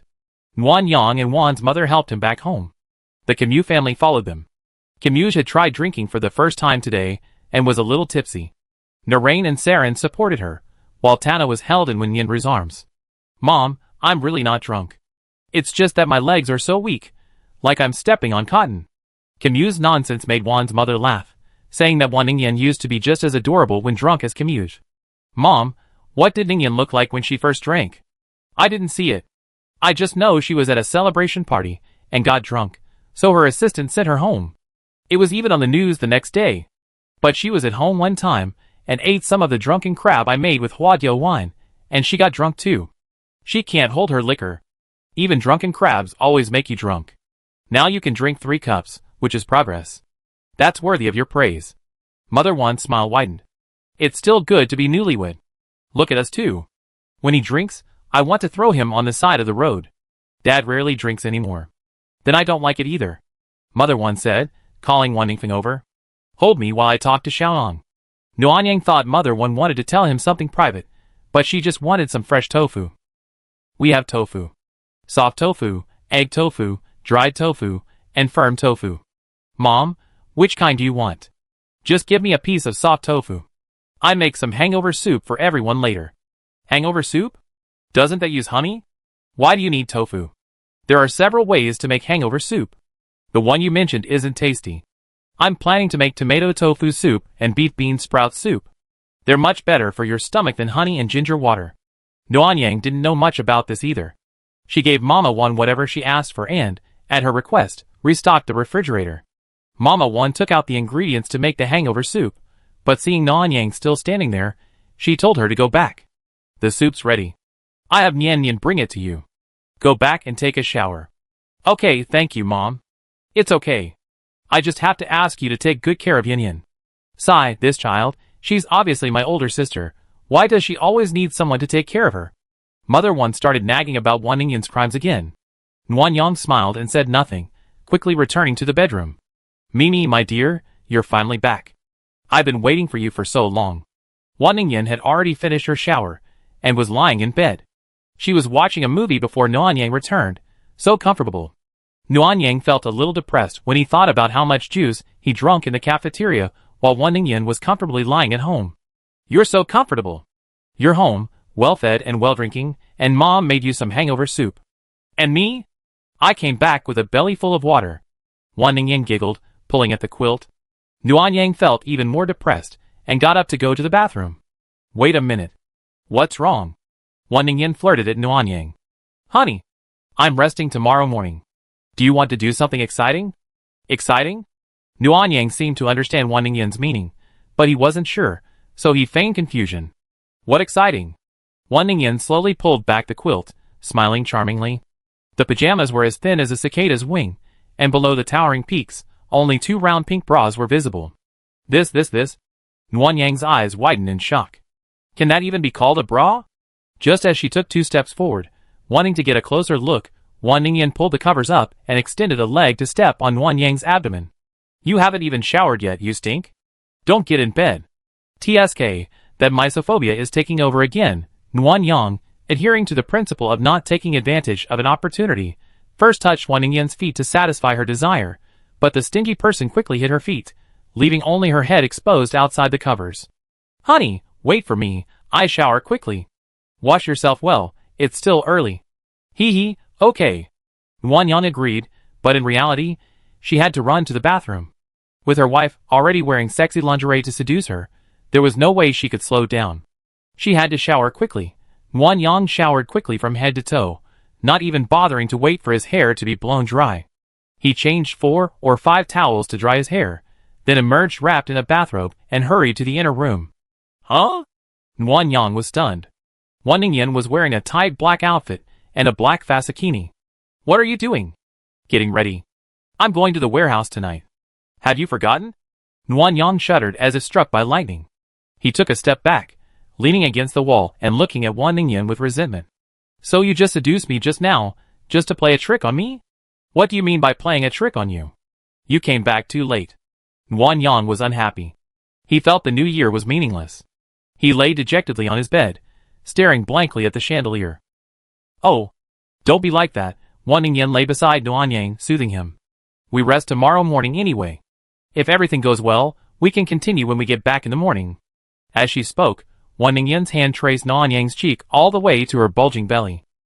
Nuanyang, aroused by the touch, turned to ask Wan Ningyan, but seeing the fascikini with only 3 holes, which exuded a strange sense of amusement, he silently turned his head back. Are you still wearing the same outfit when you come back? Wan Ningyan's soft laugh filled his ears, and a wave of heat washed over his earlobes. Her charming wear instantly brightened Nuanyang's mood. Then I accompany you. The SUV is invisible, so I can help digest the food. Okay. The two changed and left. Before leaving, they said goodbye to Wan's mother, and drove the invisible SUV all the way to the warehouse. The villagers were still awake, and several houses had lights on. However, the warehouse was separated from them by a river, making it difficult to see clearly. The two of them exited the car and walked directly to the door. Nuanyang unlocked the door with his key. After entering, he tried to help Wan Ningyan climb the scaffolding, but she simply controlled her shoes and flew up on her own. That's quite convenient. Wan Ningyan, completely oblivious to Nguyen Yang's disappointment, smiled smugly from her perch on the scaffolding. Of course. My object control abilities are super strong now. One more level, and I'd be able to fly on my own. Well, good luck, Nguyen Yang said, turning off the flashlight. In the darkness, Wan Ningyan, also dressed in black, wore a black mask and sunglasses, blending perfectly into the night. If it weren't for her tactical goggles, Nguyen Yang wouldn't have been able to see her at all. It's working great. I'd be leaving now. I meet you outside. Yes, bye, honey. Yes, bye. Nguyen Yang locked the warehouse door again and backed the SUV a dozen meters. He then turned off the engine and sat in the car, watching the video while waiting for the Gu family father and son to appear. Chapter 611. On New Year's Eve, Country Z has a tradition of staying up all night. Although it's the end of the world, many lights in residential areas remain on, not going out one by one until the early hours of the morning. Nguyen Yang was already watching her third movie, feeling bored. She yawned a few times, and finally, the two thieves arrived. With the super energy station, electricity was free, so the streetlights stayed on. When the Gu father and son arrived, Nguyen Yang could see them clearly without a tactical scope. They were quite cunning. After crossing the bridge, they walked along the muddy ground beside the road. There were no streetlights there yet, allowing them to hide in the shadows. Wife, the Gu father and son are here. Get ready. Nguyen Yang sent a message to Wan Ningyan, worried she'd fall asleep waiting. Luckily, she replied with an okay, and Nguyen Yang was completely relieved.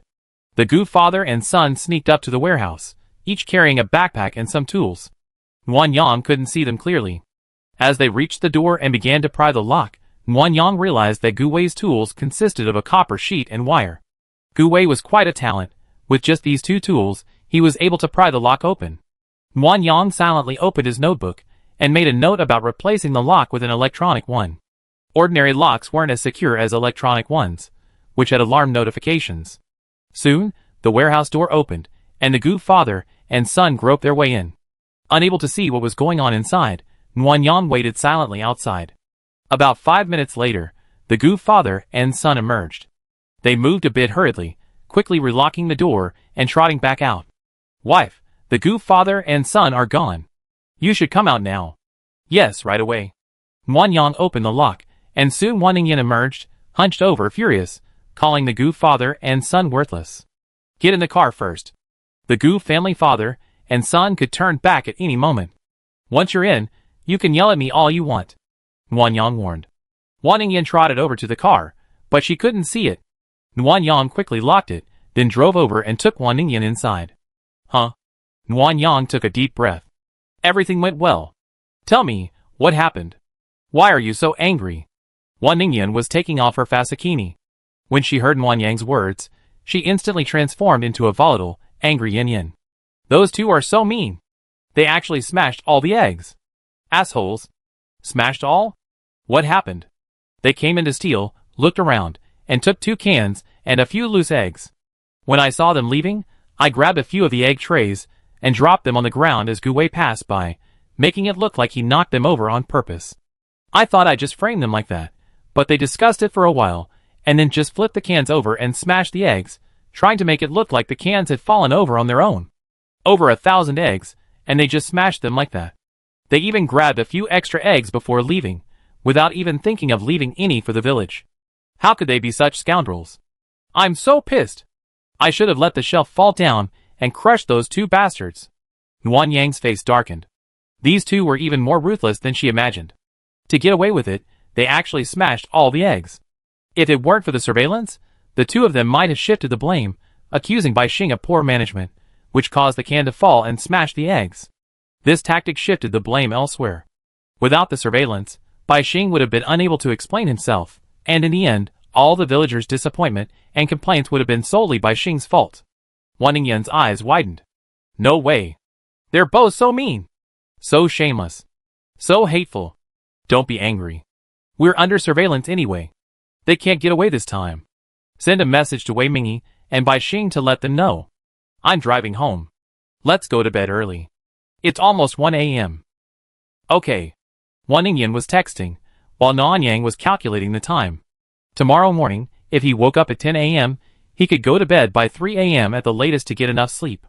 He also needed a half-hour shower, otherwise Wan Ningyan, a germaphobe, would be furious. So Nuan Yang didn't have much time left, only an hour and a half. Me, I sent it all. Humph. Tomorrow I'm going to chase them away. Send them to the zombie swarm, then build a cage and lock them in so they can't escape or die. Nuan Yang responded, unconcerned. Wan Ningyan would handle it however she wanted, and she supported her wholeheartedly. But she didn't want those two bastards to ruin her wonderful night. You're being so perfunctory. Are you sleepy? Wan Ningyan muttered to herself, of course I am. I've been working until the early hours of the morning. When you're sleepy, you tend to be dull. I understand. I used to dread staying up late on set. First, I was so sleepy that I had to drink coffee to stay awake, otherwise my eyes would look dull in the film. Second, I get acne easily. I'm the leading actress, how can I let acne ruin my beauty? So after work, I can't sleep. I have to get a beauty treatment. Amidst Wan Ningyan's mumbling, the two returned home. The courtyard gate was unlocked, specially left for them.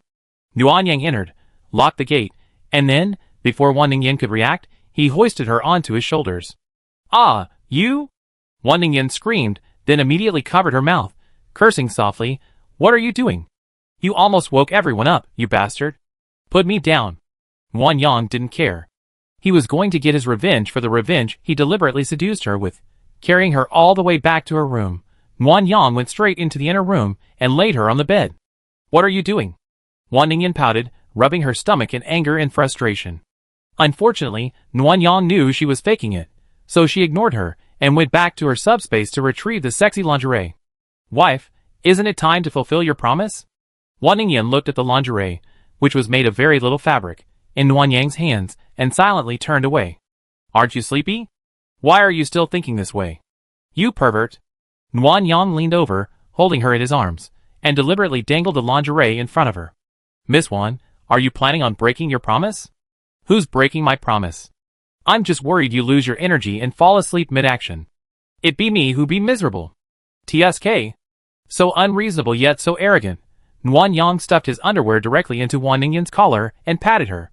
Don't worry, sister. You definitely fall asleep first. Go change quickly. If you dawdle, you won't sleep tonight. Faced with Nuan Yang's naked threat, Wan Ningyan snorted. Who's afraid of who? Wan Ningyan took her clothes and went to change next door, while Nuan Yang quietly took out her soft and sexy bodysuit. She'd been wanting to try it for a while, and tonight was a perfect time. It was Wan Ningyan who had been teasing her and not putting up with her, giving Nuan Yang an excuse for revenge. Me, my wife. After changing her clothes, Wan Ningyan, shrugging off her shyness, coquettishly called out Nuan Yang's nickname, making her feel completely limp. Turning around, she found Wan Ningyan standing outside the door, only one arm and head visible. Her delicate, blushing face captivated Nuan Yang, who didn't even know how she got in there. Honey, you're so beautiful. Really? Do you like me as I am now, or? Wan Ningyan hugged Nuan Yang, her plump lips pressed against her ear, half asking for a kiss. I like me without clothes. Hot air slammed against her ear, and Nuan Yang's body went limp, nearly falling to the ground.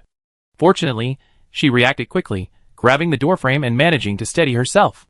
I like both, honey. Let's go to bed. Afraid of falling again, Nuan Yang put his arm around Wan Ningyan's waist and led her back to the bed. As soon as Nuan Yang lay down, before she could even apply the medicine, she was grabbed and kissed passionately. She didn't even know when her clothes were taken off. Huh? Wife, you're such a good kisser. Humph. Wan Ningyan raised an eyebrow proudly. After all, I'm your older sister. It's only natural that I'm better than you. Yes, a sister is a sister. Nuan Yang smiled and praised. He subtly dipped his left index finger into the powder, then ran his fingertip along her plump lips and into her mouth. Yang. Nuan Yang. Nuan Yang's eyes widened. She had never seen Wan Ningyan so charming before. Just her name made her blood boil. And her waist was softer than usual.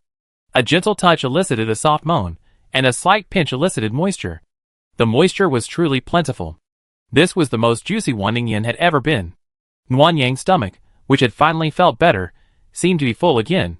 When we cleaned up afterwards, we found that the sheets and the mattress underneath were soaked, so we had to replace them all with new ones. Chapter 612.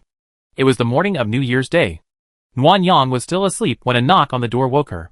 The woman in her arms groaned in dissatisfaction, and pulled the blanket over her head. Nuan Yang felt sorry for Wan Ningyan's hard work last night, and worried she wouldn't get enough rest. She quickly got up, put on some clothes, and went to open the door. Outside the door were Wan Ningfeng, Wen Yanru, and Wan Ningyue. Seeing Wan Yang, the three of them clasped their fists and bowed. Happy New Year, sister-in-law. Happy New Year, give me the red envelopes. Wan Yang then remembered that she was already an elder. It was understandable that 3 children asking for red envelopes so early in the morning was perfectly acceptable. She closed the door and gestured for silence. Keep your voices down. Your sister Yin was busy last night and slept late. Don't wake her. The 3 children nodded immediately, their eyes filled with desire for red envelopes. But Wan Yang hadn't prepared any. It was the end of the world, and money was worthless. So she decided to trick them. Tell me first, did you greet Mom and Dad? Yes, Wan Ningfeng answered without a trace of humility. Mom gave us entertainment coupons, and Dad gave us snacks. Entertainment coupons? What are those? They're coupons you can use whenever you want to play, and Mom won't bother you. But each coupon is good for 1 hour, and we each have 2, meaning good things come in pairs. So it can be done this way. Wan Yang looked at the happy faces of the children and began searching through his space, giving each of them a gift as a red envelope. This is for Xiaofeng. Wan Yang pulled out a large book on animal husbandry. Xiaofeng, you like animal husbandry. Learn more. I catch more animals for you to raise in the future. Wan Ningfeng was shocked. He had never expected Wan Yang to give such a thing as a red envelope. He stood there with his mouth hanging open. Wan Yang pretended not to notice, stuffed the book into his arms, and then took out a high-explosive shotgun and handed it to Wen Yanru. Yin Yin is already an adult, and she's already gone on a few missions. It's time for her to have a gun of her own. This close-range weapon is very powerful. Practice hard. When you mastered it, ask my wife for more bullets. Wen Yanru was pleasantly surprised, touching the barrel of the gun and smiling sweetly. Thank you, my wife. I definitely practice hard. Finally, it was Wan Ningyue. Thinking of her talent in traditional Chinese medicine, Wan Yang went to the mall and bought a Ganoderma lucidum. Where, do you know what this is? Yes, it's Ganoderma. Grandma Yuan said it replenishes qi, calms the mind, and relieves coughs and asthma. Great. Wan Yang smiled and placed the Ganoderma in Wan Ningyue's hands. I have all the Chinese herbal remedies here. If you need any herbs anywhere, just ask me. I will fully support you in studying Chinese medicine, okay? Wan Ningyue was delighted, but her face soon fell again, and she tugged in Wan Yang's clothes, acting coquettishly. Sister-in-law, I love your gift, but I have a small request. Tell me what you want. As long as it's something I can do, and not excessive, I definitely grant it. Can you please release Lucky and give him a gift? Lucky is part of our family, too. I can't be partial. Wan Yang smiled at the request. What a good owner. You even think of asking for a gift for your pet. Then, will you give it to me? Yes. Wan Yang reached out and released Lucky. How about giving him 2 big chicken legs to chew on? Lucky had just emerged from the space and was dazedly looking around. Wan Ningyue looked at him with a pout, looking a bit like Wan Ningyan. Don't be stingy, sister-in-law. Give me a few more. Okay, 5. However, Wan Yang didn't give them directly to Yuer. Nian, I given you space. If Yuer wants to give them to Xingyun, you keep an eye on her. No more than 2 a day. Don't let Xingyun become a snack eater. I understand, sister-in-law. Xingyun is a tiger after all. Grinding chicken drumsticks are not meant to be a meal. If you don't control your eating habits, you can easily become malnourished due to picky eating. Wan Ningyue might not understand this principle, but Wen Yanru certainly does, which is why Wan Yang gave the drumsticks to Wen Yanru to control the amount. Okay, let's all go back. The clever ghost Yuer glanced at the door and asked, Sister-in-law, when will my sister wake up? I haven't even wished her a happy new year yet. You little one, you might be small, but you're quite cunning. Don't worry, when she wakes up, I tell her to prepare gifts for you. Come back to the house, don't catch a cold. Thank you, sister-in-law. Wan Ningyue smiled and dragged Wen Yanru and Xingyun back to the house. Except for Wan Ningfeng, who thought the farming book was too ordinary compared to the gifts from his sisters, and asked for a pistol. After being rejected by Nuan Yang, he followed his sister listlessly. Nuan Yang wasn't targeting Wan Ningfeng. It was just that as the oldest brother in the family, he was incompetent except for farming. Nuan Yang had no choice but to encourage him to work hard in that area. He couldn't just sit around and wait for death, he had to work. Back in the room, Wan Ningyan was still asleep. After the children's New Year's greetings, Nuan Yang felt less sleepy and began to look for something to do. I refilled the fireplace with coal, hung decorative firecrackers and gold ingots on the windowsill, and pasted an upside-down foo on the door. Soon, the village became lively. People went out to enjoy the rising sun. Some close friends visited each other's homes to wish each other a happy new year and chat.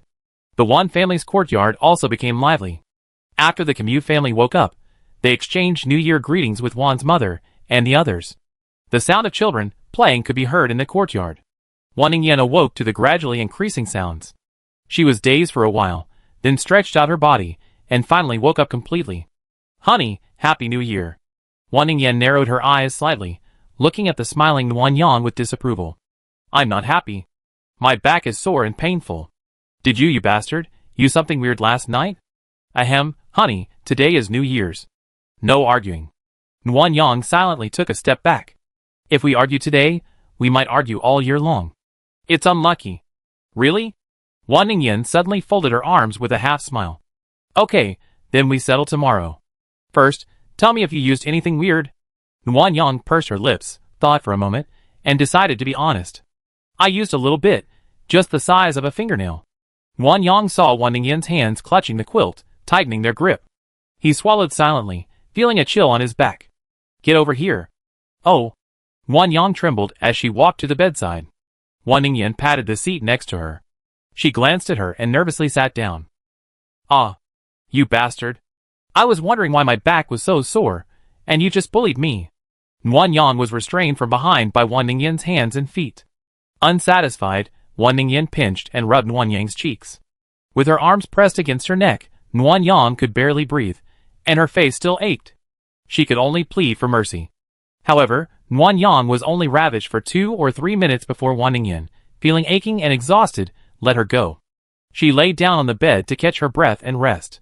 To those who didn't know, they might have thought Nuan Yang was tired of her bullying. "Honey, have you let out enough?" Wan Ningyan snorted and held out her left hand. "Give me a bottle of that powder.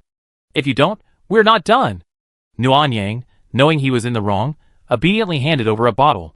His delicate body softly, his mind racing with thoughts. "Honey, you're not going to use this on me, are you? When is she going to use it? Should I be on guard? What are you still standing there for?" Wan Ningyan held out her arms coquettishly. "Hold me." The seamless transition between fierce and gentle made Nuan Yang almost think he was seeing things. He cautiously leaned over and hugged her. Suddenly, his earlobe felt warm as Wan Ningyan's fingers pinched it. Me, honey, Happy New Year. Chapter 613. New Year has a unique atmosphere. Despite being sleep-deprived, Nuan Yang and Wan Ningyan were surprisingly energetic and got up early to get ready. To get into the festive mood, they browsed the clothing section of the mall, each buying a festive red winter outfit. Nuan Yang had just finished changing when he saw Wan Ningyan still sitting on the sofa, scrolling through her phone. Turning back, he saw 5 items already in her shopping cart. "Honey, didn't you say 1 set per person would be enough? What are you buying now?" "Gifts for the kids. It's perfect for Mom and Dad too. Besides, Camus and her family are here too. Honestly, I think it was a bit expensive to trade their sheep for our things. As the host, I thought I'd give them each a set of clothes too. Is that okay with you?" Nuan Yang nodded without hesitation. "Yes, Camus and Tana are the younger generation, so we should give them some gifts. Narain and Saren have always taken care of us, so consider it a return gift. Okay, then, can you help me take a look at these two? Are they good?" Nuan Yang had a very poor aesthetic sense. Aside from a few objections to the colors, she couldn't offer any valid opinions on the designs. Wan Ningyan, after asking a few times, grew tired of Nuan Yang and stopped asking. She leaned into Nuan Yang's arms and started choosing things herself. Nuan Yang was like a human cushion. Nuan Yang wasn't angry though. She just loved having her wife cling to her. Even when they didn't talk, she felt so happy. While Wan Ningyan was choosing clothes, Nuan Yang massaged her waist with one hand and rubbed her flattering belly with the other. Since Wan Ningyan began training with the Rose team, her body fat has begun to disappear, and some muscles can be vaguely felt. However, the fat on her cheeks seems to be difficult to reduce, and they are still a bit round. Nuan Yang began to wonder if his wife would turn into a round-faced, muscular queen. Would she still lean on him and go shopping like this when she got old? His wife could control objects, maybe even fly around in a wheelchair. "Hey, what are you daydreaming about? Go check out." "Okay." Nuan Yang came to his senses and quickly emptied his shopping cart. There were 9 sets of clothes in total, all winter clothes, so they were a bit expensive, costing him nearly 1,200 points. Nuan Yang realized that building and upgrading another water plant would require at least 1 million crystal cores, so he decided to keep track of the date and squeeze in as many crystal cores as possible to avoid financial hardship. After buying the clothes, Nuan Yang put them all in Wan Ningyan's subspace. He thought he could go out for breakfast, but Wan Ningyan, for once, put on makeup. "Honey, isn't this too grand? It's New Year's Day. I'm wearing new clothes and putting on new makeup. New year, new look." Wan Ningyan put down her eyebrow pencil and glared at Nuan Yang. "You want makeup too? Just wait, I help you when I'm done." "Huh?" Nuan Yang glanced in the mirror. "I'm not too bad without makeup. I just been too tired lately, and I have some eye bags." "You're lying. Your skin's getting dull and a little rough to the touch. Once I'm done with this busy schedule, I have to take good care of your skin." Nuan Yang didn't really notice what Wan Ningyan said, but she could tell her skin wasn't as good as it had been at the beginning of the apocalypse. So, she waited patiently for her wife to put on her makeup. It was New Year's Day, so looking good would improve her mood. After they both finished their makeup, Nuan Yang finally understood why Wan Ningyan was so grand. She wanted to take a new family photo. Those wedding photos were great too. "Why did you think of taking them again?" "Because it's New Year's." Wan Ningyan hugged Nuan Yang's neck, her eyes filled with earnestness. "We want to commemorate the fact that we finally lived longer than in our previous life, and the new chapter we're about to enter, one that won't just exist in your memories." Nuan Yang's heart felt like it was being struck by fireworks, pleasantly surprised and moved. She had never expected someone to love her this way, to care about everything about her. All she wanted at the beginning was to live a good life. But now, this former enemy has given Nuan Yang a completely different life. Love, marriage, family. Everything she lacked has been filled with her, and she feels as happy as a dream. "Xiaoyan, even if this is all a dream, I'm content." "I'm not. I haven't had enough of this life yet. I want to live to 100 before I wake up from the dream." Nuan Yang smiled faintly. "Okay, let's work hard to live to 100. "Oh, I'm older than you. By the time you're 100, I'd be a small grave. Wouldn't you have to live alone for years?" "Ms. Wan, can't you just try to live a few more years? When you're old, your teeth fall out and nothing tastes good. I don't want to work hard. Just think of it as me." Wan Ningyan sighed. "Alright, who made me love you?" The two of them quarreled in the yard.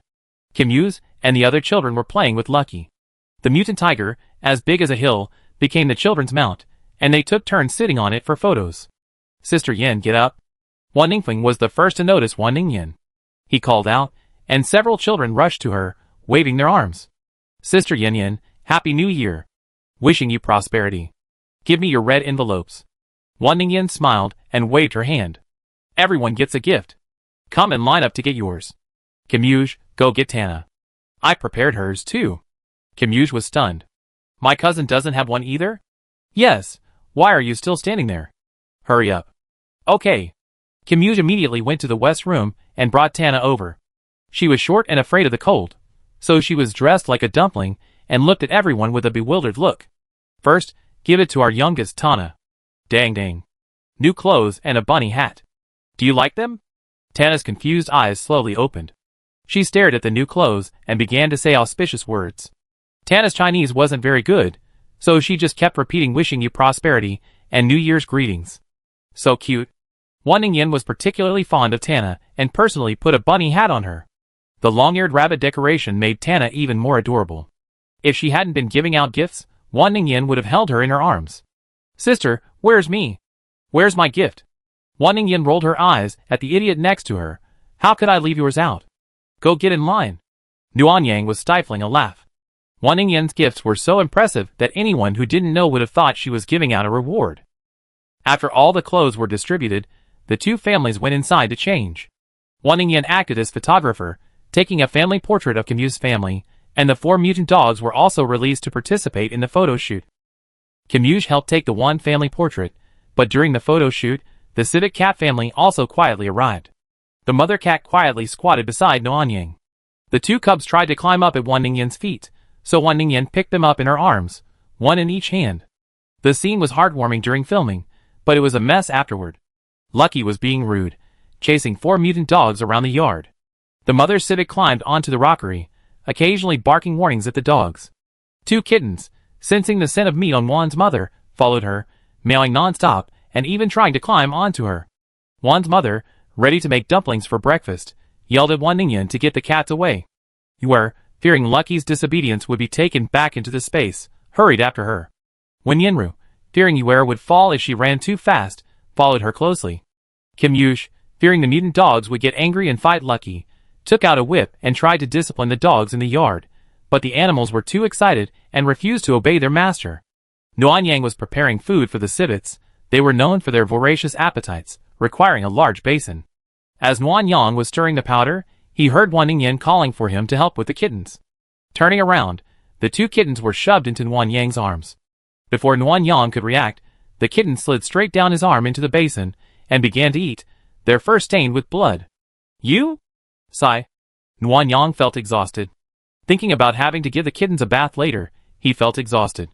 Why was there so much chaos during Chinese New Year? Chapter 614. The commotion in the courtyard lasted a while before quieting down. Lucky lay sprawled beside the dining table. After being beaten with a baseball bat by Wan Ningyan, he was now quite obedient. For mutant dogs sat at the west room's door. After being scolded by Camus, they seemed to have learned their lesson and sat in a row. Nuanyang provided them with dog food, and once they were full, she would store them in her space. The civet cats were the most comfortable. Mother cat lay on the rockery, licking her fur and resting. The two kittens played in the house, even daring to climb on Lucky. If Lucky showed any signs of aggression, Wan Ningyan would threaten him with a baseball bat leaning against the table leg. Dumplings are here. Mother One brought a large bowl of cooked dumplings. Today's breakfast, besides sesame and red bean paste rice balls, was dumplings.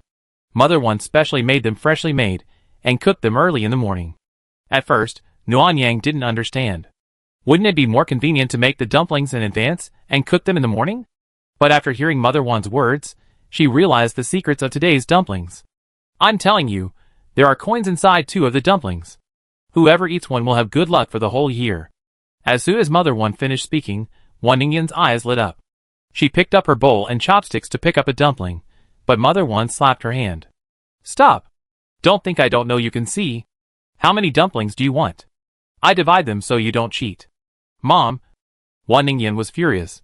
You're cheating? I didn't say you can't use tools, so how does that count as cheating? Then don't eat them. Just eat the tangyuan.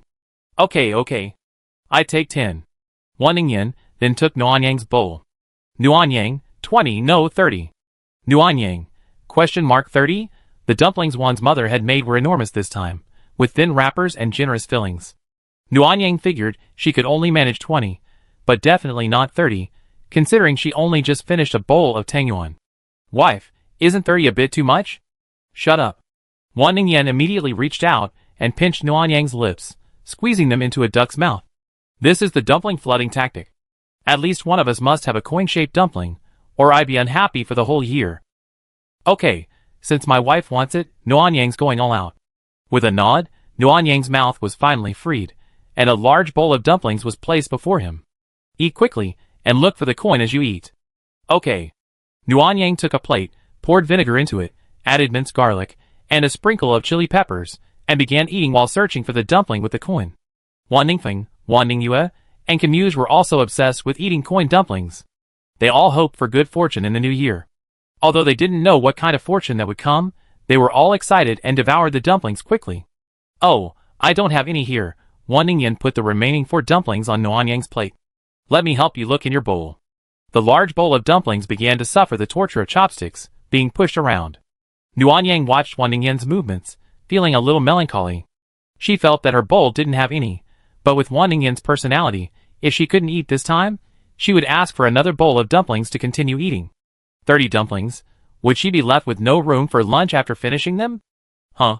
It seems to be this. Wan Ningyan excitedly poked the dumpling with her chopsticks, and took a bite. A brass 50-cent coin appeared. Yeah. Mimi, honey, we're going to have great luck this year, aren't you happy? Wan Ningyan excitedly hugged Nuanyang's shoulder and kissed her, causing her to blush immediately. The room was full of people, including the elders, and her face flushed red. The elders, though, were fine with it, smiling and continuing their meal with the air of experienced people. A few of the younger ones started to jeer, and Wan Ningfeng continued to yell, "Kiss!" Embarrassed, Wan Ningyan finally came to her senses, and the two wives almost buried their heads in their bowls. Just as Nuanyang was unsure how to end this awkward situation, Wei Mingyi arrived with her sister to pay New Year's greetings. Nuanyang, as if she had seen a savior, jumped up to greet them. Nuanyang, Happy New Year. Happy New Year, Sister Nuanyang, Wei Mingxue said, glancing behind Nuanyang. Where's Sister Wan? Nuanyang laughed. This Wei Mingxue really couldn't hide her feelings at all, completely unlike Wei Mingyi. We're eating inside. Have you guys eaten before? Why don't we join? My mom cooked tons of dumplings. No, we already eaten. Just as the two sisters declined, Wan Ningyan emerged and immediately invited them to eat. Wei Mingxue immediately nodded in agreement, her expression changing so quickly that Nuanyang was stunned. Wei Mingyi was equally surprised, but she quickly calmed down and gently nodded, agreeing to Wei Mingxue's freeloading. While Wan Ningyan was taking Wei Mingxue inside to eat, Wei Mingyi deliberately walked slowly. Nuanyang, guessing her thoughts, also walked slowly. When the yard was clear, he asked. It's about the warehouse. I checked the surveillance footage. The Gu family father and son are quite vicious. Indeed. I always thought she had the will but not the courage. I didn't expect her to be so quick-witted and ruthless. I didn't remind Bai Xing. Go to the warehouse around noon. This drama can't go on without you, the village chief. Nuanyang hesitated for a few seconds, then couldn't help but gently pat Wei Mingyi on the shoulder. Aren't you afraid that Secretary Bai will realize this and resign? You're so mean. Resign? Wei Mingyi said with a wicked smile. When you find a replacement with equal ability, I agree to her resignation. Hiss, you're so mean. Didn't you object just now? The two smiled at each other, and without further mention, went back inside to eat and chat. During this time, Nuanyang took the time to tell Wan Ningyan about Wei Mingyi's plans. Just as he finished, Bai Xing arrived, along with Mu Yi, to pay New Year's greetings. Mu Yi and Bai Xing were among the few in the village without family members. Mother Wan, feeling sorry for them, invited them to lunch. Mu Yi was eager to stay at the Wan families for lunch and immediately agreed. Bai Xing looked reluctant, but she accepted anyway. Later, Nuanyang learned that Bai Xing had another reason for coming, to use the communicator to contact her brother, Bai Mo. Remembering his plan to trick Bai Xing at noon, Nuanyang led Bai Xing the communicator, without hesitation and thoughtfully arranged for Bai Xing to call from an empty room to avoid disturbing the family. Just as arrangements were made, people started arriving to pay New Year's greetings. However, since everyone wasn't well off, most of them came just to make a living, offer a few nice words, and then leave immediately.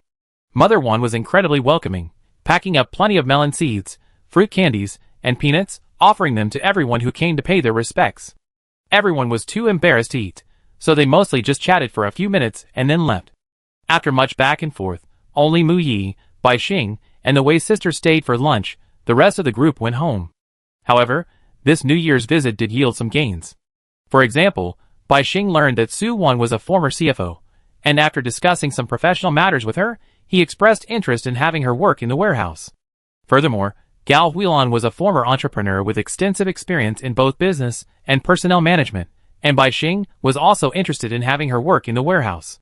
In that case, once the flood is over, let them both report to the warehouse. Secretary Bai will handle all the assessments. Bai Xing nodded slightly. I allocate tasks and conduct assessments appropriately. The village head also needs to learn how to read financial statements. We can't have such a large village with the secretary in charge of all financial matters, while the village head remains blind. Nuanyang was choked by Bai Xing's words, but she didn't dare refuse. She immediately promised to learn. Only then did Bai Xing fall silent and quietly sipped her tea. Chapter 615. For lunch, Mother Wan suddenly asked Wen Yinru to find Nuanyang and quietly called her to the kitchen at the back of the house. Nuanyang, unsure of what to do, looked bewildered.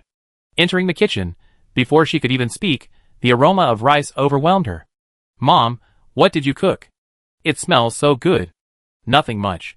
I just made chicken soup, steamed fish, stir-fried seafood, and stewed some meat. Mother Wan opened the lid of a large pot, revealing steamed pork ribs and rice, sprinkled with scallions.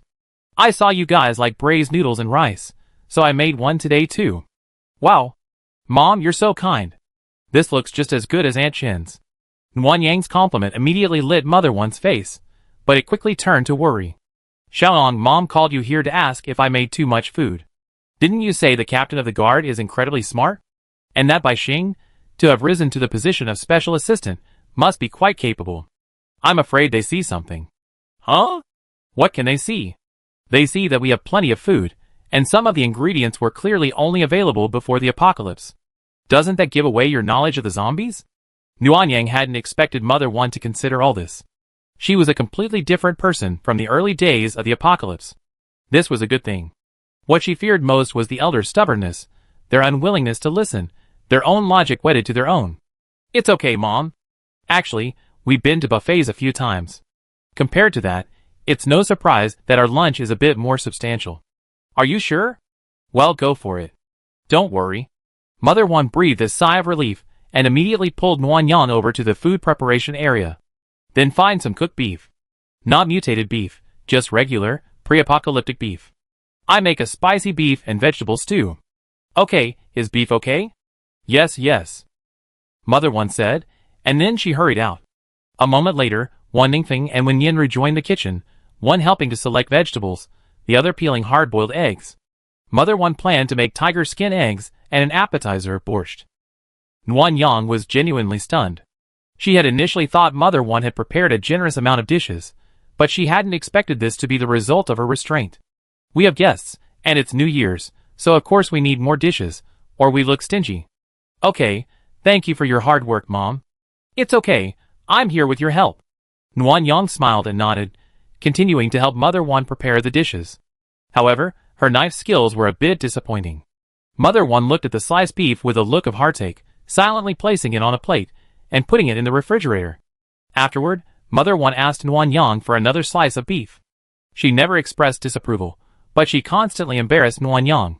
Finally, Nuanyang found an excuse to leave to avoid further trouble. At noon, the Wan family feasted. Due to the large number of guests, 2 tables were divided, one for the younger generation and one for the older generation. Nuanyang and Wan Ningyan were married, so even though they were still young, they were elevated to the elders' table. The meal was incredibly sumptuous. Not only were the portions large, but the main course was a crispy roast suckling pig. Even Nuanyang, who had been in the kitchen before, was stunned. It was too much. However, Nuanyang was still cautious, because she remembered that Wan's mother had never asked her for the suckling pig, so it must have been Wan Ningyan who gave it to her. I gave it to her, what's wrong? Nothing, I was just curious how the roast suckling pig was made. Mom never puts as much effort into making a big meal as she does today. Every time we go to Kim Yujej's house, they always kill a sheep for us, so Mom made the roast suckling pig just for us. It's her way of returning the favor. As expected of a mother, so thoughtful. That's...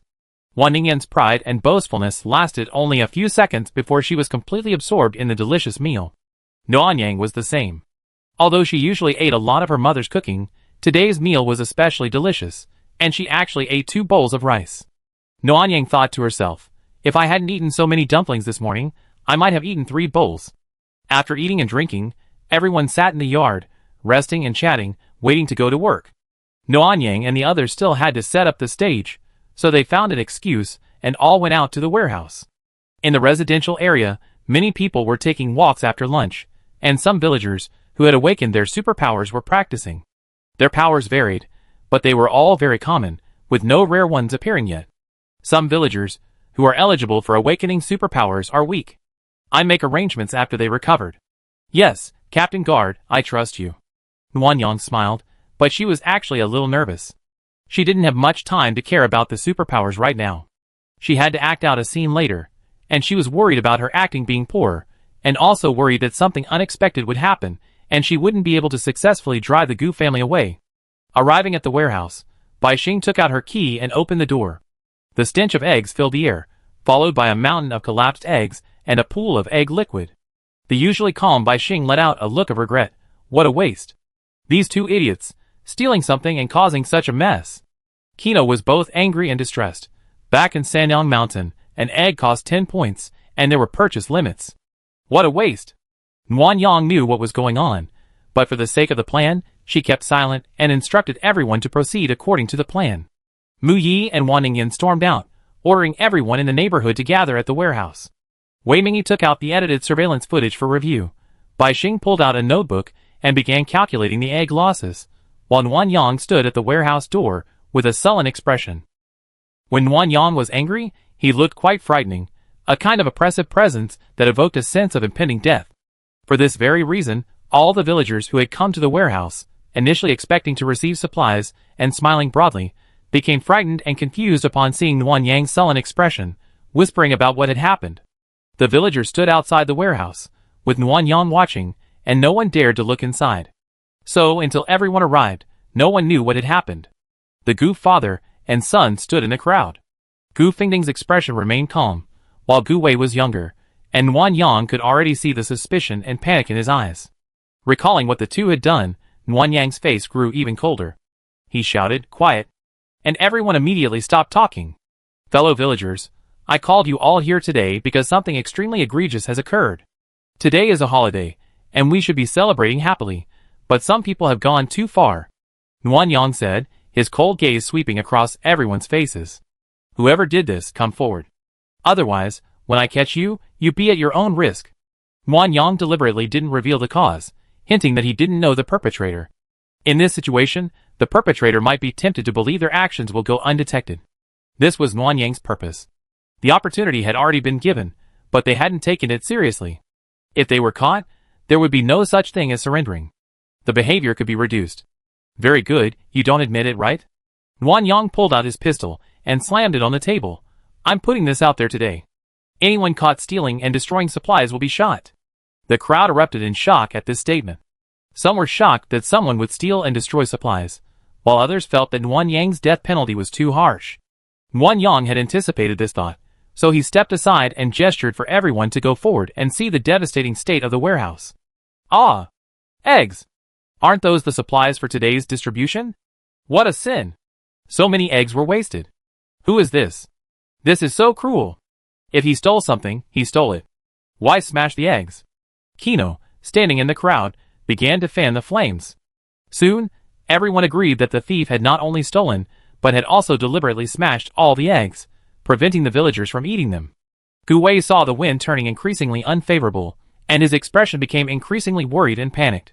Gu Fengding, however, was different. He glanced around at the warm sunlight, and suddenly pointed at Bai Xing. "Secretary Bai is the only one with the key to the warehouse, and all the supplies are under his care.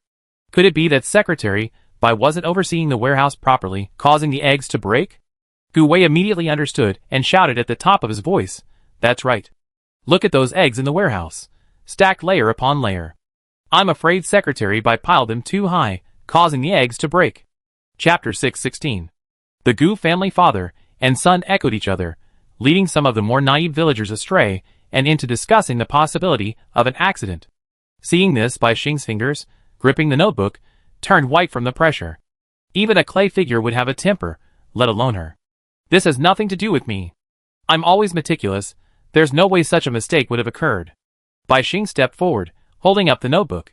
"Besides, I just counted and there are 18 eggs missing and 6 cans of fruit missing. If it were an accident, how could so many supplies be missing for no reason?" Gu Wei, unconcerned, retorted, "Secretary Bai, did you miscount, or are you trying to make up for your negligence? If I made a mistake, I accept the punishment, but I'm not guilty. If you don't believe me, you can count for yourself and look at the supplies I registered. Are the quantities correct? You're the one who registered them. Who knows if there's a little more or less? Stop talking nonsense. The village chief reviews every one of my accounts. How could he not know if there were any falsifications? Besides, the supplies were taken out by the village chief, and he knows the quantities. What's the point of falsifying them? Then you said someone stole something. Was the lock broken?" Bai Xing's face was horrified. The lock had been picked with great skill, without damaging the lock itself. If the surveillance hadn't caught the theft, it would have been difficult to prove someone had broken into the warehouse. Why is Secretary Bai silent? It seems the lock isn't broken. How come something's missing? And the eggs are broken? Gu Wei's words seemed directed at Bai Xing, but they were not without reason. With Bai Xing alone managing the warehouse, he was effectively the judge, so naturally some villagers were skeptical. Could it be that Secretary Bai is stealing from his employer? That's impossible. Secretary Bai is always diligent in his work. How could he do such a thing? Yes, during the previous snowstorm in Sanyang Mountain, Secretary Bai was on the front lines fighting the disaster. He doesn't look like a thief at all. We can't judge based on past events. It's the end of the world now, and food and drink are scarce. What if Secretary Bai has ulterior motives? The villagers were discussing the matter. Judging from the current situation, there was no way to prove that Bai Xing, whose locks had been pried open, was a serious suspect. Bai Xing was furious, her face pale. She had always been upright, but this was the first time she had been slandered. Her hands trembled with anger. Wei Mingyi nodded slightly at Nuanyang, indicating that the time had come. Stealing, destroying supplies, and framing them were enough to deal with the Gu family father and son. Just as Nuanyang was about to speak, Grandma Kong rapped the ground with her cane, silencing everyone. It's normal for everyone to be angry about the damage to the warehouse's supplies, but you can't just arbitrarily slander others. I believe Secretary Bai didn't steal from the warehouse, and I also believe we're all from the same village and wouldn't commit such a shameful act. A flood is coming soon. Let the village chief investigate. We should do what we need to do. Making random assumptions here only harms the harmony.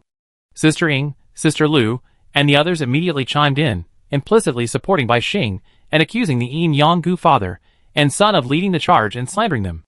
The villagers, mostly kind, realized their earlier actions were wrong and joined in the discussion. Some even apologized to Bai Xing, which softened his demeanor considerably. The Gu father and son, seeing the change in tone, mocked Grandma Kong, calling her old and confused.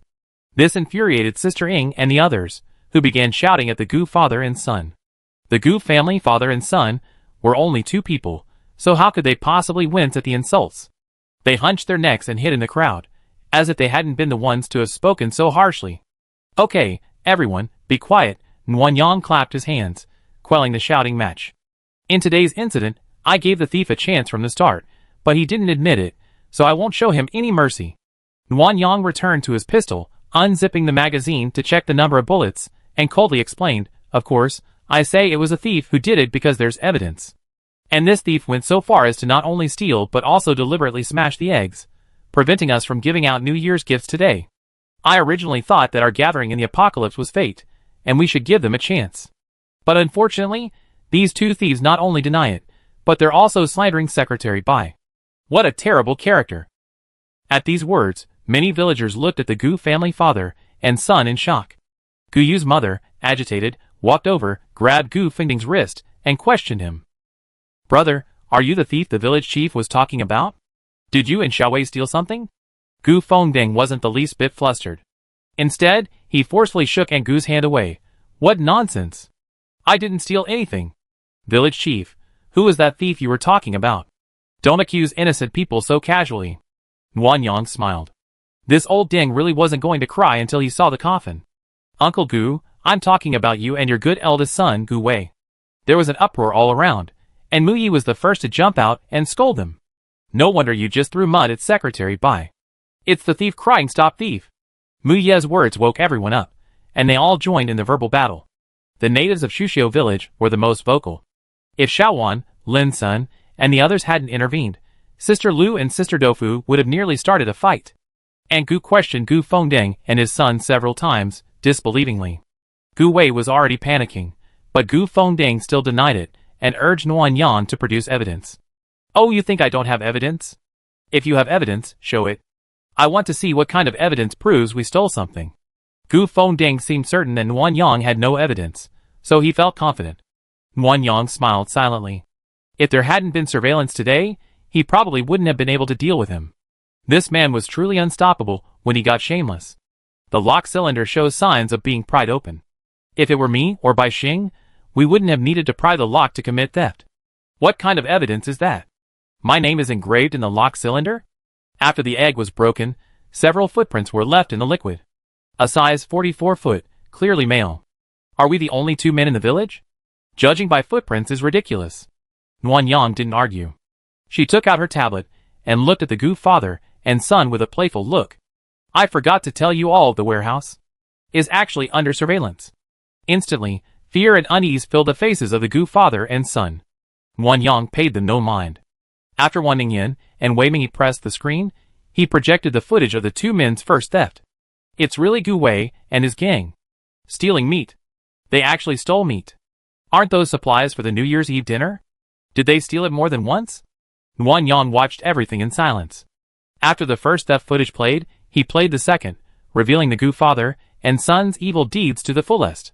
After stealing, they deliberately destroyed the remaining supplies, leaving everyone without New Year's gifts today. This was effectively making enemies of the entire village. This was exactly what Wei Mingyi had planned in the first place. Smashing eggs? Gu Fengding, you're such a jerk. Stealing is fine, but you're also smashing them. How selfish. How shameless are you? You're so full of yourself, you don't even consider anyone else. You're such beasts. My daughter's still growing, and she's counting on an egg a day for nutritional support. That's too much. You shameless old man. You were so stubborn just now, why are you so quiet now? Give it back. Give it back. The Gu father and son's outrage sent the villagers into a rage. Even those with mild tempers couldn't hold back after seeing them deliberately destroy all the eggs. Su Wan, usually gentle, was now furious.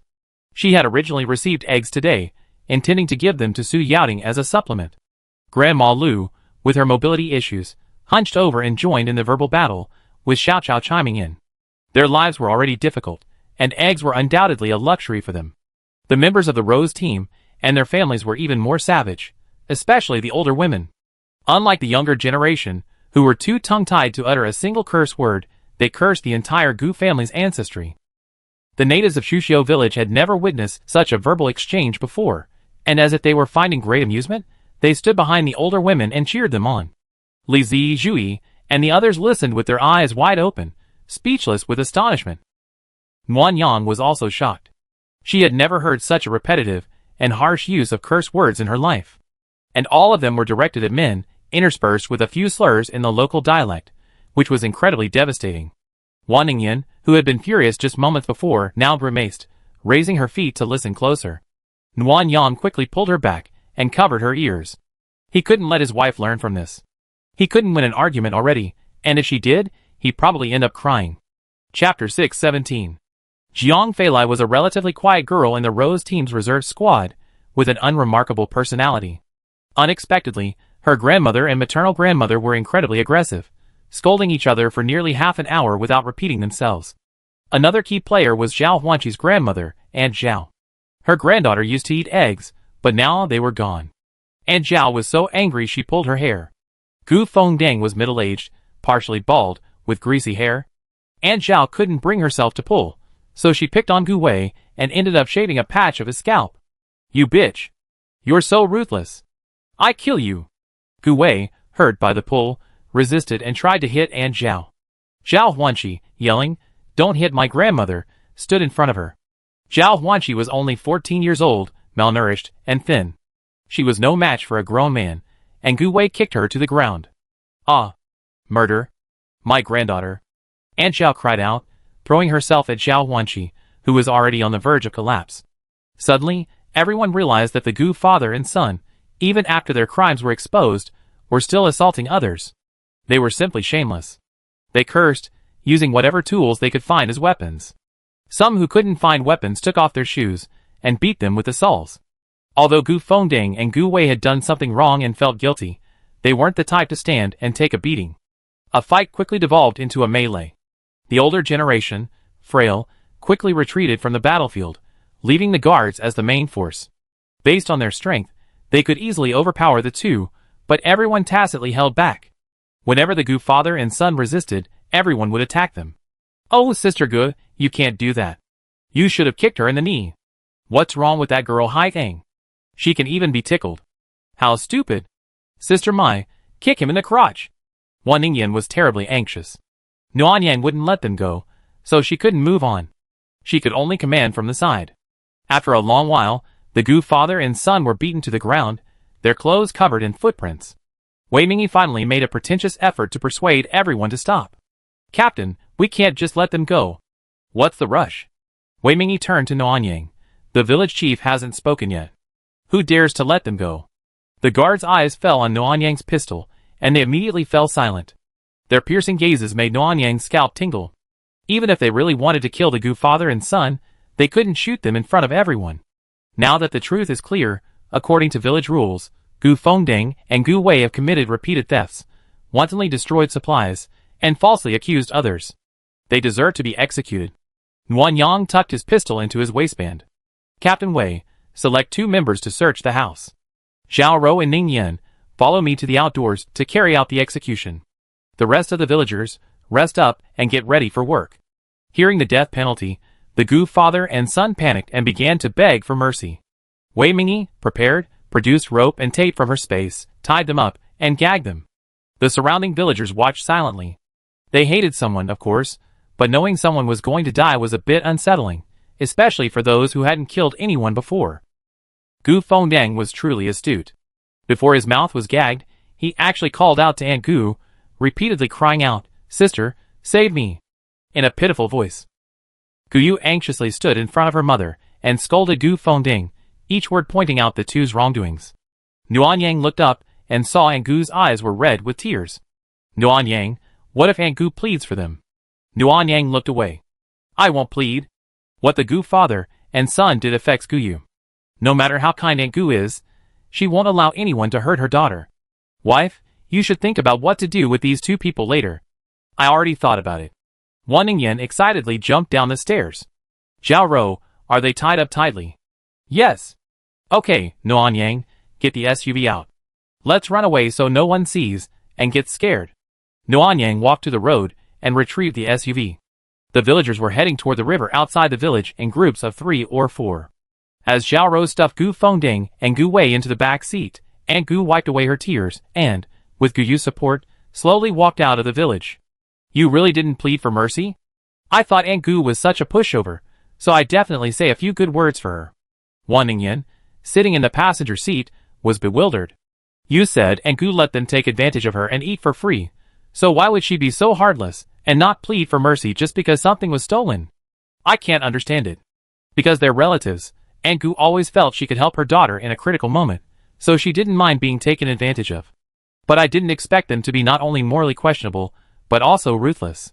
Once she gave up on that thought, there was no need to plead for mercy. That's right. Aunt Gu loves Gu Yu the most. She always feels like a burden to him. How could she possibly allow someone to harm him? Nuan Yang and Wan Ningyan were chatting animatedly, completely oblivious to the people in the back seat. Gu Fengding whimpered, seemingly about to retort, but Zhao Rou slapped him, sending him sprawling onto Gu Wei, finally quieting him down. "Look at our sister Rou's hand strength. She's a true special forces soldier." Zhao Rou's cheeks flushed slightly at Wan Ningyan's compliment, and her serious demeanor made Wan Ningyan unable to resist teasing her again. Nuan Yang saw Zhao Rou's ears blushing, so he quickly bought her a cup of milk tea. Okay, have some milk tea and rest. We be there soon." "Well, we have to pick a place with lots of zombies." "Don't worry, there will definitely be plenty." Nuan Yang drove all the way to a nearby city.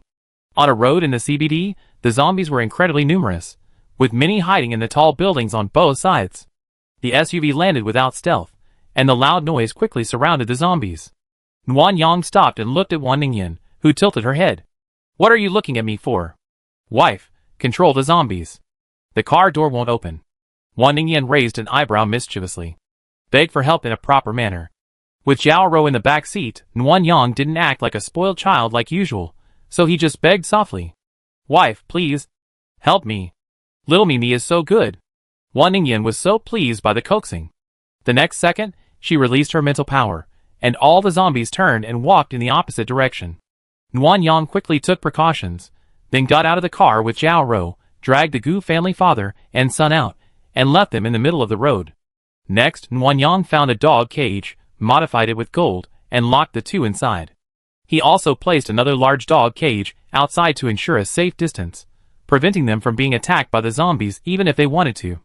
After securing the cages and reinforcing them, Nuan Yang casually tossed them some bread and a bottle of river water. "Wife, please untie them. Don't let them starve to death. I want them to last a few more days." "No problem." The ropes quickly loosened, and the trembling Gu father and son began to quickly remove the tape, then begged Nuan Yang and the others for mercy. Nuan Yang and the others ignored them. After spraying themselves with disinfectant, they got in the car, marked their location on the navigation system, and Nuan Yang started the SUV back. The uncontrolled swarm of zombies kept running towards the dog cage of the Gu father and son. "Mimi, when will you come kill the zombies?" Nuan Yang thought for a moment. "After we finish digging the river channel on the right, the plan will be 80% complete by then, and I can stay out there hunting zombies for a long time. Once I collected enough crystal cores, I come back and quarantine for 3 days before building the water plant. We should be able to finish them in time." "Then why don't I go with you?" "Sure. With you here, We can work together and kill them faster, saving time. This was Wan Ningyan's somewhat inhumane plan. Using the living set of the Gu father and son as bait in a large city, she would return in a few days to harvest the zombies, thus quickly gathering the crystal cores needed to build the super water plant. Chapter 618. Back in the village, the villagers were already digging a canal, and Nuan Yang and the others immediately joined in. However, just as Nuan Yang picked up the shovel, Grandma Kong approached. "Grandma Kong, what do you want?" Grandma Kong, leaning on her cane with one hand and holding Nuan Yang's hand with the other, walked a few steps toward a deserted area. "Xiaoyang, it's like this. I asked Secretary Bai, and there are over 300 eggs in the warehouse that haven't been broken. I was thinking of adding over 200 eggs from our original village's supplies. That would make 575 eggs, so 5 eggs per person in our village is fine. As for the canned fruit, you can add 6 cans. We give them out as New Year's gifts after work, and everyone will be happy." Nuan Yang immediately refused. "Grandma Kong, those are supplies your Shuxiao village has been accumulating for a long time. Keep them. I have the eggs." "Stop pretending." Grandma Kong squeezed Nuan Yang's hand tightly. "I heard yesterday that those are your space. Where do you have the last eggs? Besides, we're all from the same village now. Today's incident has been so unpleasant, so we're donating the eggs in the hope that everyone can have a happy new year and forget today's unhappiness." Grandma Kong added, "Don't worry, this is the decision of everyone in Shuxiao village, not just me. Our supplies are in your wife's space. Just ask her for them. Remember to keep quiet for now. We give everyone a surprise in the evening." Nuan Yang's hand was tightly grasped by Grandma Kong. The warmth beneath her loose skin made her unsure how to face her. Nuan Yang's space was full of eggs, but she had said they were gone just to carry out her plan. Grandma Kong and the people of Shuxiao village made Nuan Yang feel ashamed. She felt she had deceived such kind people, but she couldn't open her mouth to explain.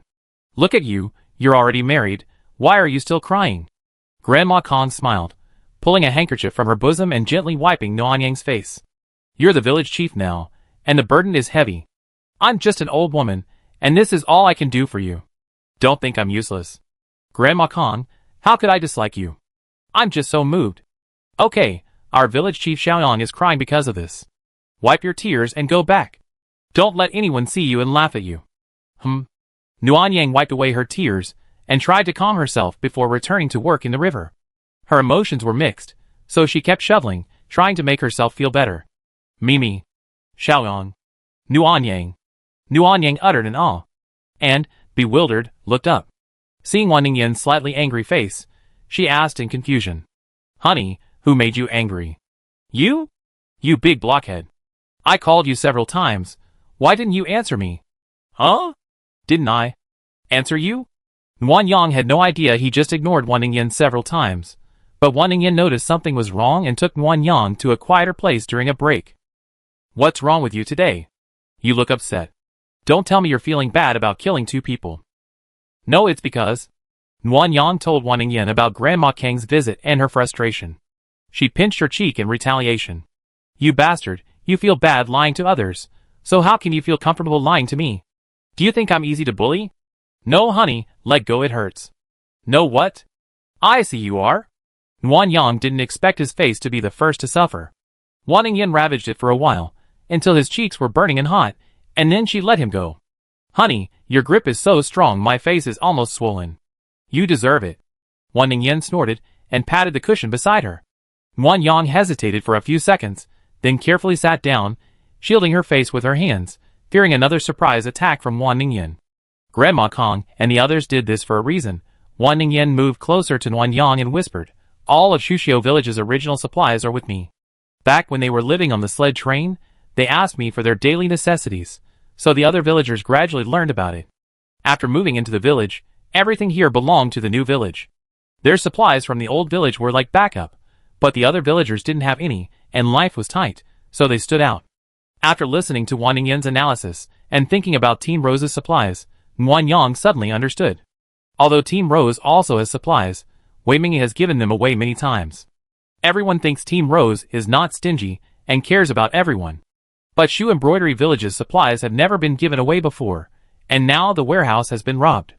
If they celebrate the new year happily on their own, others might feel unbalanced. So giving away some supplies to make everyone happy will help them integrate better.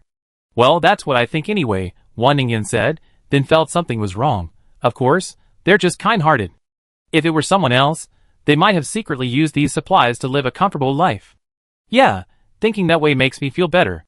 Wan Yang finished speaking, realizing something was wrong, and quickly covered his face. However, the imagined ruthless hand from Wan Ningyan did not appear. Childish. You're making me look like a shrew. Wan Yang put his hand down awkwardly. My wife is the most gentle and kindest. It was me who was mean-spirited and tried to steal your child. The next second, Wan Ningyan pinched Wan Yang's cheek again and rubbed it vigorously. Ha ha ha. All's fair in war. Wan Ningyan finished rubbing, got up, and ran, leaving Wan Yang sitting there alone. Wan Yang was annoyed. My wife really has no moral principles. After working until the evening, just as work was about to end, Wei Mingyi came to Wan Yang and told him about the confiscation of the Gu family's father and son. 3 boxes of instant noodles? Wan Yang was astonished. And bacon and canned food? Well, I asked Guyu, and her family only has a bag of rice, half a bag of noodles, and some dried vegetables cooked in hot pot. They can't compare to her uncle's family. How disgusting. They take advantage of their own sister's family every day and steal things, while secretly living better than most people. After these 2 incidents, Guyu's mother has finally seen through them. The two chatted briefly about Guyu's family situation, then discussed how to deal with the supplies. They decided that Wan Yang would add some instant noodles and store them in the warehouse at a low price, limiting purchases and giving priority to the elderly and children. The end of work soon arrived, and Wan Yang told everyone to gather at the warehouse entrance. No one was sure what was going on. Remembering the Gu family father and son at noon, the originally happy villagers were a little scared. Wan Yang observed everything but didn't explain. She took Wan Ningyan, Wei Mingyi, and Bai Xing to the warehouse first. The warehouse had already been tidied. The remaining eggs had been removed from their trays and placed in large boxes.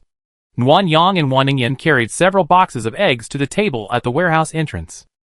Next, it was time to move the cans. Curious children had already come to the door to watch. Children are clever. As soon as they saw the boxes full of eggs and cans, they guessed what Wan Yang was going to do and excitedly ran back to their parents. As the children spread the word, the villagers arrived noticeably faster, their expressions shifting from suspicion and curiosity to surprise. They're really eggs. I thought we couldn't distribute them, but there are so many. That's not right. I remember Secretary Bai said there were only about 300 intact eggs. It looks like there are more here. Oh, each person should get 10. Don't mention that unlucky person during New Year's Day. The villagers began to murmur. They thought it was quiet, but Wan Yang could hear it clearly. Many of the villagers were elderly, and their hearing wasn't very good. They couldn't hear the whispers, so they had to speak louder. Chapter 619. After announcing the normal New Year's gift distribution, and noting that the indigenous people of Shuxiu village had provided some eggs, everyone didn't rush to celebrate, but instead spontaneously expressed their gratitude to the indigenous people. Some adults even expressed their willingness to forego the eggs, wishing to leave their share for the children and elderly among the indigenous people. In the end, Wan Yang disagreed with everyone's suggestion. Everyone received the eggs and canned fruit they were entitled to, but the indigenous people were given priority over other villagers to purchase the discounted food. No one objected, and the harmonious gift-giving ceremony strengthened the villagers' bonds after the incident with the Gu family father and son. Wan Yang was genuinely happy. The river channel would be dug in 2 days, and the villagers had been rid of the pests.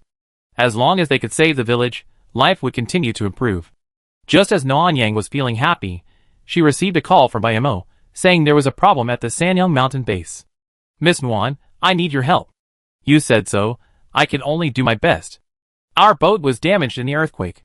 The technicians have been investigating these days, and can't guarantee it can be repaired. So, I'd like to borrow a boat from you, Miss Nguyen. I remember you have one. Bai Mo's words reminded Wan Yang of the boat she collected for the military on CM Island. She also been allocated one, so she did have one. She also had the boat she collected at the dock in her space, so helping Bai Mo was possible. Okay, I send it over in a few days. As usual, Crystal Core will keep the account. One more thing, Miss Nguyen, I wonder if you have any chlorine-containing disinfectant. The base needs disinfection after the flood. Chlorine? Yes. Chlorine dioxide. It turns out that disinfection after a flood requires a chlorine-containing disinfectant. Wan Yang looked it up and found that 84 disinfectant would be sufficient, but there's very little in stock. After some thought, Nguyen Yang placed all the disinfectant into the replica space. By the time the replication was complete, the flood should be receding. Then, sharing it with Sanyang Mountain should be sufficient. I have disinfectant, but not much.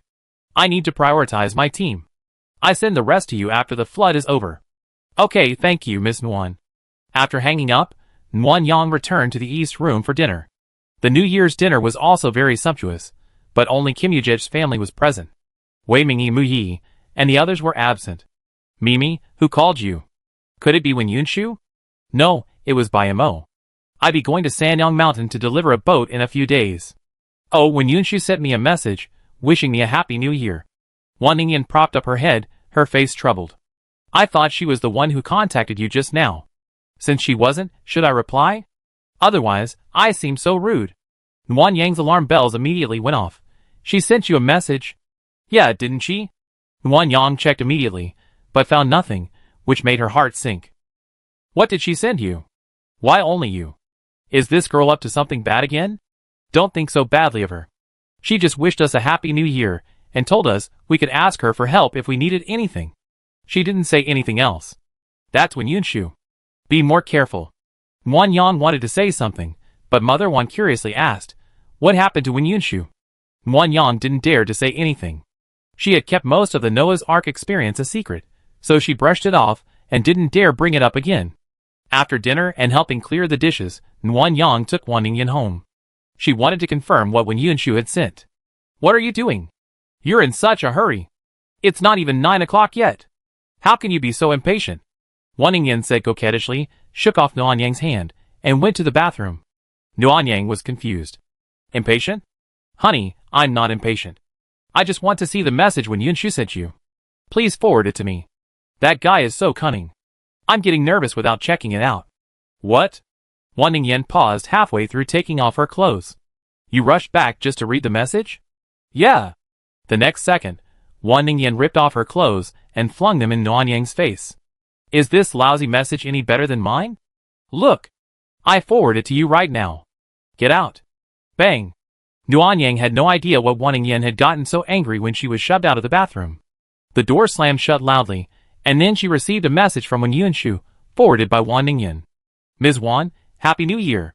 I wish you and Xiaoyang all the best, and happiness for your family. If you encounter any problems, you can ask me for help. Unlike Wei Mingyi, I offer my assistance free of charge. TSK, a text message that even indirectly insulted Wei Mingyi. Nguyen Yang speechlessly hung up the call and stood at the bathroom door, thinking about how to coax his wife. Nguyen Yang wasn't very good at coaxing people, but his wife was Wan Ningyan, who had a tendency to throw tantrums for no reason, and was very good at giving Nguyen Yang a way out. Therefore, Nguyen Yang had learned some methods that were only suitable for coaxing Wan Ningyan. For example, at this moment, knowing that Wan Ningyan was angry and taking a shower, Nguyen Yang fearlessly used his gold-based ability to open the bathroom door and strip naked inside. Wan Ningyan thought Nguyen Yang was impatient, so she went back to the room and planned to take a shower. It turned out that she wasn't, and she became angry. Nguyen Yang guessed the reason after a moment's thought. Coaxing her was easy. Just change not to yes. You bastard. Who let you in? Honey, you smell so good. What shower gel are you using? It's none of your business. It's all about you. Honey, you worked hard today. I help you apply. As long as you're thick-skinned, your wife has nowhere to hide. The slippery shower gel smeared all over her body. Her mouth, which had been resisting, shifted to biting her lower lip, trying hard to suppress any strange noises. But the gentle, humming breaths would always escape from between her teeth, one after another, intertwining with the gurgling sounds in the bathroom. So, when the time comes, we're going to Sanyang Mountain first, then looking for the zombies? Nguyen Yang said, a little worriedly, pushing himself up. Honey, your voice is a little hoarse. Would you like some pear juice? Wan Ningyan rolled her eyes and turned, her back to Nguyen Yang. Why are you pretending to care about me? Honey, I didn't know your voice was going to be hoarse just now. If I had known, I would have stopped. You always speak better than you sing. No wonder you're a singer. Nguyen Yang chuckled, pressing against Wan Ningyan's back and hugging her tightly. I was wrong, honey, don't be angry. Then comfort me and sing for me. Okay. Nguyen Yang hadn't sung in a while. She got up, put on her pajamas, and sat by the window. Moonlight streamed in through the glass. In the moonlight, Nguyen Yang adjusted the tuning pegs and strings, then began to play and sing. This song, Stars Shine, was the song that made Wan Ningyin fall in love with Nguyen Yang at first sight, and it was also the song they sang when they proposed. Now, Nguyen Yang played and sang it for Wan Ningyin himself, a performance that belonged only to Wan Ningyin, and to the sweet memories they had shared together. Chapter 620. On the second day of the Lunar New Year, the village resumed its usual rhythm of life. Early in the morning, they go to the cafeteria for a free breakfast before heading out to dig the canal. In the evening, when work was over, they either go home to eat and rest, or continue working the night shift to earn a little extra money. Seeing everyone working so hard, Nguyen Yang stocked the warehouse with some new supplies, and offered them at a 20% discount before the flood arrived. For the hard-working villagers, this was a huge lure. The digging of the right canal, which originally took 2 days, was completed half a day early. Next is the task of connecting the left channel of the river with the channel behind the village, and widening and deepening the drainage ditch. Bai Xing noted the time on his clipboard as he spoke. The river channel connection is a short distance. If everyone participates, it should be completed in about a day and a half to 2 days. There are still 4.5 days before the flood. Let's connect the river channel first, and spend the rest of the time working on the drainage ditch. We complete as much as we can. I agree. With the river channel connected from front to back, and with the regulation of the super water plant, even if the drainage ditch isn't completed, the overall impact will be limited. Wei Mingyi stood up and drew a circle around the mountain. Nguyen Yang, you and Ningyin should set off soon. Gather enough crystal cores and return soon. Secretary Bai and I will keep an eye on the village affairs, so don't worry. Okay, we'll be back as soon as possible. Thank you for your hard work. After the 4 of them discussed their next steps, Nguyen Yang and Wan Ningyin returned home. Having completed the river channel task today, they took a 2-hour break at noon to celebrate. The Wan family had all returned to the courtyard to rest. Mom, Dad, are you asleep? No, Wan's mother opened the door anxiously, her clothes unbuttoned. What's wrong? What happened? Nothing's wrong, Wan Ningyin smiled and hugged Mother Wan. Nguyen Yang and I are going out for a few days. You two should take good care of yourselves. Going out? So urgent? I have made you some food to take away. No need, Mom. I have plenty of food in my space. Nguyen Yang stepped forward and hugged Mother Wan. I take good care of Ningyin. Don't worry. Mother Wan's face was filled with distress. She felt that her failure to prepare food ahead of time would cause her daughter and daughter-in-law trouble. After Father Wan came out, she immediately returned to the house to search the refrigerator. Jinyu is like that. She's always worried. Just wait a little longer.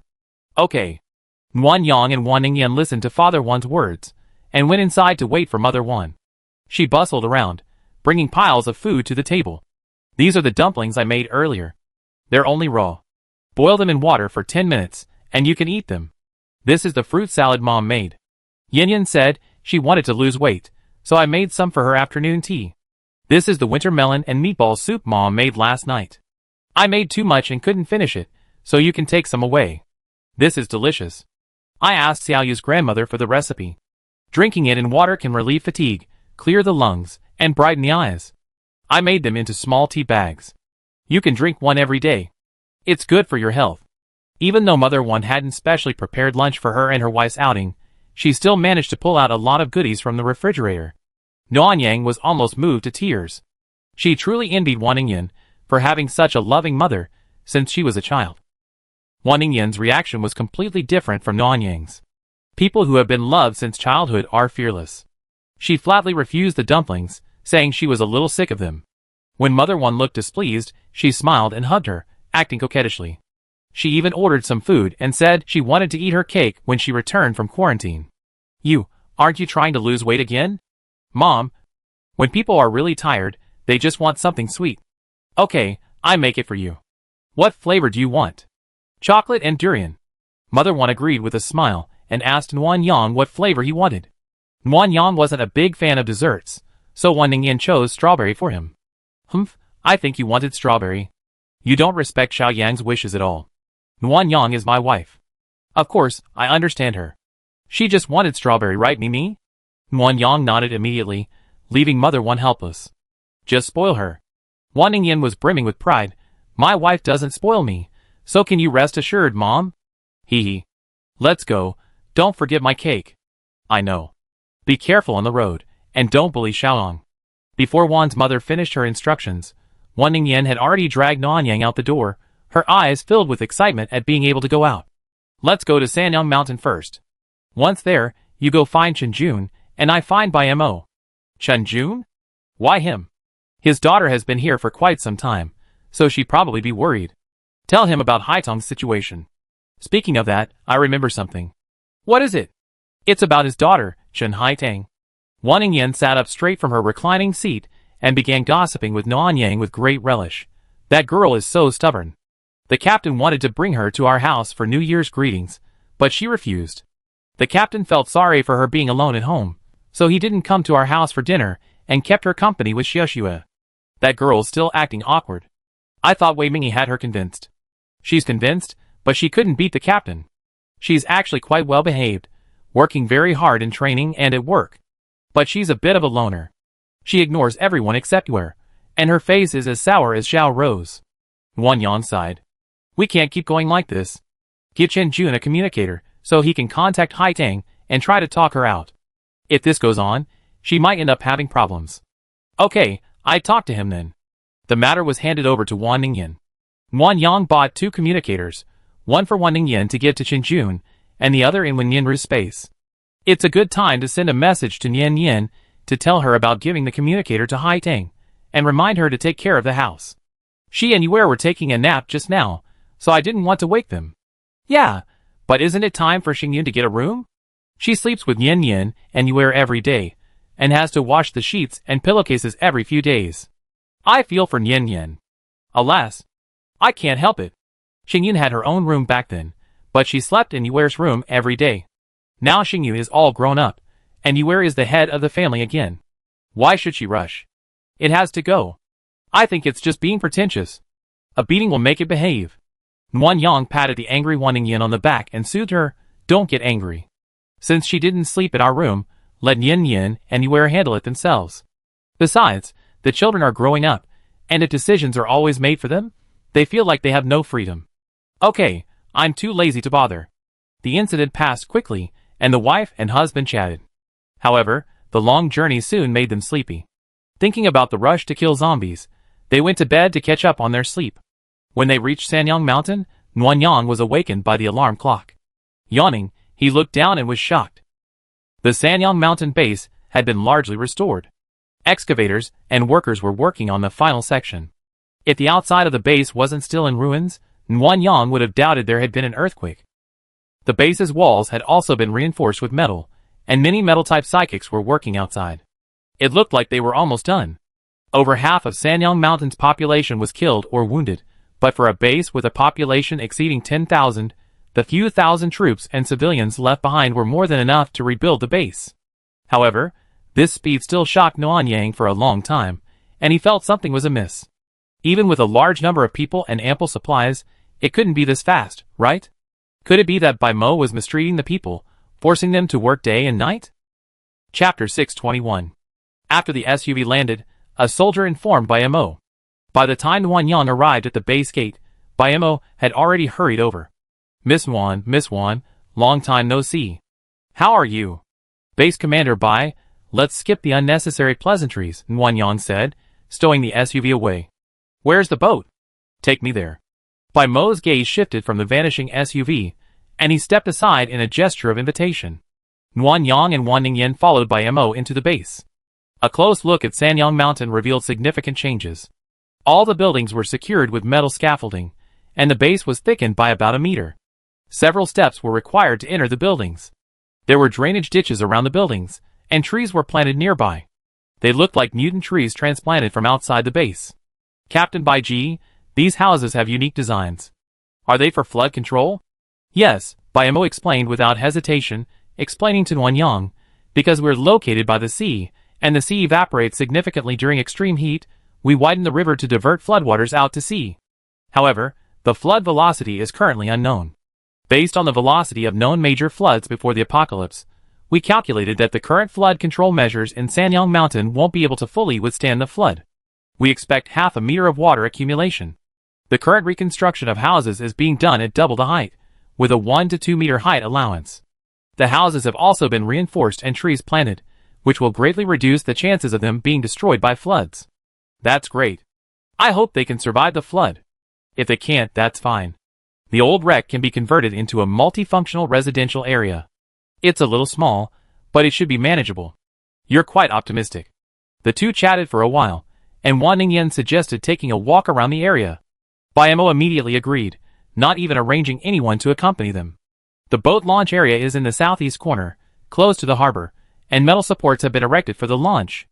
If there's severe flooding or an emergency, the metal supports will rise after the launch, allowing the boat to pass over the high wall and then head to the harbor or the sea for shelter. After the boat was deployed, Nguyen Yang couldn't help but ask, "You're rebuilding at such a rapid pace. Aren't you working non-stop these days?" Non-stop work isn't a good idea. Lack of sleep weakens the body's immune system. In this weather, a cold or fever takes at least 3 days to recover. How can we afford the time and supplies to care for the sick? Biamo casually pulled out a bottle of crystal core extract. I used up all my inventory. Now, of the 6,000 people, over 4,000 have awakened their powers.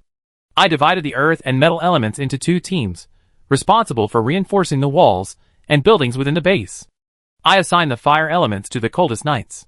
I see. But with so many psychics, isn't Captain Bai afraid some might rebel? Biamo smiled. No one will. Oh. Why? Because after they awakened their powers, I convened a meeting and explained Miss Nguyen's space and supplies. If I were the base commander, Miss Nguyen would gradually return our base's original supplies and be willing to trade with us. If I were to fall then? Miss Nguyen, I borrowed your name, and I hope you won't be angry. Nguyen Yang was speechless. He had thought Biamo had some iron-blooded way to suppress him, but he hadn't expected him to use him as a bargaining chip and a backer. What a cunning man! Don't be angry. What Captain Bai said is true anyway. That's good. Biamo handed the crystal core extract to Nguyen Yang. This. Can you give it to my sister? Nguyen Yang glanced down and didn't take it. Biamo, do you want Bai Xing to awaken her powers so you can escape? Miss Nguyen, please stop teasing us.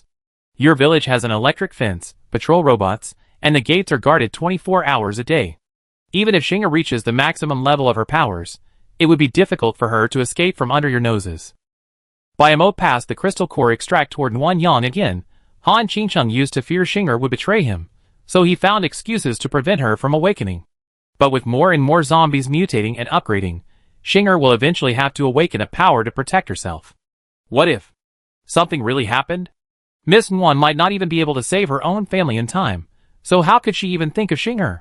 The words were blunt, but they were the truth. Nguyen Yang didn't refuse any further, as she had also considered allowing Bai Xing to awaken her superpowers. After all, Bai Xing was the village secretary, not just a hostage, and she wasn't very old. She couldn't possibly leave her out, while all the other young people awakened their powers. How could she continue to be the secretary? Besides, if you doubt someone, don't employ him. If you employ someone, trust him. Since Nguyen Yang trusted Bai Xing with the position of secretary, she naturally trusted her abilities and character. So what was the harm in awakening her superpowers? Afterwards, Nguyen Yang helped out as a porter, transferring some heavy, difficult-to-move supplies to the boat before contacting Wan Ningyan to prepare for her departure. Wan Ningyan seemed delighted, a bright smile plastered across her face as she rode her electric scooter to find Nguyen Yang. As soon as they got back on the SUV, Nguyen Yang couldn't help but ask her what she was so happy about, and Wan Ningyan's smile immediately faded. I told you not to lecture me. Why would I lecture you when you're fine? Nguyen Yang panicked. Did you do something bad? What did you do? PSST. Is that how you think of me? Then what did you do? Tell me now. My heart is in turmoil. I met the children at the orphanage. Many of them survived, and they still remember me. Wan Ningyan smiled again as she spoke. The little girl is truly an angel, so sensible and well-behaved. She calls me sister so sweetly. After hearing Wan Ningyan's description, Nguyen Yang felt relieved. So you couldn't help but get some supplies for them, right? Huh? How did you guess that? Because I'm your wife, of course I know you. Hee hee, you won't blame me, will you? Nguyen Yang shook his head and bought Wan Ningyan a bowl of chicken noodle soup. Do whatever you want in the future. There's no need to hide your space or your superpowers. Let's focus on being happy and free, and forget about everything else. Wan Ningyan's eyes widened in surprise. Me, you swore? What? Just let you do that. God called me a bastard, and I'm not allowed to swear. That's not the case. Wan Ningyan smiled, tilting her head to look at Nuan Yang, her eyes full of love. I just think you're so cool when you swear. The sudden compliment caught Nuan Yang off guard, and she forced a strained smile. Really? Yeah. So handsome. I like it. Okay, got it. Nuan Yang was secretly delighted, but on the surface, he pretended to be nonchalant. He drank a sip of chicken soup and slowly began to eat his noodles. Wan Ningyan, like a little fangirl, held the bowl, ate while looking at Nuan Yang, her eyes full of pink bubbles. My wife likes this? Nuan Yang began to wonder, should he swear more often in the future? But that would seem uncultured, or should he be more assertive? Keep a straight face. While he was daydreaming, the SUV flew to the capital of the neighboring province. The commercial street there was teeming with zombies. Nuan Yang quickly devoured his noodles, wiped his mouth with a piece of paper, and began to descend the SUV. Honey, please take the controls for a bit. Wan Ningyan pulled out a box of grenades. Don't use your powers. Let's just get this over with. These weapons are almost rusting away sitting there. Nuan Yang thought for a moment and agreed. Then I drive, and you can operate carefully. Chapter 622. The SUV landed, running over several zombies blocking its path. The surrounding zombies, alerted by the noise, quickly blocked the SUV. The temperature gradually rose, and the blood and ice on the zombies slowly melted. Nuan Yang watched the SUV stained with the unknown fluid leaking from the zombies, feeling unhappy. A car wash costs 10 points. Expensive. Honey, hurry up. Okay, I'm getting ready. Wait a minute. Take out your phone and help me time it later. Wan Ningyan was busy tying grenades together with wide tape, 5 at a time, for a total of 10 bundles. She then commanded the zombies to stand at attention, opened the car window, picked out 10 zombies, and had them disperse into the zombie horde with grenades. Bang. Bang. Bang. A series of explosions echoed, instantly killing most of the zombies. The small group that remained was burned to death by Wan Ningyan. Nuan Yang saw that all the zombies had been cleared out, and she lowered her eyes to check the timer on her phone. 4 minutes and 52 seconds. Huh? Why did it take so long? Did you see it wrong? I was so quick. Wife, it took you over 2 minutes to tie the grenade. Wan Ningyan frowned at this, looking at the streets littered with zombie corpses. She spoke calmly, many cities have been reduced to ruins by the earthquake. Why don't we use landmines? They won't destroy them anymore. Landmines? Aren't those buried underground? Nuan Yang was just wondering why Wan Ningyan wanted to use landmines when she pulled out a nuclear mine. She was so frightened that she immediately asked her to retract her space. Don't be ridiculous. This is a nuclear mine. It's nuclear. I know. It's nuclear, so it's so powerful. We can instantly eliminate the zombie hordes later with just one nuclear mine.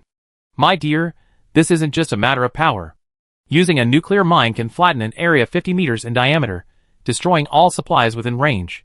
And there's also 5 days of radioactive contamination. Not only will it harm the environment, but if any survivors or mutant animals stray by, won't innocent people be harmed? We won't do such immoral things. Be good, listen. Wan Ningyan sighed, obediently retracted the nuclear mine, and then took out a miniature rocket launcher. Then I can use this, right? Nuan Yang calculated that one rocket launcher bullet required 10 low-level crystal cores, but it was powerful and time-saving, so it was worth it.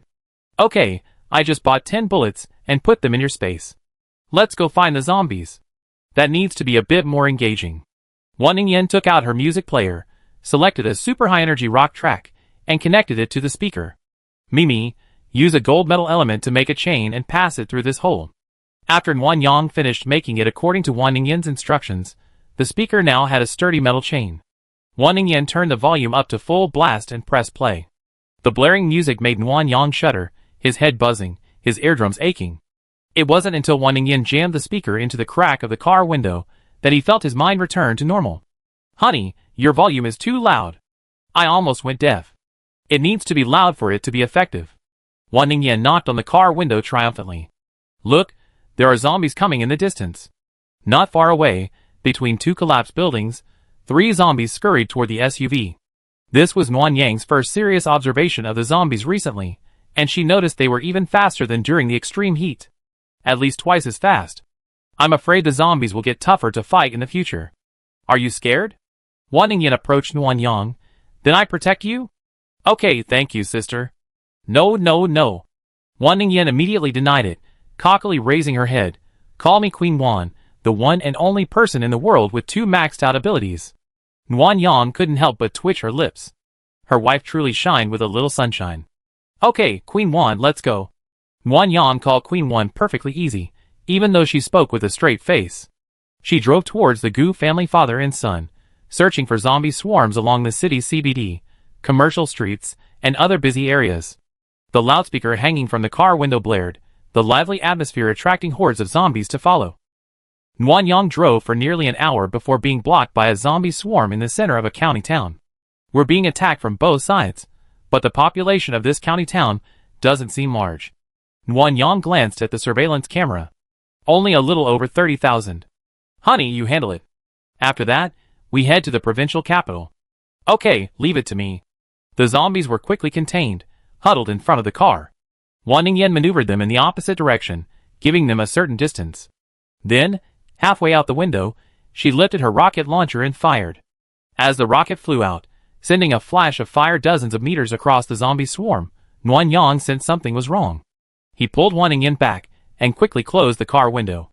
Just as it was locked, the SUV suddenly shook, and the entire vehicle was flipped over by the shockwave of the explosion. After rolling twice, it lay on its side on the ground. Bang! The SUV's protective airbag deployed.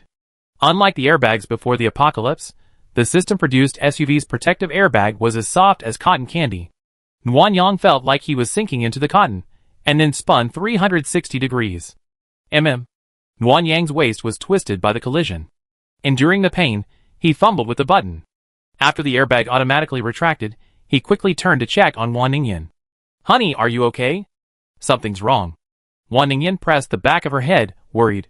Help me, is my head cracked? Okay, take your hand away, and don't touch me. Don't make things worse. Nuan Yang instructed, gently lifting her hair to examine her. The patch of scalp was slightly red, but not broken. Nuan Yang carefully examined the car for a moment, feeling relieved after confirming it was alright. She then began to inspect the car. The entire vehicle had flipped over, pinning the driver's seat to the ground. She couldn't open the window and get out. After a moment's thought, she asked Wan Ningyan to steer the SUV back into position.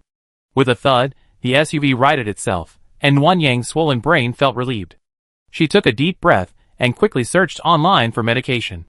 She found one in her space, and carefully applied it to Wan Ningyan's wound. Wan Ningyan had always been very well behaved, remaining silent. Even someone who whimpered wouldn't cry out in pain when applying the medication. Nuan Yang found this strange, but didn't take it too seriously. Alright, you, watch your distance next time. You were too close this time. Does it still hurt? If so, go to the back seat and get some sleep.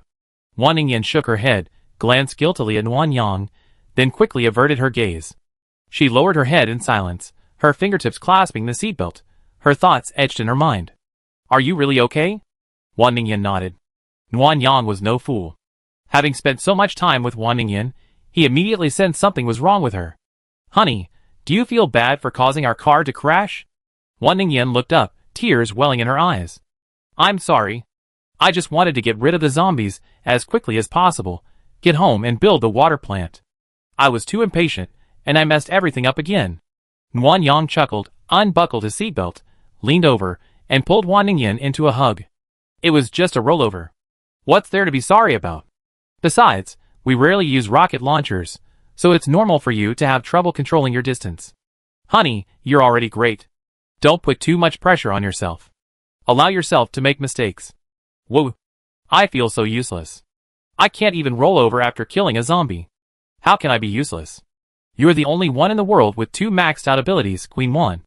I still need your protection. Wan Ningyan burst into laughter. Are you laughing at me?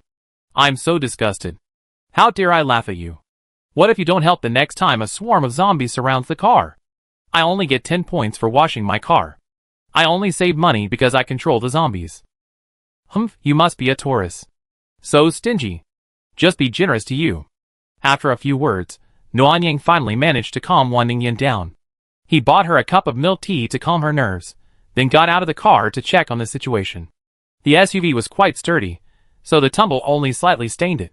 There was a shallow scratch on the door, and the loudspeaker hanging from the right door was broken, but otherwise, there was no damage. Nuan Yang collected the crystal core with a single click, then drove the filthy car to the provincial capital without washing it. Nguyen Yang, being stingy, thought, since the car is already dirty, I might as well wash it when I return to the village.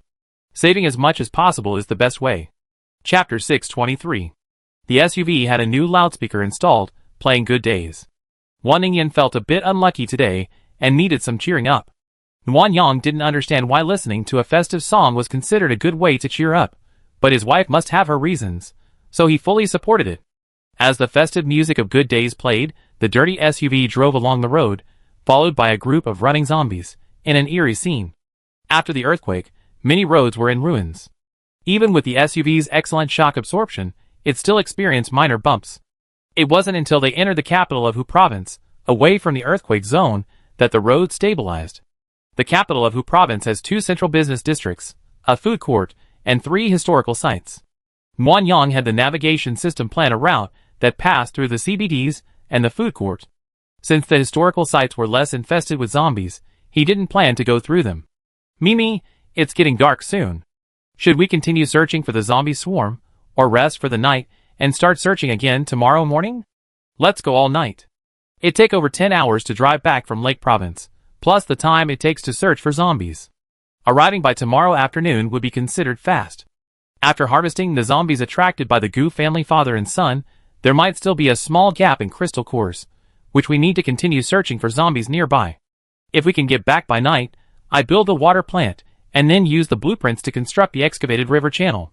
We can then safely isolate ourselves and wait for the flood. Wan Ningyan was puzzled. Actually, the village's flood prevention mission is almost complete. Even if we shorten the quarantine by 2 days, it won't matter. If anyone gets sick, Zhao Rou and Ming Shui can treat them. Everyone reacts differently to the virus, especially with so many elderly and children in the village. If the virus takes an acute attack, it might be too late to save them. Wan Ningyan listened, took out a notebook, and began to record the numbers, counting on her fingers. Then she sighed heavily. The quarantine lasts 3 days, so we have to gather all the crystal cores and return to the village before midnight tomorrow night, otherwise there's a risk. But it feels so difficult.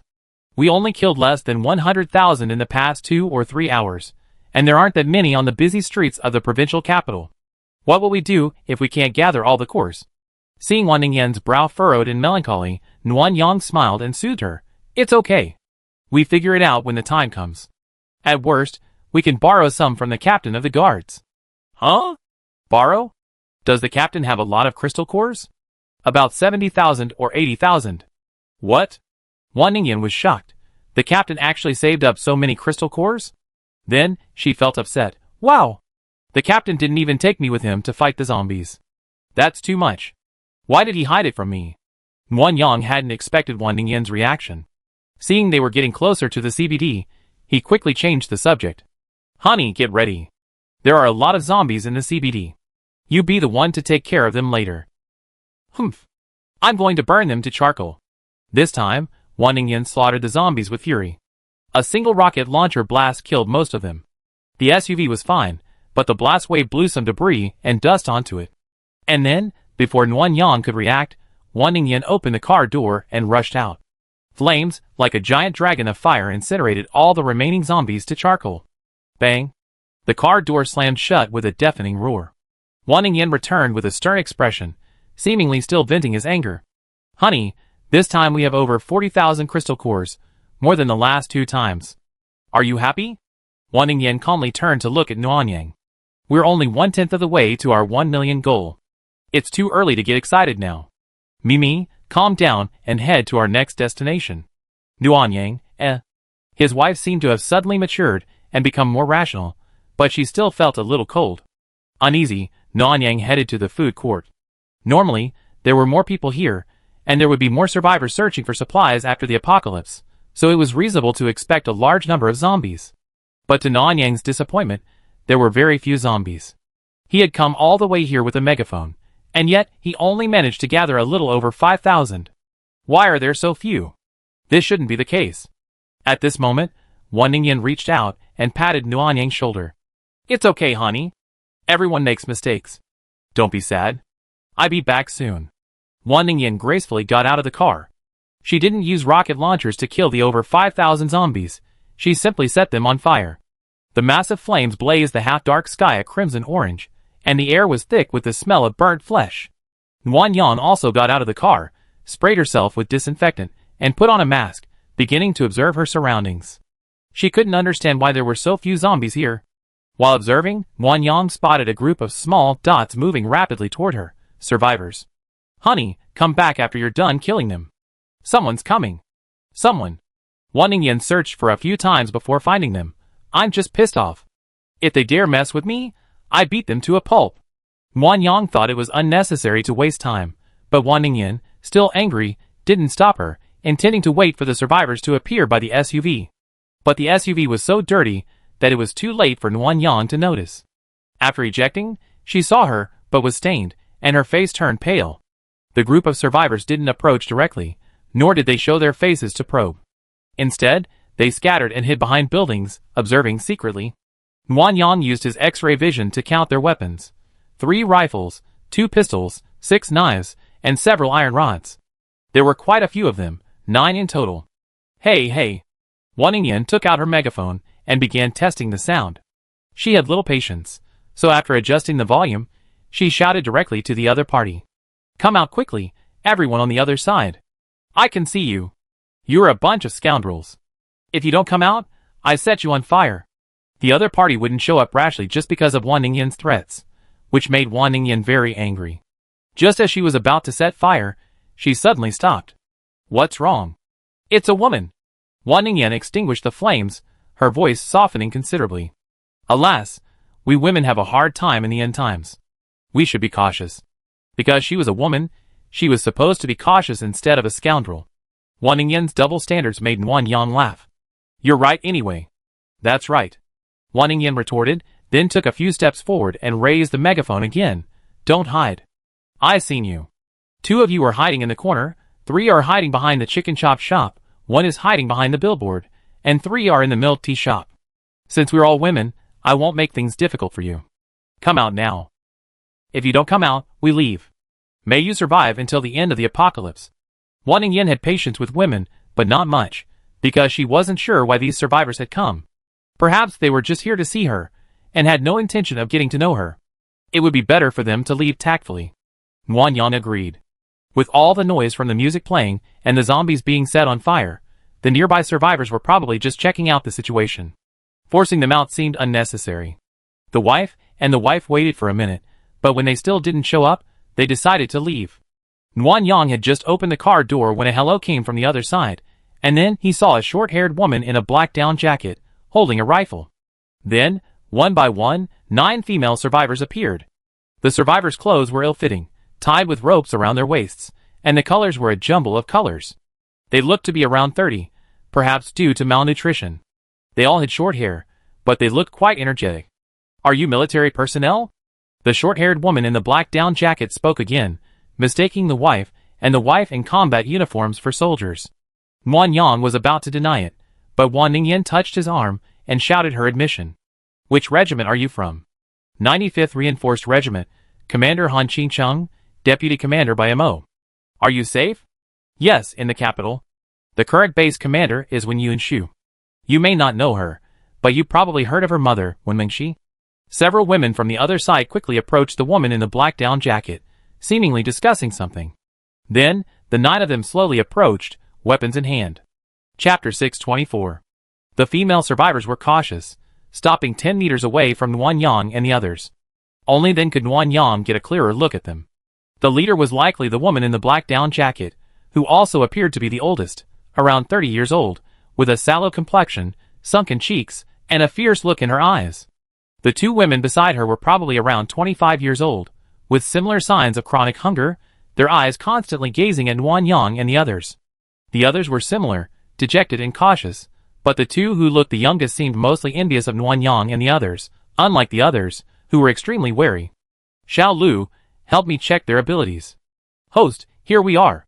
Xiao Lu's voice was filled with playful joy. The ability check is 100 points per person. Could you please confirm the inquiry, host? Wan Yang frowned slightly. Why did you raise the price?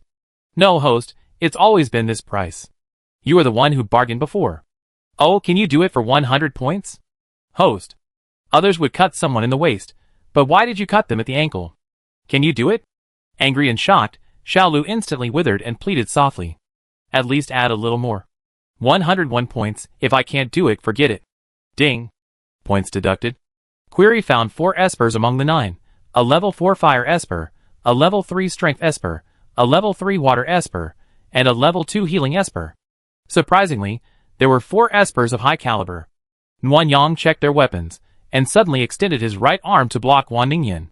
He gave the leading woman a sly smile and asked, "We're unarmed. Isn't it impolite for you to have guns?"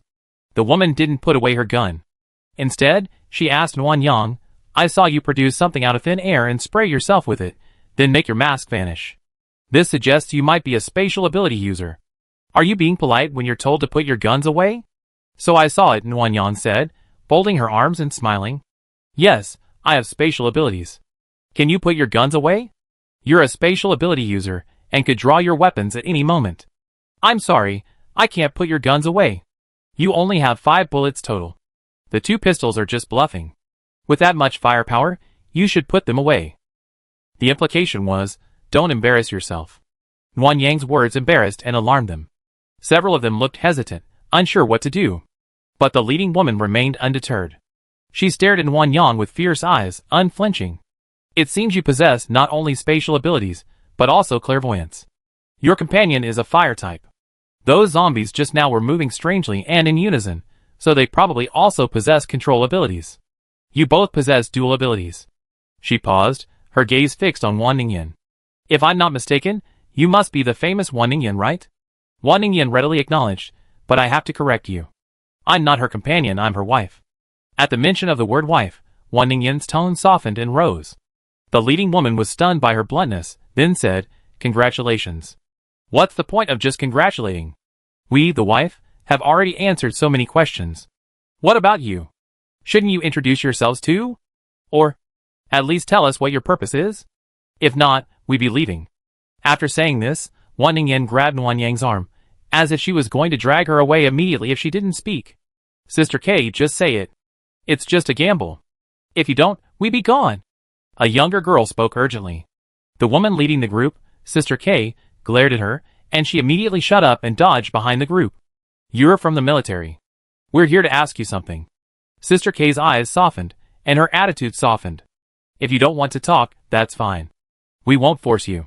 What do you want to ask? Tell me. Judging from your clothes and faces, you two must be doing well, right? But we're not doing so well. So many people have died, and there are all sorts of natural disasters. Doesn't the country care about us anymore?" Wan Ningyan clearly hadn't expected this question. She tugged at Nuanyang's sleeve, asking her how she should respond. Nuanyang gave her a reassuring smile. "The country isn't ignoring you, it's just unable to. Water, electricity, and internet are out, and military units are being attacked by zombies everywhere. Add to that the constant natural disasters and internal strife, and they're completely stretched thin.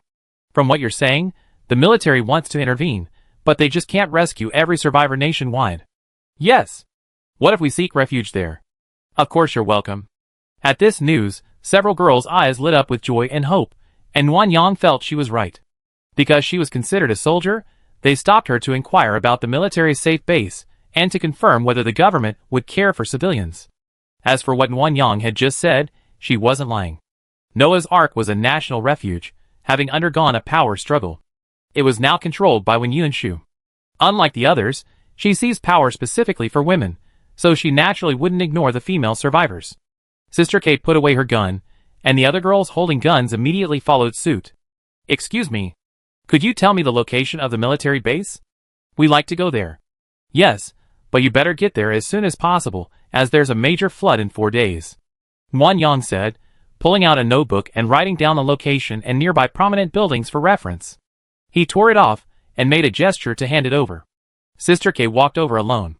The closer she got, the more Nuanyang could see the fatigue and rough skin on her face. Her hand, stretched out, was wrinkled and slender, like the hand of a woman in her 50s or 60s. "Thank you. I apologize for any offense." "It's okay." Nuanyang wanted to ask her if she needed any help. The weather was already normal for a pre-apocalyptic winter. With 2 ordinary cars, some gasoline, and some food, they should be able to make it to Noah's Ark. But Sister K struck Nuanyang as a strong woman, a woman with a sure hand, which made him hesitate to speak. While Wan Yang was struggling, Wan Ningyan opened her mouth to ask. Sister K looked up at Wan Ningyan and thought for a moment before responding. You have a space, so you must have gathered a lot of supplies, right? Yes. We need a car, gas, food, and ammunition, Sister K said, then immediately added, we're not taking them for free. We have crystal cores, though not many, but we trade as many as we can. Hearing they had crystal cores, Nguyen Yang piqued his interest. How many do you have? We have all the supplies you just mentioned. I estimate the number and trade with you. Sister K lowered her eyes, pondering for a moment, then shook her head slightly. I don't know. We psychics eat those cores when we're hungry, and we killed so many zombie hordes along the way, so the numbers have increased and decreased, making it hard to calculate. I guess it's around 100,000. 100,000? Nguyen Yang and Wan Ningyan were both shocked. Wei Mingyi's All Martial Arts Rose Squad had only amassed 70,000 to 80,000 crystal cores. These seemingly poorly equipped and struggling female survivors actually had 100,000. Excluding the spent cores, this group must have killed at least 100,000 zombies. Chapter 625. Because of the large number of crystal cores, Sister K and the others were all gathered at their own living quarters. Nguyen Yang, who was also short of crystal cores, parked his car and followed them, handing over the crystal cores and supplies later. Perhaps with hope, Sister K and her group seemed more energetic than when they first met, especially the two younger girls, who were bouncing and skipping as they walked. The woman in front, called Sister Rong, walked side by side with Sister K. They chatted quietly as they walked, occasionally glancing back at Nguyen Yang and Wan Ningyan. The wife and her husband walked at the back, with Wan Ningyan holding Nguyen Yang's arm and whispering in her ear. Mimi, it must have been incredibly difficult for them to survive until now. Why not let them go to the village instead of heading to the more distant Noah's Ark? Because of the risks, I'm hesitant to take the gamble. Risk? Afraid they're bad people? I don't think so. Ningyan, there are 9 of them. There might be others at the shelter, but our village only has a little over 100. Their joining Noah's Ark is a drop in the ocean, while joining ours is like dropping a stone in the water. And as you said, their survival was incredibly difficult. Their combat power is at least 2 or 3 times higher than that of an average person. Our village has many elderly people and children. A fierce little group joining would undoubtedly be extremely dangerous. If they had any problems, the casualties would be devastating. More importantly, our village's medical system is so poor. Look at them. They develop numerous symptoms from long-term malnutrition. By the time these chronic illnesses manifest, it's already past the point of curative treatment. If they go to our village, they have to rely on traditional Chinese medicine for gradual recovery. Unlike Noah's Ark, which has comprehensive medical facilities and doctors to identify and treat any issues. Wan Ningyan nodded thoughtfully. I see. Going to Noah's Ark is indeed the best solution. The living conditions there are good, and with all their hard work, they surely live comfortably. Yes, and when Yunshu prefers women, and they're desperately in need of female warriors who dare to go on missions. They're a perfect fit. Nguyen Yang chatted as they walked. After about a quarter of an hour, Sister K and the others stopped in front of a building. Nguyen Yang took a look. It was called Yuanchi Tankwan, or a high-end bathhouse. Nguyen Yang had been to a similar bathhouse with the search team before, and suddenly understood why they were able to survive the extreme cold. In addition to showers, these bathhouses also had soaking pools, so they had boiler rooms, which meant they had coal. The rest areas of the bathhouses were designed with thermal insulation, offering better protection from the cold than ordinary buildings. Plus, there might be some food stored inside, making them a perfect place to survive in the extreme cold. Sister K didn't go in directly. Instead, she knocked slowly 3 times, then quickly twice. Soon, there was movement from inside, and a thin, sallow-faced girl with 2 small pigtails emerged. She was short, estimated to be less than 1.6 meters tall, probably only about 15 or 16 years old. She was very surprised to see Sister K and the others. After pushing aside the low cabinet blocking the door, she immediately opened it. Sister K, you're back so soon. Did you find food? Sister K hesitated, pinching her cheek. Yes, we do, but we have 2 guests. Let's entertain them first. We can talk about food later. Guests? When the girl looked over, Nguyen Yang smiled, and she shuddered. Next to her, Wan Ningyan smiled brightly and said, hello. She was stunned for a moment, then grabbed Sister K's arm in delight. Is it Wan? Wan? Wan Ningyan? Yes, Sister K smiled and patted the excited girl's shoulder. Alright, keep your voice down. Don't call the zombies. The girl immediately covered her mouth and nodded vigorously to indicate understanding. Nguyen Yang watched all this and felt something was amiss. Xiao Rong, tell everyone what I just told you. I'm taking the guests to the storage room. Okay, don't worry, Sister K. Sister K nodded and led Nguyen Yang and Wan Ningyan upstairs. The layout was simple. The first floor was the reception and lobby, the second floor was for showers and changing rooms, and the third floor was the rest area. It was to the third floor that Sister K took her and her wife. The air was not very good. Besides the smell of coal, there was also a stench similar to burnt plastic. Nguyen Yang looked around. The food shelves were already empty. The wooden decorations in the fruit area had been removed, leaving only a fruit bar sign. Inside, the tables, chairs, and sofas had all been dismantled. Even the wooden capsule beds had been removed and chopped into individual strips. Inside is a luxurious lounge area with warmer sofa beds and massage beds. We usually eat outside and sleep inside by the fire. Sister K took the initiative to introduce the two curious people. Wan Ningyan asked a few curious questions, such as how they got here and how long they had lived there. We fled all the way from Fuzhou. The weather is getting hotter and hotter. Staying in one place is like waiting for death. We might as well go out and try our luck. I'm a racing driver, and Shirong leads my mechanic team. The others didn't trust us and chose to stay where we were, so it was just the two of us at first. Later, as we encountered more and more women along the way, our team gradually grew. Strength lies in numbers, and we were even capable of taking down some large shopping malls. After finding supplies, we continued on our journey, aimlessly hoping to stumble upon a national security base. Sadly, we never did. Later, when we arrived near this area, the temperature plummeted one day, and most of our men froze to death. Only 12 survived. Thinking of the extreme heat, we suspected it would continue to drop, so we searched for a suitable place to spend the winter, and we came across this bathhouse. There used to be people living here. The one who opened the door was called Rabbit. She lived here. When the temperature plummeted, her family and friends froze to death while sleeping in the lobby. People can become mentally unstable when they're overly frightened. With the zombies and their families all dead, the child became somewhat demented, as you should have noticed. Nguyen Yang responded.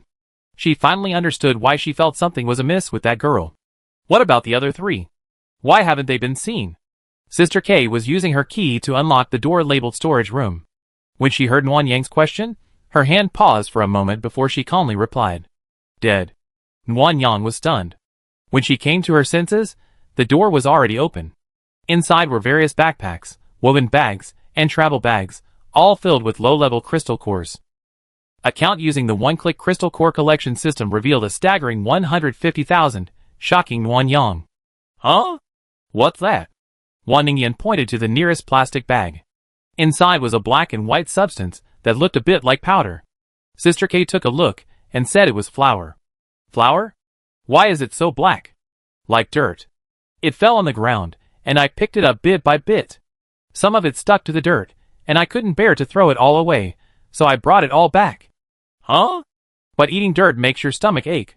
This is already a delicious ration. At least it fills your stomach. We usually don't want to eat it. Nguyen Yang suddenly remembered her past life.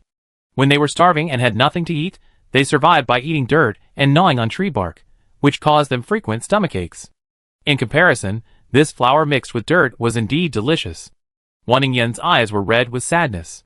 She held Nguyen Yang's arm tightly, looking at him pleadingly. Nguyen Yang understood her thoughts and nodded gently to reassure her. Here are 156,781 crystal cores. I want them all. I give you 2 SUVs and a military truck, 10 barrels of gasoline, 2 boxes of canned fruit, a box of fresh apples, 10 boxes of instant noodles, a box of sausages, a box of bread, a box of braised eggs, and a box of ammunition. Miss K, is there anything else you need? I give you anything I have.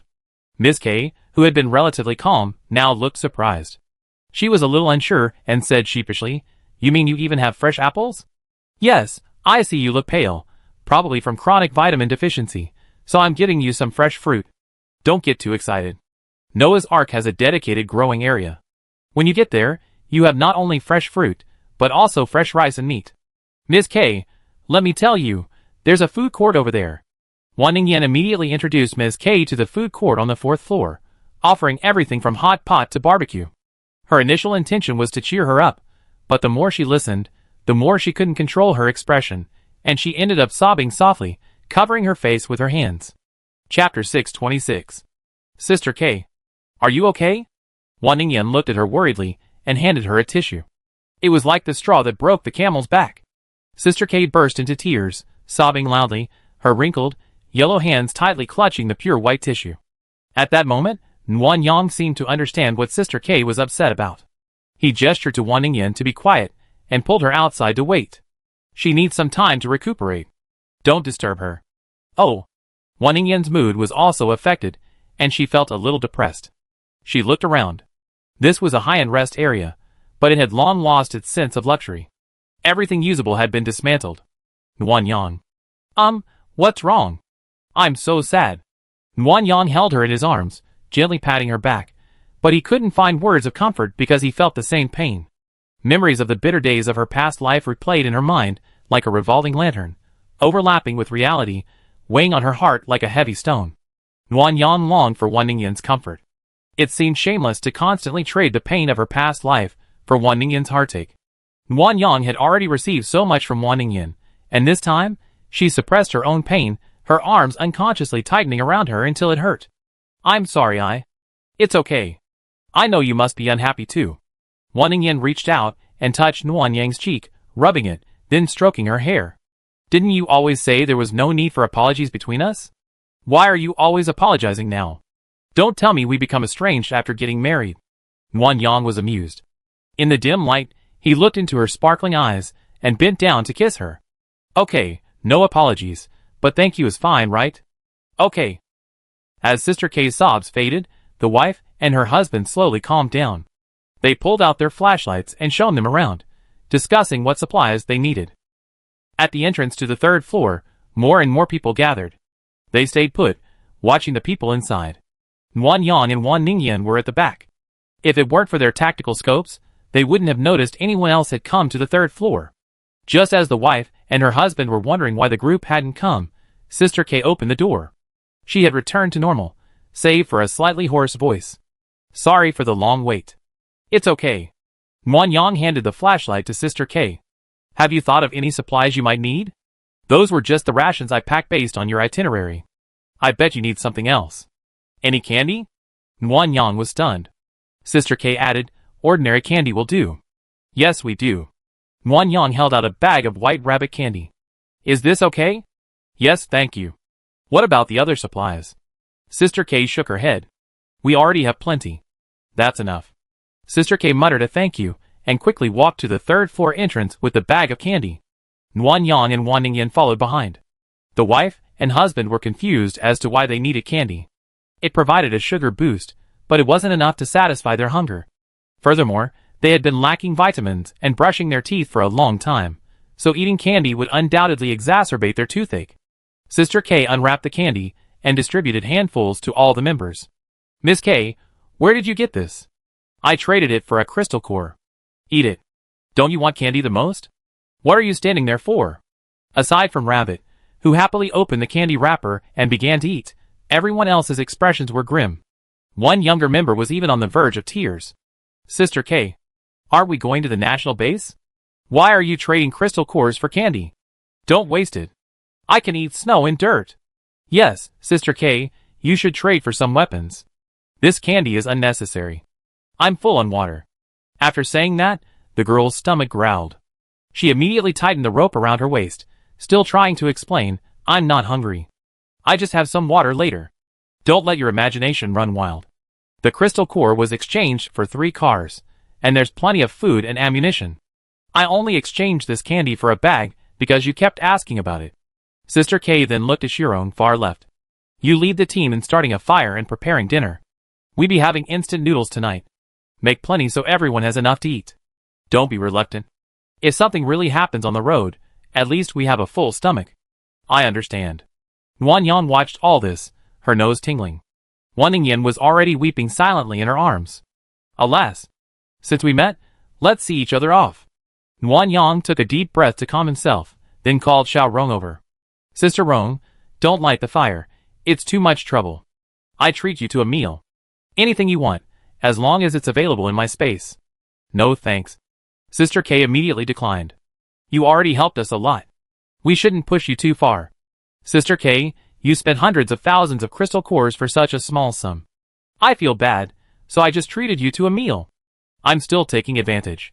Seeing Sister K about to refuse, Wan Ningyan, who was wiping her tears, tried to persuade her.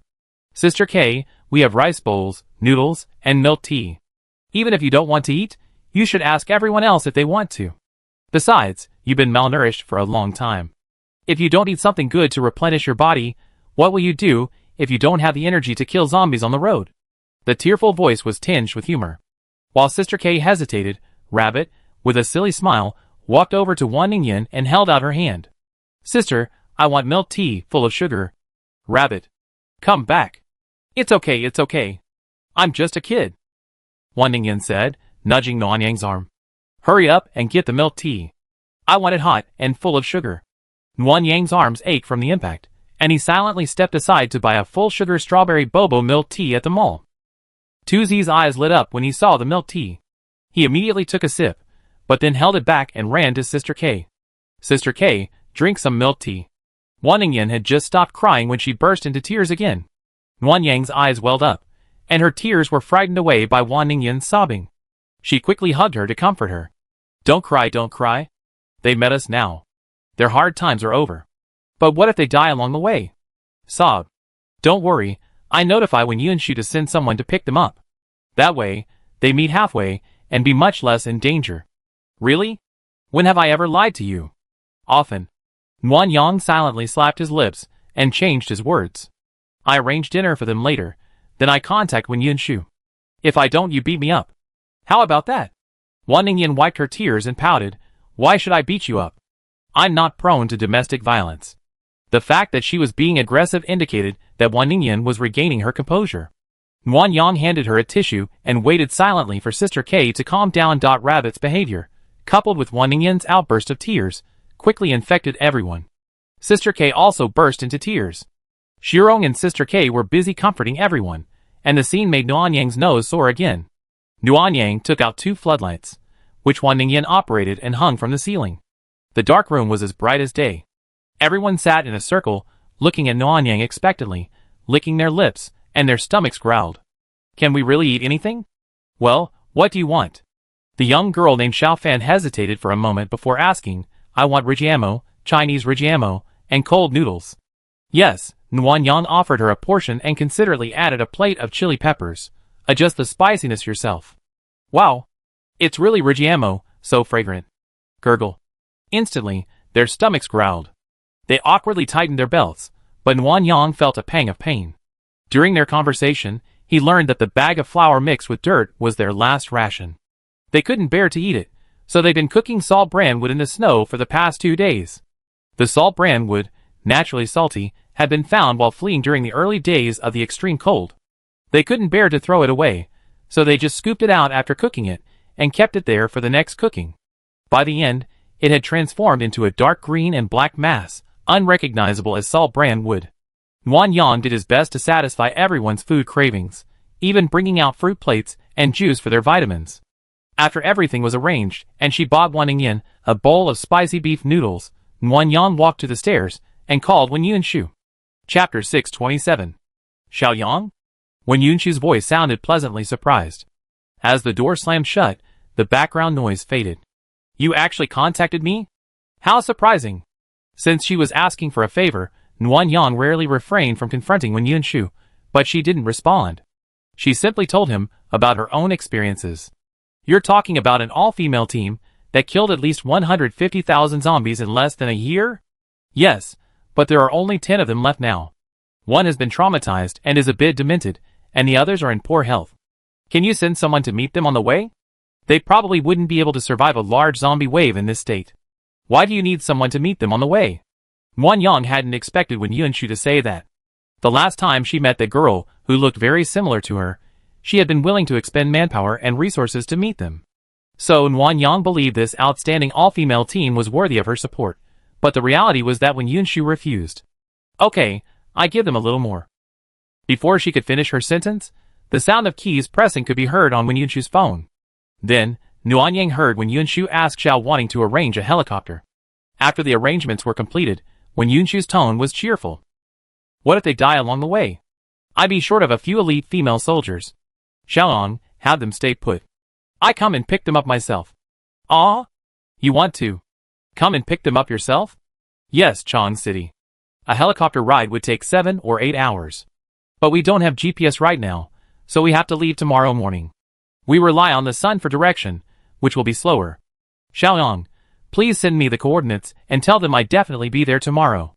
Nuanyang was stunned for a moment. Wen Yunshu's approach far exceeded her expectations, and was the best and safest way. So, after sending the coordinates, she said thank you again. Xiaolong, I should thank you. I've been wanting to search the world for surviving women for a long time, but I can't get away. There are too few female soldiers available, the base is under renovation, and there are constant natural disasters outside. I can't spare the time. Searching the world for surviving women. When Nuanyang heard this idea, her first reaction was to wonder if Wen Yunshu had gone crazy. She clearly remembered that Noah's Ark was overcrowded and had long since stopped accepting ordinary people, only those with special abilities, and women under 50.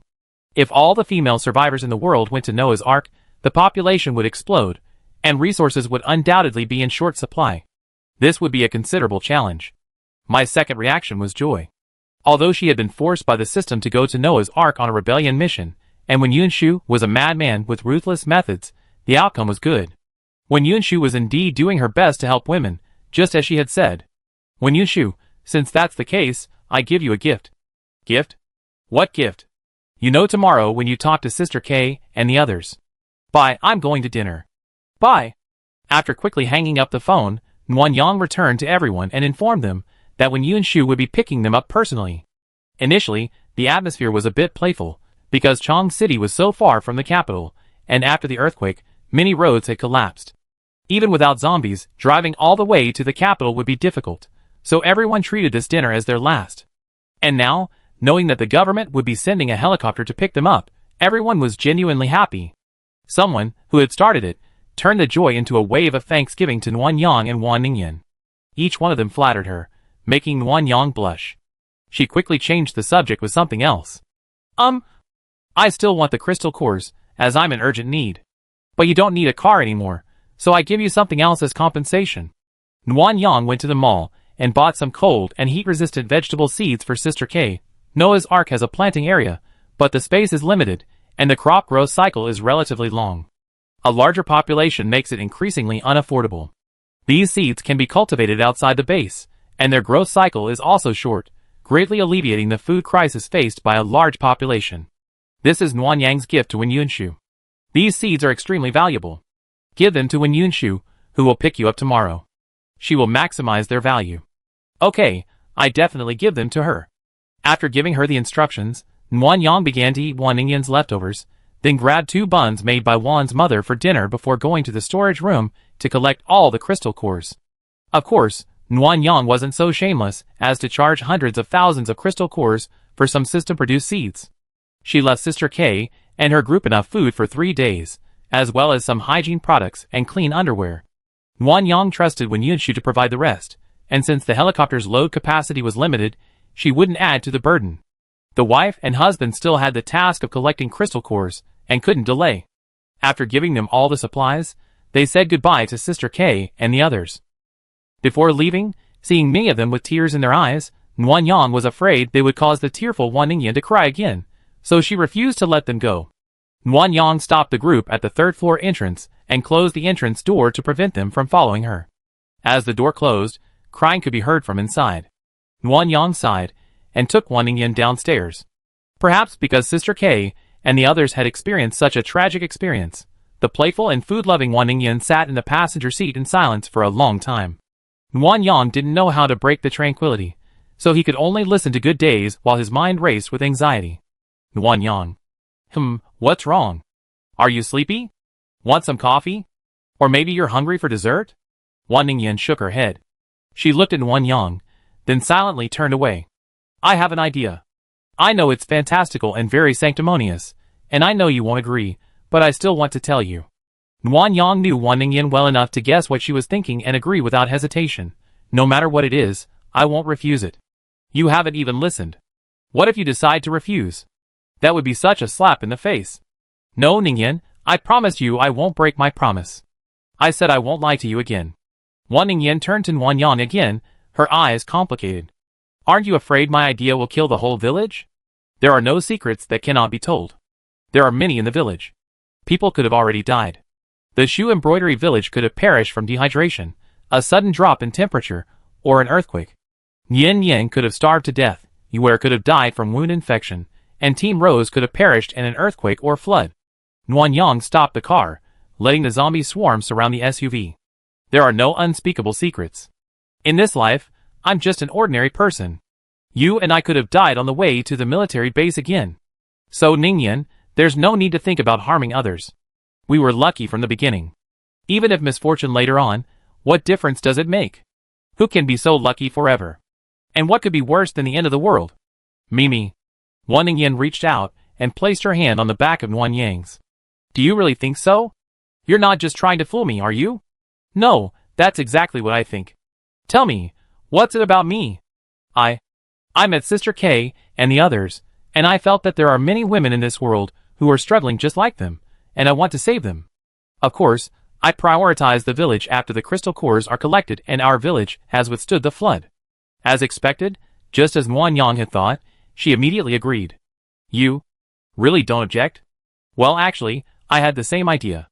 Not only me, but Wen Yunshu too. To be more precise, it was Wen Yunshu who inspired me. She inspired you? Yes, Noah's Ark has limited supplies, and Wei Ming extorted a lot of them.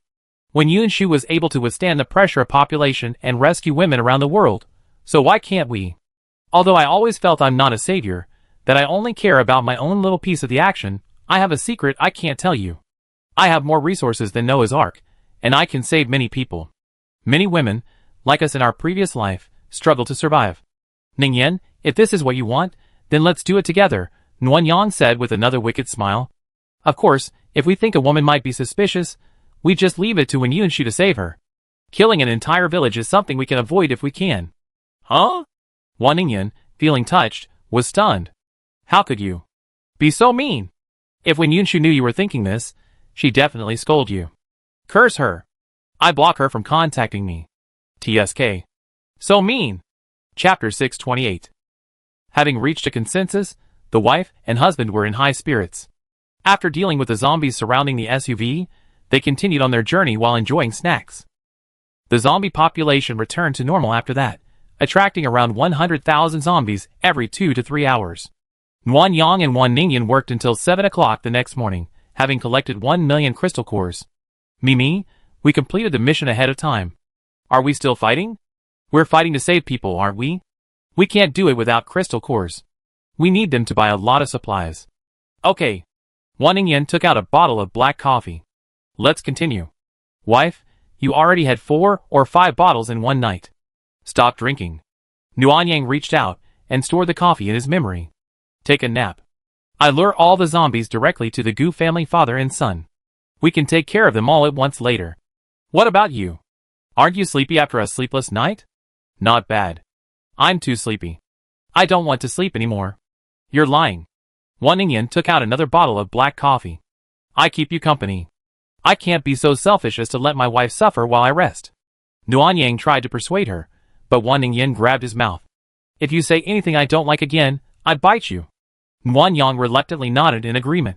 Then, both of them, their eyes drooping, chatted, drank coffee, and listened to rock music to fight off sleepiness. They finally arrived near the cages of the Gu family father and son around 10 a.m. There were quite a few zombies gathered there. As soon as Nguyen Yang's car arrived, it was crushed by the massive force of the zombies and couldn't move. After crushing several zombies, it was completely stuck. It's no use, honey. Get control. It looks like a zombie has gotten into the truck's wheels. The car is completely immobile now. Wait a minute. Wan Ningyan patted her cheeks, then braced herself. Okay, let's get started. After controlling the nearest waves of zombies to fend off the outer zombies, they finally cleared a few square meters of space around the SUV. Nguyen Yang donned protective gear and exited, nearly passing out.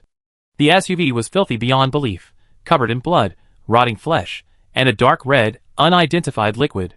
Several zombie carcasses lay beneath the chassis, their arms and legs entangled in the front wheels, causing the vehicle to come to a complete stop. It seemed they had no choice but to clear the zombies here. Nuanyang was about to return to the car to discuss this with Wan Ningyan when he heard a ding.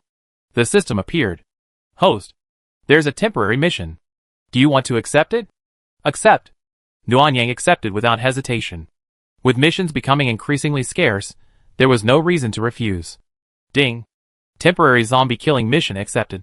Host, please kill at least 100,000 zombies within 10 minutes to receive the corresponding reward. The 10-minute countdown begins now. Host, please hurry. If the mission fails, 1 million points will be deducted. 100,000 zombies? Can anyone else help? Yes, host. Please hurry. Nuanyang quickly got into the car and checked the surveillance system. 120,000 zombies had already been detected nearby. Huh? Nuanyang smiled and breathed a sigh of relief. Honey, we have a mission. Kill 100,000 zombies in 10 minutes. Come on, let's do it together. 100,000? Yes, there are at least 120,000 around here. Let's kill them together. Use your superpowers. It give you some practice and save you some points. Okay. Nuanyang got out of the car again and was about to use her ice ability when she suddenly noticed Wan Ningyan still in the car. She glanced at her in confusion, only to see her emerge from the roof. Waifu, aren't you getting out of the car? Wan Ningyan tilted her head sleepily and looked at Nuanyang. Why get out? Just kill them. Fire and control abilities are indeed suitable for use in a car, but Nuanyang's abilities aren't. Using them in a car feels a bit awkward, so she didn't go back inside. Quickly gathering her mental energy into her palms, Nuanyang raised her hands and condensed hundreds of thousands of ice arrows in midair. The sea of ice arrows darkened the sky by an inch. She lowered her hands and launched the ice arrows towards the zombie horde. Suddenly, the sky turned orange and red. Nuanyang felt the air heat up, and her respiratory tract felt as if it were burning. Puff! The blazing flame spread rapidly from near to far, covering the entire sky and earth, incinerating the zombies, while melting all of Nuanyang's ice arrows.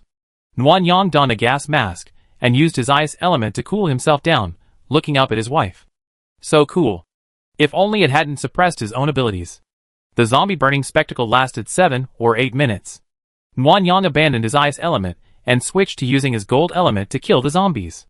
While it helped him gain some experience, Wan Ningyan's maxed out fire element was too powerful, and he couldn't kill many. So Nuanyang lay down, used his gold element to roast a bunch of zombies over the fire, and used his ice element to build a grill, where he placed the roasted zombies, just like playing house. Ding! Congratulations to the host for completing the temporary mission, earning 5,000 experience points, 1 zombie attractor, and 1 life-saving ball. Ding! The zombie attractor and life ball have been unlocked and can be purchased in the equipment section of the store using points. Nuanyang was a little disappointed. The rewards were too meager. The missions were getting harder, and the system was getting stingier. Host, no, both of these are fantastic products. Really?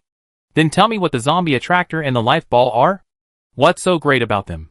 To the host, the zombie attractor is a lure device. Press the start button and place it anywhere. After 10 seconds, it will automatically release a scent that simulates human flesh and blood, attracting zombies within a 10-mile radius. Time limit, 24 hours, unaffected by any external factors. Once it expires, the zombie attractor ceases. The life ball is a protective device. After removing the outer film, apply the life ball device to any person, animal, or object in need of protection. It will form a pink protective ball within 1 second. This protective ball provides 6 hours of protection from falls from heights, deep sea water, lava, fire, toxic gases, and other environments. During the protection period, the user can use their hands and feet like a hamster to roll forward and escape dangerous situations. What? Nuanyang thought she misheard. Could this be such a practical item? She quickly went to the store to carefully check the instructions for both items. Sure enough, she was right, the prices were quite affordable. The zombie attractor costs 1,000 points each, while the life ball is a bit more expensive at 5,000 points, but both are very useful. With the zombie attractor, you can place it in a designated area and harvest the zombies before the timer expires. This is much more efficient than driving around and luring them in. And the life ball can be distributed to every villager, giving everyone a self-protection tool in an emergency, especially the elderly and children. Ningyan! Mission accomplished. The reward is fantastic. Wan Ningyan yawned, put away the fire, and looked at Wan Yang blankly. What? I got the reward. It's something very useful. I tell you when I get in the car. First, help me move the zombies under the car. Hearing the reward, Wan Ningyan perked up. She controlled the zombie corpse, and threw it far away, then immediately asked Wan Yang what the good stuff was. This is a zombie attractor, and this is a life-saving ball. The zombie attractor was a device similar to a dumbbell, with a start button on the left, an electronic screen with a timer countdown on the right, and a transparent tube in the middle filled with blood-red liquid. The life-saving ball wasn't a ball, but a pink, round object about the size of 4 coins. It felt soft and had a film like chewing gum. Once the film was peeled off, it became sticky and could stick to anything, protecting it. Wan Yang handed Wan Ningyan one of each item and explained how to use it. The sleepy Wan Ningyan became more alert as she listened, and excitedly held Wan Yang's arm. Mimi, can I use this for skydiving? Huh? Jumping from tens of thousands of meters, no parachute needed, no wind blowing, and being able to sit in a ball and watch the scenery along the way. It's so romantic just thinking. Wan Yang, can this thing be used like this? Host, you can. Shut up. I'm not asking you. Oh. Chapter 629. After defeating the zombies and claiming his reward, Wan Yang drove his now disgusting SUV to the cage where the Gu family father and son were. From a distance, the people in the cage seemed to be lying down, whether they were asleep or dead. Mimi, do you think they're dead? Probably not. Although they were given only a small amount of food, they should be able to hold out for 2 days. Besides, it's not that cold now, less than -10 degrees Celsius. The two of them should be able to survive by huddling together for warmth. I guess they all died fighting among themselves. Wan Ningyan raised her eyebrows smugly. Want to make a bet? Wan Yang reached out and tapped the monitor. It shows there's only one survivor. No need to bet. What? No fun at all. Sorry, it's too advanced and you're upset. Next time, I turn off the monitor. There's no next time. Wan Ningyan suddenly thought of something and told Wan Yang to stop the car. We can still bet. Huh? What bet? What? Who's the one who survives? I'm betting on Gu Wei, because even a tiger won't eat its own cubs. What about you? Wan Yang thought for a moment and said, I'm betting on Gu Fengding. Gu Wei is a bit more timid than his father. If they were to fight, he probably wouldn't have the courage to kill his father. Okay. Wan Ningyan approached Wan Yang excitedly.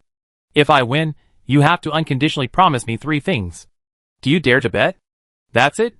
Wan Yang smiled and nodded. Okay, then if I win, you just have to unconditionally promise me 1 thing. Huh? You seem greedy. It's not that you're greedy, it's that I'm willing. Wow. You're being so sweet. If you lose later, I'd be merciful and ask you to do just 2 things. Okay, thank you, my dear wife, for your generosity. Wan Yang smiled as he restarted the SUV and slowly drove to the side of the cage. The ground here was rather disgusting, with the zombies gathered here trampling around, leaving behind a lot of unidentified lumps and liquids.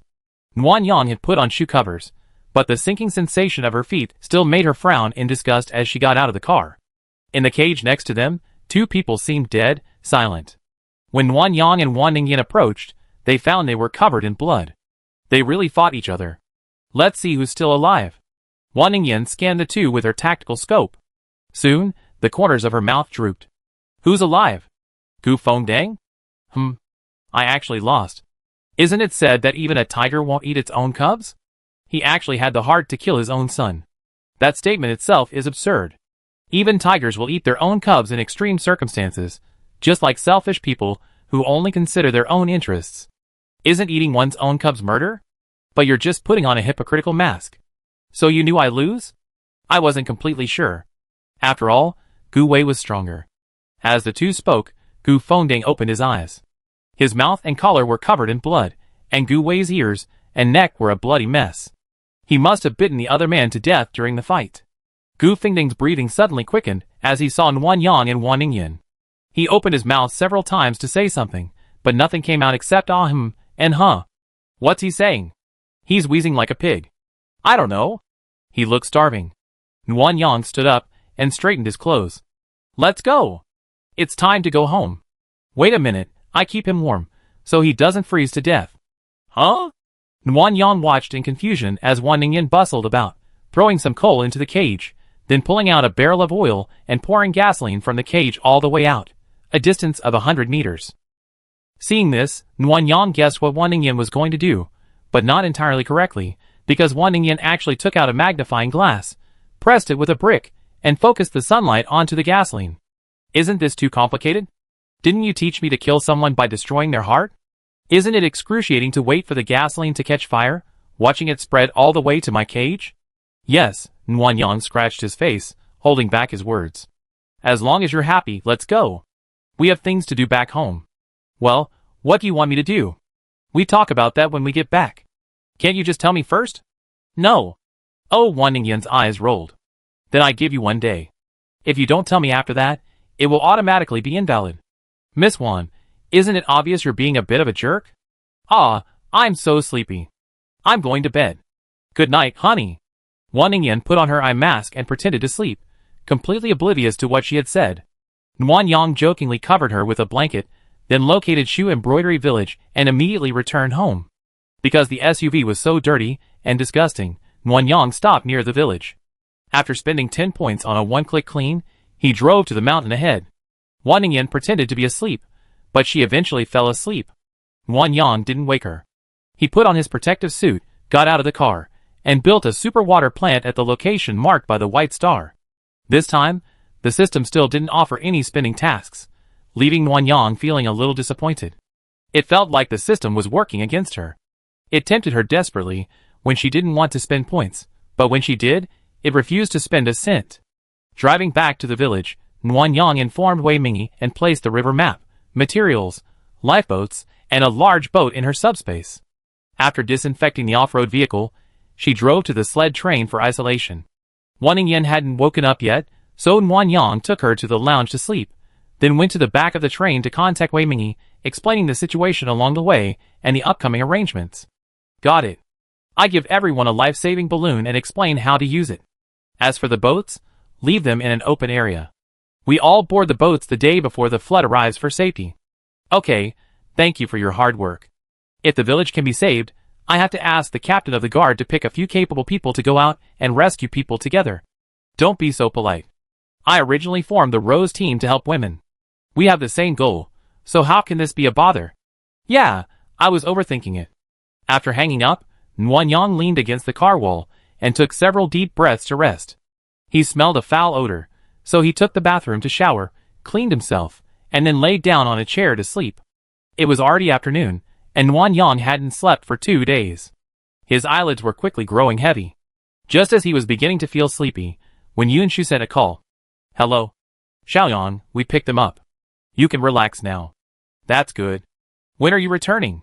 Checking them out. We leave immediately after. Immediately? Nguyen Yang asked doubtfully, checking the time. Isn't it because we don't have GPS that we can't fly a helicopter at night? If you leave now, it'd be dark soon. Is it safe? We already taken notes on the way here.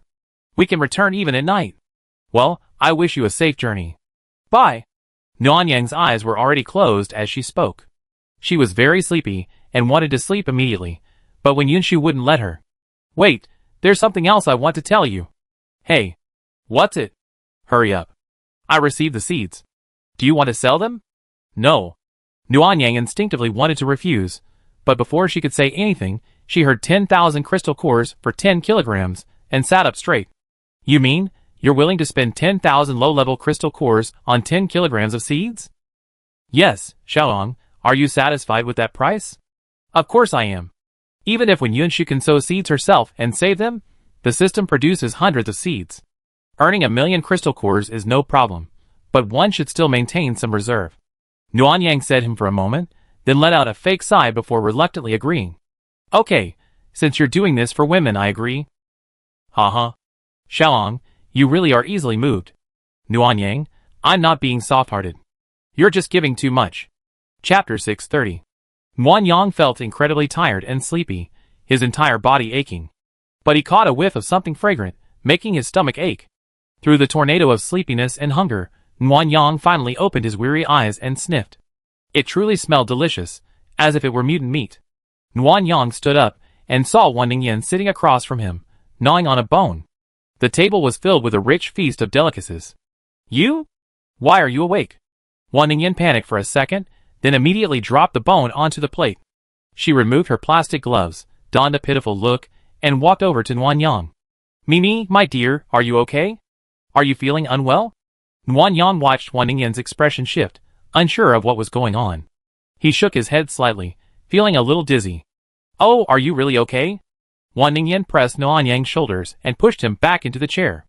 I think you seem to be having a headache. Why don't you rest a little longer? Don't overwork yourself. Something was wrong. Something was very wrong with Wan Ningyan. Nuan Yang was sleep-deprived and had a headache. She was also starving, which made her stomach feel uncomfortable and dizzy, so she struggled to sit up again. Mimi, why are you up again? Lie down and rest. I'm hungry. Eat something before I go back to sleep. Nuan Yang quickly explained, lest she be pushed back down. As expected, upon hearing that she was hungry, Wan Ningyan stopped forcing herself and sat back across from him, moving the dishes towards her. These are all Mom's dishes. Braised pork ribs, lion's head, seaweed and egg soup, and braised cabbage in vinegar. Wan Ningyan listed a long list of dishes, many of which she had left uneaten in her space. Nuan Yang's eyes widened as she listened. Mom, why did you make so much? Aren't you eating? What? This is 3 days worth of food for the two of us, so of course it's more. Hee, got it. I eat first. Nuan Yang had long since lost her patience. She drank a small bowl of soup, then quickly ate half a bowl of rice with some vegetables. Feeling less hungry, she began to gnaw on the marinated bones. The marinated bones were made from mutant pigs, so they immediately woke Nuan Yang up. She gnawed happily, but soon remembered Wan Ningyan's unusual behavior. What's wrong with my wife today? While gnawed on the bones, Nuan Yang secretly glanced at Wan Ningyan several times. She was eating the chocolate cake made by Wan's mother, scooping it up with a spoon, and she didn't look particularly happy. This cake was something Wan Ningyan had specifically asked Wan's mother to make before she left. Why did she feel so guilty while eating it?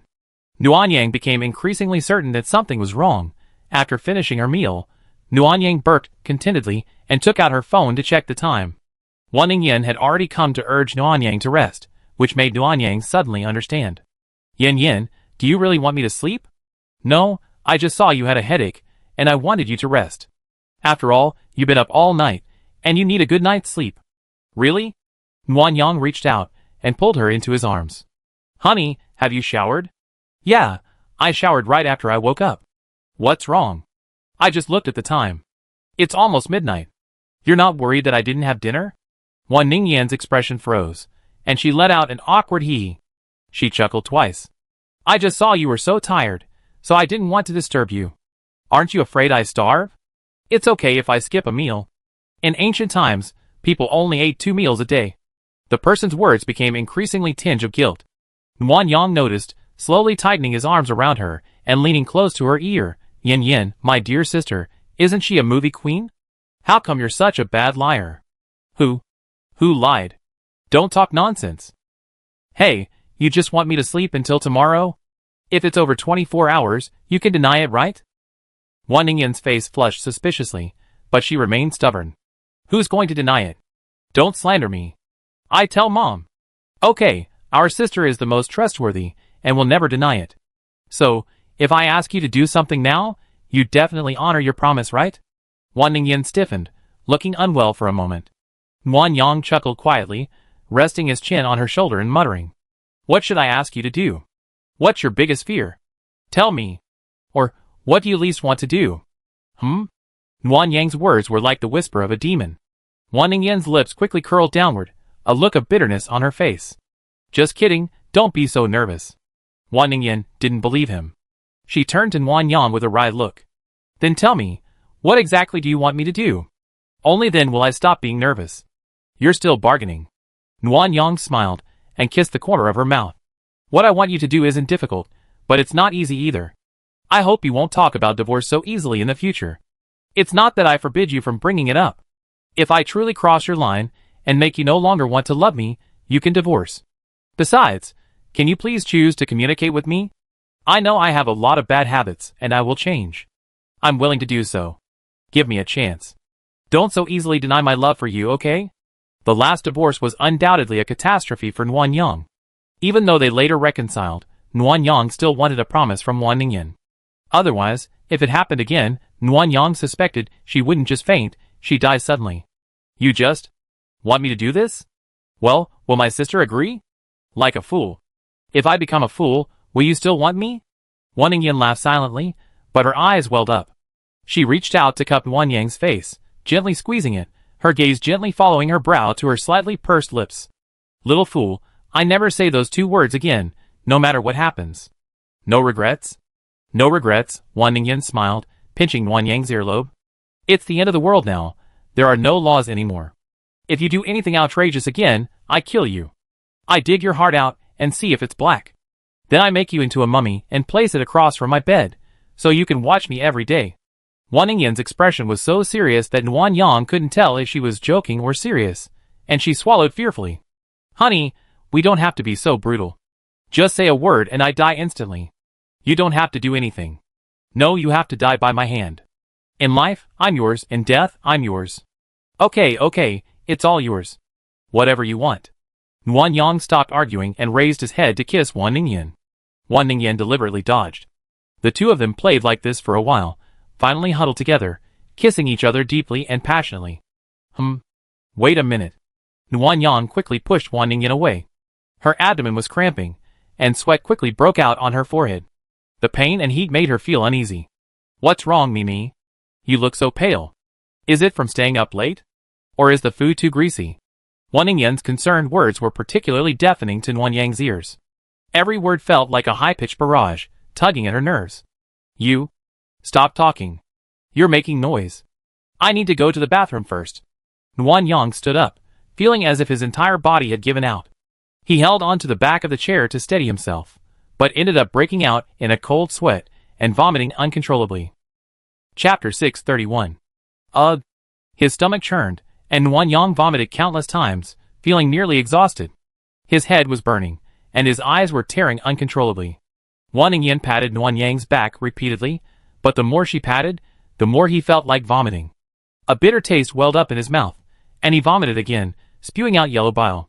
Something's wrong. You must have contracted some virus. I call Zhao Ro. Hang in there. Wan Ningyan urgently contacted Zhao Ro, but just as she explained Nguyen Yang's condition, she too began to show signs of abnormality. First, she felt abdominal cramps, then a fever and cold sweats. Alarmed, Wan Ningyan rushed to the bathroom, where she vomited.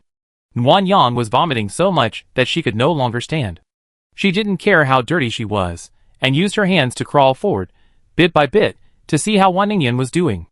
However, after climbing for a while, Nguyen Yang felt as if her neck was being strangled. Her breathing became increasingly difficult, and her hands and feet went numb. She collapsed to the ground. No. Nguyen Yang's brain was starving from the suffocation. She quickly pulled a medical pill from her space, but her hands were numb, and she couldn't move. She watched helplessly as the pill rolled out from between her fingers. No. I can't die like this. Nguyen Yang thought unwillingly. The pain of lack of oxygen amplified her senses. She thought she heard someone calling her name. Nguyen Yang, wake up. Sister-in-law, are you feeling better? Nguyen Yang felt a headache. She struggled to open her eyes, squinting at the bright light before her eyelids were ripped open. It was Aunt Kai. The blood has faded, and the eyeball is normal. Aunt Kai held up a finger. Xiaoyang, look at this number. 1. Your vision is also normal, so you should be fine for now. I just don't know how virulent the virus is, so it's better to observe for 2 more days. Okay, thank you, Aunt Kai.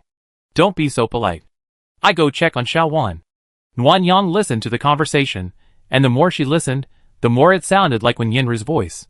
She raised her head and glanced, first at Zhao Ro's serious expression, then at Wen Yinru, whose face was filled with worry. Yin Yin? It's really you. Sister-in-law, you scared me to death. Wen Yinru burst into tears. As soon as I got in the car, I saw you lying on the ground, convulsing. Aunt Kai said if we had been any later, you would have been dead. Nguyen Yang couldn't remember her near-death experience, but hearing that she had nearly died, she sat up excitedly and clung to Wen Yinru's arm. Where's Ningyan? She was having an attack too, in the bathroom. Did you save her? The next second, little Pink suddenly emerged from Wen Yinru's back, its vines tightly wrapped around Nguyen Yang's wrist. Save her! Save her! Save her! Sister Yin is fine. Sister-in-law, let go first. If you push any harder, little Pink will get angry. Nuanyang then realized she had been using too much force, and quickly released her grip. Almost immediately, Little Pink retracted all its vines, resting its butt on Wen Yanru's shoulder, as if observing her. By the way, Nian, how is Ningyan? She should have the same condition as me. Yes, but she's luckier than you, sister-in-law.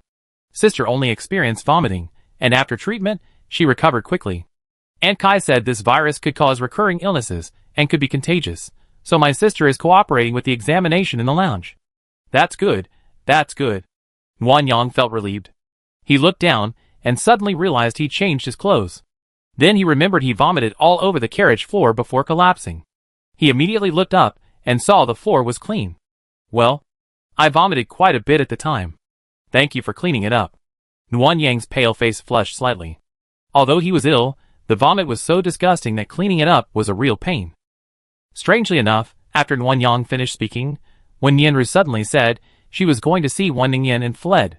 Nuanyang looked at Zhao Rou with confusion, and Zhao Rou's expression was also very subtle. What's going on? Are you hiding something from me? I'm not trying to hide it from you, it's just... Zhao Rou gave him a look of disgust. It was Xiaofen who cleaned up those things. Huh?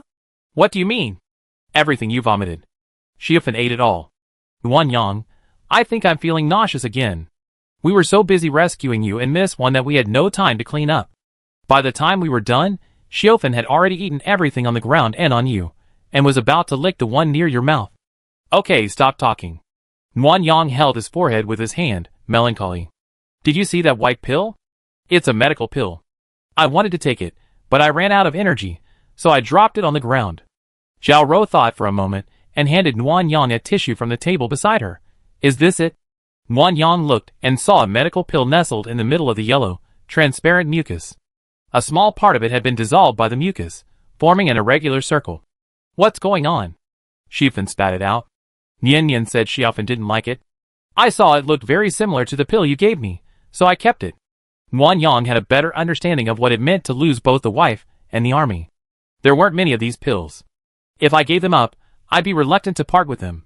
If I took them, I really have to give them to someone else. Never mind. Nuanyang reached out, and stored the paper and pills in his space. He would feed these to any mutant animals in need of help in the future. It wouldn't be a waste. Nuanyang, you seem a little upset? No, I'm just a little nauseous. Then I treat you again, Zhao Rou said, moving closer. Are you nauseous from the headache or the stomach ache? No, I'm nauseous from the pills. Stay away from me to avoid infecting you. It's okay. We're prepared to be infected. Is this virus highly contagious? It hasn't been confirmed yet. Zhao Rou glanced towards the lounge. Aunt Kai has been infected before. I treated her when she had abdominal cramps, so it should be highly contagious. It's only a matter of time before Nian and I get infected. So soon? Nuanyang frowned. Will a 3-day quarantine be effective? What if there's still some virus left? With so many villagers infected, there's no time to save them. That's why Aunt Kai got on the bus. The captain of the guard said someone with medical knowledge was needed to examine you too and confirm the characteristics of the virus. That way, even if the virus is difficult to kill and has a long incubation period, at least we know how to protect ourselves and prevent everyone from falling ill. No wonder Aunt Kai is here. What about Nian? Why is she on the bus too? She volunteered to come. Originally, the captain of the guard wanted to get on the bus himself, leaving village affairs to Secretary Bai, but Nian said she had a dimensional space to help, and the captain of the guard needed to take charge, so she was more suitable. Also, Nian said she wanted to test the mutant. Test the mutant? Yes, I want to see if it's immune to all poisons. Nuanyang suddenly remembered what happened at the Song family, when Yanru was fine after eating the drug food. Could it be that the mutant really can detoxify all poisons? Chapter 632. While Nuanyang and Zhao Rou were chatting, Zhao Rou suddenly frowned, sat down on the chair opposite, and began to heal herself with her supernatural powers. It seemed Zhao Rou had also been affected. As Nuanyang was contemplating what to do, when Yanru returned from the lounge. She looked perfectly well, not even wearing any protective gear. Yan, how's Ningyan? She's fine, but Aunt Kai is drawing her blood. She needs a full 100 milliliters. 100 milliliters? Yes, sister-in-law, you need a blood draw later too. Captain Wei ordered it. Wei Mingyi? Nuanyang was even more confused. Why are they drawing our blood? Even if they had blood test equipment, without dedicated researchers, they wouldn't be able to develop a treatment in such a short time. Captain Wei said Noah's Ark base is fine. If I can remain unaffected by the virus, I deliver the blood sample. The mention of Noah's Ark made Wang Yang realize that when Yuanshu had a top-notch scientific research team, even their crystal core research was a notch higher than Sanyang Mountains, not to mention all the equipment for dealing with extreme weather conditions. Yin Yin, are you really not reacting? Jiao Rou already had an attack. Logically, since you're not as physically fit as her, you should have had an attack earlier. When Yinru nodded. Indeed, I didn't react. And it's very strange. Little Pink said the virus was delicious, but when I kept asking, it wouldn't say anything. It just got mad, and said it was delicious, and wanted more. Huh? Wang Yang was confused. Delicious? Little Pink loves to eat viruses? Yes. I feel like Little Pink is acting strangely. It was very strange. Wang Yang decided to ask the system to see if it knew anything. Host, I can answer your question for just 10 points. This kind of consultation didn't charge points before. What's wrong with you now? Are you obsessed with money? I just spent 100 million 2 days ago. Isn't that enough? Host, don't be angry. This is a premium consultation. Premium consultations definitely have to pay a fee, so... A crackling sound like keyboard tapping echoed in my mind, and then Xiaolu asked guiltily, is 5 points okay? Okay, answer quickly. If your answer isn't worth 5 points, I refund it. Okay, host. Ding. Points deducted. Host, the man-eating blood vine is a plant-type mutant, possessing. The plant-based system has multiple enhanced properties, including detoxification. It not only helps its host detoxify, but can also devour viruses and bacteria. Wait, devour viruses and bacteria? Isn't that just a disguised form of elimination? Yes, host. The blood-eating vine's tongue secretes a special saliva that can eliminate all viruses and bacteria, including zombie viruses. Therefore, the blood-eating vine can feed on zombies for nutrients. So, if you're bitten by a zombie, can Xiaofan treat you? No, host. The blood-eating vine can only heal its host because they have a symbiotic relationship and share detoxification abilities. For others, it can only cleanse the surface of viruses and bacteria. For example, if the host is infected with asphyxiabiliosis, Xiaofan can lick you all over. All the viruses you carry will be eliminated, and there will be no recurrence after treatment. Nuanyang is feeling terrible. Letting Xiaofan lick you all over? Who can stand that? Also, what is this asphyxiabiliosis? Why can't I translate it into Chinese? Host, asphyxiabiliosis is the name of this virulent epidemic virus. As temperatures rise, the asphyxiabiliosis virus gradually awakens from its dormant state and primarily parasitizes the decaying skin of zombies. Rotten skin from zombies? Wang Yang finally understood how he'd been infected. To save points, he left his SUV unwashed, leaving it covered in a mass of decaying skin from zombies. Later, when he went to visit the Gu family father and son, the pile of zombie corpses on the ground only made matters worse. Wang Yang stepped on them numerous times. How can this virus be prevented and treated? Do you have any solutions? Or are there any products that can be used to treat it? Host, this is something you need to handle on your own, but I can share some characteristics of the asphyxiabiliosis virus. Sure, tell me about it. Wang Yang was just pulling out a notebook and pen to take notes when Xiaolu, feeling guilty again, hesitated for a long time, saying that this was a separate consultation, and he'd have to pay another 5 points. Okay. Wang Yang gritted his teeth in anger, but still endured it. I pay. Hurry up and tell me. Ding. Points deducted. Host, the asphyxiabiliosis virus can only survive in the decaying skin of zombies and humans. 48 hours after being separated from its host, it will die completely. Humans infected by the virus will develop symptoms depending on the host's constitution, with an incubation period of 1 to 12 hours. Infectiousness, highly contagious. The virus adapts to environments between -10 degrees Celsius and 40 degrees Celsius. It automatically enters a dormant state at low temperatures, while high temperatures inactivate and kill it. Note, while the virus is separated from its host, any zombie or human it comes into contact with will become a medium for the virus to infect and survive again. Wang Yang quickly highlighted the key point. High temperatures can kill the virus, while low temperatures can temporarily control it. The incubation period is extremely short, 1 to 12 hours. After recording this information, Wang Yang wrote 2 copies and handed them to Wenyanru. Nyan, Xiaofan's saliva can kill bacteria, so you be fine. After I finish drawing blood, take the 2 bags of blood and the information I wrote, and go to Sanyang Mountain and Noah's Ark, respectively. One is to remind them that the skin of zombies these days may carry deadly viruses, so it's best to incinerate zombie corpses. 2 is to have them prepare for the virus to minimize the chance of infection. 3 is to quickly analyze our blood samples, and find a treatment plan to reduce the mortality rate. Yes. Don't worry, sister-in-law, I definitely deliver it. Also, that Noah's Ark. What's wrong with Noah's Ark? Sister-in-law, tell me, I write it down. Wan Yang hesitated, then after a brief thought, decided to trust Wen Yunshu. It's nothing. I contact the heads of both bases ahead of time. Try to go, and come back as early as possible, before the flood. Okay, I understand, sister-in-law. When Yenru sat in a chair across from Wan Yang, her face tense. Perhaps it was her first time carrying out a completely independent mission, so she was extremely nervous. At this moment, Xiaofan poked out her buds again. Wan Yang calmly averted her gaze. Thinking of Xiaofan's saliva, which could disinfect bacteria, and the flood only a day and a half away, she felt a deep sense of conflict.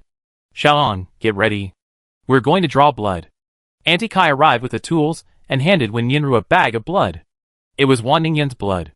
Nan Yang's heart was filled with the pain, her face pale, as she slowly followed Auntie Kai. When she saw Wan Yang, her eyes lit up for a moment, then drooped again, a bit listless. Wan Yang rolled up his sleeves and let Aunt Kai draw his blood. Then he looked at Wan Ningyan, who was sitting next to Wen Yinru, and asked her what was wrong. Sigh. I feel a little tired and sleepy after the blood draw. I don't know what's wrong. Do you want Xiaoro to treat you? Wan Ningyan glanced at the person treating her, and shook her head. Forget it, let Sister Ro rest for a while. Aunt Kai, who had just finished treating Wan Yang, felt a little helpless when she heard Wan Ningyan's words. I told you, you might feel dizzy and weak right after the blood draw. You shouldn't walk around. I told you to rest for 10 minutes before coming out, but you wouldn't listen. Hold out your hand so I can check your blood sugar. Some people can get low blood sugar after the blood draw, so they need some sugar supplements. It turned out that he had been disobedient. Wan Yang looked at Wan Ningyan with a hint of displeasure. Wan Ningyan immediately turned away, feeling guilty. After the blood sugar test, she pretended to faint, closed her eyes, and leaned against Wen Yinru to rest. You're a bit hypoglycemic. Don't sleep yet. Take a candy and rest. Auntie Kai peeled a candy, and gave it to Wan Ningyan, then sat across from Zhao Ro, looking at the blood bag. Wan Yang silently watched Wan Ningyan, who pretended to sleep, pondering something in his mind. 100 milliliters of blood wasn't much, so it was quickly drawn. Auntie Kai handed the blood bag to Wen Yinru, who was about to leave, but was stopped by Wan Yang. Since Xiaofan can disinfect viruses, why not give it to the 4 of us? We can end quarantine early. Xiaofan kills viruses? Wan Ningyan, pretending to sleep, suddenly opened her eyes. What do you mean? Xiaofan can also be used as a disinfectant? Wan Yang looked at his cute and innocent wife, a sly smile on his face. Well, honey, go first and show everyone how it works. Okay. Wan Ningyan excitedly stood in the aisle. Let me see how it kills viruses. Wan Yang, I want to see how disgusting it is too. Chapter 633. When Yinru didn't know Xiaofan's saliva could disinfect. After she discussed it with Xiaofan, she agreed, or rather, was eager to eat the virus. As Xiaofan's bud grew larger, Wan Ningyan's excited smile slowly froze. Before she could react, she was completely enveloped by Xiaofan's opening bud. Wan Yang watched with a grin, thinking Xiaofan was licking it with her tongue, but it ended up in Xiaofan's mouth. Slurp, slurp. A sound similar to slurping saliva rang out, sending Wan Yang's scalp tingling. Then, a watery Wan Ningyan appeared, her body drenched in saliva. The beautiful woman had transformed into a water ghost, her hair clinging to her face, a strange and disgusting sight. Everyone present was stunned. Who could have imagined Xiaofan's method of disinfecting would be this? Aunt Kai, in particular, was terrified. Seeing a mutant for the first time, her face turned pale. Ah! Xiaofan! I'm going to kill you! Wan Ningyan screamed sharply, furious. Just as Wan Yang was about to comfort her, he saw Xiaofan's large flower bud approaching him, and a bad feeling struck him. Xiaofan, wait! I'm not ready yet. The light dimmed, and Wan Yang could no longer see anything. He felt a wet liquid all over his face and the backs of his hands, as a large, soft object licked them from head to toe. As the tongue slid across his face, Wan Yang had been holding his breath for a while. Unable to hold it any longer, he quietly inhaled. It smells a bit fragrant? Nuanyang sniffed a few more times tentatively.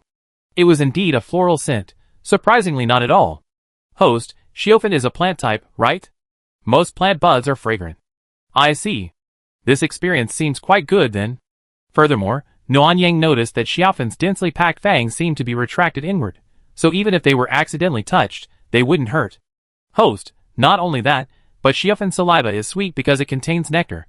You can taste it. Thank you, but it's not necessary. It was during this brief conversation with the system that Nuanyang finally saw the light of day. She was now drenched, like a water ghost, and she had to wipe the saliva from her eyes to see clearly. Ha. Wan Ningyan couldn't help but laugh. Mimi, you're so ugly. Same here. Same here. Who's saying same here? I'm. Wan Ningyan suddenly glanced behind Nuanyang. Auntie Kai was also swallowed by Xiaofan.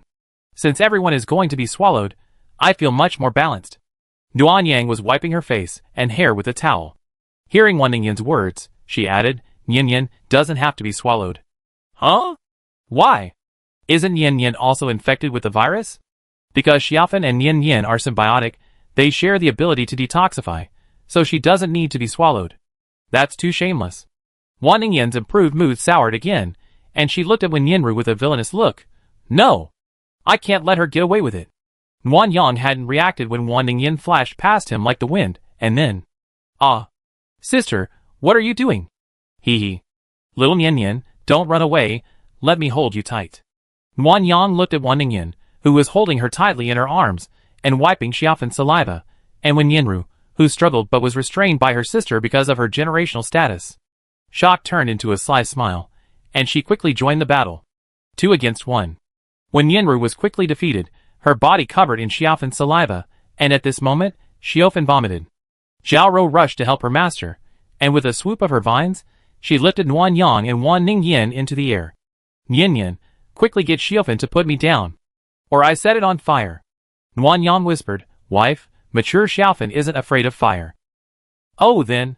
You do it. I can't really go after Nyan. Whatever. I haven't bullied her enough yet. You better think of a solution. When Yinru, who had just risen from the ground, had just wiped her face when Xiaofan licked her, leaving half of it wet again. Overhearing the loud plotting of her wife and husband, she reluctantly forced Xiaofan to swallow her, then spit her out, looking at the 2 elders in midair and begging for mercy. Sister-in-law, are you satisfied now? Ahem, I'm not dissatisfied either. Wan Ningyan began to play dumb. Nyan, you still have a mission to go out on, so I let you use the bathroom first. Hurry and let us down, then go take a shower. Okay, thank you for your concern, sister. The wife landed safely. When Yinru went to the bathroom, drooling all over. The remaining 4 looked at each other, with a steaky smile. That's outrageous. Will we be swallowed by the little pink every time we're quarantined? Aunt Kai nodded seriously. Since the temperature has risen, many viruses will appear in the future. Disinfection is necessary, otherwise the whole village will easily be infected. Jiao agreed. This virus is too aggressive.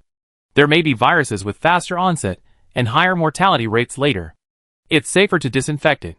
Hearing this, Nuanyang suddenly remembered that this virus was sensitive to high temperatures.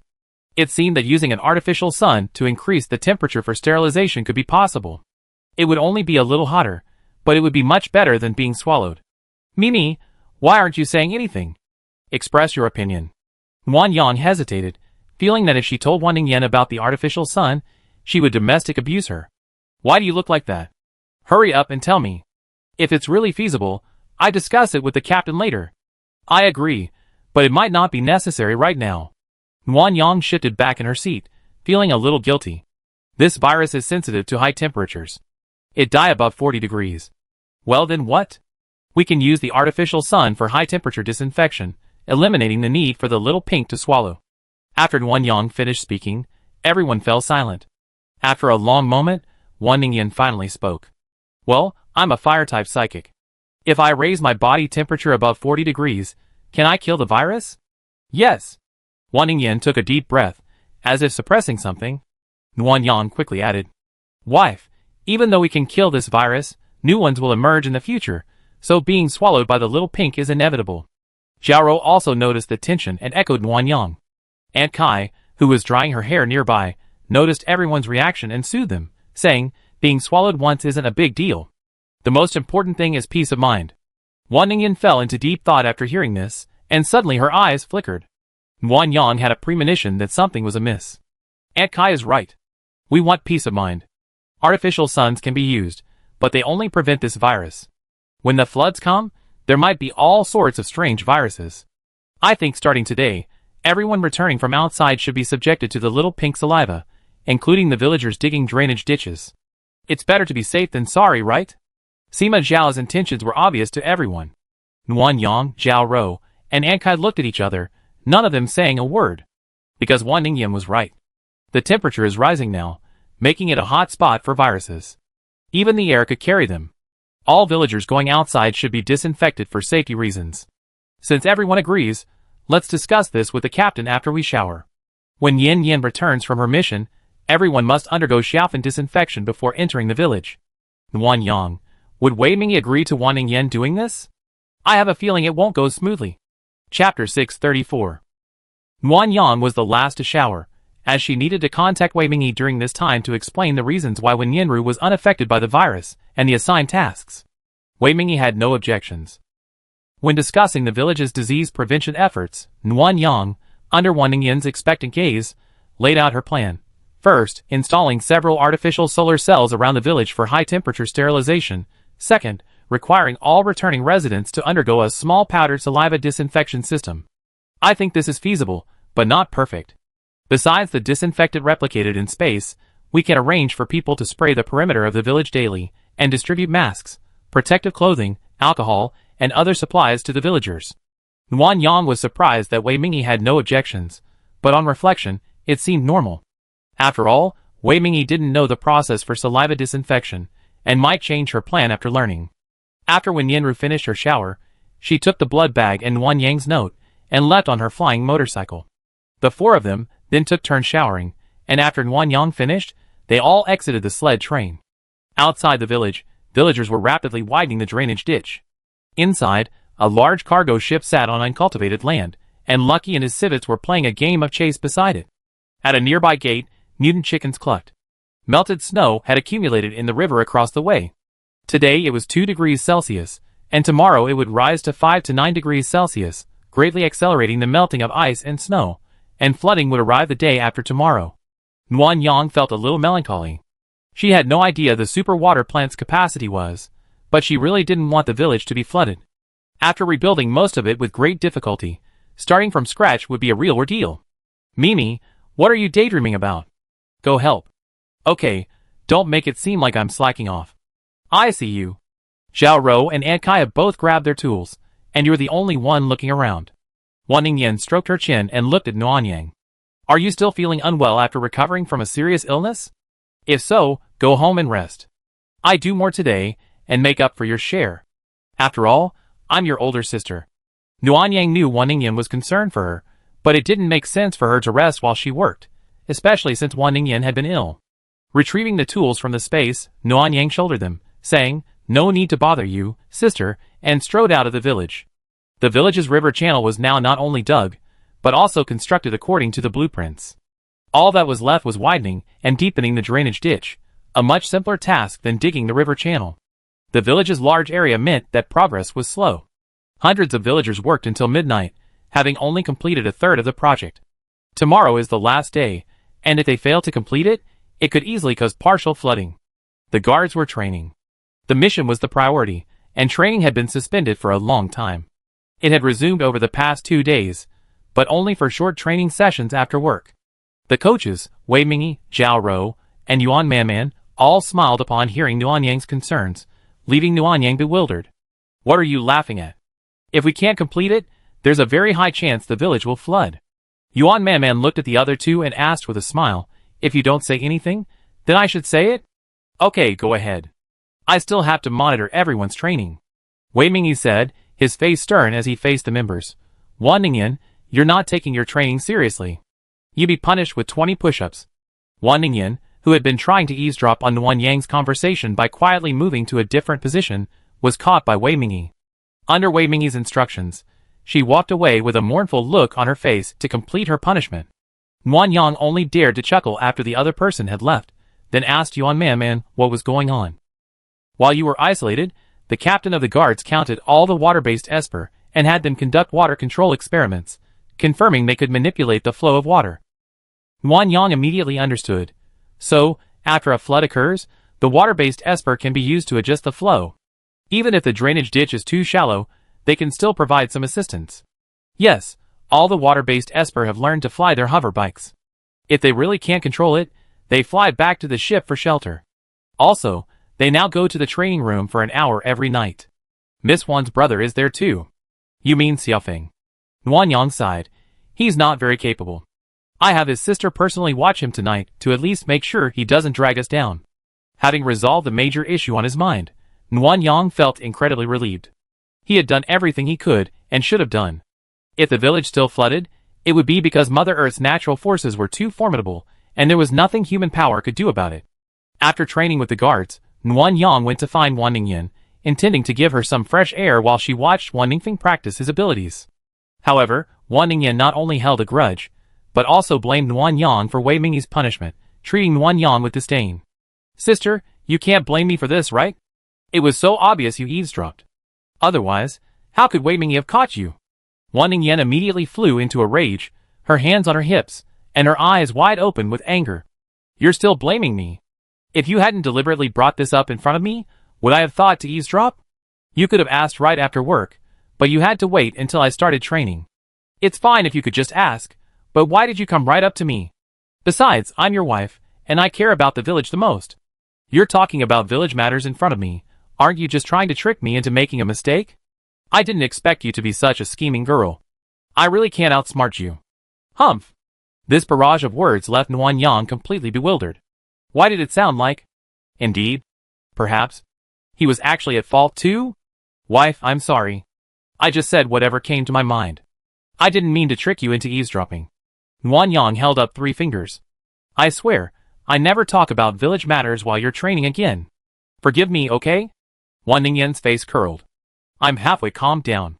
Some people might not be so angry if they told me what we talked about.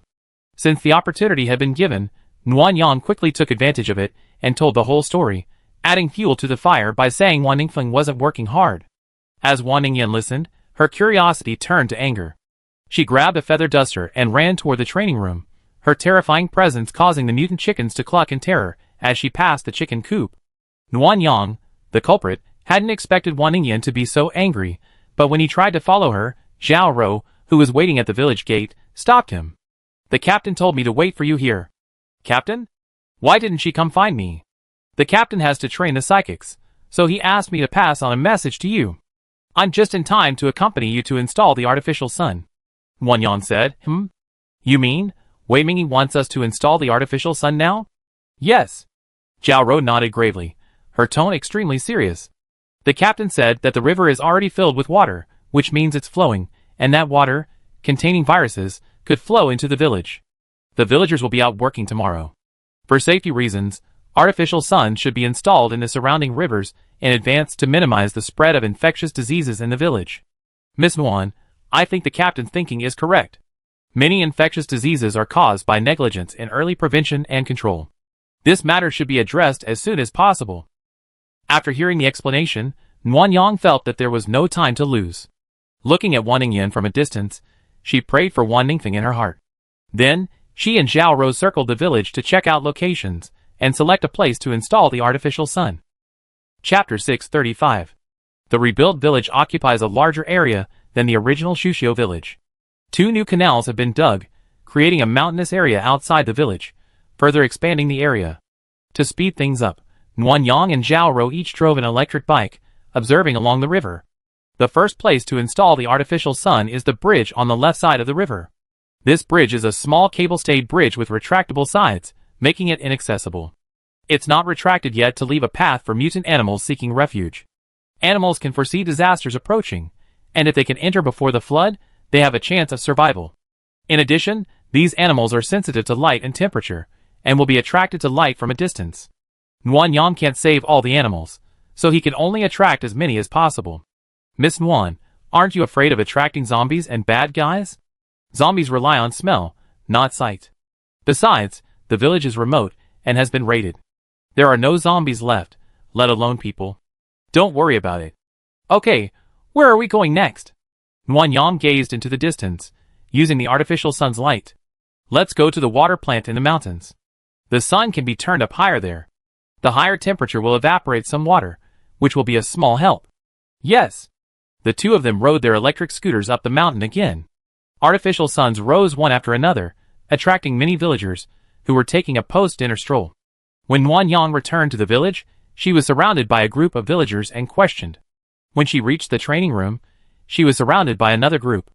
Nguyen Yang pushed the question to Zhao Ro and explained that she was anxious to see her wife. Look at our village chief. He loves his wife so much. He gets so anxious when he doesn't see her for a while. That's not true. I heard that if Wan Ningyan says one thing, the village chief won't go against it. She's so obedient. Huh? That's just being a henpecked bastard. A group of sisters were chatting and laughing. Nguyen Yang, not far away, blushed with embarrassment. As soon as she entered the house, Qin Yun and the others teased her. Village chief, are you in such a hurry to see Sister Ningyan? Your face is red. Village chief, don't worry. Sister Ningyan is inside practicing her superpowers with everyone. Yes, village chief. Sit down for a while.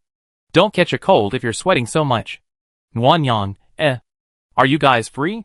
If so, go dig a drainage ditch. Come back and rest after 10 o'clock. Wei Mingyi emerged from the superpower training camp and spoke, and several resting guards burst into tears. Wei Mingyi didn't care and said firmly, there's an artificial sun outside. Weren't you just curious? Take a look while you're working, or you won't be able to concentrate on training. Captain, please don't. Mu Yi was almost frantic. We must train hard. We've been working all day, and we'd be exhausted if we do it again at night. If you keep crying, we work until the early morning. We go right away. Qin Yun, realizing something was amiss, joined forces with a few sisters to cover Mu Yi's mouth and drag him out to work. Nguyen Yang, seeing that everyone had left, thanked Wei Mingyi. She felt a little embarrassed. She had only teased her a few times, but Wei Mingyi had sent everyone back to work. It was a bit too much. No need to thank me, and no need to feel guilty. Even if it weren't for what happened today, I would have let them work too. Huh? Why? Aren't you afraid they tire themselves out? We work one more day tomorrow, then pack up and get on the boat tonight. We won't have to do any more physical work after that, and a few more hours won't tire us out. That's what I said. Don't be soft-hearted. They were a bit too much. After all, you're the village chief, and you provided a lot of supplies and amenities to everyone. An occasional joke is fine, but you can't be so careless. A reprimand is warranted. If you, as the village chief, don't receive the respect you deserve, will anyone take your word seriously if there's a natural disaster or man-made disaster in the future? Nguyen Yang hadn't thought about this, but after hearing Wei Mingyi's words, she felt that a reprimand was indeed warranted. It wasn't that she was putting on airs as the village chief, but she remembered a time when, as a child, a kind and easygoing teacher was driven to tears by a mischievous boy in her class. On the contrary, a stern and strict teacher would make the boys think twice before they tried to act naughty, and they were usually more obedient and didn't even dare to skimp on their homework. People's hearts are sometimes just that complicated. Otherwise, how could the saying about those who are kind being bullied persist to this day? Captain of the Guard, I haven't noticed a lot of things. Thank you for reminding me. You're welcome. Wei Mingyi walked to the door and knocked on the glass. Look, this is my other goal. Nguyen Yang walked over and looked around. The women who had been chatting at the door had disappeared.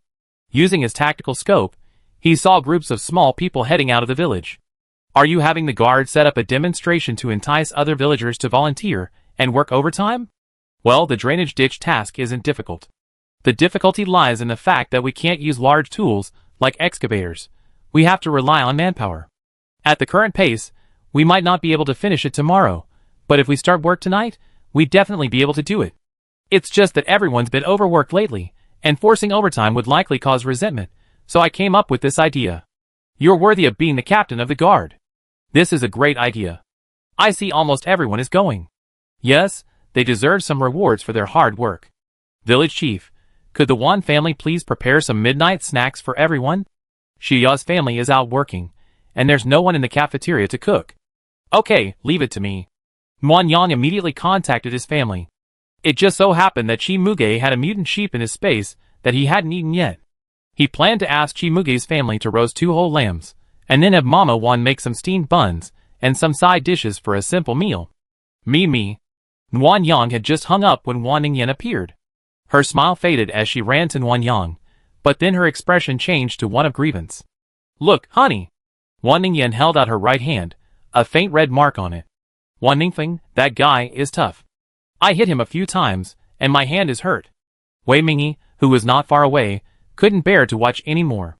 She said she had to go to work too. She opened the door and left, leaving. The place was reserved for the sullen wife and her husband. Look, Captain, she's fed up with it. You have to give Wan Ningfeng a good beating later to avenge me. Nguyen Yang said, Okay, I'm heartbroken, but inwardly he was thinking, Wei Mingyi is only fed up with us too, how could my wife take it so seriously? Is she mad as hell? Sister-in-law. Hearing the noise, Nguyen Yang turned to see that Wan Ningfeng's thick coat was ripped in several places. He cowered, not daring to approach. What's wrong with you? Why are your clothes torn? What else could it be? Wan Ningfeng pointed a finger at Wan Ningyan. My sister hit you. So the beating was so harsh. How can I continue? If someone gets hurt, this only level 6 water type will be ruined. What did I do? You're still complaining? You're so stupid, nothing like me. You're so slow at learning a power, not even as good as a pair. And you're still glaring at me? If you glare at me again, I dig you up and feed you to the chickens. Sister-in-law, look at her. I've been studying so hard, and yet I still beat and scold me. How can she treat me like a sister? Wan Ningyan's anger flared up upon hearing this. You dare to complain. Today, I'm going to kill my own family for the sake of justice. No, my dear, calm down. Nguyen Yang was in a panic, holding Wan Ningyan back to prevent her from getting too excited while signaling Wan Ningfeng to go work outside the village. He also had to explain to the water-based psychic who had just emerged, saying, It's all right, and no help needed. But Wan Ningfeng was a man of the moment. Seeing that Nguyen Yang had Wan Ningyan under control, he began to accuse her of wrongdoing, infuriating her into beating him with her object-controlling ability. Nguyen Yang couldn't control this, and she didn't have anti-entropy abilities. As a result, Wan Ningfeng was severely beaten by the flying broom and had to flee outside to avoid the attack. Chapter 636. Does it still hurt? Wan Ningyan, looking apologetic, held up a boiled egg. Want to keep it on for a while longer? Nguyen Yang shook his head, rubbing his cheek. It's okay. It doesn't hurt much anymore. But you, does your palm still hurt? Next time you beat Xiao Feng up, just use your powers. Why did you hurt yourself? I was just worried. Everyone's working hard for the village, and he's still slacking off. Wan Ningyan paused, looking at Nguyen Yang with a look of grievance. I'm sorry, I got you implicated and beaten. A punch. It's okay, you didn't mean it, Nguyen Yang smiled, taking her hand and standing. Let's go. Everyone's been working for a while, so we can't slack off. Well, what about Mom? Preparing a midnight snack for the whole village is no small task. Don't you need help? Dad and the Commute family are helping out there. Grandma Qian, Grandma Zhao, and Zhou Ren just left too. Don't worry. Nguyen Yang led the group out of the village. The streetlights were on, and the light from the artificial sun was nearby, making the entire village bright. The villagers had come to work overtime voluntarily. Even the children were helping to load the soil. Bai Xing was calculating with a notebook by the gate, with a pile of sandbags in front of her. Secretary Bai, what's going on? Village Chief, Miss Wan, I'm calculating the sandbags needed for flood control. Because we don't have enough, the guard captain said we could break some up and mix them with the soil, sand, and gravel. While the effect might be less, if we spread them out, it would be enough. Wan Ningyan was puzzled. Aren't sandbags just filled with sand? We have plenty of sand. We can just fill as many as we need. Why mix them with soil? Miss Wan, yellow sand is an old-fashioned sandbag for flood control, and it has limitations. The ones we use now are granules that expand when they absorb water. They're lighter, more effective, and faster. Besides, the guard captain said the village might be unsustainable. If all the sand is used for sandbags, it will be very difficult to find materials to build houses later. That's why we can't move the sand. The guard captain is always thoughtful. Let's do as he says. Nguyen Yang squeezed Wan Ningyan's hand. Wife, let's not bother Secretary Bai. Okay, let's go, let's dig a ditch. Wan Ningyan adapted to the work very well, and even found partners, Sister Lu and Gu Xiaoyao. Both of them are talkative and humorous. The three of them chatted while working, completely unaware of the fatigue. Wan Yang, on the other hand, had a bad back. Working for long periods of time made him uncomfortable, and he needed to rest and stretch his lumbar spine, otherwise it would get worse. Once the flood was over, Wan Yang planned to seek medical treatment from Grandma Yuan. He couldn't delay any longer, or it would delay things. After working for over half an hour, Wan Yang took a break, rubbing his waist, when he stumbled upon Wan Ningfeng. The tall figure stood out, but his position seemed odd. That area was filled with members of the security team. Wan Yang quietly pulled up her tactical scope and zoomed in. Next to Wan Ningfeng were Qin Yuan and Lin Yue, but it was clear that Wan Ningfeng was looking for Qin Yuan, speaking to him the entire time while working. Recalling the previous buffet, Wan Ningfeng had repeatedly approached Qin Yuan. Could it be? Wan Yang thought about it, but it wasn't certain. Qin Yuan was a quirky girl, and most people wouldn't catch her eye. Therefore, she maintained a measured distance from Wan Ningfeng, ensuring that she wouldn't miss Qin Yuan's refusal. If the girl had already declined him so politely, and Wan Ningfeng still pursued her with such a chuckle, it would be truly inconsiderate. Wan Yang didn't take it too seriously, resting for a while before continuing to dig the ditch. The villagers worked until after 10 o'clock before gradually finishing their work. They had to get up early the next day to continue, and they didn't complain. But when they heard that the village chief had prepared a midnight snack for everyone, they felt embarrassed, thinking that Wan Yang had been wasting his money. It's not about the price, it's just a simple meal. Just don't complain. Why would you? Having 3 full meals a day is a blessing so many people can't hope for. Yes, village chief. If anyone dares to complain, I, Mu Yi, will be the first to punish him. Bai Xing looked at Mu Yi and coldly warned him.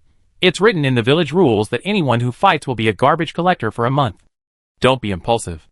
I don't want to live with a stinking person. Hey, I'm just standing up for the village chief. How can you call this a fight?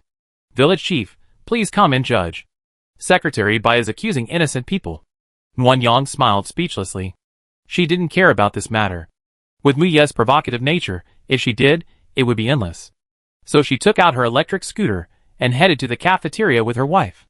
The air was filled with the aroma of roasted whole lamb, roasted in 2 large ovens directly outside the cafeteria. Narain and Saren were chopping onions and other ingredients to help alleviate the greasiness of the lamb. Kimuj was helping carry steamed buns inside the cafeteria.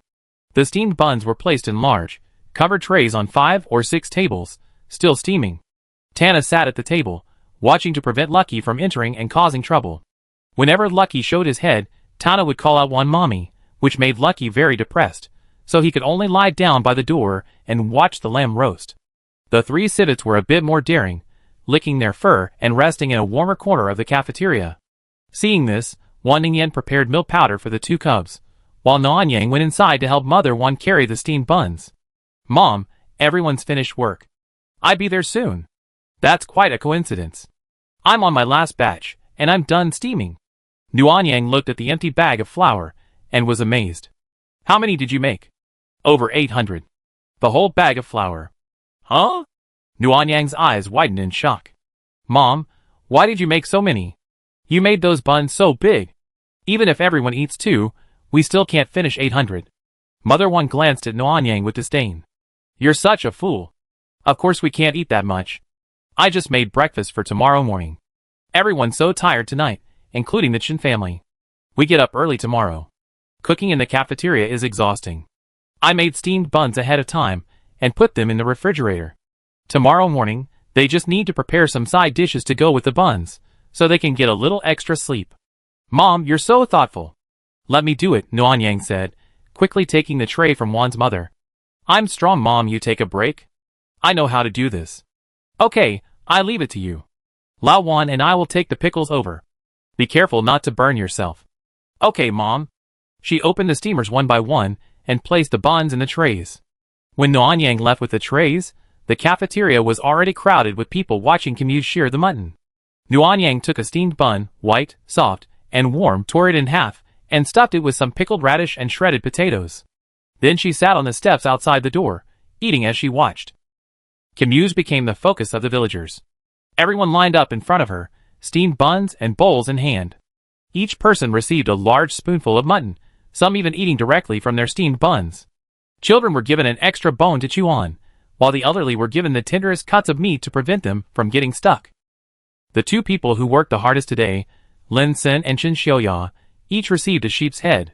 Despite the many bones, they could actually peel off a large bowl of mutton, making everyone envious. Everyone was smiling, as if it were Chinese New Year. Nuanyang felt a pang of sadness. This was their last night in the village. Tomorrow night, they would be moving to the boat, and the village might disappear forever. Sister Nuanyang here. Lin Sen handed a large bowl filled with mutton to Nuanyang. This is my reward for working today. There's too much meat to finish, so take some. Okay, thank you. Lin Sen smiled shyly, and went back to Wanning with the bowl, then Sister Ing, Sister Lu. Over there, Qin Xiuya was also sharing her mutton with everyone. She had stuffed Nuanyang's steamed bun with 2 chopsticks of mutton, so much so that it was almost overflowing. Glancing at the jutting mutton, Nuanyang smiled and took a bite. The mutton was roasted tenderly and fragrant, and the bun was soft and delicious. She felt like she could have another one. At this moment, Nuanyang no longer thought about the impending flood or any viruses or bacteria. She suddenly realized that the village wasn't important, it was the people. As long as all the villagers were alive, the village existed. Chapter 637. One day left until the flood. It was past 4 in the morning, and the roosters hadn't even crowed yet. Everyone in the village was getting up to work, but Nuanyang was still asleep. When he woke up at 6:30, Nuanyang realized everyone had already been working for quite a while. They were only just now going to the cafeteria for breakfast, and they had to go back to work at 7, cutting their break time in half. This is too much. Nuanyang grabbed 2 steamed buns and a cup of soy milk and left. Everyone, take your time. I'd be on my way. I'm the village chief, and I can't sit still while the villagers work all day while I'm still slacking off. After hearing Kim Yu's words, Nuanyang couldn't sit still for a moment. He drove his SUV out of the village, finishing his breakfast in just a few minutes. He nearly choked, but only drank a cup of soy milk to smooth it over. Outside the village, villagers who had finished their meals were already working. Kino and Shirahoshi were mixing the soil and sandbag filling in the correct proportions. The children were using small shovels to refill the sandbags with the mixture, while the older children were working in pairs to carry the materials. Not far away, a family of mutant cows had also been let out, carrying wooden carts loaded with piles of sandbags, which would be transported to various locations outside the wall in advance today. 5 p.m. was the agreed time. Regardless of whether the drainage ditch was fully completed or not, everyone was to return home to pack their belongings and board the boats at 8 p.m. During this time, construction of the drainage ditch would begin, completing it in an hour. The entire guard team would then place the sandbags and retract the cable-stayed bridge, completing all flood prevention work. At that time, 2 water-based psychics would take turns guarding the village gate. When the flood began, all water-based psychics would head outside to help, while the villagers waited on the boats. If the village withstood the flood, all villagers would return home when the water level began to recede, allowing them to resume their self-sufficient lives. If they couldn't, then they would leave it to fate. They would relocate wherever their boats drifted, and Nuanyang would reclaim the power plant and water treatment plant after the water receded. Bai Xing was in charge of the entire plan. The only variable was the villagers' spontaneous early morning work, which significantly accelerated the overall progress. Even Nuanyang himself was more tolerant of pain than usual while working. When he couldn't, he would ask Xiao Rou to treat him, and then continue. The entire village was running efficiently. By noon, all work was complete, except for the drainage ditch. To save time, everyone skipped the cafeteria for lunch. Instead, they sat at the village gate, each receiving 2 steamed buns, pickles, and juice. After his intense work, Nuanyang felt a little numb and mechanically munched on his bun. Wanning beside him, however, remained unfazed and continued to chat and laugh. To be precise, only the guards were full of energy, the other villagers looked exhausted. The difference in their regular physical training was evident. Muanyang thought dully that he would train with the guards in the future. Huh? Those look like birds. Wanning suddenly pointed at the opposite mountain and exclaimed, "They really are birds. They're so beautiful." Wanyan looked in the direction he was looking, and there were indeed birds on the mutated tree, too, actually. Zooming in, he saw a mutated mountain partridge, a protected species before the apocalypse.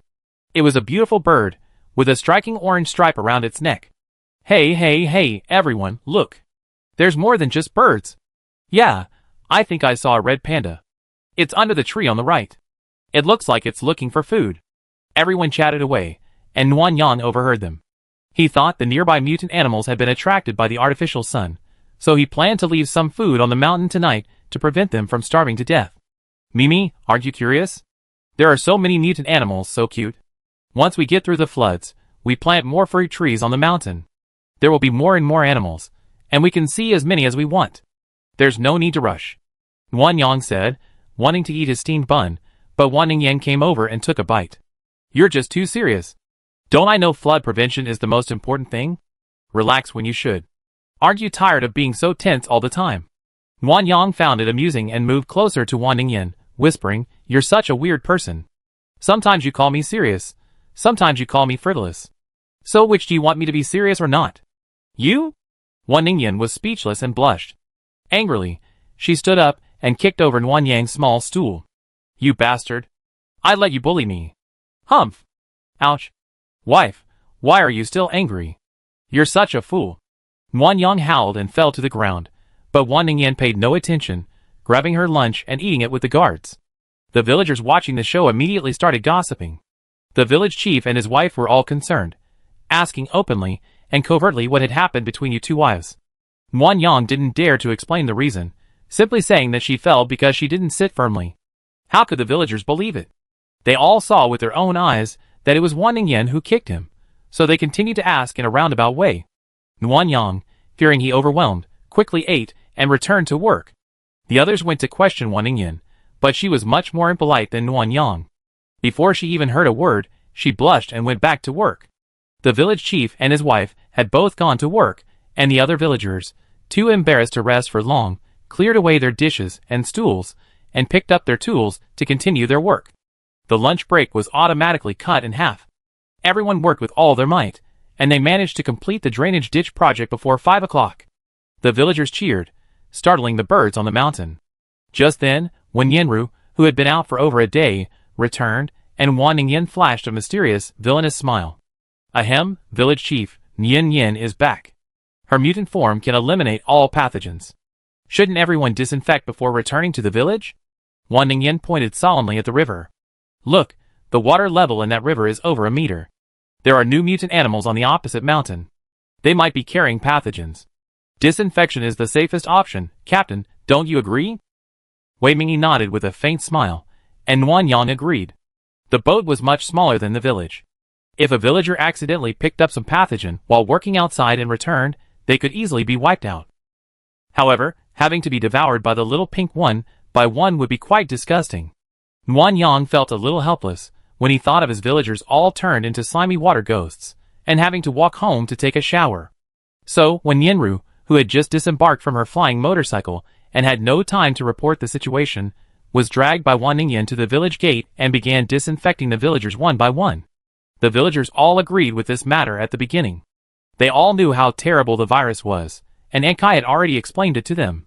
But when they saw Wan Yenru's transformed form, everyone was a bit skeptical. After all, Little Pink was just a nice name. The real thing was terrifying. A flower bud so large, its vines covered in barbs. When it opened, it revealed sharp teeth and a long drooling tongue. Who wouldn't be terrified? Zhao Rou, you go first and demonstrate for everyone. Zhao Rou, upon hearing Wan Ningyan's words, walked over without hesitation. The villagers stared in amazement, and after Zhao Rou was spat out, they couldn't help but let out a few Wan Ningyan didn't care. She held up a small megaphone and began calling out names one by one. The next person she called was Wei Mingyi. Captain, you're the head of the guard team. Go first and set an example for the rest of us. Wei Mingyi's expression remained unchanged. As they passed Nuan Yang, she whispered to him, Your wife is quite interesting. This left Nuan Yang bewildered, unable to tell whether Wei Mingyi was genuinely praising him or simply angry. Wan Ningyan, on the other hand, not only called out names one by one for disinfection, but even prepared a Polaroid camera and took commemorative photos of each person, laughing heartily as she did so. Wei Mingyi took her own commemorative photo, simply smiled, and stored it in her space. Then, she wiped her face and stood behind the door, waiting for Wei Mingxue. After Wei Mingyi, it was Yuan Manman. The three guard team leaders all took the lead in disinfection, followed by Wan Yang and Bai Xing. At this point, all the village officials had cooperated in the disinfection, and the villagers dared not object. They all obediently lined up, waiting for Xiaofan to disinfect. Gradually, everyone's style became unified. Wan Yang watched the villagers, their saliva-stained bodies, pass by, sighing silently and turning their backs. The scene was too beautiful to look at. Chapter 638. The village was in turmoil that evening. Everyone was already pressed for time between cooking and packing, and now there was the added task of bathing, leaving them incredibly busy. The Wan family was also queuing for showers. 3 bathrooms plus 4 in-sub bathrooms in each house weren't enough for over a dozen people, so the culprit, Wan Ningyan, was personally chosen by her mother to bathe last. Wan Yang dared not abandon his wife and bathe first, so he volunteered to accompany Wan Ningyan. Fortunately, the temperature had risen today, so even with the humidity, it wasn't so cold. While everyone was waiting to shower, Wan Yinru recounted her experience delivering the blood sample. Sandong Mountain was fine. After receiving the sample and the note, Bayamo immediately began making arrangements for precautions. Noah's Ark was different. Wan Yinru was taken to the 14th floor by Zhao Wanning, where she waited for half an hour in a particularly luxurious conference room before she met Wan Yunshu.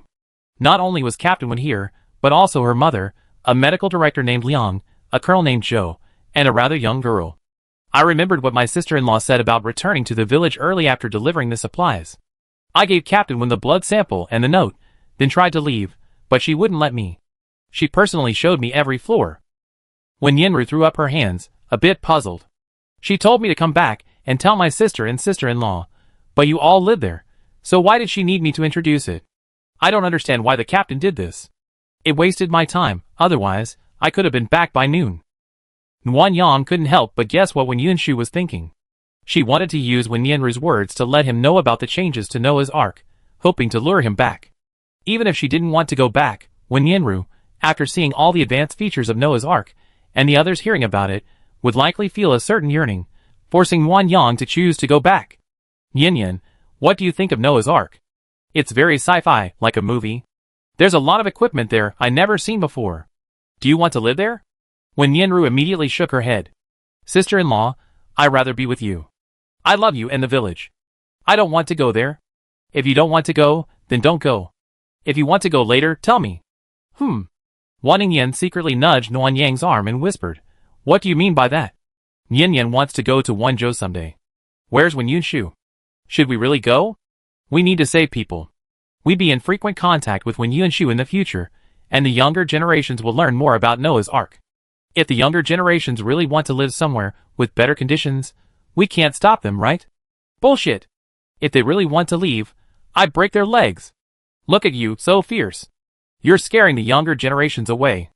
As Wan Yang was speaking, a sudden gust of wind blew, seemingly carrying moisture, making her breath feel a bit stuffy. It looks like it's going to rain. There are so many dark clouds. Wan Yang immediately looked up after hearing Chi Muge's words. The sky, which had been full of stars just a moment ago, was now completely obscured by dark clouds, with not even the moon visible. I'm afraid it's going to rain heavily. Who knows if this rain will carry germs? Wan Yang briefly pondered for a few seconds before decisively letting everyone board the ship. Ningyan, tell Mom to stop cooking. Just wash up and pack up everything at home, then take everyone to the boat. Yin Yin and I will go help the villagers first. Wan Ningfeng, use your water system to shower me. Hurry! Wan Ningfeng hesitated. Sister-in-law, my water is cold. Taking a cold shower in this weather will give you a cold. No time. Hurry! Okay. Wan Ningfeng controlled the water, showering Nuanyang 3 times from head to toe. Most of the sticky saliva had been washed away, but Nuanyang didn't care if she was clean. She took Wan Yinru to find Wei Mingyi first. The sudden change made the village extremely busy. Everyone rushed to pack up their belongings after receiving the notice. Some emerged with foam all over their heads, carrying their belongings on their backs as they rushed to the boat. Nuanyang took out some pickup trucks and electric bikes. Those who could drive drove, while those who couldn't walked. The belongings were either left by the bridge for someone with space to collect them, or carried to the boat first. Boom! A few flashes of lightning flashed across the sky, followed by a loud roar of thunder. Wei Mingyi acted decisively, ordering all guards to press the sandbags first. Otherwise, if they waited until the rain started, they might be infected with some serious virus, and rescue might be too late. Nuanyang also rode his flying motorcycle to help, piling sandbags one by one outside the village wall. This was the village's last line of defense. If the sandbags couldn't withstand the flood, the village would inevitably be submerged. Boom! A few more loud noises followed, and the wind grew stronger. The air felt increasingly damp, all signs of a torrential downpour. Chirp! Birds chirped in the mountains. Nuanyang remembered the animals that had sought refuge there. After pressing the sandbags, he headed back to the mountains to stockpile some food. Fruit, rice, vegetables, and meat were scattered throughout the area. He also checked the superwater plant, confirming that everything was functioning properly, before returning to reclaim the cable-stayed bridge. Nuanyang, everything's packed up at home, but I'm the only one who knows how to drive. I take Camuse's family to the boat first. Are you free to come back and pick up Mom and the others? Yes, I'm free. I just finished my work here and am going back to pick them up. After hanging up, Nuanyang hurried home and drove the family to the boat in an SUV. The ship was very high, and the stairs took nearly a minute to get up. Nuanyang asked Wan Ningfeng to take care of Mom and Dad while she drove back to pick them up. On the way, Nuanyang saw Bai Xing pushing a tricycle and asked her what she was doing. Upon learning she was going to pick up Grandma Lu and Xiao Xiao, he volunteered to take over. The elderly and the young didn't have much with them, mostly food and clothes. Their disabilities meant they were taking a long time to bathe, which was why they were so slow to come out. Nuanyang carried Grandma Lu directly to the car, settled her down, and then went to Grandma Zhao's house.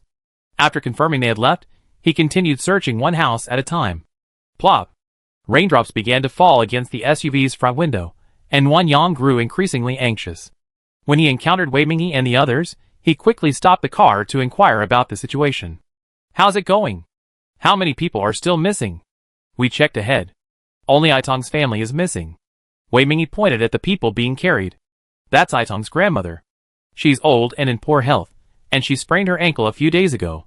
She kept quiet, fearing everyone would spend money. And now, when we were supposed to board the boat, she couldn't leave until she said nothing. All the women in the house, my aunt and cousin, helped carry her, but they were incredibly slow, and they couldn't drive, so they waited until now to ask us for help. That's how the older generation is. They always try to save money. Once everyone's on the boat, check on all the villagers. Those who need treatment will get it free. Don't let anyone get sick before the flood arrives. Yes, that's exactly what I meant. I drive over. Everyone get in. I'm faster. Captain, please collect those chickens at the village gate. We split up. Okay, be careful. The two of them moved quickly. Nuanyang drove over and, along with the guards, lifted Grandma aboard. The back seat of the SUV was spacious, so everyone squeezed in. Nuanyang collected the remaining transportation and, on the way back, picked up Bai Xing, who was riding a bicycle to the ship. Then, he contacted Wan Ningyan directly and used a controlled object to deliver the SUV to the ship, saving everyone the trouble of climbing the stairs. Boom! Another thunderclap. After Nuanyang and the others had all boarded the ship, the deck crackled with raindrops. Soon, the heavy rain turned into a torrential downpour, accompanied by a howling wind. It was so intense that Nuanyang didn't even notice when Wei Mingyi had returned. Only when she was closer did she see a figure. How's it going? We collected them all. It's just that the rain is too heavy, and Li Zi and the others have low-level abilities, so they might not be enough. Let Xiaofeng go. Okay, I have him go right away. After Nuanyang finished speaking, Wan Ningyan, who had been listening nearby, went straight to find Wan Ningfeng. Soon, Wan Ningfeng was at the door, as if fleeing. Sister-in-law, get the motorcycle out quickly. My sister's going to beat me up if I don't leave. Okay, stay safe. Contact us if anything goes wrong. Yeah, sister-in-law is the best. Unlike my sister, she's so fierce. Wan Ningfeng, are you looking for death? Wan Ningyan's voice arrived before she even showed up, frightening Wan Ningfeng so much that he quickly boarded his flying motorcycle and fled, fearing he'd be caught. Chapter 639. This guy runs really fast. Wan Ningyan came out with a feather duster, apparently using it to urge Wan Ningfeng to help quickly. Nuanyang retrieved a raincoat from the spaceship, put it on her, tied the string, and put on the rain hat. It's windy and rainy outside. Be careful. It would be terrible if you caught a cold. What are you afraid of? Let Xiao Rou and Xiao Xue treat me. Wei Mingyi, who was leaning against the door, suddenly spoke up. This is a special period. Rainwater may carry germs. Healing systems can't be used casually to treat minor illnesses. If you're sick, go see Grandma Yuan and Grandpa Kong. Captain, you're so thoughtful. Okay, I go see Grandma Yuan for minor illnesses. Are you sure this is thoughtful?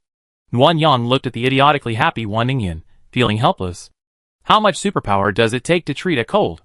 Eating some mutant meat will replenish it in no time. Wei Mingyi was secretly taking revenge, And Wan Ningyan foolishly thought he was acting in the best interests of the world. Boom! Lightning and thunder roared again, making the darkness particularly terrifying. Wei Mingyi told his wife to return to the cabin to rest, lest they be struck by lightning. Captain, what about you? Aren't you afraid of being struck by lightning? I have lightning powers, so I'm not afraid of that. That's right. Guan Yang looked at the heavy rain, stood up, and took Wan Ningyan's hand. Captain, let's go back and rest first. It's a good time to settle the villagers. Call me if you need anything. Okay. The wife and the husband entered the cabin and took a look inside. This was a large cargo ship, requiring a large crew, so there were many cabins built inside that resembled dormitories. Nguyen Yang casually opened a few rooms and took a quick look. They were all double rooms, with bunk beds, a long table, and a wall-mounted porch with several hangers. The shared bathroom was in the middle, but there were only two, making it a bit inconvenient for bathroom or shower use. Nguyen Yang planned to add a bathroom on either side. Further in was the dining room, which had a simple bar, and the rest of the room was a semicircular arrangement of sofas, tables, and chairs. The thunder and rain frightened the children, and since the rooms weren't divided, everyone gathered in the dining room, some comforting the children and some chatting. Zhao Rou, Wei Mingxue, Uncle Yuan, and Aunt Kai were checking everyone's health. This was Nguyen Yang's request, primarily out of fear that another situation like Itom's grandmother would occur, delaying their escape. Many people probably haven't had time to eat yet. Look, some are still halfway through their showers. Let's get everyone cleaned up first, then we can divide the rooms, and try to let the elderly stay downstairs. Yeah, but Mimi, Wan Ningyan tugged slightly at Nguyen Yang's hand. It's raining so hard. If it doesn't stop. Nguyen Yang checked the weather forecast. The rain wouldn't stop until the day after tomorrow. It was probably this downpour that accelerated the flooding tomorrow. Let's get back to work. The rain will stop. I tell you later. Okay. The two of them split up. Nguyen Yang found a suitable place to install a bathroom, and asked those who hadn't finished showering to quickly shower and change. Wan Ningyan found Aunt Chen and her three sisters, who cooked some simple, hot meals for everyone. Wan Ningyue, terrified of thunder, was now comforted by her mother Wan's embrace. Her shoulders shook with tears. Wen Yinru was wiping her tears with a tissue. Across from her stood Chen Haitang, the little girl standing straight and silent, like a door god. Nguyen Yang had returned to the restaurant to discuss something with Wan Mama. Seeing this, he became curious and asked Chen Haitang about it. She said, nothing, and sat down somewhere else. What's wrong with Haitang? She didn't say anything and just left. Wan Mama nodded at Nguyen Yang. I care about Yuer, but she's just too boring. She won't talk to anyone except Yuer. She's a bit boring, but since she contacted her father, the captain of the guard said she's much better now. At least she take the initiative to greet everyone in the guard. That's good. After chatting, Nguyen Yang asked Yuer what was wrong. Hearing that she was afraid of thunder, he suggested that Yuer sleep with Yin Yin that night. It's the same with me taking care of Yuer. Yin Yin has only been back for a short time. What if Yuer doesn't get enough rest? I'm an old lady, and I don't sleep much to begin with. A little less sleep will be fine. Nguyen Yang thought it made sense, and was about to agree when Yinru offered to take care of her. You've been up all night, are you sure you can take care of her? Of course. Yuer's easy to coax. I'd be able to do it. Auntie's been busy digging canals and cooking lately. She needs to rest. Unlike me, a young person, I can recover quickly. They each had their reasons. Nguyen Yang thought for a moment, and let Wan Ningyue make her own decision. The little girl's mouth was sobbing, but she was clear-headed. She immediately chose Wen Yinru, saying she was used to sleeping together. Okay, you sleep with Yin Yin. Mother Wan quickly took a tissue and wiped her tears. Dear, how long are you going to cry? Be careful not to hurt your eyes. Just a little longer. Okay, our little darling will stop crying after a while. Mother Wan's gentle soothing of Wan Ningyue reminded Nguyen Yang of her own childhood, when it was thundering and raining outside, and the director's mother did the same, going from room to soothe the children. The director's mother didn't hold her in her arms, like Mother Wan did. Most of the time, she would sit by her bed, patting Nguyen Yang's blanket, and soothing her until she fell asleep, unable to hear the thunder. Nguyen Yang wasn't really that afraid of thunder, but seeing other children afraid and being soothed to sleep by the director's mother's gentle soothing, she pretended to be afraid, and she kept this act going all the way to college. Xiaoang, why are you daydreaming? Nothing. By the way, Mom, I came to discuss something with you. What is it? You said you do your best to do anything I can. It's not a big deal. Nuanyang sat down next to Wan's mother. I checked the weather forecast. The rain won't fall until the day after tomorrow. The floodwaters won't recede for at least 2 weeks. If we're unlucky, we have to stay on the boat for quite a while. I thought I'd let Chin Xiaoya's mother and her sisters take primary responsibility for everyone's meals, and Mom would help out. You don't have to do much, just check if I need anything to eat or drink. Sometimes, if we're short on food, they might be too embarrassed to ask me, so I have to arrange for someone to remind me. That's it. No problem. I take care of it. Thank you, Mom. I go find Zhao Rou. I see you later. Go ahead, go ahead. Business is more important. Nuan Yang left with a smile, and went to find Zhao Rou and the others to inquire about everyone's medical examination results. Apart from Ai Tang's grandmother, only Grandma Lu is a little weak. Aunt Kai suggested eating some nutritious food every day, otherwise, over time, she could easily develop a serious illness. That's easy. I talked to Aunt Chen later, and she set up a small kitchen. What about the others? Have you found any suspected illnesses caused by bacteria or viruses? For example, is anyone feeling unwell? Not at the moment. Xiao Shui and I have used our supernatural powers to check, and we haven't found any abnormalities so far. Okay, I leave that to you. Check it daily, and remind everyone not to play on the deck casually, as the rainwater could carry germs. Yes. After giving Zhao Rou instructions, Nuan Yang went to the kitchen to find Aunt Chen. Wan Ningyan was also there, stocking up on the necessary tools and ingredients. Mimi, do you have a large iron wok? I don't have one in my space. Can you get one for Aunt Chen? Yes. Nuan Yang immediately picked out 2 large iron woks and handed them to Aunt Chen. Try both. We have a lot of people, so we need more woks. Okay, thank you, village chief. Aunt Chen hurriedly took the woks to the stove and said they needed to boil the water first. Nuan Yang didn't understand what she meant, so she told Aunt Chen about Grandma Lu's cooking before checking on the water. Sizzle. After the iron wok began to emit white smoke, a small piece of lard was dropped in, making a crackling sound.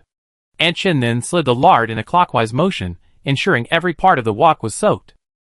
Wan Ningyan hooked her finger and whispered in Nuan Yang's ear. Aunt Chen said this is called oil film maintenance. I never heard of it before. Isn't it amazing? Well, have you given me all the ingredients? Do you want me to add more? Yes, wait a minute. Let me finish watching the food boil. Okay, let's watch it boil first. Nuan Yang quietly accompanied Wan Ningyan until the food boiled. Then, as she requested, he took out a space refrigerator and put some vegetables and ingredients inside. Boom! Another thunder roared, and the rain intensified. Worried, Nuan Yang headed for the hatch, only to find it had turned into a torrential downpour. The weather forecast indicated a current rainfall of 2,000 milliliters, hundreds higher than the highest recorded rainfall in Country Z. Chapter 640. The rain is so heavy. I'm afraid the river will overflow tonight. Nuan Yang worried they wouldn't be able to hold out tonight, but Wei Mingyi disagreed. This water isn't even enough to fill all the major rivers. The extreme heat lasted so long that the coastline retreated thousands of meters. The heavy rain and snow simply returned the water that originally belonged to the earth. Look, our river channel is deep enough, and there's a water plant for regulation. It's connected to the dry river behind it. Even though the rain is getting heavier, as long as the water level of the river behind it doesn't rise, we'd be fine. The boat was lying sideways, offering a good view of the riverbed behind the village. It was only slightly flooded, with many areas still small puddles. In fact, the soil's ability to absorb water isn't very good these days. Father Wan once told Nuan Yang that during a severe drought, the soil's ability to absorb water is impaired. Drip irrigation and sprinkler irrigation are needed to maintain the soil, otherwise the plants won't be able to absorb enough water. But the land is starving. In many places, cracks 3 or 4 meters deep crack in the soil. Even with its impaired water absorption and retention capabilities, torrential downpours can still store vast quantities of water. I understand what you mean, but the rain won't stop until tomorrow, and there's still the prospect of severe flooding. The outlook isn't optimistic. Why, you're reluctant to part with your courtyard. I find some materials, and build you a large courtyard with 4 entrances and exits. Wouldn't that be better? Captain Wei, you have a unique way of comforting people. Wei Mingyi smiled and asked Nuan Yang to turn around and look at the area behind the mountain. There was an artificial sun there, and the tactical scope allowed for clear view of most areas. While I was at the gate, I kept observing the area behind the mountain. It's really different where the water plant regulates the water. Some areas nearby are flooded, but there's none on our mountain. Even the river level is low. Nguyen Yang compared them carefully, and found that it was indeed the case. Furthermore, some mutated animals from the surrounding area had already climbed over the railings and crossed the river to seek shelter in the village. Animals are more sensitive than humans. They can discern safer areas, proving that all flood control projects are effective. That puts my mind at ease. We can have an extra bowl of rice later. Wei Mingyi chuckled. Your way of comforting people is rather old-fashioned. Being able to eat is a blessing. After chatting with Wei Mingyi for a while, dinner was served at the restaurant. Nguyen Yang went to bring Wei Mingyi a bowl of mixed noodles, then returned to help. After dinner, the next step was to assign rooms, which was a considerable challenge. After all, they would be living together for at least 4 or 5 days. If any conflicts arose, she, as the village chief, would have to find time to mediate, which would be a real hassle.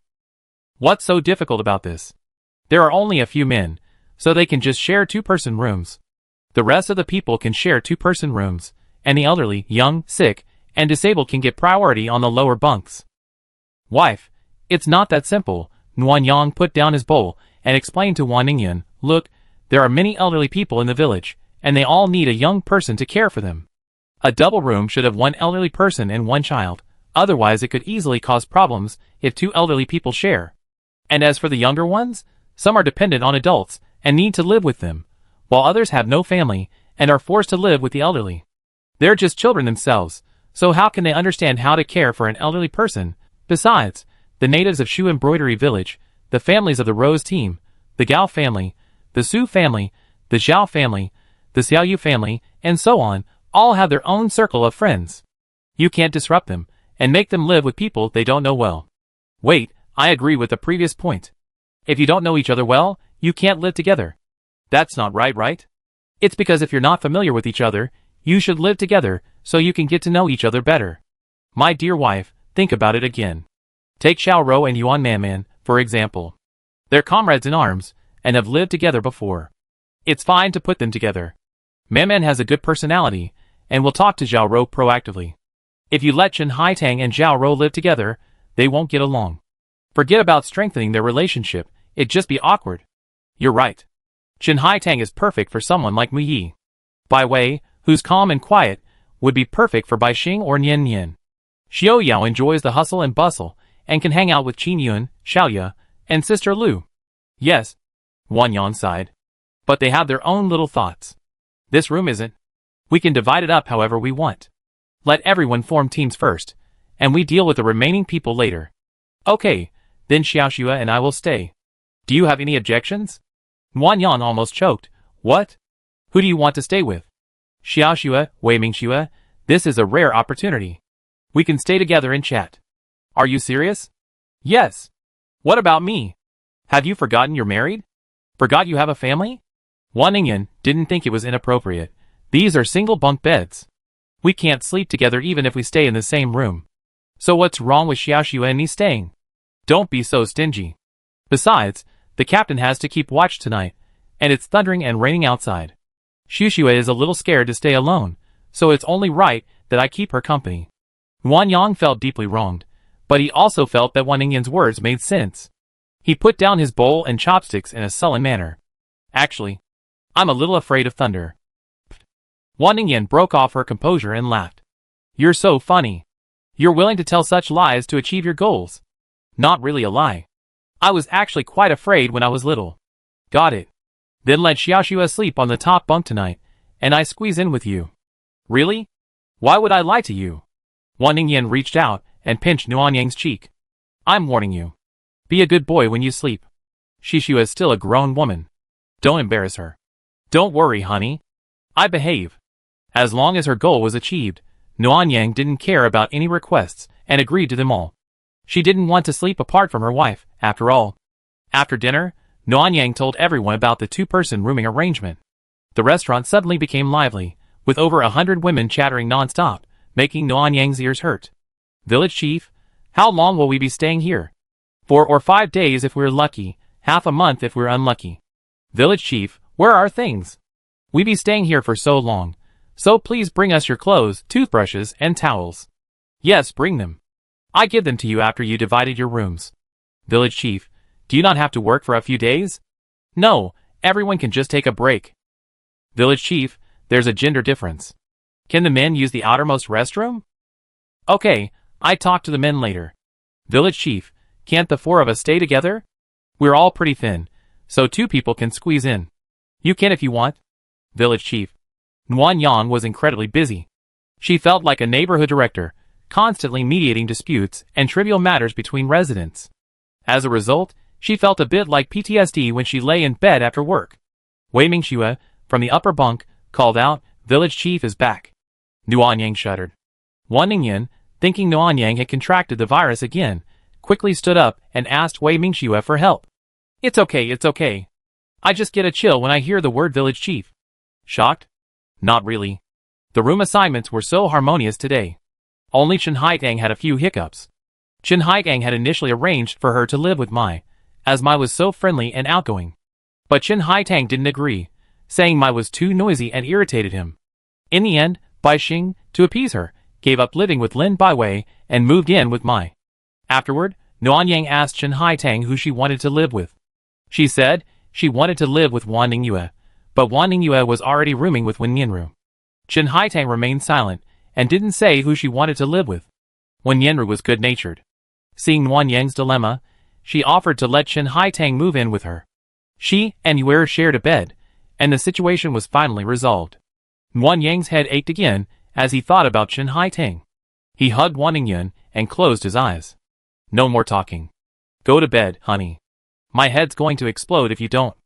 Okay, that's weird. Xiaoxue, you should go to bed early too. Good night. Yeah, good night, Sister Ningyan, good night, village chief. Wei Mingxue called him village chief, and Nguyen Yang shuddered again, hugging Wan Ningyan even tighter in anger. It was all his wife's fault for wanting to live with Wei Mingxue. Otherwise, he wouldn't have been scared twice in the middle of the night by the village chief.